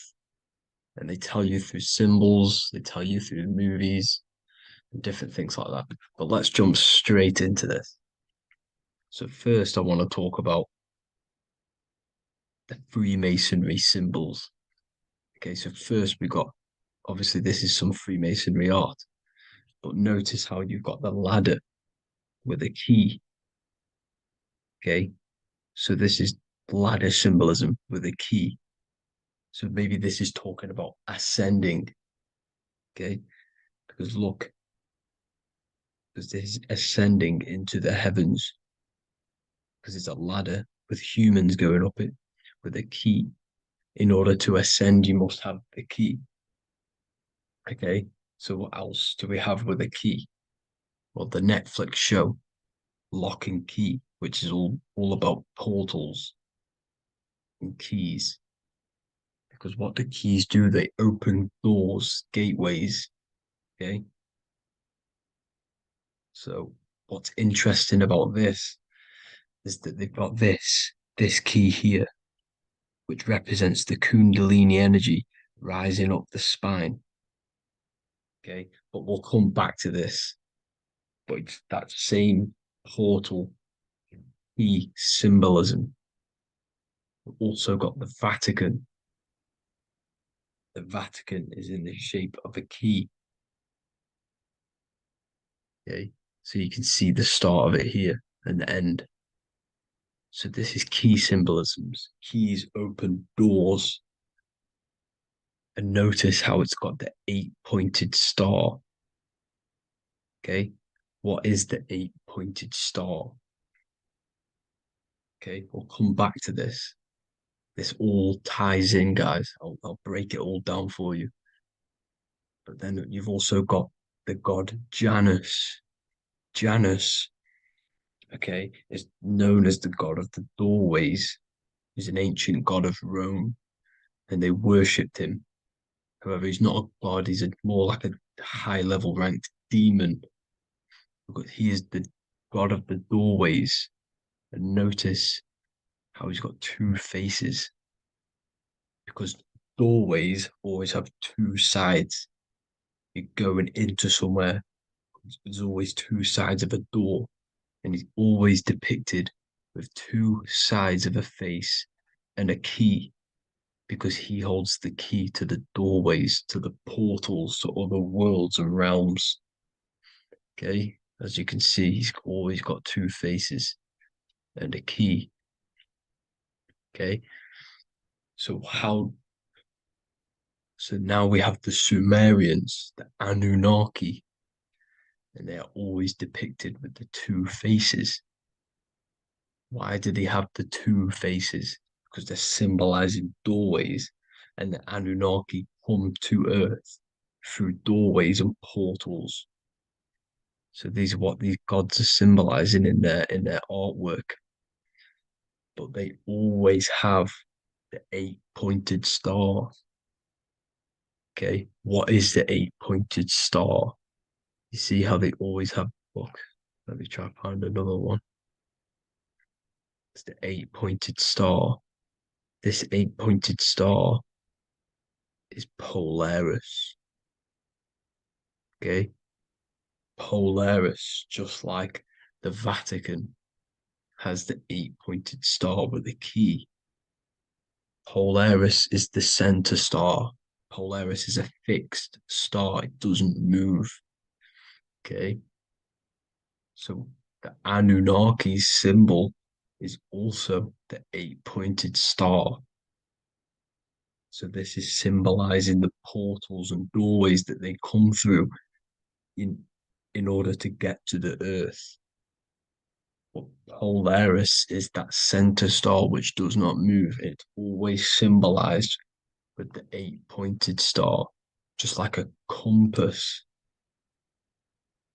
Why is a compass the eight-pointed star? Because at the center of our realm is where the most electromagnetic energy is stored. As you can see, we have an aura field, an electromagnetic aura field. So does the earth. And in the center, so like our heart, for example, is where the most energy is stored. And like the center of the earth, this is why all compasses point to the center, because this is where the most electromagnetic energy is stored. It's at the center of our realm. Okay. So like I was saying with the lock and key series, see this here? The Kundalini energy rising up the spine, just like your Kundalini energy rising up the spine. Let me try. I can't zoom in, but you know what I'm trying to say here.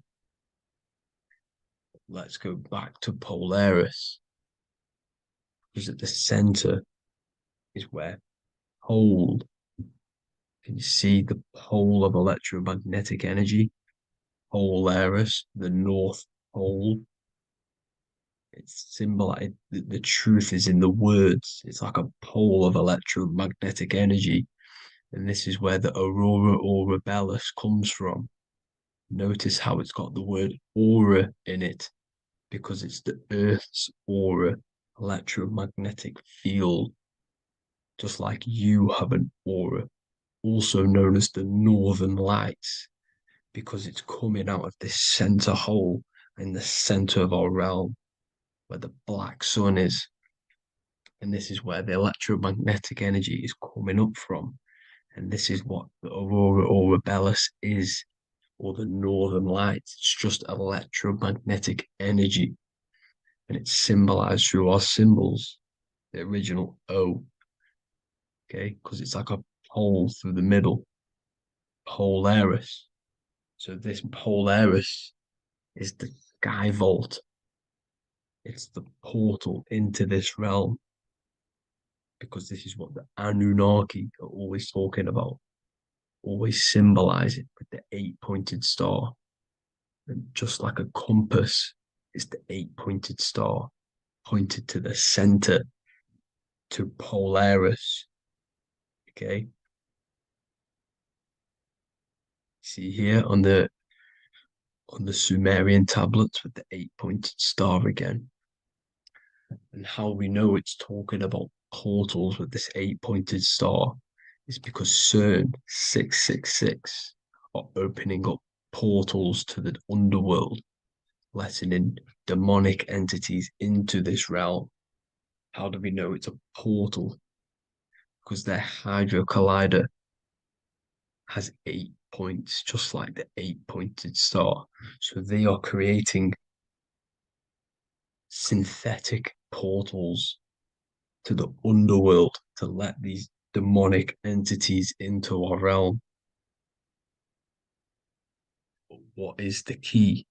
Because if we're talking about ascending through Polaris, notice how here on the masonry art, this luminary here So this is the sun, that's the moon. This is Polaris because it's a luminary with what? 8 beams coming off the luminary, just like the 8-pointed star. So you see the ladder with the key going up to Polaris. It's symbolizing ascending out of Earth. So what is this key that they're keeping from us? Because it's a human holding a key going up the ladder to Polaris. Well, chakras. We have 7 chakras. Okay, so this is what they are telling us in the lock and key symbolism. The Kundalini energy rising up the spine. Okay, just like they have 33 vertebrae on the back of your spine. Okay, this represents the Kundalini energy going up your 33 vertebrae, just like in Masonry has 33rd degrees. Okay, so what is the key? Your chakras. Your chakras have to be unlocked. Okay, you have to unlock your chakras, and you can't unlock this one without going through this one. You have to go through them all.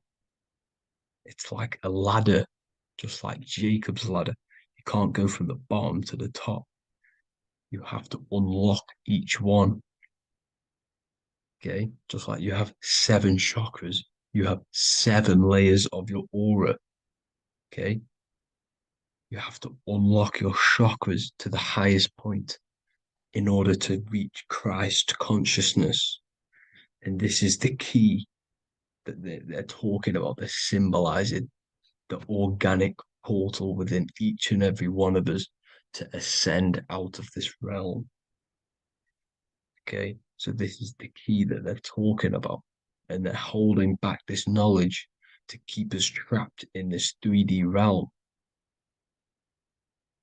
Okay, so like I was saying with the 33 vertebrae and the Kundalini energy coming up the spine, 33 vertebrae, you can see this sort of symbolism going up to the light, because it's the light you see here.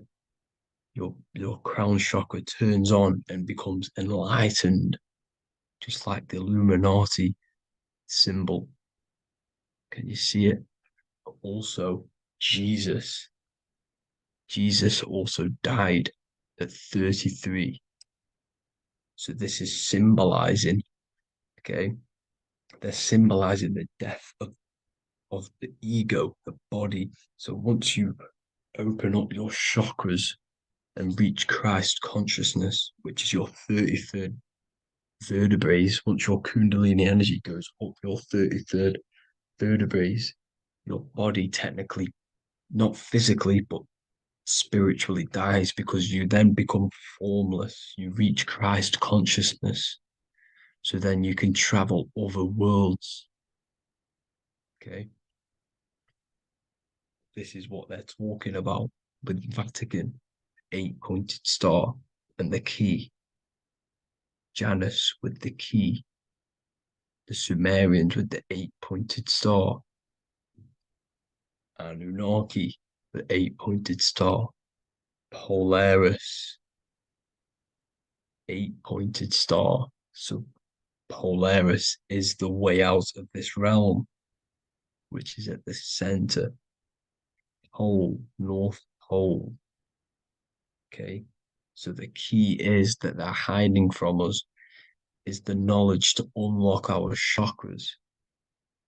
Okay, and without this knowledge that they keep from us is trapping our souls in this reality to keep reincarnating.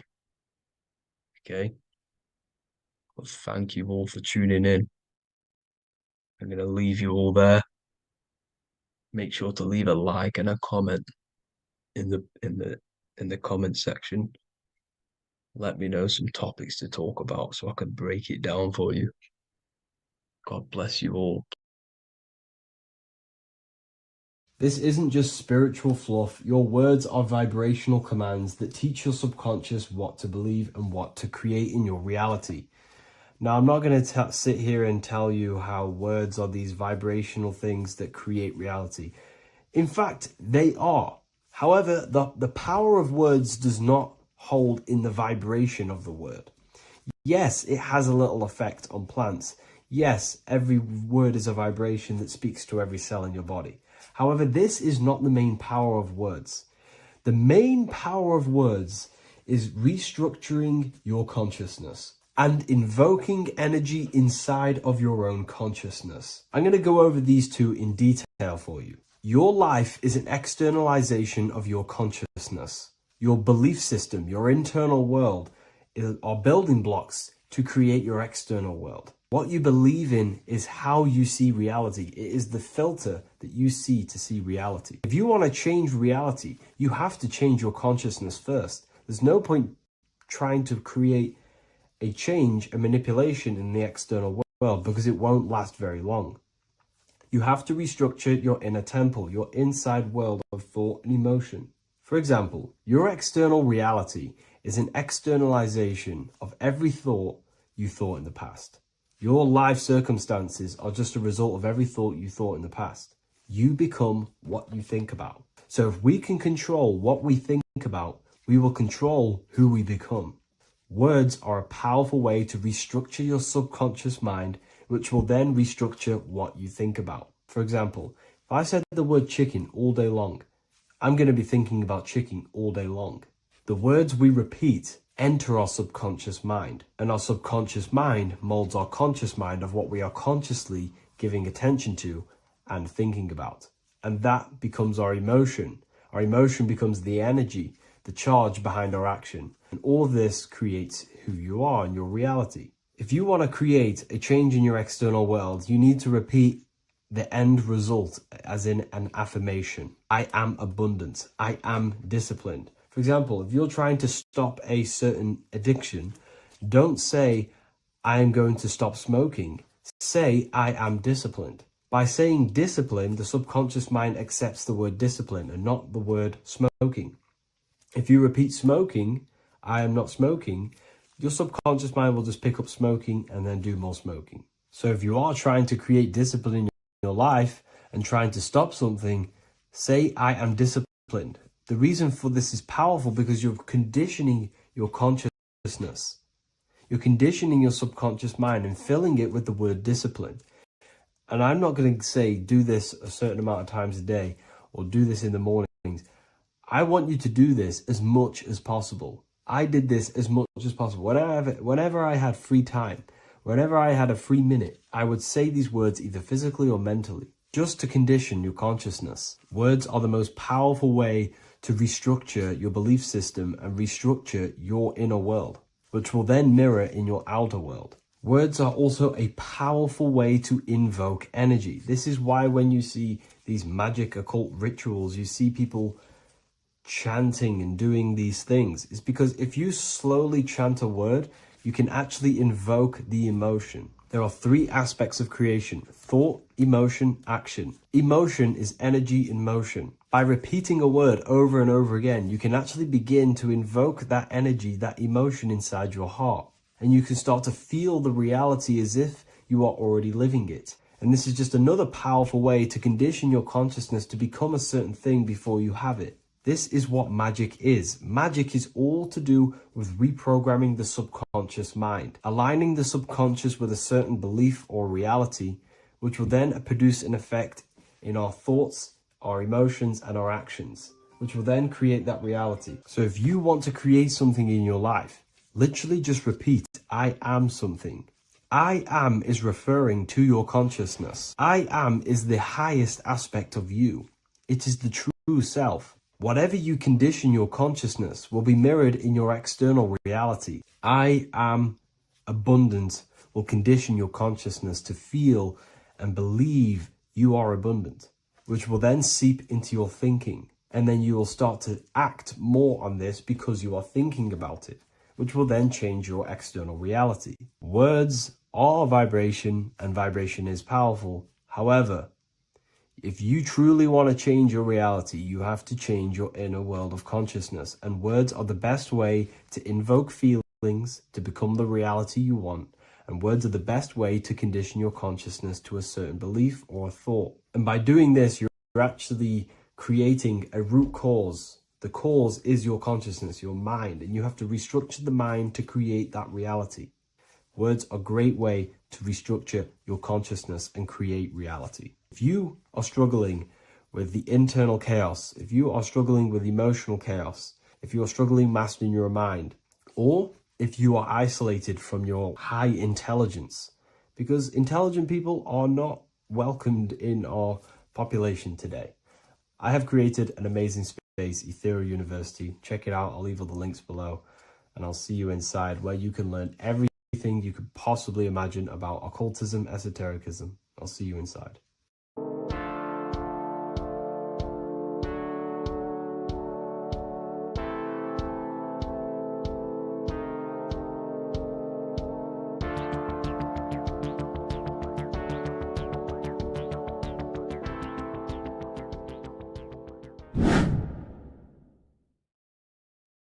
How are we all doing today, people? It's Revival of Wisdom, and today we're going to get real deep. This video is going to get real deep. A lot of people are not going to be ready for this sort of knowledge. Okay, you really have to do is to really deprogram the mind, because everything we've been taught is a complete lie, is to keep us trapped. Okay, this is really advanced knowledge. Now, let's get straight into this. All of the ancients depicted other worlds, and they called this place Midgard. Midgard is the mid garden, the middle garden. This is why the Masonic symbolism on the floor is always a black and white checkered board, symbolizing the polarity here, the good and bad, because we're in the middle garden, the heart. Earth rearranged spells heart, because we're in the heart of this system, of whatever it is, a super quantum computer, whatever you want to call it, simulation. Now, in the Quran, it talks about the 7 layers of heaven. All of these ancient artworks are depicting these different layers of reality. Okay, and look at the Egyptians here with the boat outside of the firmament. Boats travel on water, and this is exactly what the Masons are doing. So they're still using the same symbols. Why? Because it's the same knowledge, just hidden. The Egyptians have the same knowledge as the Freemasons. It's just hidden. Now, this cosmology that they're showing here, which is probably made maybe 100 years ago, this painting or artwork, is the exact same as the one we see here, with the arch, the boat. You know, it's similar, because the boat is symbolizing traveling these other worlds, because the ether is also symbolized as water, because if you look up at the stars through a telescope, it looks like it's water. It's shining through water, because this ether, whatever this substance is outside of this world, was symbolized as water. Okay, and look at all these ancient depictions showing these different layers of reality. Now, we are being trapped within this 3D dimensional world, which is the cube, the Saturn cube, because there are 6 sides to everything in this world: front, back, left, right, up and down. 6, which is the cube, because we're in the Saturn, Saturn's world. Okay, now, always been depicted as a tree of life, the tree of the universe has always been depicted as this tree. Because let's get a bit deeper. Now, the cosmology of this reality is the sun, the moon, and Polaris, always in the Masonic art. The sun, the moon, and Polaris, the all-seeing eye. If you go inside of the temples, of the Masonic temples, they always have this star in the middle, shining light beams. Okay? Look here. The light beams coming from the big star in the middle, which is Polaris. This eye is God. It's God's light shining down from his abundance. Now, when you astral travel, you will see this big ball of light above you, and this big ball of light is God.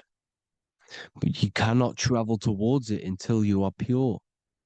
It doesn't work like that. You have to become formless. You have to become pure before you can become one with the light. In all these Masonic artworks, it's all depicting the star in the center. This star is Polaris, because Polaris is the way out of this place. And this is why you see the stairway to heaven all the way up to the light beam, the light source. What does it say in the Bible? God is light, because everything is made out of one substance, and that substance is light. And it symbolizes the eye because God is an eye. All things that are alive have an eye. And we all say, I am. We all see these realities through eyes. God is an eye. He's the all-seeing eye. He sees all things at all times. And he is projecting this light. And this light comes down to create all the different levels of the worlds. And this is what the two pillars symbolize the number 11. 11, the number 1, is just a vertical line. It's the one. It's a 1 point. 11 symbolizes the mirror nature of reality. Everything's mirrored.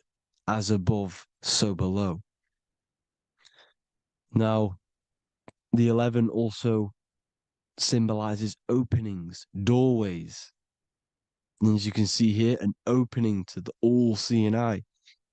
And you see here again, an opening to the stairway all the way up to the light. This light is the light of God in the astral worlds, beyond this world. Now, Polaris has also been symbolized as the UFO. They put the truth in plain sight. So, you know, in the films, how the UFOs suck people up. That's what Polaris is doing. If you ascend beyond this world, if you do not ascend beyond this world, you will be reincarnated in this world. The whole thing is to outgrow this consciousness to the plane above. And I'm not just making this up. I'm going to be bringing in scriptures after this. But you can see with the Christmas tree, we always put a high, big star at the center, at the top, which is the star of Polaris, which is exactly what the Masons are doing here. The star at the top. And it's on top of our Christmas trees.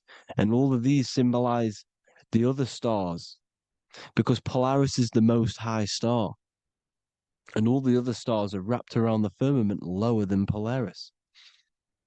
And that's exactly what the Christmas tree is. And it's a triangle. It's a triangle, just like light beams travel from one point in the triangle, just like the all-seeing eye. It's a triangle. The light is coming from one point and sending its rays downward. You see, it's kind of like you see here with the water. And the lower you go, the darker it gets, the more evil it becomes. And this is what the ancients would call hell. Now, this all-seeing eye is Polaris. And below Polaris is Mount Meru, the North Pole, the magnetic North Pole. The Tower of Babel, which is in the Bible. The etymology of the word Babel, Ba meaning spirit, which gives the ability to move the soul through the worlds, which is that's the ancient Egyptian description of the word Ba, meaning of the word Ba. You have the Ka, the Ba, the Ak, but the Ba is the one that gives the ability for the soul to move through the worlds. Your soul can't speak into a world without incarnating into it. Now, the Tower of Babel symbolizes Mount Meru because it's the word Ba is the spirit which gives the ability for the soul to move through the worlds. The Tower of Babel is the magnetic North Pole, Mount Meru, which gives the ability to move through these different worlds. And you can see the ancient Tibetans always showing this depiction of these different worlds coming from the center. Because we have to ascend our consciousness. It's not about how good you are to reach heaven. It's about how you expand your consciousness, you expand your mind. So they teach now that you have to be good in order to reach to heaven. It's about expanding the mind, expanding your consciousness to these different planes, these different realms. So that's what it's about. And Jesus was known as the fisher of man. Now, Jesus is a massive part of this. He was known as the fisher of man because he was fishing. He could have been fishing. He could have been one of these deities that had come down from these different higher realities and pull people up. So they would so they called Jesus the fisher of man. And he says unto them, follow me and I will make you fishers of men. So these deities that we see in the past, like Buddha, Krishna, Hermes, Thoth, Jesus, could all be these entities who were coming down to pick up the minds that were worthy enough to see the higher planes of reality. And this is why they called him the fisher of man. Now, when Jesus walks on water, there is a parable with Paul. And he says, but Jesus immediately said unto them, take courage, it is I, don't be afraid. He's talking about astral travel here. He's talking about leaving the body. Because when you leave the body in astral travel to see these alternative realities, you can't be afraid because fear is a bondage, which is what the Emerald Tablets talks about. Lord, if it's you, Peter replied, tell me to come to you on the water. The water. Come, he said. And Peter got down from the boat, walked on the water, and came towards Jesus. But when he saw the wind, he was afraid and began to sink. When you become afraid in astral travel, you sink back into your body. Lord, save me. So this is talking about Jesus pulling people up into different realities. And you can see the fish is the symbol of Jesus. Is another symbol of Jesus, a fish. Because fish symbolize deep occult knowledge. Because fish travel the depths of the ocean. And they symbolize us because we are fish underneath the ethers. And Jesus was pulling people up. You see, so the Bible is a people today believe the Bible is a book telling you how to reach to heaven, how to become godly and reach heaven.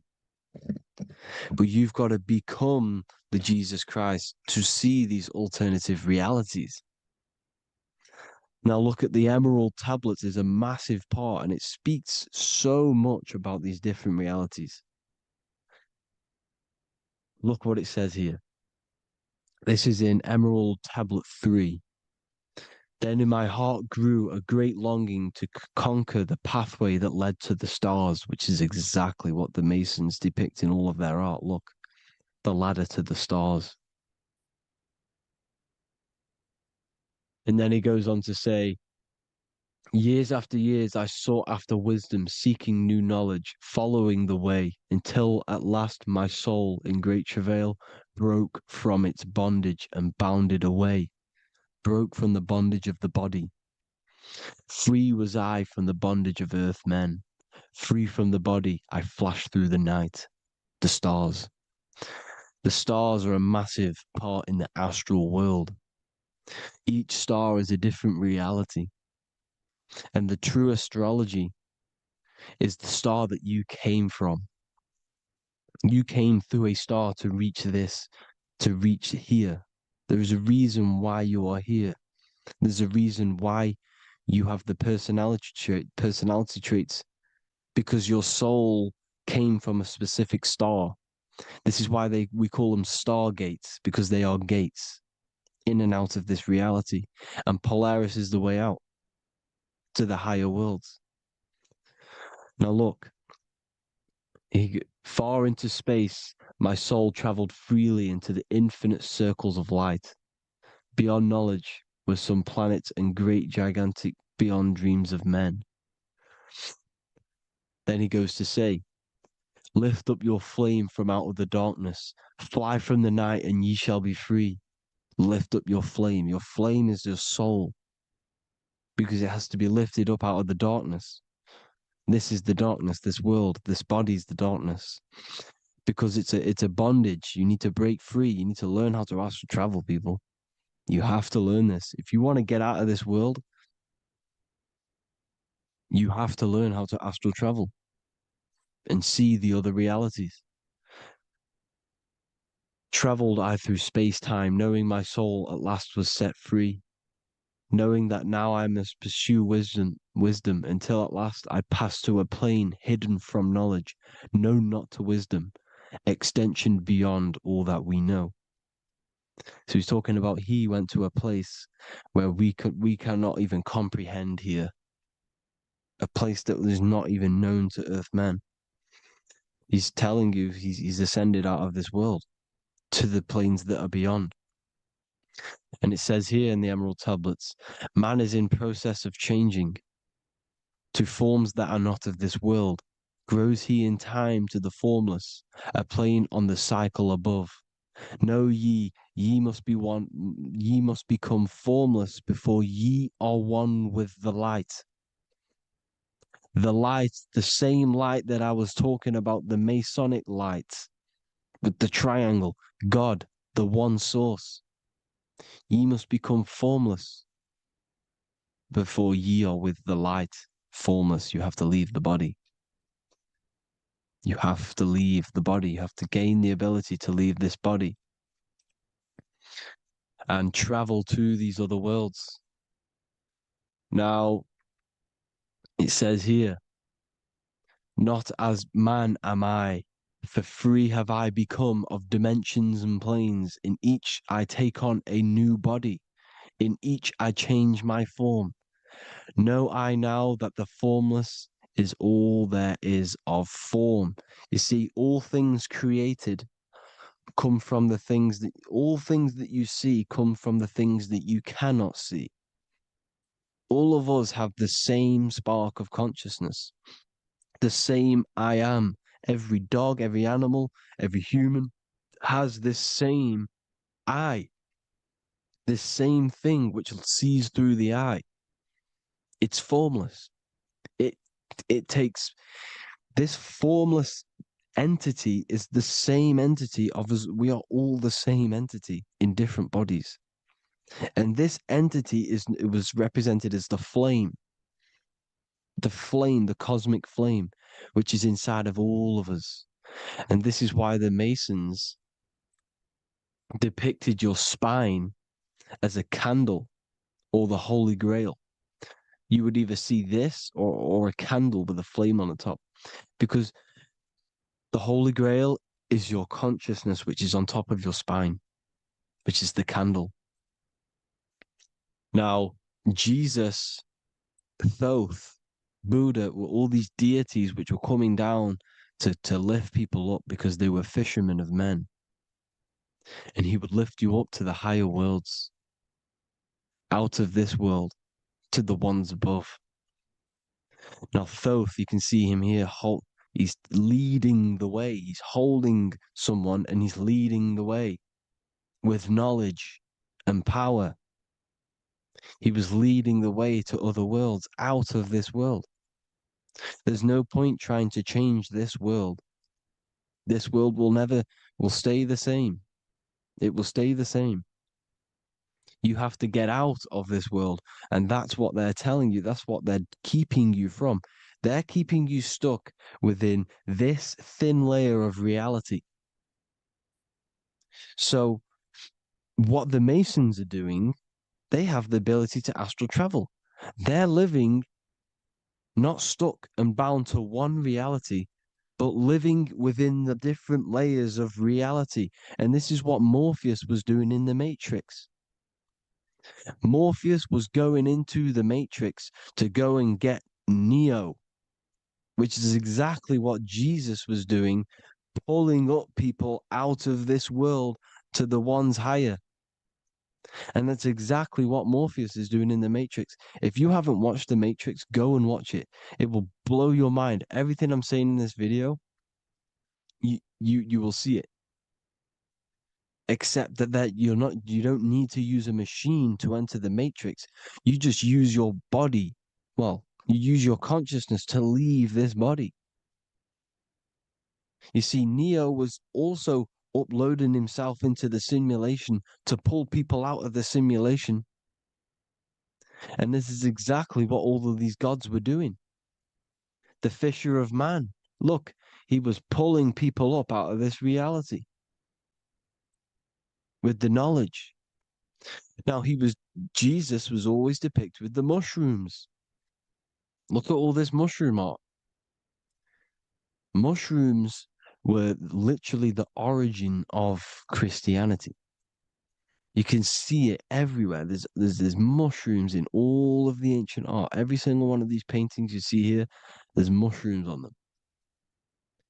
Mushrooms have the ability to see alternative states of consciousness. Now, if you go and do them and you go to sleep, if you pop mushrooms, you go to sleep and you will wake up in another reality. You will wake up in another reality. Don't try it if you don't want to do it. But if you've got the heart to do it, do it. Eat them and go to sleep. You'll wake up in another reality. And Jesus was handing out mushrooms to the bright minds, to the minds that he wanted to fish out and pull up to the higher realities. He was giving them mushrooms to see themselves in an alternative state, in an alternative reality. This is why there was so much mushroom art, and it's not just ancient Christians; it's Sumerians, it's the Mayans, the Celtics, the Egyptians. All used mushrooms. All of them. Look at all this art. It's on stones. It's everywhere because mushrooms.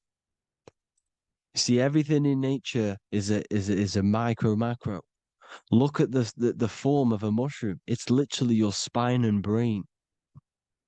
Because they alter your consciousness. Your body is just a radio receiver. Everything that you're experiencing is a program being ran by the central nervous system, and your consciousness is experiencing this program, these electrical impulses of the nervous system, because it's all feeding back to one point, which is the pineal gland. And this is the candle with the light on it. Type in Masonic candle and you'll see it. It's your spine with your spark of consciousness on top of the spine. And it's a mushroom because this sends you to alternative states of consciousness, alternative realities. Now, they were all doing this, the Egyptians, the Mayans. Now, there's more symbolism which goes into this. Look at the Christmas trees we use. The Christmas tree with the presents underneath them. Magic mushrooms grow under trees. And these are the presents under the trees that we symbolize today with Christmas. Santa's red and yellow. for the red and yellow mushrooms. The same mushrooms Mario has to collect. And when he gets enough mushrooms, he levels up. And then what does he do when he go past the world? When you win that world in Mario, you go to another reality. You go inside of another world.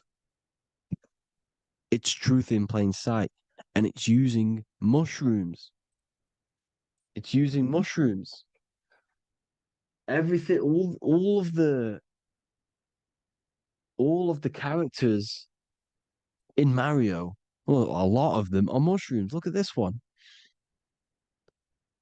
The presents, black, yellow, and red and white. Red and white mushrooms. And the bow on the top is the mushroom head. That's a bit of a reach, but you know, the symbolism never lies, is what you need to understand. And it's as above, so below. Now look at the Sumerians. The Sumerians were also multi-dimensional beings. Okay, look at how they have the double faces. They had 1 foot in this reality and 1 foot in another reality. And look at this one, a double-headed god inside of like a portal. You see? Because and look at these with the wings, the astral travel. Birds, ancient birds symbolize the soul. Because the soul is a bird, it flies to different worlds, it flies around the cosmos. And mushrooms gave you the ability to see these alternative states of consciousness, these alternate realities. Because you exist in infinite realities. You exist in infinite realities. Now look at the 33rd degree Ordo Ab Chao badge. You get this badge when you become a 33rd degree Freemason. And it's a double-headed eagle.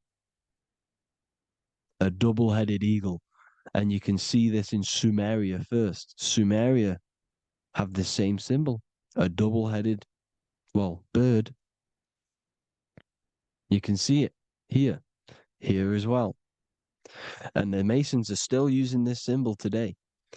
And when you become a 33rd degree, 33 vertebrae on the back of your spine, above the vertebrae is your consciousness, and it's a double-headed eagle. One reality in one, you become a multi-dimensional being in the 33rd degree. And I've heard many interviews of Masons say it becomes Luciferian. You see, they speak in code. These Masons can't tell you about what they learn about, but they will speak in code. They said it becomes Luciferian. The word Luciferian is lucid. The root word of Luciferian is lucid, and lucid is lucid dreaming, alternative realities, dream worlds. You become a god. Luciferian means you're becoming your own god, pretty much. Because you are becoming a multi-dimensional being living in between the different layers of reality at the 33rd degree of Freemasonry. And look at the double-headed eagle, because the birds symbolize the soul. And they reach high, they fly high, just like the soul wants to fly high to the light, to become one with the light, like the Emerald Tablet says. Now look at Janus. Janus was another god, and he's known as the god of doorways. Janus always depicted with a double head. Janus is why we say janitor or January. And January is entering a new year. Janus is known as the god of doorways with keys, always got a key, because keys open doors. That's why the janitor holds all the keys. And Janus always has double heads, because he had 1 foot in this reality, 1 foot in another. He was a multi-dimensional being, a Luciferian, living between the different layers of reality, except from instead of being stuck in one like we are. Well, a lot of people. And that's the whole point.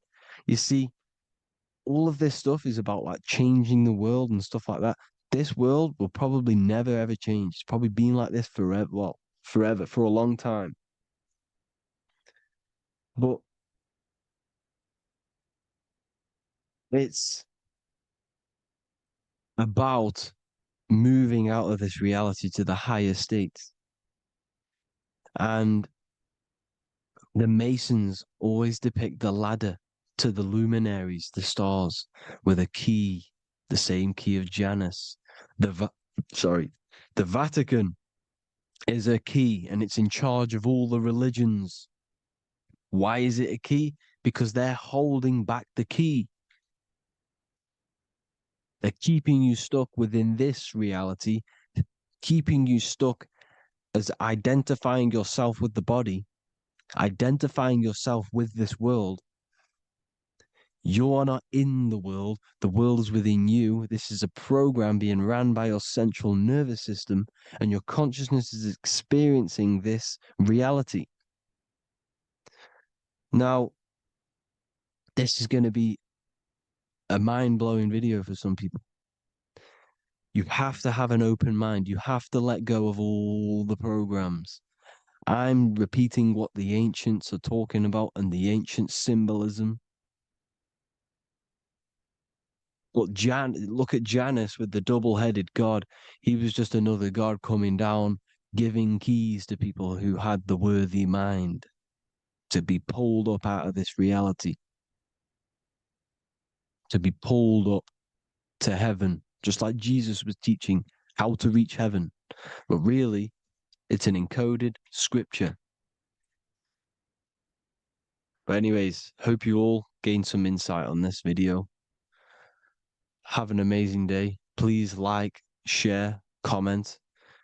All the links are in the bio for the PDF, for the Manifestation Mastery course, and all the other amazing stuff. And if you want to support the channel, I'd greatly appreciate if you became a Patreon member. Hope you'll have an amazing day, people. God bless.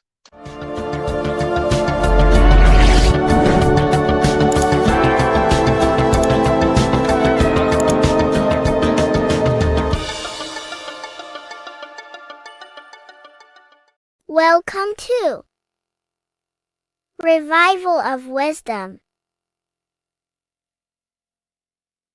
Welcome people, we're back with another video. In this video we're talking about how Jesus Christ and Christianity is all sun worship. The Holy Bible of Christianity is not meant to be taken literal for history. It is a story and has lots of metaphors. Starting with the symbol of the cross of Jesus. This cross originates from this ancient cross of the sun. This symbol has been used for thousands of years, way before Jesus was a thing, in Europe, America, Asia, and all around the world. In fact, this symbol is still being used by Christians today, not knowing it represents the sun. This is a 4,500-year-old artifact, a golden plate with an equal-armed cross found in England. The gold to symbolize the sun, and the equal-armed cross for the 4 equal seasons of the year. So this is why in the Bible you have Matthew, Mark, Luke, and John, symbolizing the yearly cycle of the sun and the 4 equal seasons. Also in the Bible, Jesus is referred to as the light of the world. So yes, Jesus represents the sun. He is a metaphor for the sun. Hence why in all of these pictures and images and paintings of Jesus, there's always a sun behind his head, and some even with the sun cross behind his head. Jesus also has 12 disciples, which represent the 12 zodiac signs and the 12 months of the year. This is the Last Supper by Leonardo da Vinci. As you can see, the sun, being Jesus, is in the center, because the sun is in the center of the zodiac signs. There are 4 groups which symbolize the 4 equal seasons. Each group contains 3 people, symbolizing the 3 months and the 3 zodiac signs in that season. There is only one female in the painting, which is Virgin Mary, who symbolizes Virgo, the astrological sign. So yes, Jesus symbolizes the sun with his 12 zodiac signs and 4 gospels for the 4 seasons of the year. However, there is another phenomenon. The 25th of December is known as the birth of Jesus Christ, which is known as Christmas today. So Jesus symbolizing the sun and is born on December 25th. This is the day the sun moves 1 degree northward, bringing back the warmth, the growth of crops, the life and light back to the northern hemisphere. Everything is springing back to life, as we call it, spring.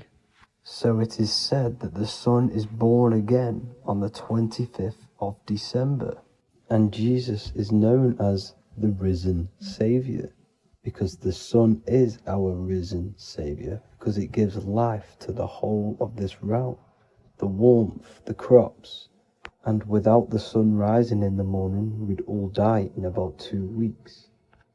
And we all know how Jesus died on a cross. The sun also dies on a cross in the southern hemisphere. It dies on the Southern Crux constellation. And on December the 22nd, 23rd, and 24th, the sun remains in the same position. So the sun dies for 3 days and it is born again on December 25th, when it moves 1 degree northward. And this is when the sun is born again, or resurrected, just like Jesus. Constellation Virgo is prominent in the spring sky in the northern hemisphere. So therefore, the sun is born a virgin, Virgo. And as you see in this image, you see Virgin Mary holding the sun. Us as humans do not own the sun, so therefore God owns the sun. So yes, the sun is the Son of God, and this is what Jesus is symbolizing. And just how Jesus sacrifices himself for humanity, that's what the sun does. The sun gives out all of its energy so we can live. There are many other Bible verses which represent Jesus as the sun. Now in Matthew 8:23-27, his disciples are in a boat and there is a massive storm. Jesus is asleep, meaning the sun has not arose. And the disciples say, "Save us, Lord, we are perishing." Quote, "Then he rose and rebuked the winds and the sea, and there was a great calm." End quote.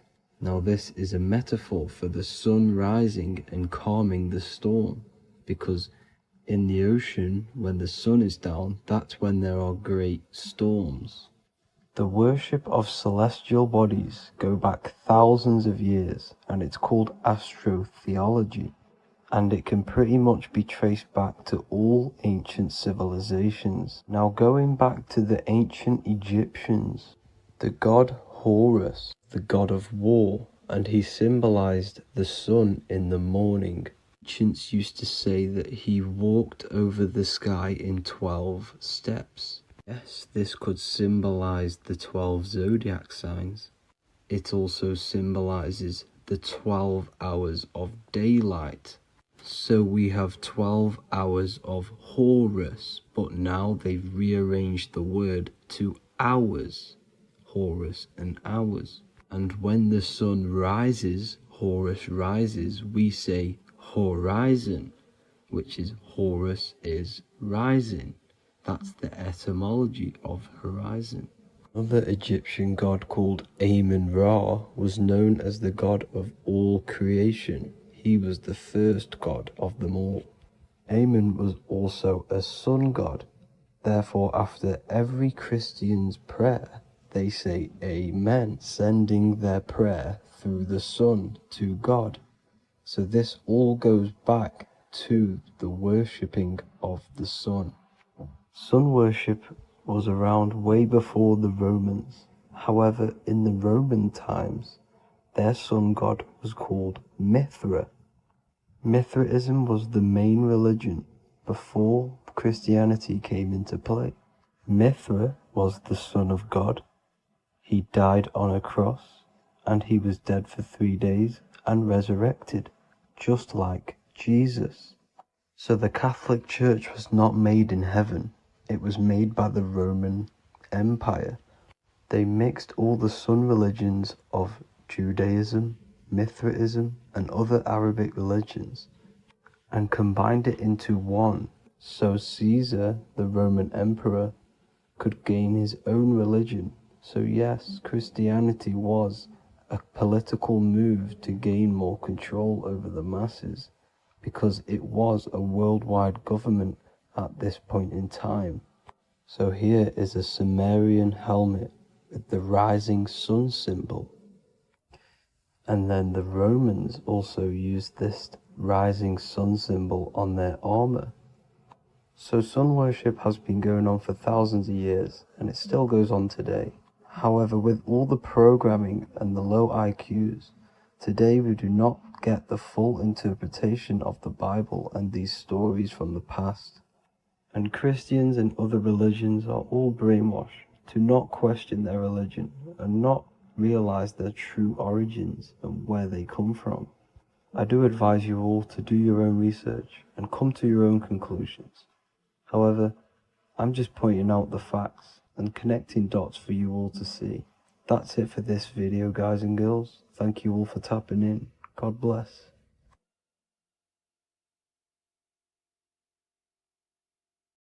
In this video, we're going to be talking about the evolution of consciousness. You are born human, however you possess consciousness, which is the awareness behind your being, the awareness behind your thoughts, the experiencer behind your five senses, the experiencer, the observer behind your thought, emotions, and senses. You are an eye, an invisible consciousness looking through a lens, which is your body. Your body produces this physical world that you experience. Your brain produces this world. Your brain and body is a technological computer. However, you are an infinite, ever-expanding consciousness behind this physical body. And there is an evolution of consciousness, a cosmic journey of expansion. And this is why we see so much pyramid symbolism in the occult and esoteric world, and especially within Freemasonry. Because the pyramid represents climbing, an evolution, a raising state of consciousness, a journey. Steps symbolize a journey upwards. This is the raising and the evolution of consciousness, our inner world. The transmutation of our inner selves, of our souls and consciousness and our minds. So when we see this pyramid, we're seeing a evolution, a way up to source consciousness. And the eye in the pyramid represents your source consciousness. It represents illumination. It represents divine guidance through this evolution of consciousness. This is why we see the ladder. Consciousness is ever expanding on an infinite journey of evolution. Each individual is a part of this cosmic process, contributing towards the ongoing expansion of both mind and awareness. As we evolve, we collectively explore deeper levels of existence, expanding the boundaries of thought and consciousness. The mind has the ability to expand infinitely into new realms of thought, into new dimensions of mind. The mind cannot be filled up. It is not a physical substance. The body can be filled up because it is a physical thing, but you cannot fill the mind. Therefore, the mind is constantly expanding, ever expanding into new fields of thought. So what we see in Freemasonry, the ladder, is again a journey, an elevation of consciousness. When we are born with an infant consciousness, and as we gain older, we gain an adult consciousness. Our inner world, our inner mind, and our emotional intellect changes and evolves. We are significantly different from when we were very young as an infant. It's because our consciousness evolutes, it changes, it alters like water. So just like this evolution of your own consciousness as growing up, there is consciousness of beings existing in cycles beyond our own. And their consciousness is unimaginably different from ours. They operate on a higher level of understanding and knowing, experiencing reality in ways that transcend our current comprehension. Our minds right now cannot comprehend the highest states of consciousness. There are entities, there are beings beyond our own, existing in higher dimensions of consciousness that we cannot comprehend because they have expanded. They are on a further way up the ladder of consciousness. However, we are all on the same journey. None of us can take the same journey. There is one ultimate goal, reaching source consciousness. However, this is always ever expanding. However, we are all on a different journey. There is one truth, one source, one goal. However, there are billions in different ways of reaching it, and we are all on these different paths to source consciousness, to this ladder, this evolution of universal evolution. Okay?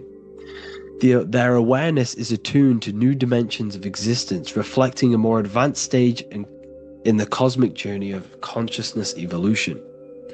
So when you take DMT, you are shot into these higher realms of consciousness where you meet these beings who look similar to these images.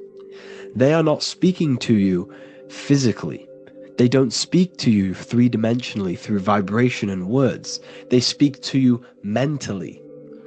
If you have done DMT, then you know this. And if you have met these beings, then you know this. You might have even met some of these types of beings on mushrooms or any psychedelic drugs. Because ultimately, when you take these mind-altering substances, it's altering your consciousness. It's merging your consciousness with the spirit of that substance. And you are essentially attuning your mind to higher dimensions of consciousness. That's why we say we're getting high when we take these substances. Therefore, when you meet these beings on DMT, you are essentially meeting beings who are attuned to higher dimensions of consciousness, and they speak to you mentally. They speak to you telepathically through thought, because the universe is mental. Everything exists within the mind. The way you are now, your physical existence, is a state of mind. Mind, thought creates matter. Spirit and matter are two opposing ways of thinking. If we have a very spiritual mind, we have an expanded mind, we are a spiritual person through the mind. However, if we have a very low state of consciousness where we think about food, sex, lust, and all physical things, then we have a physical consciousness. Matter and spirit are two opposing forces, two ways of thinking. The mind attunes itself to different levels of understanding in different dimensions. So, essentially, this is what we're looking at. The body is a vessel for the fluidic, formless consciousness, a temple that houses the essence of our awareness. While the five senses are limited to perceiving only the physical plane, the mind transcends these limitations, capable of perceiving the full scope of reality. It is through the mind that we access deeper truths beyond the material, tapping into boundless nature of existence. Physical existence is a thin band, a thin layer of reality. It's like 0.001% of reality. And your five senses are only tuned into this layer of reality. But the five senses are, by design, only allowed to perceive physicality. But the mind has the power to expand beyond this physical five sense state. The mind has the power to expand and evolute. It is a conscious decision whether you want to take this path or not. You can stay in a three-dimensional way of thinking, or you can expand your consciousness from within. It's not an external journey. There is no God going to save you. You must save yourself. Therefore, behind every single one of these eyes is the same source consciousness. However, we are all different cells in a different journey. The organs in your body, the cells in your body are all alive. They all possess same consciousness, universal consciousness. However, we are all on a different journey of evolution. As above, so below. As the baby is in the mother's womb, when the baby becomes conscious, there is a world outside of its mother. What does it do? It presses and seeks a way out to be born in the other world outside of its mother. It is the same with your consciousness, your mind. When your mind becomes aware that there is realities beyond the immediate surroundings, it seeks a way out. And this is exactly what I'm doing to you now. I am now expanding your mind and telling you there is other ways of reality. There is other dimensions of consciousness which you can access through inner transmutation, through different ways of thinking, spiritualism, and meditating and connecting with yourself and detaching from external things. We can upgrade our consciousness. Your body is a womb. Why Jesus says you must be born again to see the kingdom of God, because you are born physically and then you must be born again spiritually, awakening your inner consciousness. So like I said, as the baby is in the womb, it's the same principle. As above, so below. You were a baby, you were in your mother's womb, and you figured out there is a world outside of your mother, so you seek to weigh out your mother to be born in another world. It's the same now. You must do this now. This is your spiritual evolution. This is the evolution of consciousness. It's ever expanding. When you die, this is a transition. You must learn to not fear death. This is another part of your spiritual journey. You must master death.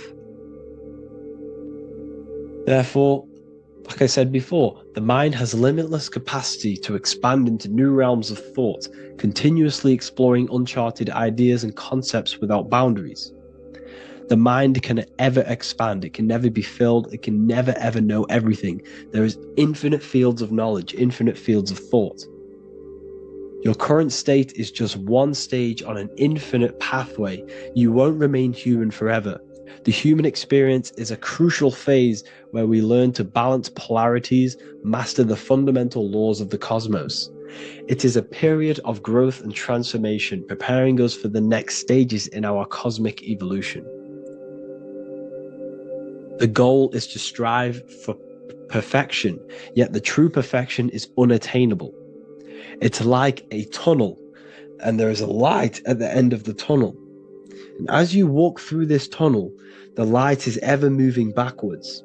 You should forever seek to meet that light, but you will never meet that light because consciousness is ever expanding.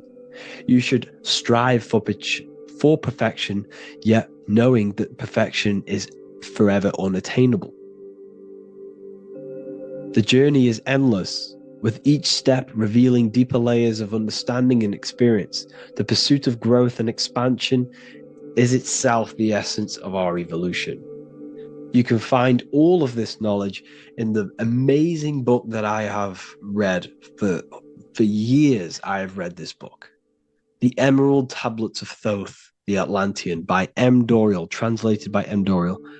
I'm telling you now, this book, now that I've told you this, you have some context on the book. The whole book is about evolution of consciousness.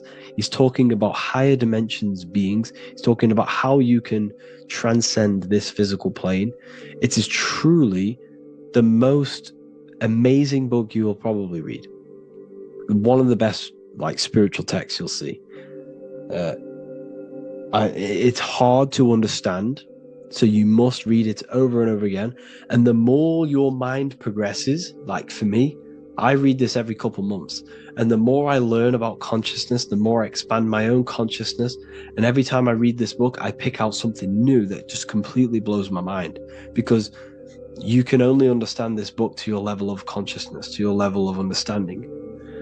So now that I've told you all this information, go and read this book and it will absolutely blow your mind. And so will the Book of Wisdom Volume 2, which is now available. I released it the other day. I'm just going to read a page out now. This page is called Spirit and Matter. The Earth is not merely a dense, lifeless rock drifting through space. It possesses spirit, a living essence that animates its form. But what do we mean by spirit? Spirit in esoteric terms refers to the energy, the life force, animating the principles infused in matter. So essentially, what this page is talking about is how everything has spirit, consciousness within it. You are the middle, you are spirit and matter. You have the ability to expand your mind to the God self and raise above our animal instinct, our material self, and know the divine and expand. Animals cannot do this. Animals are not self-aware. Humans possess self-awareness. We can observe our consciousness. We can say, why do I exist? We can look in the mirror and know that we need growth. And this is what Anunnaki means. Anu means above. Anu was the supreme god of the sky, which is a metaphor. He represents spirit above, heaven. Anu came down to earth and married Ki, the goddess of the earth, which represents matter. It's a myth, it's an allegory. Anu married Ki and gave birth to the Anunnaki. Spirit came down and infused with matter and gave birth to the human, which is you. You are spirit infused in matter, Anu and Ki, Anunnaki. You are the Anunnaki. And this is just one of the teachings in my book. Honestly, this book is absolutely amazing. If you truly, truly want to expand your consciousness, give this book a read. And obviously, if you're inside the university, I give you this book for free. A paperback version. If you join the university, follow the steps inside of the general chat, you'll be able to download this book. Sorry, not download it. Order a paperback for free. All you have to do is pay for the shipping. You'll also gain amazing knowledge inside of my library, where your mind will just be overblown with the amount of esoteric books. There's over 45 rare occult books, plus you get a PDF of the Volume 1 and Human Health Guide. You get reoccurring updates where I expand on symbolism, occultism, where you will just feel absolutely amazing once you understand esotericism in yourself. You'll also learn how to create the dream reality that you want with the Manifestation Mastery course, where I teach you how your consciousness creates reality. You'll have a real lectures where I post lectures on symbolism, occultism, esotericism. There's a conscious community and live calls and Q&A where you can ask me questions and I'll answer your questions. I just want to say thank you to everyone who has joined the university. Thank you for even liking and watching this video. Any support I just appreciate every single one of you. Please, if you can, leave a comment and a like on this video and let me know any videos you want me to make in the future. And I will start uploading a lot more to the YouTube. So yeah, thank you all for tuning in today. Have an amazing day. You don't just have a physical body. You have a physical, mental, spiritual, and emotional body. Each one of these aspects are a body of its own. Body does not just refer to a physical substance. You have a mental body for thinking, an emotional body for your emotions, a spiritual body for your energy in your astral form, and a physical body to encapsulate all of these. Each four of these aspects are essential for the human experience and essential to balance. Now, today we're going to be syncing the four aspects of your consciousness with the four seasons and the four elements and how this ties into the Bible. So we have four physical elements. We have 5 elements in total, spirit being the most important, but spirit is pure invisible. We have 4 physical elements. We have air, fire, earth, water. Earth and water are feminine. Air and fire are masculine. Air and fire are active. Water and earth are passive. The air corresponds with the mental body of consciousness. This is where your intellect, this is where your communication, this is where your thoughts, intuition all comes from. This is the mental body of consciousness that allows you to think, allows you to process, figure things out, and have intellect and gain knowledge. This is your intellectual aspect of your consciousness, located in the head region. We have a fire nature, a spiritual nature. This is our astral body. Our astral body is all to do with the subconscious realms, the higher realms of consciousness. This is the body that allows us to be free from the physical body. Our spirit is more of our energy. Water is our emotional body. This is what allows us to feel things, that allows us to gain intuitive feelings of conscience. So emotion allows us to understand what is right and what is wrong. When we feel something bad, we know that this is wrong. When we feel something good, we know that we are doing good. Emotions are a creational force that allows us to feel certain things to bring them into existence. Our emotional body is a creational force and should not be reactive, and they should be controlled. Most actions are stemmed from emotions. Actions bring thought into physical existence. Emotions are the driving power. They are what drives your actions. The thought, then the emotion, then the action. Earth is your physical body. This is your physical state that allows you to take mind and emotion into action, into fruition, into physical matter. This is what your physical body allows your consciousness, your soul, to interact with the physical world and bring things into physical existence.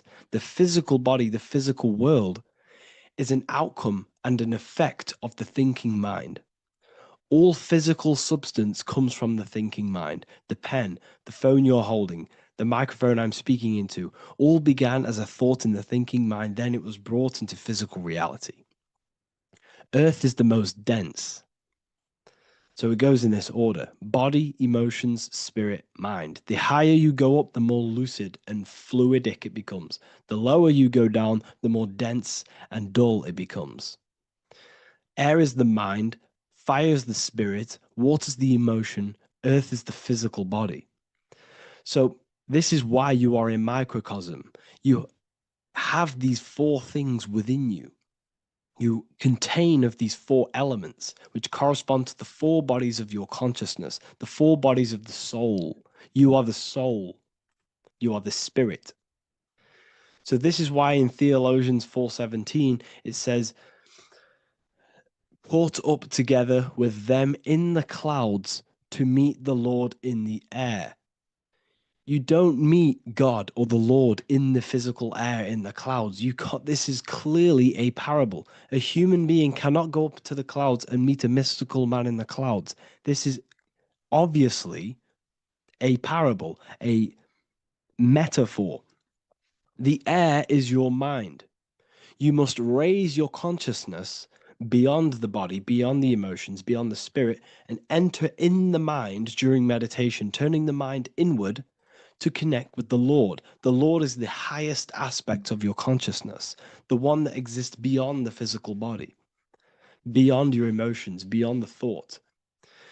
So you meet the Lord in the air, in the mind. The mind represents the air. This is why in America there's a saying called an airhead. You're an airhead. This means that you are stupid, or you don't think, or you have nothing in your mind. You have nothing in your head. When someone's very stupid, you call them an airhead, because air represents the mind. The air is elevated. The air is invisible. The mind is totally invisible to the human eyes.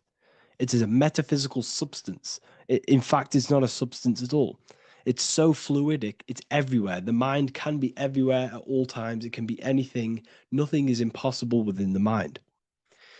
Now, this is synced with the 4 seasons. The 4 seasons represent the 4 aspects of human consciousness, the 4 bodies of your consciousness, the 4 bodies of your soul. The sun is your soul, okay? And the sun travels around 4 seasons. Summer, when the sun is the most hottest point.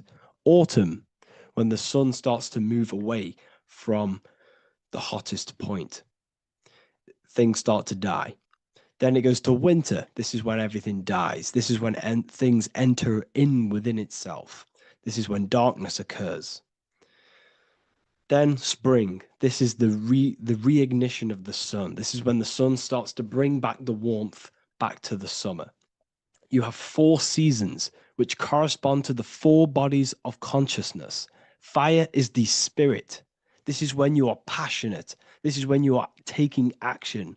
This is when you are fiery. The sun is blazing. You're taking action. You're very passionate. You're very spirit. You're in the spirit. Autumn is water, emotion. This is when you start to become very reflecting. This is when you start to feel emotional. Because in autumn, there's lots of water. This represents the emotional body of consciousness. Winter is the mind. This is air. Winter, what happens in winter? Everything enters within itself. The leaves die.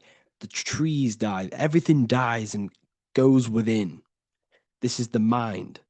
The mind is the darkness, remember. You close your eyes to enter within the mind. The winter represents meditation. In the winter, what do people do? They stay inside of their house. They research more. They read more books. They become more intellectual. They think more in the winter because we are so we're stuck inside. So we're more reflective. We're thinking more. We're more communicative. We're more intellectual. In the spring, this represents the earth, the body. This is when we start to come out of the mind and we awaken to the body. And things start to grow again. The plants start to grow. The earth is growing again and reborn again. This is the body. This is when you become more active in the spring. And then the summer, back to the summer, we then take action on these thoughts and these thoughts that we gained over the winter. Essentially, this is just a massive cycle. And this is a daily cycle also. The nighttime is the winter. The morning is the spring. The midday is the summer. And the evening time is the autumn. This is a microcosm. We have 4 bodies of consciousness. You are the sun, you are the soul, and the soul has 4 bodies: summer, autumn, winter, spring. Emotion, air, body, spirit. Sorry, emotion, mind, body, spirit. So you are the soul. You are the pure essence of consciousness. The sun is your soul in the heart. And the seasons are inside of you because you are a microcosm. Okay? You are a microcosm. The word sun is son. The Latin word for sun is sol, which is soul or solo, because the sun is solo. It's on its own. You are the soul, and the soul has the 4 different bodies of consciousness. So before we move on any further, if I've blown your mind, please, if you can, leave a like, a comment, a share, and a subscribe. Let me know what videos you want me to make in the future. Please drop a like. It definitely will help me. You are a microcosm of the macrocosm. Man is a miniature universe that goes through its own cycles. The seasons of the summer, winter, spring, and autumn do not occur merely outside of him, but within him as well. The summer is within you. You feel different in the summer. You feel different in the winter. You feel, depending on the body of consciousness, it's your soul's interacting with. So the sun in the sky is your soul inside, and the sun goes through these cycles, which is affecting your bodies of consciousness, because the cycles represent your bodies of consciousness. Now, this ties in with the Bible. This is why we have 4 Gospels. This is why Matthew, Mark, Luke, and John are always seen with the 4 different zodiac sign animals or symbols. So you always see each one of the Gospels, if you just type in on Google Matthew, Mark, Luke, and John, type in ancient pictures, paintings, or pictures of them, and you will find these 4 zodiac signs are always standing with each one. Taurus, the bull; Leo, the lion; Scorpio, the eagle. An old symbol for Scorpio was the eagle, and a man for Aquarius. Here you see very, very ancient paintings and artwork. Here we see Matthew, the man, Aquarius. Here we see John, the Scorpio. Same here. We also see it on the tarot cards, on the world card. We see the 4 fixed zodiac signs. Here we see it as well.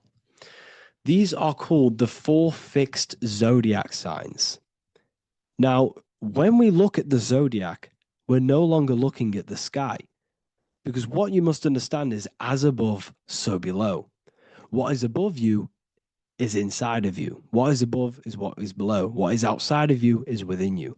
The zodiac is inside of you. The zodiac revolves around the sun. The sun is your soul. These are different energies of your soul.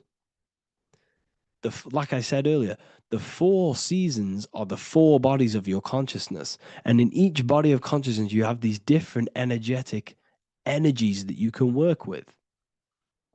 Okay, so this is the true astrology. This is the true astrology, the internal esoteric astrology. You can't find much information on this at all. Very hard to find. So what we're looking at are the 4 bodies of consciousness. Obviously, when we look in the middle of each season, spring, the middle of spring is Taurus. The middle of winter is Aquarius. The middle of autumn is Scorpio. The middle of summer is Leo. These 4 signs are known as the 4 fixed signs. Okay? Scorpio is fixed. It's the middle of autumn. Scorpio is a water sign, emotion. Aquarius is the air sign, the mind.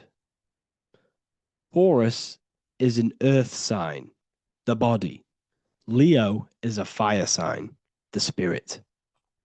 This is why we see Matthew, Mark, Luke, and John with the 4 fixed signs of the zodiac, which represent the 4 bodies of consciousness. Leo, the spirit, fire. Luke, Taurus, earth, body. Matthew, Aquarius, air, mind. John, Scorpio, water, emotion. Each gospel is depicting Jesus and showing Jesus in each gospel. Each one of these gospels is showing and depicting Jesus according to the different body of consciousness. In John, this is when Jesus starts to turn water into wine. Water is emotion. Wine is transmuted emotion. This is when he does miracles with his emotions, water into wine. Aquarius, which is Matthew, air, the mind. Inside of the Gospel of Matthew, this depicts Jesus as an intellectual person, a person who's communicating and using his mind, his mental body a lot inside of the Gospel of Matthew. Go and read it, and you will see this. Luke, Taurus, earth, the body. Luke shows and depicts Jesus according to the body of consciousness, the physical body. He shows Jesus as a human, being a human being, helping people physically and helping people's physical needs, like giving away food and doing all sorts of good things for other people. Leo, Mark, inside of the Gospel of Mark, this shows Jesus as a spiritual teacher, a passionate person who is taking action. Each gospel is showing Jesus according to the different body of consciousness, and Jesus represents you, the sun. That's why it's called the Son of God, the light of the world. Jesus represents your soul, and your soul has these 4 gospels, the 4 bodies of consciousness, the 4 fixed signs, the 4 elements, and the 4 seasons. These things all correspond to your consciousness. So this is Leonardo da Vinci showing you the exact same thing. Jesus is the I am, the sun, the soul, in the middle, on his own. Luke, spring, earth, body. There are 3 people in each group. There are 4 groups and there are 3 people in each group. 1, 2, 3. 1, 2, 3, 1, 2, 3, 1, 2, 3.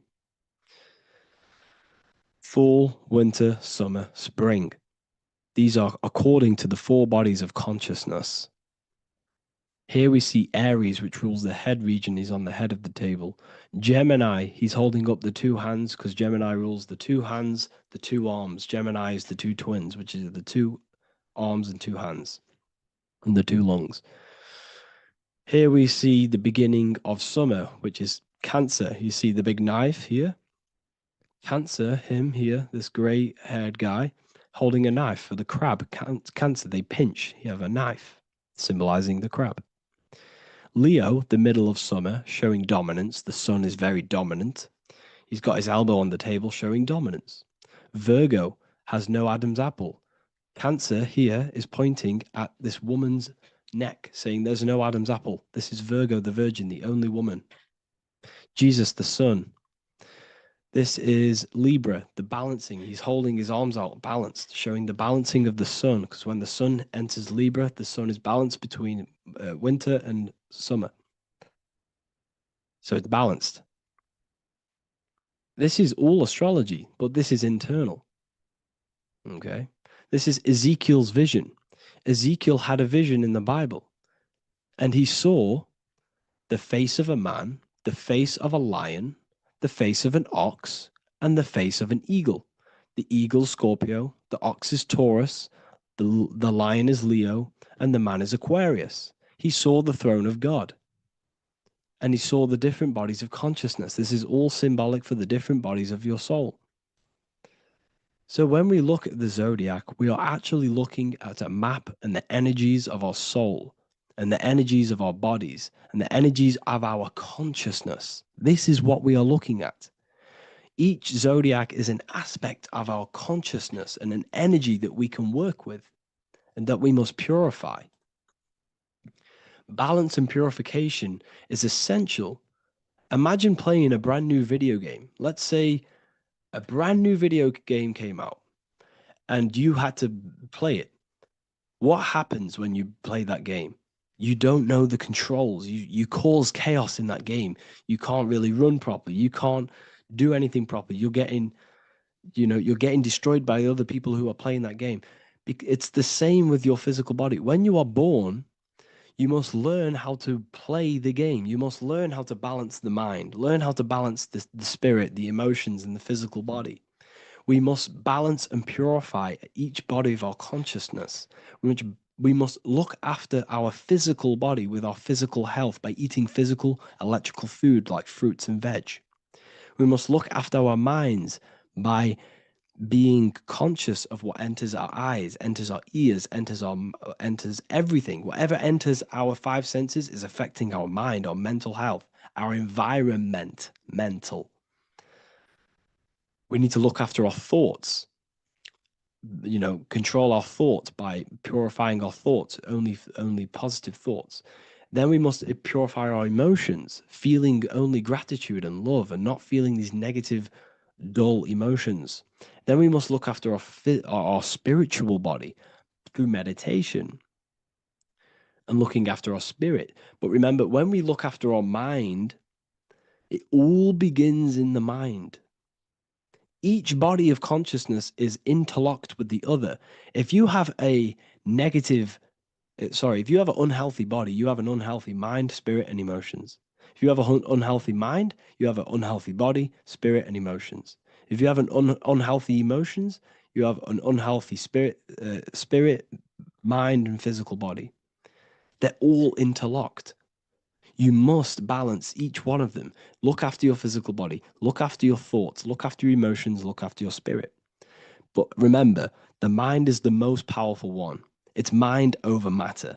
Once we look after the mind, because once we start to control our minds and control every thought we think, This will then turn into discipline in our physical body, because once we learn how to discipline the mind, we learn how to discipline what we eat, we learn how to discipline what we feel, we learn how to discipline our spirit. This is all interlocked, but work on the mind first.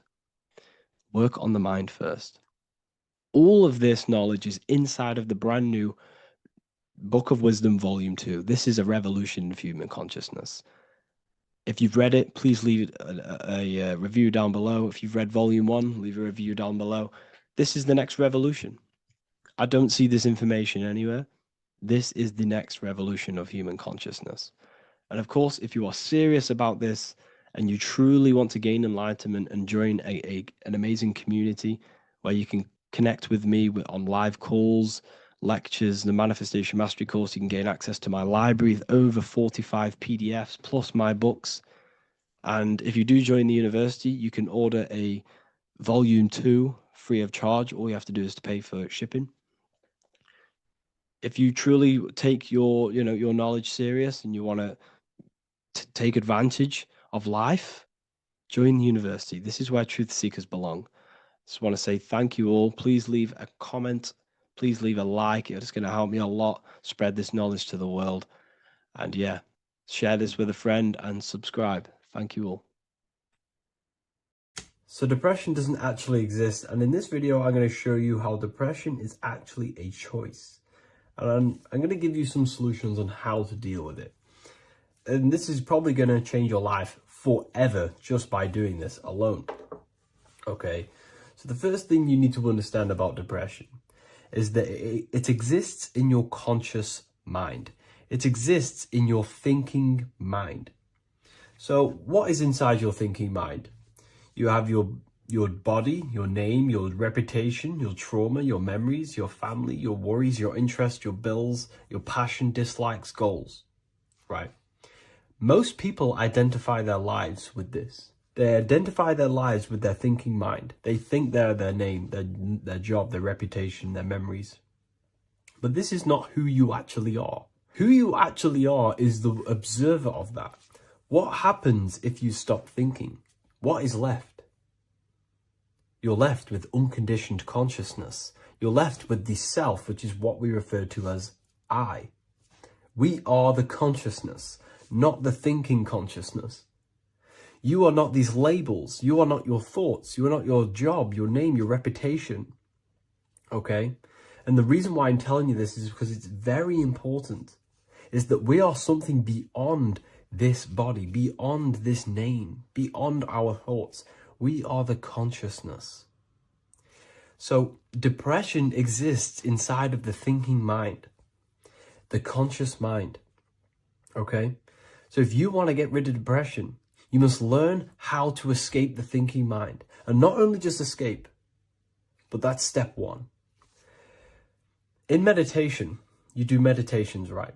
We sit still and we have to learn how to control the mind and turn off the thoughts. And when we turn off the thoughts, depression goes out the window because there's no thought present in your mental field of consciousness to be depressed. Okay? You must understand, who is the one suffering from the negative thoughts? Who is the one suffering? Your mind is not suffering because the mind is producing the thoughts. Your body's not suffering from the negative thoughts. You are suffering. And who is you? You are a soul. You are that feeling. You are that person beyond the thoughts, beyond the feelings, beyond that. You are the one experiencing. You are that. Meditation gives us the ability to turn off the thinking mind. This allows us to escape our thoughts, okay? And it gives us, over a long period of time after meditation, you'll be able to turn this switch, and this switch will be able to turn off your thoughts. And by doing this, we will be able to control our conscious mind directly by the hand. So when you notice yourself gaining them negative thoughts, we can then turn off the switch of turning off the conscious mind and rising to our authentic self and knowing the thoughts are just illusions. Now, let me tell you something that's very powerful. Most of your thoughts are coming from beliefs. Most of your feelings are coming from beliefs. So if you have a feeling of lack, this is coming from a belief that you don't have much. If you are feeling alone, this is coming from a belief that you are alone. So what we must do is restructure ourselves. We must restructure the subconscious mind. And we do this in many different ways. We can do this with meditation. We can do this with visualization, visualizing our desired reality as if we are living it. We can do this with affirmation. Now, a lot of people think, oh, I'm trying to speak something into existence with affirmation. No, you're not using vibration to try and change reality with what a lot of these new age people will teach you. Vibration, your words will not have much an impact on reality. That's the truth. But what they do have an impact on is reprogramming and recrafting and refining your mind. If you repeat, I am wealthy all day long, your subconscious mind, that word will be lingering inside your subconscious, and you will start to mold that into your conscious. You'll start to be consciously thinking about this. Most of your thoughts are coming from your subconscious. So if you want to get rid of depression, you got to figure out the trigger. What are you depressed about? What are you feeling? What are the beliefs that are making you feeling and thinking this way? And that's what you must restructure. You must restructure your subconscious mind through visualization, meditation, and affirmation. You do these all the time. You do these every single day, and you will slowly, if not surely, restructure your subconscious mind. While by doing the practice of meditation, you'll gain the off switch as well. Sometimes depression comes from not living in your authentic self. You're not doing the things that your soul is telling you to do. We all know what we should be doing at all times. I don't care what you have on. We all know we should be doing something. We all know that we have there's a higher aspect of our mind that tells us, oh, we need to be doing this, but I'm actually sat here on my phone. Oh, I shouldn't be eating this, but I'm doing it anyway. There's always that higher voice. And that is the voice that has to be connected to. And when your body's not acting out the voice of the soul, then the soul becomes sadder, and suffers more and more and more. There has to be a connection between the soul, the mind, and the body. They have to work in unison. Okay? So I hope this video helps with depression, with whatever you're going through mentally.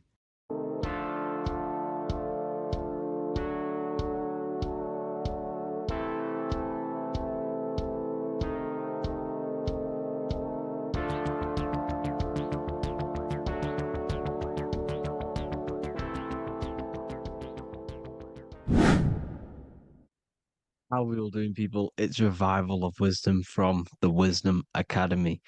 Today we're going to be breaking down God, consciousness, and the higher and the lower self, and how to overcome the lower self. Now, the first thing you need to understand is that you are the invisible intelligence within the brain, within the body. This invisible intelligence is known as the mind.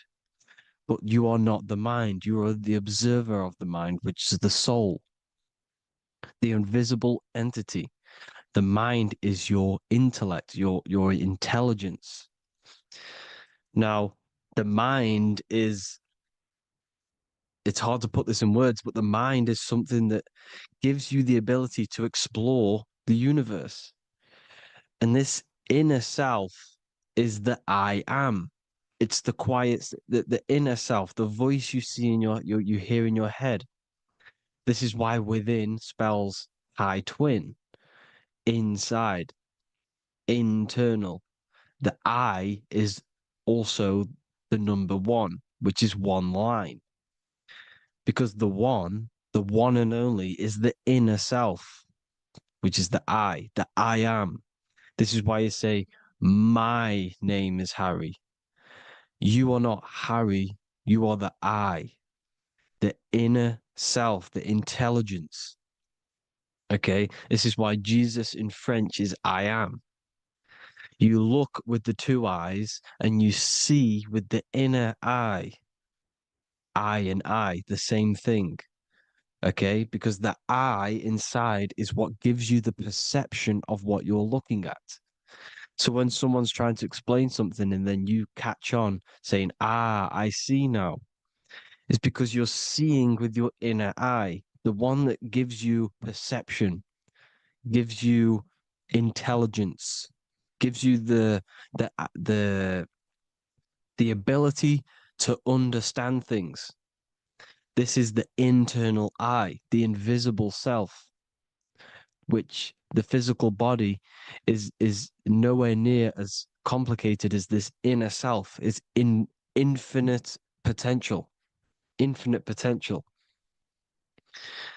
God, God, generator, operator, destroyer, soul, mind, and body. Brahma, Vishnu, Shiva, the Father, the Holy Spirit, and the Son.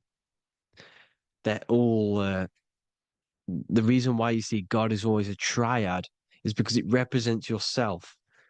Your invisible intelligence is God. Me and you are the same invisible intelligence. We are the invisible intelligence experiencing the program being run by the central nervous system and the brain. I always say this in my videos, but I have to, in order for you to understand the things that I'm going to say later on in the video, you need to understand this concept, is that you are the consciousness experiencing the nervous system, the tree of knowledge of good and evil, which is you here. You would be in this invisible intelligence right here in the center of the brain. Now, this is why the ancient Christians show God is in the brain. This is the brain stem. This is the brain. This is also the brain stem and the brain. The brain stem and the brain. It's all depictions of the brain because the brain's the computer, the electromagnetic computer, which decodes the demands created by the invisible intelligence, the I, the inner self, you, your true self. The person moving, if you observe what someone moving, this is going to sound, but if you observe someone walking, it's not the body. The body is moving, but the thing telling it to move is the invisible intelligence. Before you kick a football, a decision is made within your invisible intelligence, your mind. And this consciousness, this invisible intelligence, is either stuck between the lower self and the higher self. Okay? When the invisible intelligence, meaning the true self, identifies itself with the physical body, it will trap its mind within physicality. This consciousness that we have is either operating in the lower self or the higher self. It's either feeding the material body or it's feeding the spirit. Okay? But because we are physical and spiritual, we need to be even. We don't want to be meditating all day long because we do have a physical body as well whilst we are here. We are playing a game in physical matter.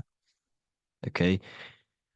Now, the reason that you incarnated here is to learn a lesson because the mind can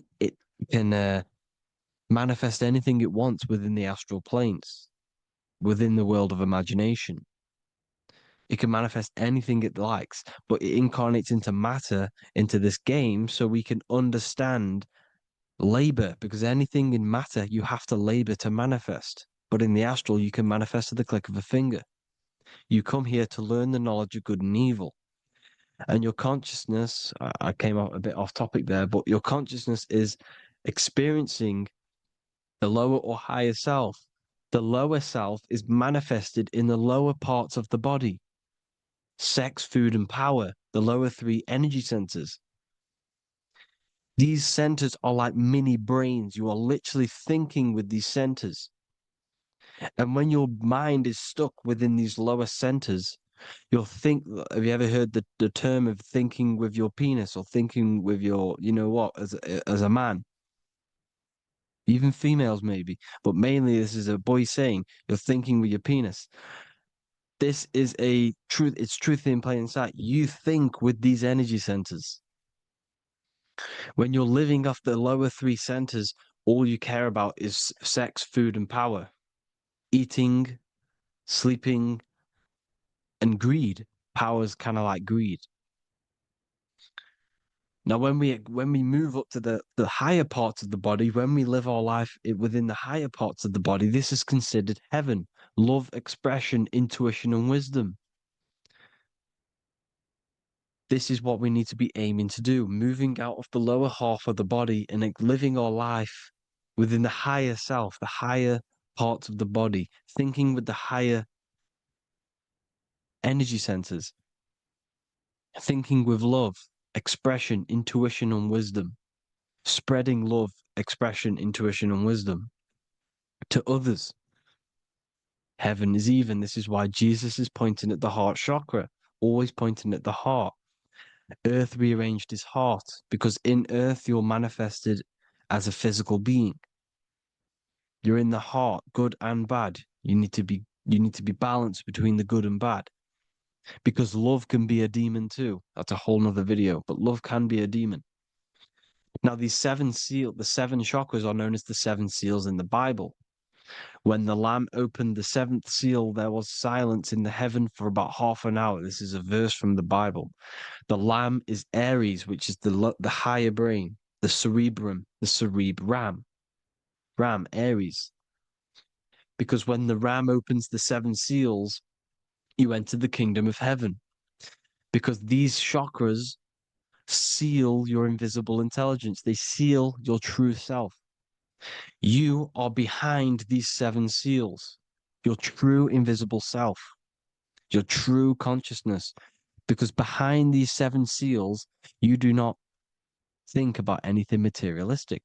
Your intelligence is not material. It's not physical. It's not from the physical world. It does not desire the physical world. The body is the beast. The body's the animal, the lower self, which can corrupt our intelligence. It can corrupt the intelligence. Okay? Now, we need to balance these chakras so that we gain a deeper connection between this intelligence and the brain.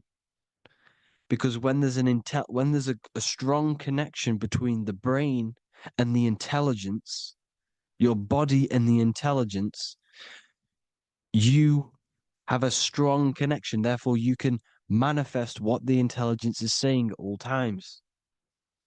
Meaning, when, for example, your higher self, this is intelligence, the higher intelligence is always speaking to you. It's always guiding you. It's always telling you the right thing to do. You can feel it when you're doing something wrong. You can feel that you're doing something wrong because this higher self, this intelligence knows what it needs to do here. And when there's no connection between the body and this our intelligence, our true self, when we strip away, when you close your eyes for long periods of time, you will figure out you are this invisible, infinite, creative being. There's no words that I can't describe what it is. But it's the voice inside of your head that you can feel when you close your eyes. You are this being inside of the head, heaven, because this is heaven, this intelligence. And when there's a strong connection between the body, you can manifest everything it's saying. When everything is balanced, when you're no longer thinking with the lower centers, when they're all balanced, you're not thinking in particular with every center, you balance them all, you can manifest everything it says. Your body will act out what the intelligence is always saying. This is God in the brain, the intelligence, trying to touch Adam, representing the lower self. This is why they're not touching. Notice how Adam is resting, but the intelligence is always reaching out, stretching, symbolizing metaphorically saying it's guiding. I'm always reaching out. The intelligence, your intelligence is always guiding you. It's always reaching out to you. But Adam is ignorant of it. The lower self is ignorant of it. And that's why he's so relaxed and God is so stretching out. Because at our highest self, that when you think of when you want to better your life, That highest true version of yourself is God. When you're manifesting this, your highest self, this is God. Your truest form, your most perfect form, that is God. Your highest version of yourself, that is God. Emotions. Emotions are not what you've been taught. Emotions are not something that should be reactive, okay? You should not let the emotion be you, except that you should experience them instead of letting them become you. You need to understand there's a separation in our consciousness. You have the soul, which is the person who is observing your thoughts. When you think a thought, who's the one observing that thought? The soul, you, the I am, the I, the inner self, the one and only. And inside of every single body, inside of me, inside of you watching this video, there is this same intelligence that is inside of me, inside of you. And it's the exact same intelligence, experiencing a different body. And this is what we mean by the universe is mental. We all are all sharing the same ball of consciousness in a different body. The animals, the fish, the cells, all expressing this one consciousness. Me and you are the same. This is why the golden rule is treat others like others should be treated, because I am you and you are me in a different body. Now, going back, you need to identify that there's different levels of consciousness: soul, mind, emotion, and body. Okay? Your emotions are on a separate layer than the body, the mind, and the soul. So when you identify there's a difference between all of these, you do not let them become you. You do not let your mind rule you, because your mind can be corrupted. Your soul is the one that is pure good, pure love, but your mind can be corrupted. Okay?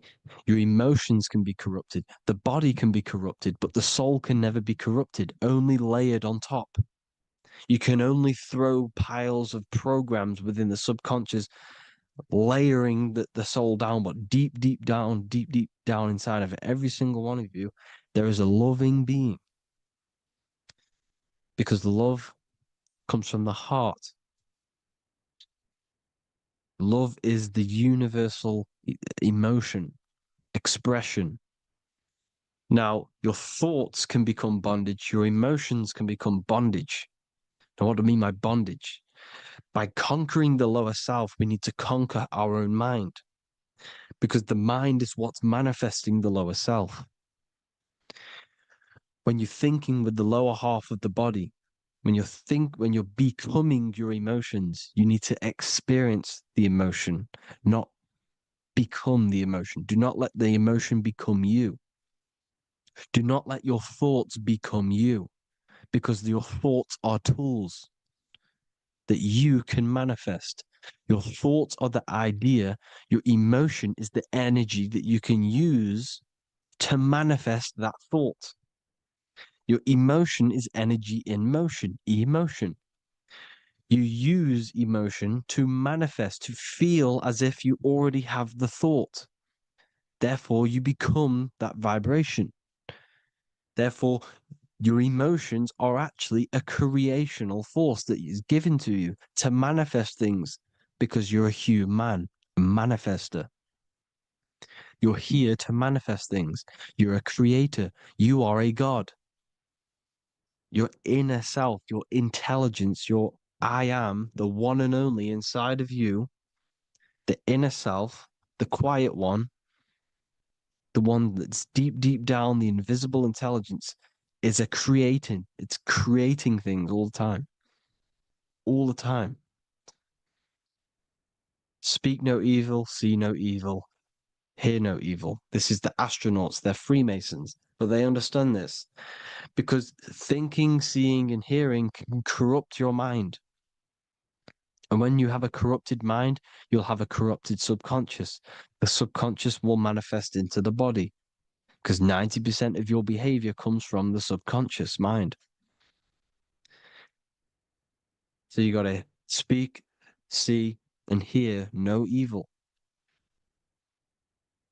A sin, what is a sin?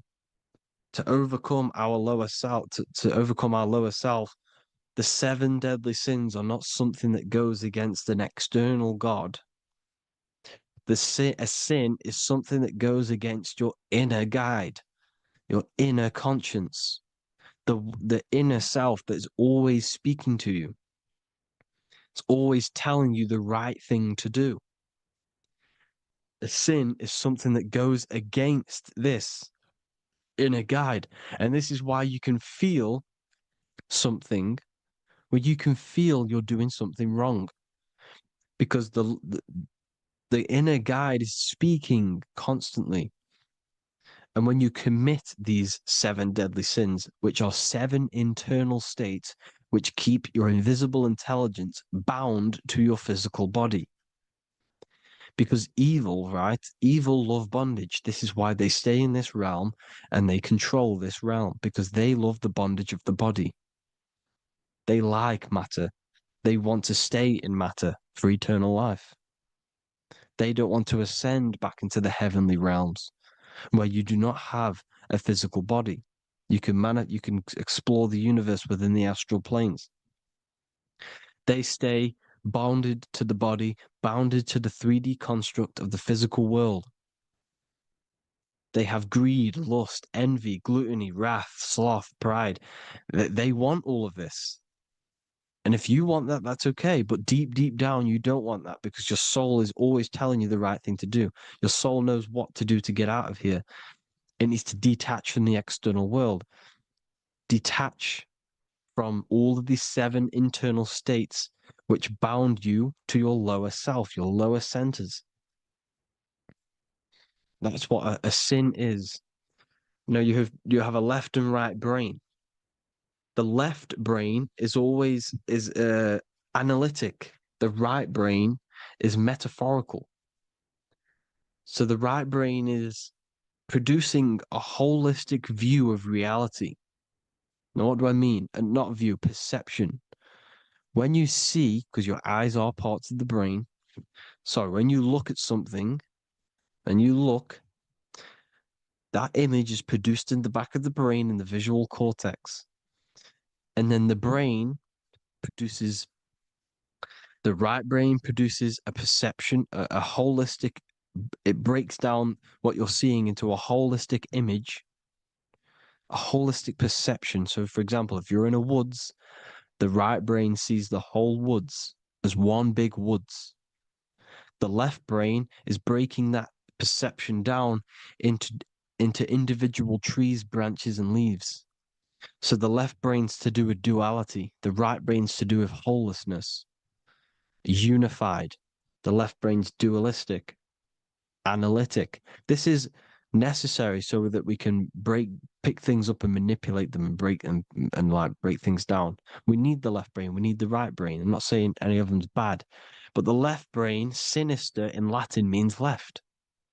Because when you're left-brained, you see everything in dualistic. You see everything is dual, when everything's actually one. We need to be focusing and strengthening our right hemisphere. I'm not saying sit in the right hemisphere all the time, but we need to be strengthening our right hemisphere. And this is why left is sin and right is right. Because when you focus on the right hemisphere, you see the holistic perception of creation. The right hemisphere sees humanity as one unified consciousness.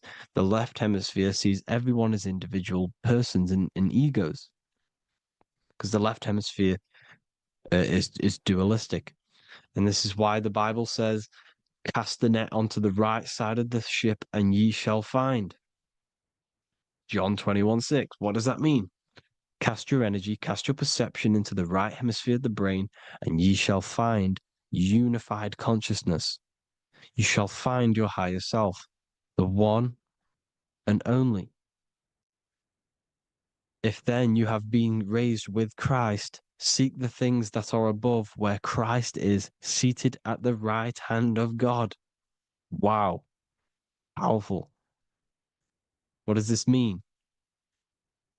Seek the things that are above, where the Christ is seated at the right hand of God. God is your consciousness, your invisible intelligence between the two hemispheres. The right hand of God is the right hemisphere. Seek the things that are above the heart. Love, intuition, expression, and wisdom. Seek the things that are above the heart, the higher self, the higher part of the body. Because when you seek the things of love, expression, intuition, and wisdom, you create a strong aura. You attract the same frequency. And this frequency is heaven, God. This is the Sumerian artwork showing the Lamb. This is a step symbolizing stepping upwards, raising up. He's stepping over the Lamb up to the bird. His hand is going to the bird. The Lamb symbolizes the lower self. Okay? The bird with the wings is in the sky. It represents the higher self. This is why angels always have wings, because it represents the higher self in the sky. The lamb is a ground animal, symbolizing the lower self. He's stepping over the lamb to the bird, his higher self, his invisible intelligence. Horus and Set, Jesus and Satan. Look, Horus has an evil brother, Set, just like Jesus and Satan. Horus is a bird, higher self. Set is a ground animal, lower self, which is the devil and the angel on your shoulder. You see? The right and the left hemisphere, the two wings. So the devil and angels always speaking to you. The higher and the lower self. It's the battle between the higher and the lower self, between the invisible intelligence and the physical body, because the body's the one that wants the sugar, it wants the pleasure, it wants the sex, it wants the porn, it wants all of the materialistic things, it wants the 7 deadly things. Okay, it wants this. There's a battle between the higher and the lower self, your intelligence and the body. This is why you need to become balanced, so that there's a deep connection between the body and the invisible intelligence, that I am. You need to master your mind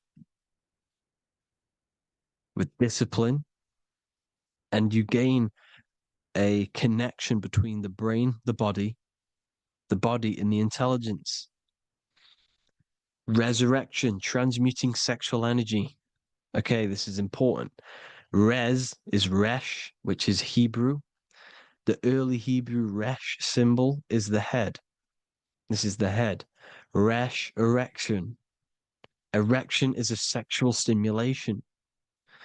Resurrection is rise erection. You got to raise your sexual energy up the base from the spine to the head.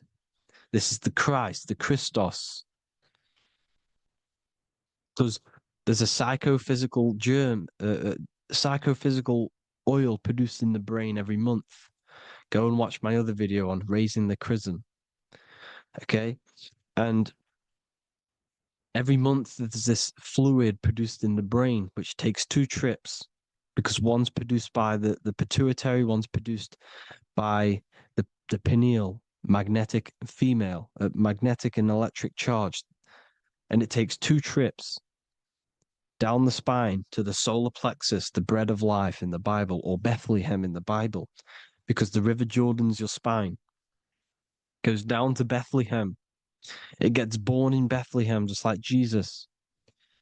Because when this oil travels to the solar plexus, it creates the seed, the seed of life, and it feeds the body, all the central nervous system, all the cells. It regulates the blood, does all sorts of good things for the body, this oil. Now, when you save your sexual energy and you raise your resurrection, you awake the Christ, You raise it from the solar plexus or the sacrum bone up to the brain. You activate 100% of the brain, and this is the true resurrection of Christ. Instead of wasting the energy and giving away your sexual fluids, because behind the fluids is the energy. So when you release that fluid, the energy is out there. You've released the energy. Your sexual energy is the most potent emotional force a human could possibly feel. Same with any animal or anything. The sexual urge, the sexual emotion is the most powerful, potent emotion that you can feel.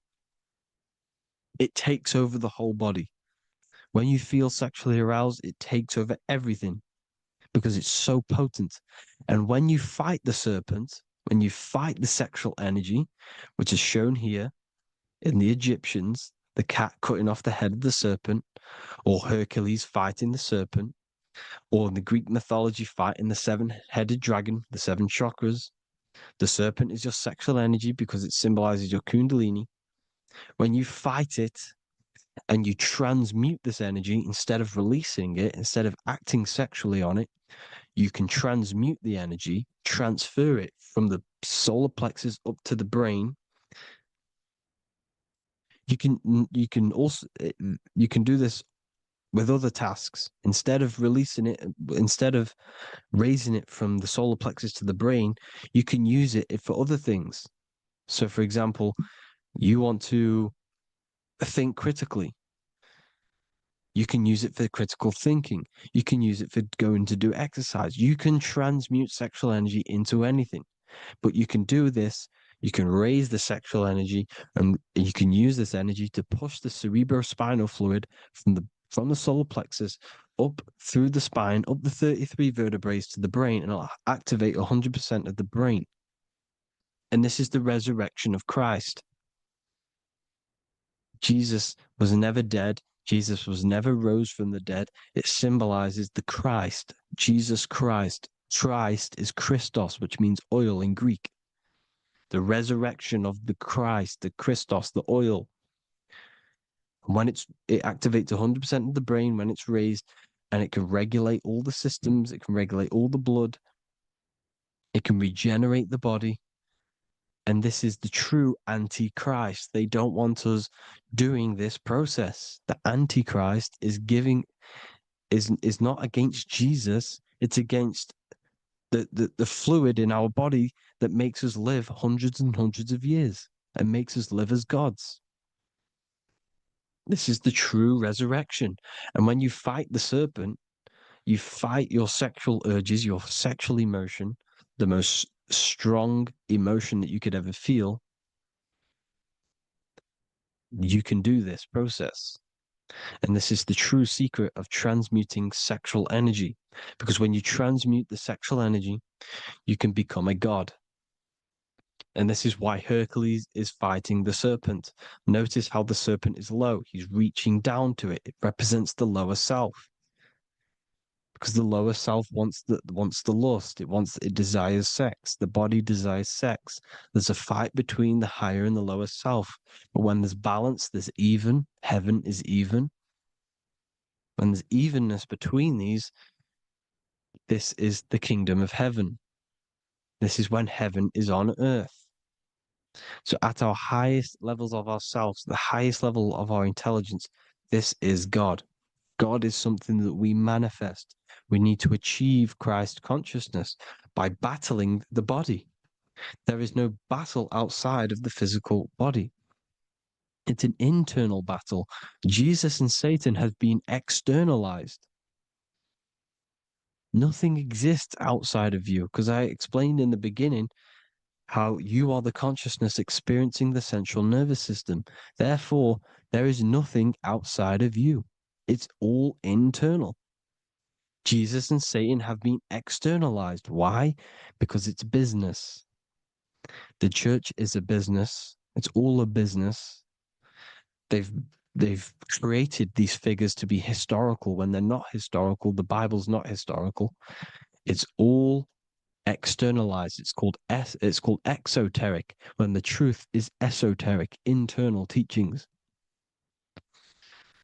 So anyways, people, balance the chakras, balance the two hemispheres of the brain, balance the conscious and the subconscious. Balance is perfect, the yin and yang. You are spiritual and physical.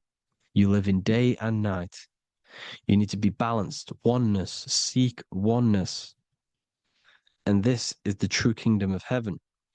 And when we all realize that we are all the same intelligence, the same consciousness expressed in different bodies, when we all realize this, we all realize we're all one. Doesn't matter what race you are.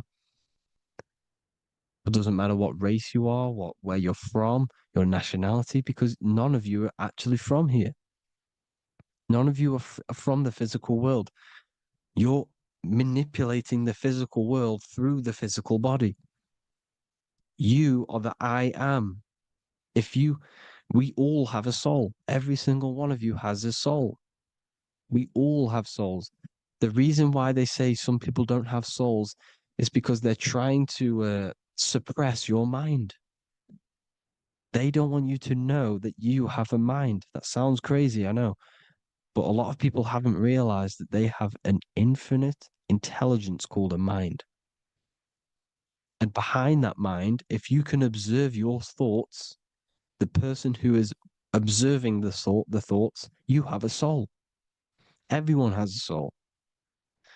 Don't listen to all these people saying some people don't have a soul, some people do. We all have a soul. Every single one of us. So anyway, you need to break the lower nature of yourself. At our highest levels, we are gods.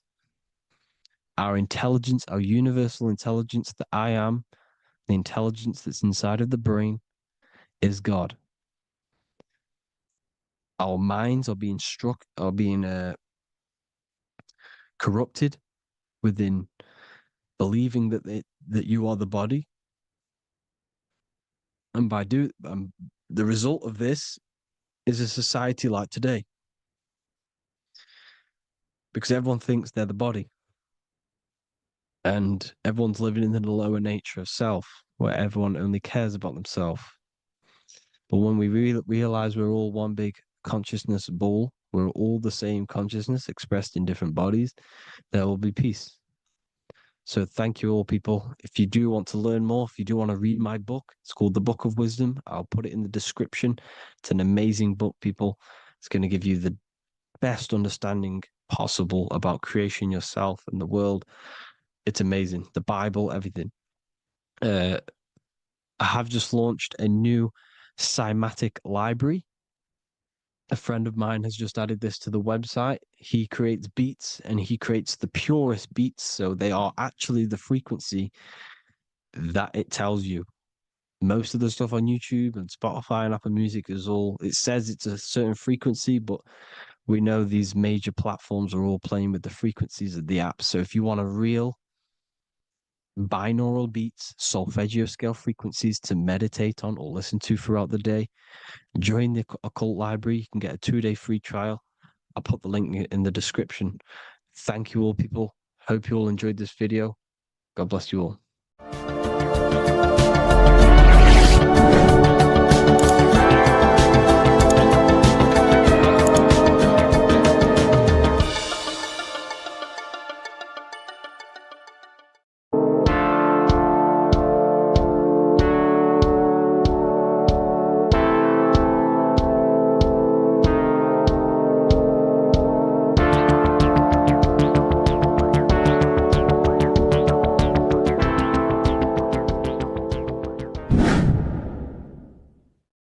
What is good, people? We're back with another video, and today we're talking about the chakras.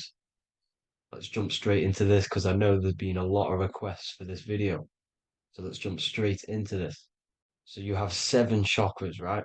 7 chakras, and these chakras are feeding off your electromagnetic field, known as your aura.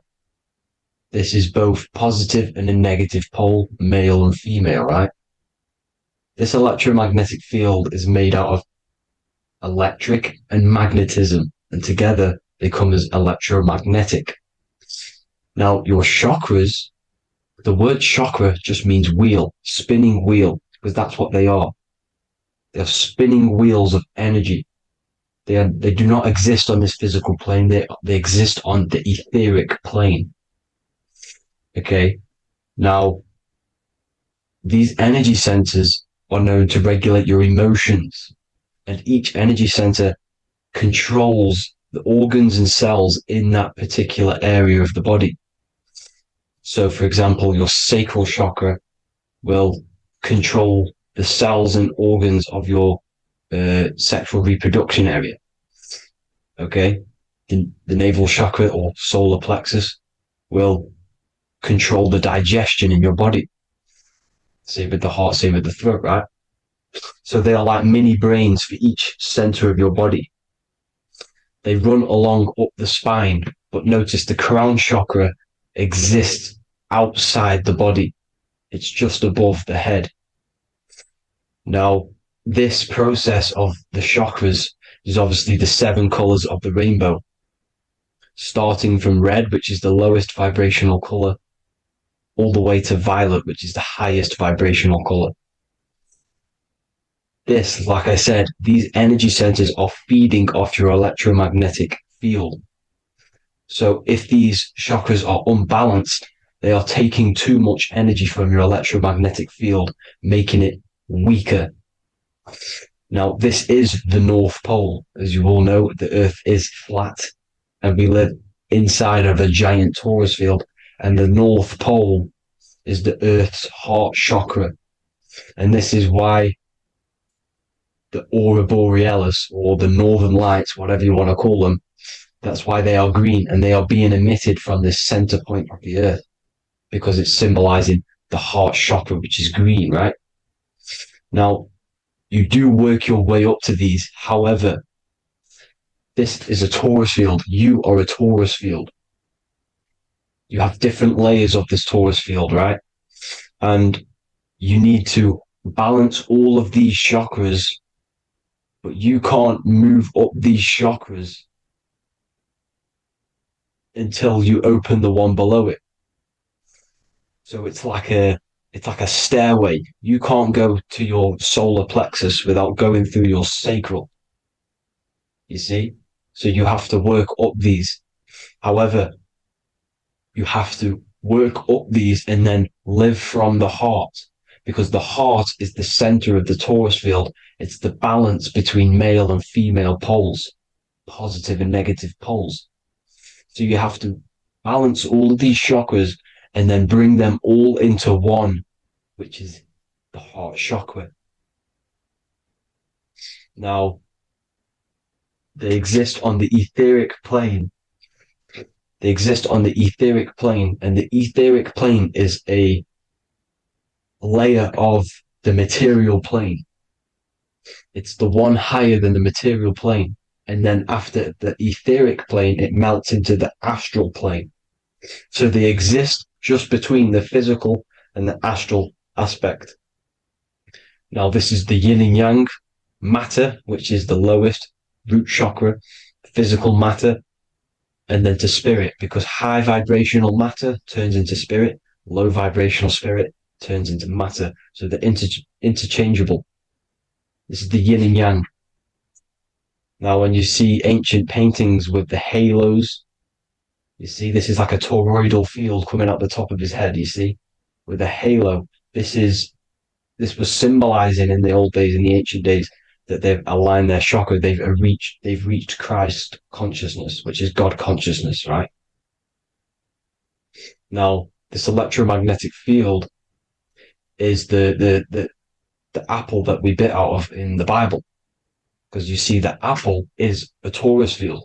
So they were metaphorically or personifying the torus field. That's what the Bible is. It's a massive personification. It's all metaphors. You have to read it properly. It's got a greater meaning behind it. Now, when we bit from the apple, we ate from the tree of knowledge, which is good and evil. Our lower mind took over, so we materialized to feed our physical bodies. We materialized through Saturn. That's what Saturn does. Now, if you don't understand that, go and watch the video previous to this one called Occult Secrets of Saturn, and that will show you how Saturn is the materializer. Now, this is one of the secrets behind the Masonic compass: electric and magnetic, male and female, duality, positive and negative.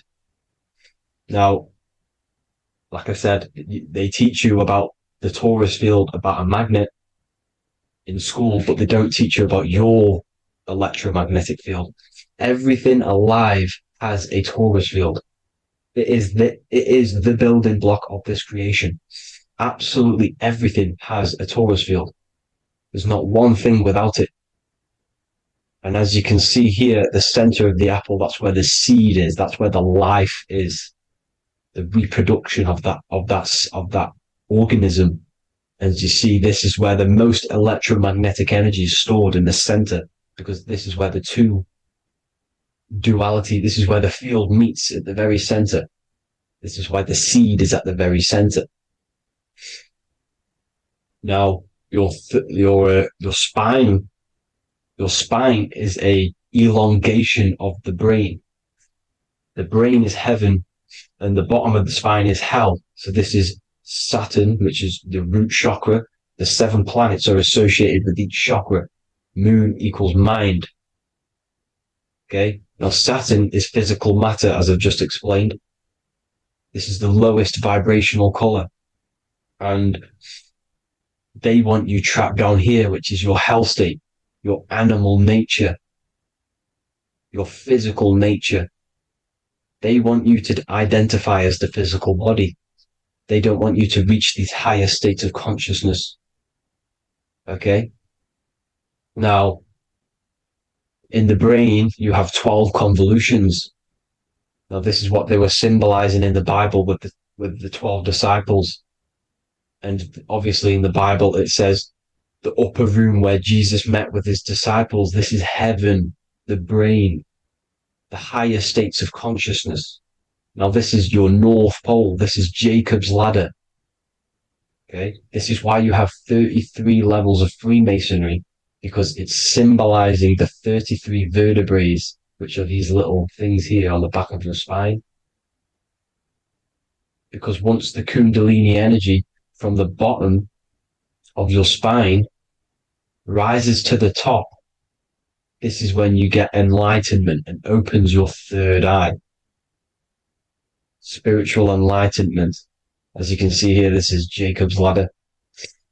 This is the Kundalini symbol, right? And they're even showing you this in the medical symbol. They're putting it in your face. The serpents are wrapped around the spine. Now, the serpents symbolize how the energy moves around the spine, because it's a torus field, you see? At the center of the torus field, it wraps around the center pole.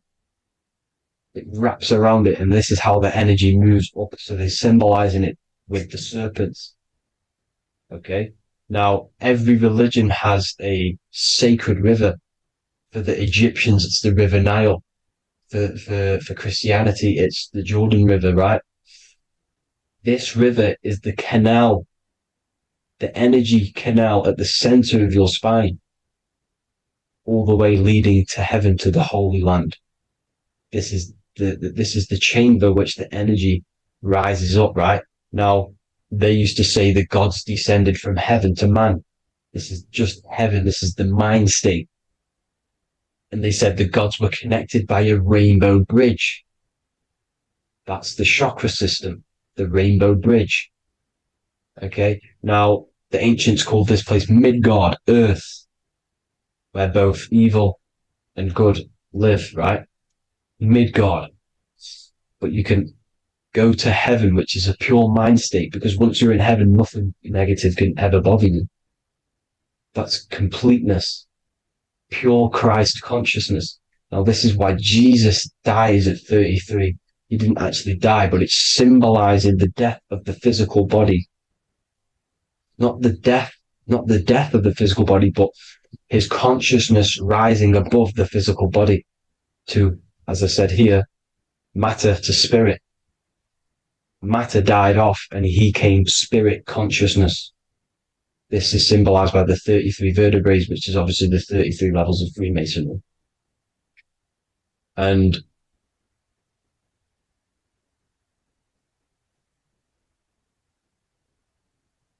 Now, the pineal gland, which is at the very top of this Jacob's ladder or the River Jordan, the canal, your 33 vertebrae on your spine. This is where the pineal gland sits, right? At the very top, at the center of your brain. Now, there's multiple ways this was symbolized. The Eye of Ra, which is used by the Egyptians. Now, this pineal gland is the seat of consciousness. This is where your consciousness is stored, right? And the ancient Sumerians used the pine cone, hence why it's got the word pineal gland, the seat of the soul consciousness. It produces DMT, dimethyltryptamine, which is known as the spirit molecule. And the pineal gland is wrapped in microcrystals, and we all know crystals transfer frequency and energy. Now, radios use crystals. A radio is a frequency transmitter, turning a frequency into a frequency that we can hear with our ears, right?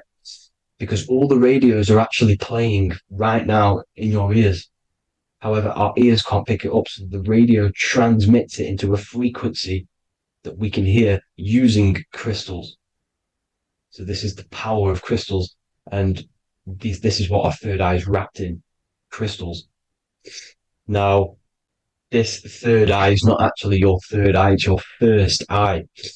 When you're being materialized in your mother's womb, this is the first gland that is produced, and everything's built around it, because it is the consciousness. It is your consciousness. Your consciousness never dies, ever. It's an eternal essence. It lives forever. You never actually die. Only the mortal body dies. Now that's what we call life. Life is abided by time, and time is change. And change is what we call life, because everything's constantly moving and transforming into different things, right? Now let's not get off track. The pine cone is obviously, this is in the Vatican here. The pine cone is symbolized as the pineal gland, pine. And this is the opened pine cone. The opened pine cone means or symbolizes the awakened man, the awakened third eye. But the ones here, which the Sumerian gods are holding, these are shut pine cones, symbolizing the unawakened man. But let's not get confused, people. These gods were not gods. They are human beings just like you.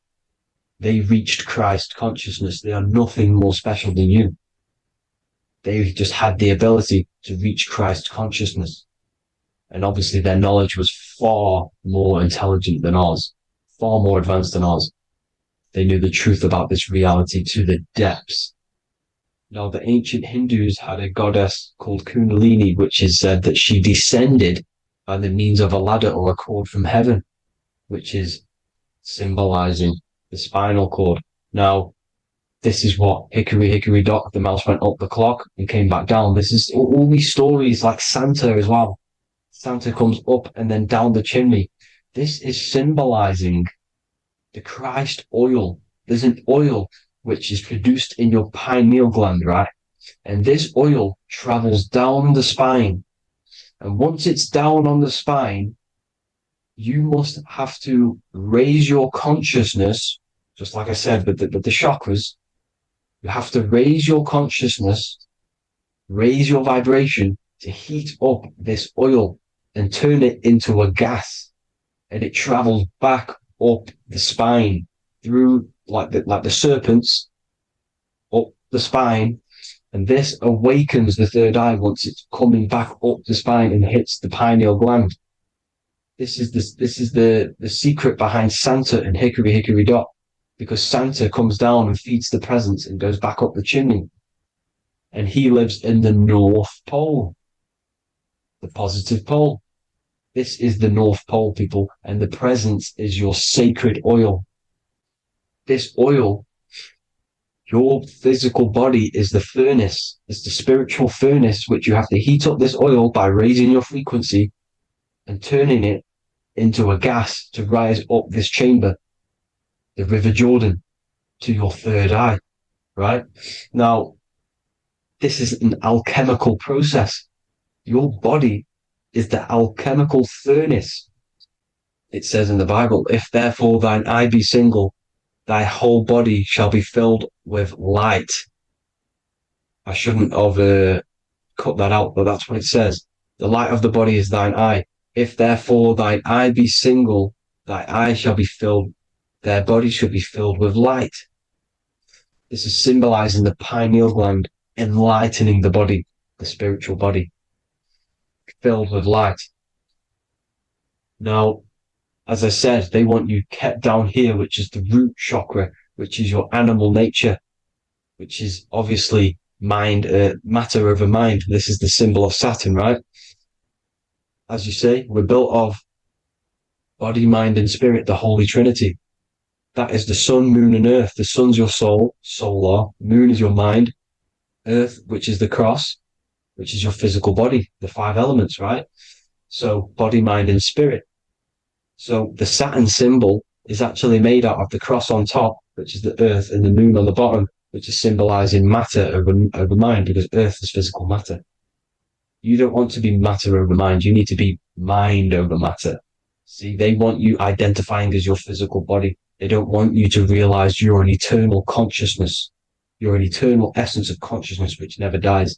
They want you trapped in your animal nature. And this is why the Baphomet has a goat head, because it's symbolizing your animal nature, which is evil. Not evil, but you're more likely to do evil things, right? Which brings bad karma. That's your animal side. This is why the Baphomet has an animal goat head. As you can see here, he's got the Kundalini energy here. So when you see the inverted cross, the cross is your body, as you can see here. The inverted cross means your chakras downwards, down here. Your head's down here. Your mind is down here. But your mind needs to be up here, which is the upwards cross, which is Christ consciousness. And as we all know, 7 colors of the rainbow, 7 planets, 7 chakras. Red light is low frequency and long range. This is why Saturn is the slowest moving celestial body. And it's the lowest chakra, because it's low frequency, long range. The moon being the crown chakra, which is high frequency. This is why the moon moves around the quickest. The moon is your crown chakra, which moon in mind. See, so there are multiple ways of your chakras becoming blocked. Now, each chakra has a specific intelligence. It has a specific thing that it's doing for the body, right?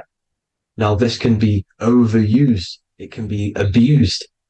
For example, masturbation. That keeps you down here in your sacral chakra, because you're abusing the energy center. You're abusing your sexual energy, which is then becoming unbalanced. So this is how energy, this is why these centers are pulling more energy out your electromagnetic field, because these centers are wheels. The chakras just mean spinning wheel of energy. So when you're abusing these certain centers, you're pulling energy out of your electromagnetic field, which is making your field weaker, which is making your frequency lower, which makes you prone to diseases, prone to lower negative energy, right? So you need to align these chakras. You need to unbalance them. And as you can see here, you can screenshot these to see how they're blocked. I'm not going to go over each one because it'll take me forever, but have a little read yourself. This is why they're blocked. Now, the ancients used to say Aum when they meditated. Now, these are the 7 vowels. There's not 5 vowels, there's actually 7. Now, when they say Aum, they're aligning all their chakras by saying this when meditated.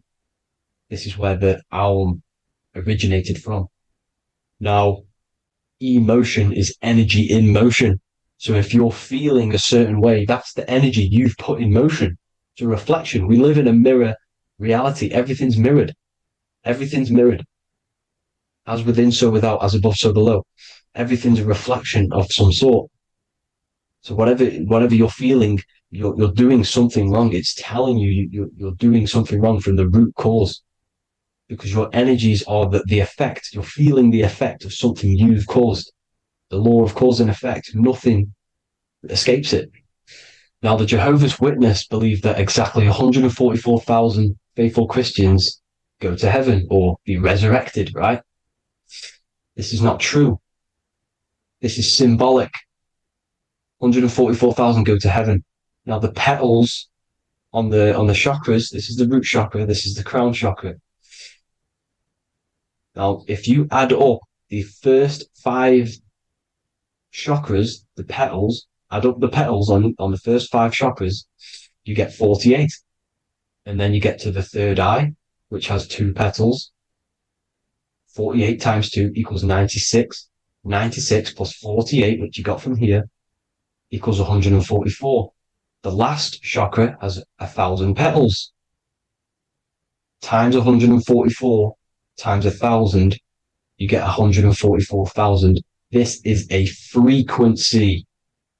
This frequency is the frequency of the ascension up your chakras. This frequency is a high frequency which turns that oil into gas, which rises up the spine, activating your third eye. Right? So this is all the religions are all symbolic for this sacred secret of Christ consciousness. As it says in the Bible, the kingdom of God is within. It's not out there, people. You must look within yourself. You are God. You are a spark of his consciousness, infinite consciousness, right? So 144,000 is a frequency, and you must achieve this. Like I said, these people in the past, they're not gods, people. These were just humans. Nothing special. They just reach Christ consciousness. Now, they keep you in these lower vibrational states with the food, right? And as you can see here, all of these fast food restaurants are mainly are red and yellow, which are these lower states, these lower 2 chakras, lower vibrational colors, because they want you trapped down here in matter. And these foods are so low vibrational, they will keep you down here, because your gut produces, I think it's like 80% of melatonin.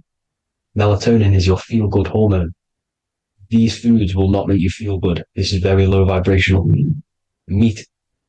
It's not meat, it's raw flesh. These animals are stripped from their family, put on a conveyor belt, watch their friends be tortured, and then get slaughtered in a slaughterhouse. Think of all the fear that's running through their blood, all the hormones, all the fear, and you're going to go and eat that very low vibrational energy. As you can see here, this is the light photons within fruit. You can see the light, the life force in this fruit. You must think, feel, and do positive to raise your vibration. As you can see, earth equals heart. If you rearrange it, everything in nature is green, right? The aurora borealis is green. You must align all these chakras and then live from the heart, because the heart's the center of the Taurus field. You must become the consciousness in the center. So that's it for this video, people. Thank you all. God bless.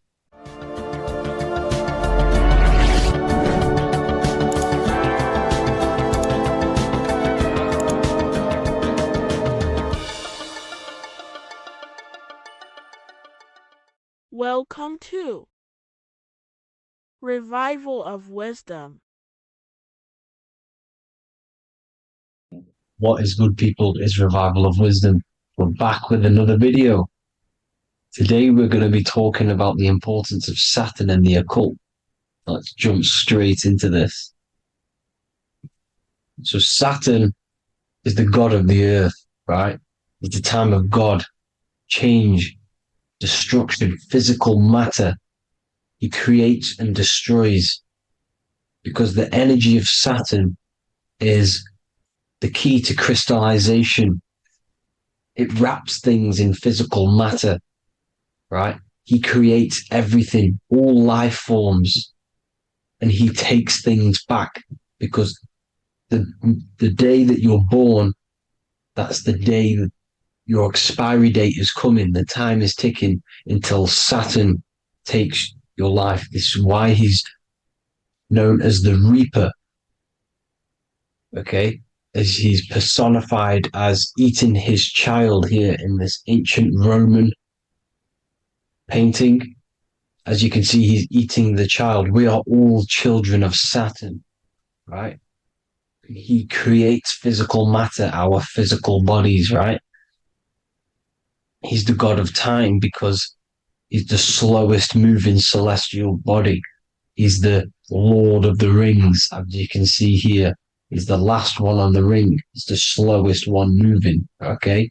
So he is the Lord of time, destruction and creation, okay? This is why his name is Saturn, Satan. He's the devil, okay? But I'm not saying Saturn's evil, guys. It's a part of life. Everything lives and dies, right? He's the key to crystallization. Now, as we have the clock here, or god Saturn, or Chronos in Greek, just means time. He's also the god of time, as I've already said. 60 seconds in a minute, 60 minutes in an hour, 24 hours in a day. Add 2 plus 4 equals 6. 60 seconds, 60 minutes, 2 plus 4 equals 6. That's 666. Okay?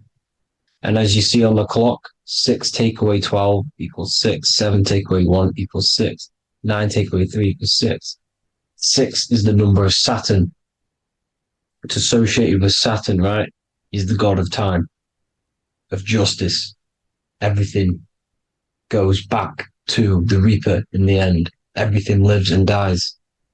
Now, the artwork of him, he's always got the Reaper staff. You see, it's personifying death. Now, when you see this, the Romans were not saying Saturn was